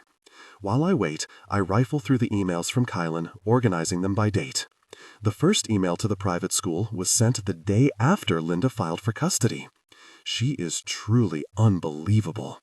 The screen on my father's desktop finally registers a login, and I punch in his password, which is stuck to the corner of the display with a post-it. I'm not sure what I'm looking for other than something that will explain why Linda needs this money so badly, and why she feels it's rightly hers. The folders with my father's documents are neatly labeled and organized, as was normal for my parents. I scroll through them, noting one with my name, one with Emmy's, and lower down is Linda's, which would make sense as she was supposed to be Emmy's legal guardian until about 6 months ago. I click on Linda's, and several subfolders pop up. I pause when I reach one labeled Loans. Clicking again, I'm met with at least 20 separate documents, each individually dated, going as far back as 15 years ago. I open the most recent, dated not long before my parents passed. Apparently, Linda borrowed $5,000 from my parents. I open the next one down, dated several months earlier, and find yet another loan, this time for $7,000. Another one, dated a few months before my 30th birthday, is substantially larger at $15,000. There seems to be a lull, a period of 2 years in which no loans were issued, but before that, my parents sporadically lent Linda money. Hope, disappointment, simmering resentment, maternal love, and the excitement of a fresh start. Sometimes it was a few $1,000s, but more than once they were in excess of $10,000. I'm sure if I went back through my parents' bank records, I'd be able to track all the money they loaned her over the years, which is a lot. Before I think too much about what I'm doing, I pick up my cell and call Kailyn. It doesn't even finish ringing once before she answers. Hey, is everything all right? How are you? I'm okay. That's not really true right now, but it's an automatic response. How are you? Happy to hear your voice, she says softly. Her honesty pulls my attention back to her. What are you doing right now? Not a lot. How about you? I found some stuff on my dad's computer. I hit print on the loan documents. I'm sure there must be a folder in my parents' filing cabinets with signatures. The most recent are signed, scanned PDFs, but the older ones are drafts with no signatures. What kind of stuff? Financial stuff connected to Linda that might explain why she wanted custody so badly. I trail off as I note the time in the corner of the screen. I didn't realize it was almost midnight. But it can wait. I'm not going to sleep anytime soon, if you want to talk it through. My parents loaned my aunt a lot of money. What constitutes a lot? Tens of thousands over the past decade and a half. And that's just based on the documents in one folder. I have no idea if there's more that's unaccounted for. I rub my temple, the dull throb telling me a headache is on the way. I can come over. There's a short pause. If you want help going through what you found. Or it can wait. I can shift my appointments around tomorrow morning, unless now is better. Now is better. I can be there in 15. Okay. While I wait for her to arrive, I rifle through my parents' filing cabinets.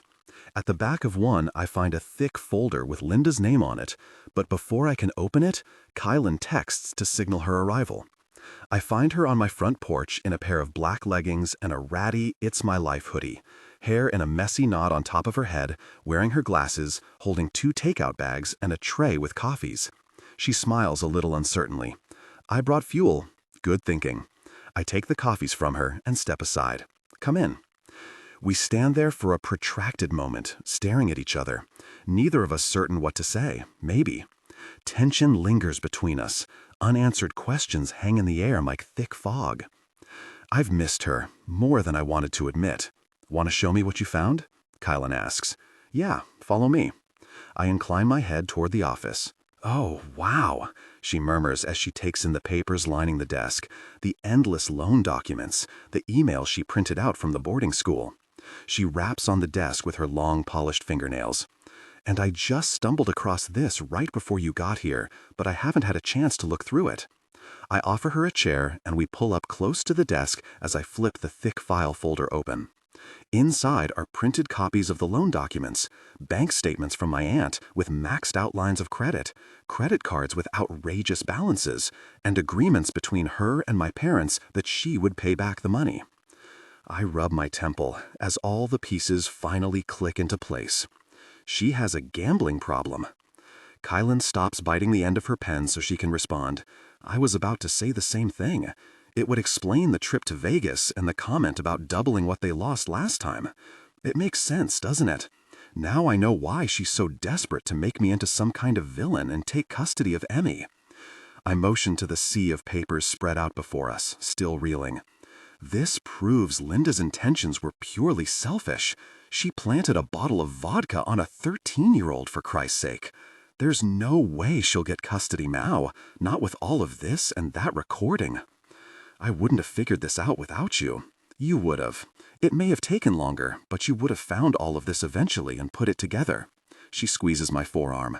I just want Emmy to be where she belongs, Dax, and that's with you. She seems so sincere, but it's hard not to wonder how much of this is her wanting to help and her still working the partner angle. Is that all you want?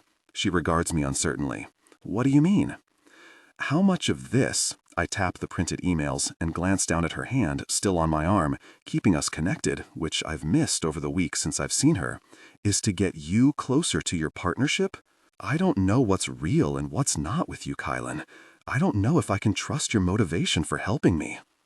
Kailyn drops her hand to her lap and focuses there for a few seconds. I know I broke your trust when you were in a vulnerable position, and that earning it back won't be easy. But know that everything I'm doing right now is because I want what's best for you and Emmy, and that's for you to have each other.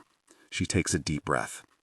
I admit that when Beverly presented me with the offer for partner, I took you on as a challenge. I had a very different opinion of who you were. I also wanted to make sure that Emmy wasn't being taken advantage of. I had no idea what your reasons were, if you were just after Emmy's money like Linda so clearly is. Kailyn meets my gaze with an imploring one of her own. The first few years of my life weren't good, Dax. Thankfully, I don't have a lot of memories, but the ones I do have are the reason I'm here fighting for Emmy to stay with you. I want you to know that the partnership stopped being a factor when I realized how hard you were trying to do what was best for Emmy. And when was that, exactly? When you called me from CVS. She smiles a little, maybe at the memory. That's when I saw the real you. Amends, Kailyn. I will him to say something, anything, that will let me know forgiveness is possible. Confirmation comes in the form of his mouth crashing down on mine. For a moment, I'm frozen and stunned, but my body seems to know exactly what to do, even if my brain takes a few seconds to catch up. Dax pulled me close, our embrace deepening. There's no place I feel safer than where I am right now. And I know that giving up the partnership was the right thing to do, if it means I get to have this man instead. We made our way to the bedroom, giving in to desire. Apologies were given and accepted through touch. A deep connection formed, and the ache that had been weighing down my heart finally dissolved. Dax, are you up? I'm leaving for school in like 15, and the house doesn't smell like coffee. I bolt upright, the covers dropping to my waist. I mouth, gosh, while Dax blinks blearily, confusion turning to heat as he takes in my exposed chest. He clears his throat and calls out, "Be right down." A long silence follows before she finally replies, "'Kay." A few seconds later, her bedroom door closes. Dax gives my chest a squeeze. I smack his hand, my skin already reacting to the attention. What the hell am I going to do? Maybe there's still something of my mom's in the back of the closet? I know Emmy missed a few things when we cleaned everything out. We can pretend like you showed up this morning? It's more question than plan, but it's a whole hell of a lot better than the alternative. I find a plain black dress that's about 2 decades old and close to my size. I guess it could be considered retro. I shimmy into it. It's tight at the hips, and the hem falls below my knees since his mom was several inches taller than me. I finger comb my hair because Dax doesn't have a brush. I still have sleep lines on my face, but there's nothing I can do about that. I follow Dax to the kitchen. Thankfully, Emmy is still in her room, so I'm able to sit down at the island and calm my breathing. Dax is all smiles as he goes about making coffee. I don't know how he can be so calm when it feels like my heart is going to slam out of my chest. Hope, disappointment, simmering resentment, maternal love, and the excitement of a fresh start. The bag of donuts I picked up on my way over last night helps make our charade look more authentic, minus the fact that there's no coffee to go with it.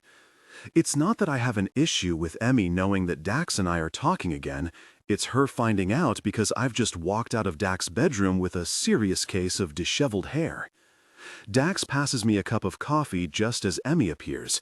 She shrieks and rushes over, throwing her arms around me. "Oh, hi! I didn't hear the doorbell ring. Dax and I have a meeting this morning. We thought we'd go together." She releases me and steps back, panicked gaze darting between Dax and me. "What kind of meeting?"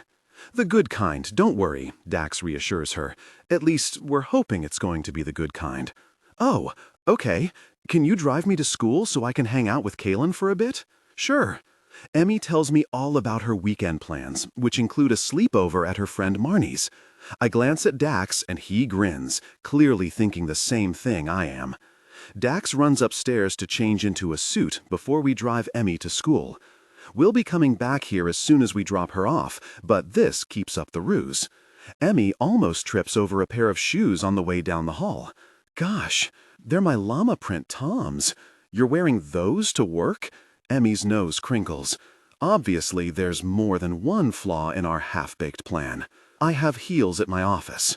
"Oh, okay." She shrugs and slips her feet into her purple chucks, I have the same ones, and shoulders her backpack. "We can take my car," I offer.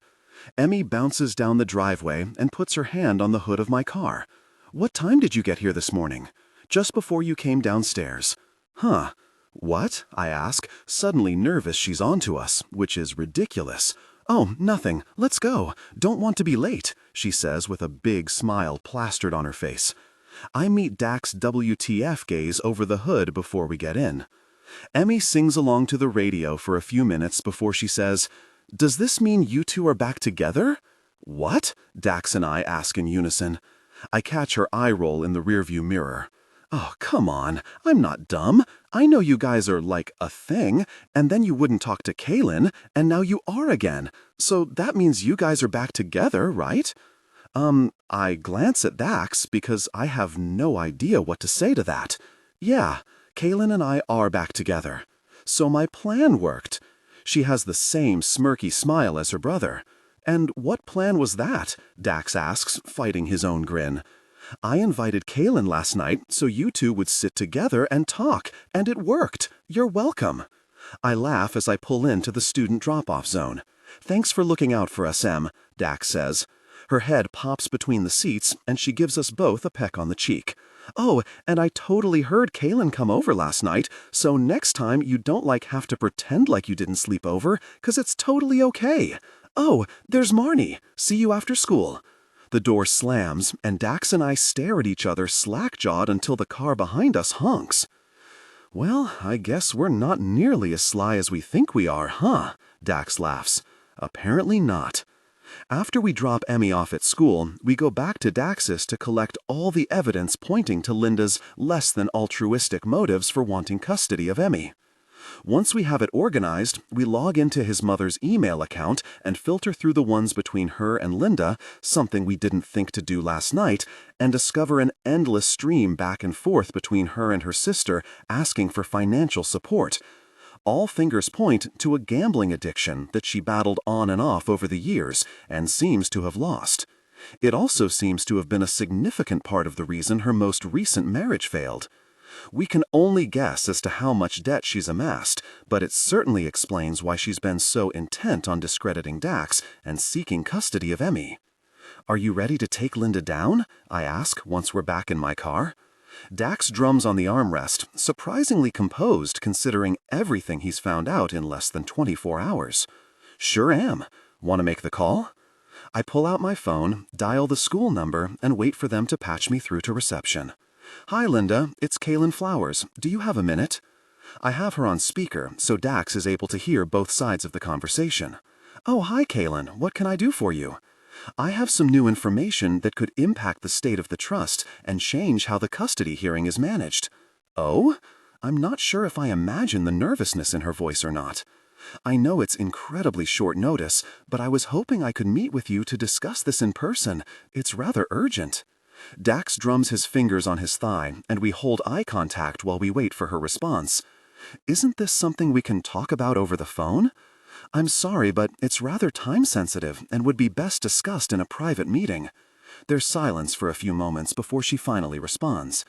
My lunch break is in half an hour. I could meet you at your office at 11:30. That's perfect. Thank you so much, Linda. I'll see you then. I end the call, and Dax's smile mirrors mine. She's never going to see this coming. Just desserts. Daxto. Half an hour later, after a quick stop at Kailyn's so she can change and fix her hair, we're seated inside the same conference room where I first met Kailyn, the folders of evidence lined up on the table. Kailyn and I are both sipping coffee, although I feel like a scotch might be warranted once this meeting is over, considering what we're about to do. She's going to drop the lawsuit, Dax. Everything will be fine. Kailyn squeezes my bouncing knee. I won't be able to relax until it's over. A minute later, there's a knock on Kailyn's door, and her assistant appears. Miss Flowers, Linda Thrasher is here to see you. She gives us both a conspiratorial smile. You can send her in. Neither Kailyn nor I stand to greet her as she enters the room, and Kara closes the door behind her. Linda stumbles a bit when she sees me. I thought this was a private meeting. It is, Kailyn says evenly. Private between the people who have a vested interest in Emmy's future. She motions to the empty chair across from Kailyn and me. Have a seat, Linda. She pulls out her phone. I'm calling my lawyer. I would reconsider that. Kailyn flips open the folder in front of her and reveals the email chain between Linda and the principal from the private school and the pile of loan documents. I feel it's in your best interest to hear us out first, Linda. Face ashen, she sinks down in the booth. She looks between us. What is this? It's your come-to-Jesus moment. This is where you admit the only person's well-being you were concerned about was your own. Kailyn taps the pile of loan documents. It seems you owed Evelyn and Craig a lot of money. No need to qualify that with a response. Kailyn presents another set of emails between Linda and Evelyn, chronicling her consistent requests for financial support over the years, and Evelyn's pleas that she seek help. I ran into a bit of financial trouble, I cut her off. A bit? You've been borrowing money from my parents for more than a decade, Linda. You know, it would have been one thing if you came to me asking for help, but to sue for custody so you could access money that isn't yours is morally reprehensible. Emmy is better off with me. I've already raised children, she sputters meekly. Enough with the bull ass, Linda. 2 days after you filed the custody lawsuit, you were already trying to find a way to get rid of her by sending her to boarding school. You planted the alcohol in her locker to build a case against me, for really's sake. That's absurd, Linda stammers. Is it? Kailyn overheard you talking about it yesterday. She looks from me to Kailyn with wide-eyed panic. Your plans to Vegas, how Dax would want Emmy on weekends, and you'd look good by giving him what he asked for. Beads of sweat dot her brow and her upper lip. You can't do this. Hope, disappointment, simmering resentment, maternal love, and the excitement of a fresh start. Now would be a good time to drop the custody lawsuit against Daxton, Kailyn says flatly as she pushes her phone across the table and cues up the recording. You can't prove anything. So I've had some financial trouble. It's not like everyone has millions of dollars to play with. It's all here. Documented proof that you're self-centered and opportunistic, and worse, you were going to use a grieving 13-year-old to your financial advantage. Kailyn hits play, and Linda's voice filters through the office. Linda's horror grows as her words are thrown back in her face. She raises a shaky hand. I don't need to hear any more. I'll drop the lawsuit. Kailyn stops the recording and smiles icily. We thought you might say that. We file away the documents while Linda wrings her hands and gives me an imploring look. Daxton, you have to understand. Don't, I snap. Don't try and justify any part of this to me. We'll be waiting for a call to let us know the lawsuit has been officially dropped. Kailyn and I wait silently while Linda gathers her things and leaves the office in a rush. As soon as we're alone, I exhale a long breath. Kailyn squeezes my hand. Are you okay? I think so. I run my free hand through my hair. It's just been months of uncertainty and chaos, so the possibility that this could be over is sort of jarring. I can understand that. I'll feel a lot better when I get the call from Trish. I don't see her stalling. She knows if she doesn't, there's far more at stake than not having access to Emmy's money.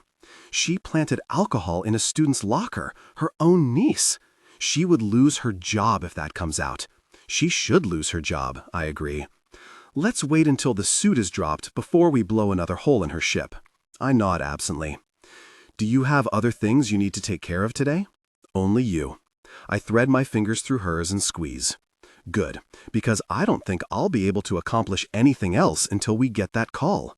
Why don't we leave all this stuff in my office and grab a drink while we wait?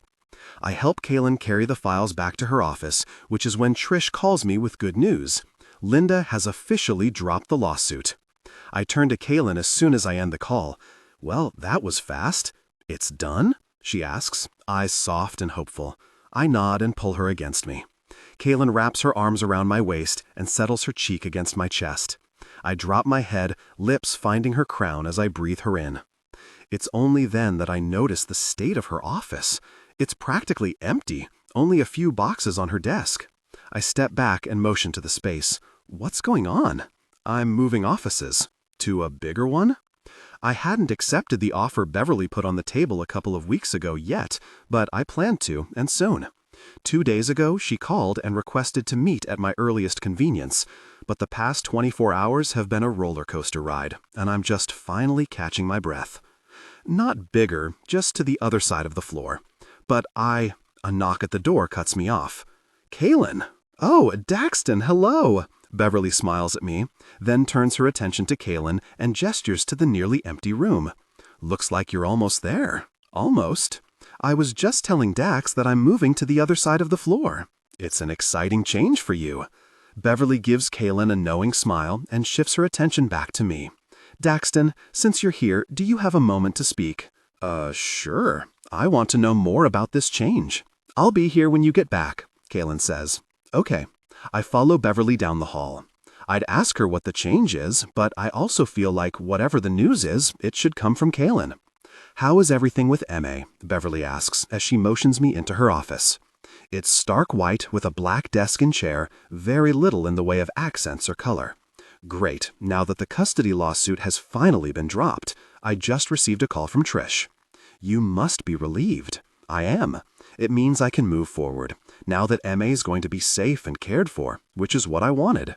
She's lucky to have you. She's a good kid. I'm lucky to have her. She swivels in her chair. I'm sure you want to celebrate the good news with M.A., so I'll cut right to the chase.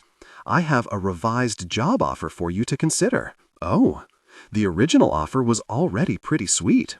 It included a 15% pay increase, reduced hours, the option to work from home on some days, and a slew of other benefits. She rests her elbows on the desk and steeples her hands. I'd like to offer you partner.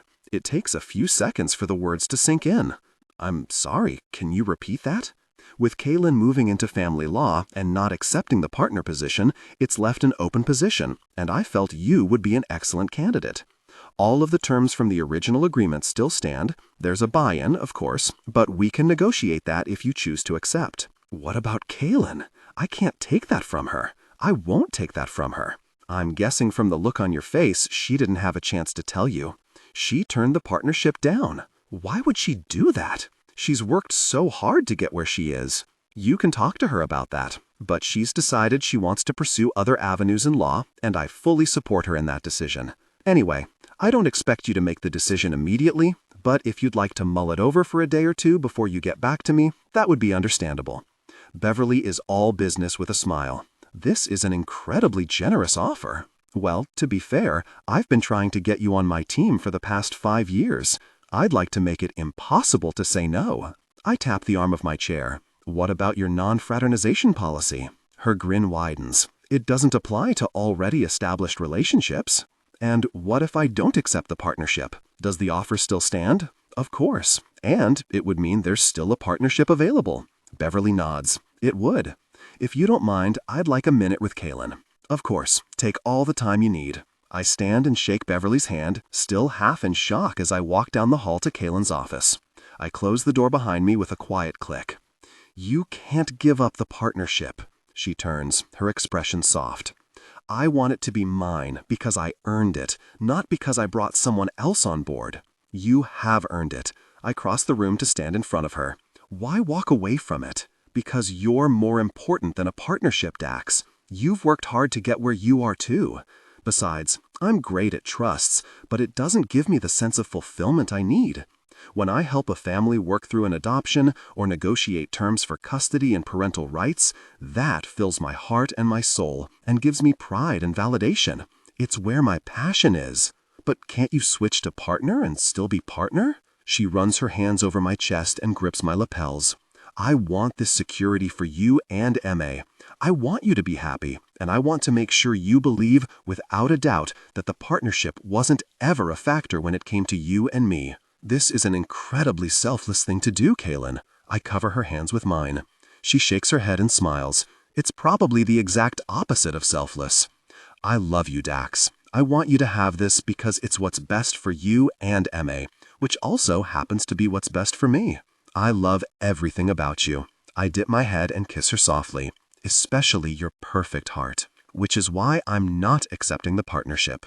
I'll come to Whitman, but that position is yours. Besides, I have a teenager to raise and a girlfriend I want time with, so partner can wait. 6 months later, I'm in the middle of a Holly and M.A. sandwich in the back of an Uber. Where exactly are we going? Holly wears a passive smile. It's a surprise. If we tell you, then it's not a surprise anymore, is it? I look to M.A., who's grinning so wide I can practically see her molars. Come on, Em, give me a little hint. I'll take you shopping. Hope, disappointment, simmering resentment, maternal love, and the excitement of a fresh start. I've already bribed Emmy, Holly says, with tickets to the Taylor Swift concert, so whatever you think you have up your sleeve, it's not going to top that. She got 3 tickets, so you can come too, though. Holly purses her lips and leans forward. That was supposed to be a surprise, too. Emmy bounces in her seat. Oops, sorry, I'm excited. Last month, I moved in with Dax and Emmy. I anticipated a transition period, but it's been surprisingly smooth. I suppose that might be due, in part, to the fact that I was already spending every weekend and usually one night a week at Dax anyway. I haven't given up my house yet, opting to rent it for the time being. It has a lot of memories attached to it, and letting it go completely isn't something I'm ready for. Emmy's come a long way in the past 6 months. After Linda dropped the custody lawsuit, her anxiety calmed, so much of it a result of Linda's interference. Once the school found out about the planted bottle of vodka, she lost her job, and since has moved into an apartment. Last we heard, she'd taken a job at a temp agency, and Dax, being the good man he is, hooked her up with a credit counselor when he found out she'd sought help for her addiction. Emmy finished the school year on a high, with marks that were far more representative of the regular Emmy. While she has her bad days, she's certainly much more settled. I don't ever expect that she'll get over losing her parents, but Dax has taken on the role with grace and the typical father anxieties. And of course, I'm part of all of it. Holly was right. By being involved with Dax, I've taken on the role of mom for Emmy, and I'm happy to be a source of support and love for her, just as she and Dax are for me. In some ways, I think I was wrong when I told Dax he would get used to the holes in his heart, that they couldn't be filled by other people. Having the two of them in my life has soothed my previous losses. They fill me with love and purpose in ways my job can't. A few minutes later, we pull up in front of my favorite restaurant. It's a little pub in West Hollywood that serves the best sweet potato fries with chipotle mayo. They also have the best burgers in the entire history of the universe. I may have written that in a review on Yelp and managed to get a few free burgers out of it. It's normally pretty packed on a Friday night, so I'm surprised to see the empty booths near the window. Maybe we're just ahead of the rush. Holly gets out first, and I follow, waiting for Emmy. She's wearing her typical hoodie and jeans ensemble, although she's retired the one with all the holes in the sleeves, for the most part. Holly has a cardigan on, despite the warm evening breeze. Although to be fair, they like to blast the air conditioning in this place. As soon as she opens the door, I realize I've been duped. This isn't just a birthday dinner out with my best friend, my boyfriend, and Emmy. There are balloons on every table with the number 30 on them, and a huge banner that reads, "Happy 30th, Kailyn," is strung across the ceiling. But that's not even the worst or best part. Everywhere I look, there's "It's My Life" memorabilia. Posters hang on the walls, and those freaking Dax Barbie dolls function as centerpieces. The hostess who greets us is wearing what looks like one of the "It's My Life" shirts I used to have with Dax's face on it. "Kailyn Flowers," the hostess grinning. "Follow me, please." I throw a look over my shoulder at Holly and Emmy, who are both grinning stupidly. My parents always made such a big deal out of my birthday, probably in part because it wasn't acknowledged prior to my adoption, but also because they wanted to celebrate when I came into the world and how it brought me into their lives. Since my dad passed, Holly has taken on the task of making my birthday special, so I'm sure whatever this surprise is, she has more than a small hand in it. I brace for whatever is coming, but nothing can prepare me for what I walk into. I expect to see Dax, and he's definitely there, front and center. I'm not surprised to see a few friends and colleagues, but what I don't expect is to be swarmed by a mob of people screaming my name, like I'm the one who starred in a wildly popular TV series instead of my boyfriend. I'm enveloped in the biggest group hug ever for about 10 very confusing seconds before the hug mob steps back and I realize exactly whom I've been hugged by. Oh my God! And all of a sudden, I lose complete control of my hands. They start flapping in the air in front of my face. "Oh my God!" I scream a second time as I fight with my body not to jump up and down and lose the battle. I slap a palm over my mouth, uncertain if I can contain another scream of excitement or another bounce. My gaze snags on Dax as he pushes through the crowd, which comprises the entire cast of It's My Life. And they're smiling like loons, shouting my name and clapping like I've just put on the best performance in the world. I want to simultaneously melt into the floor and make every one of them sign something for me. I want to be 12 years old again so I can pin the poster to my wall and swoon over it every day. It's only when Dax is a few feet away that I notice what's printed on the shirts. It's my face, with the text, Kailyn Flowers, 1 Fangirl. In fact, every single person in the room is wearing the exact same shirt. I look over my shoulder to see that Emmy has lost her hoodie and Holly has taken off her cardigan to show off their own shirts.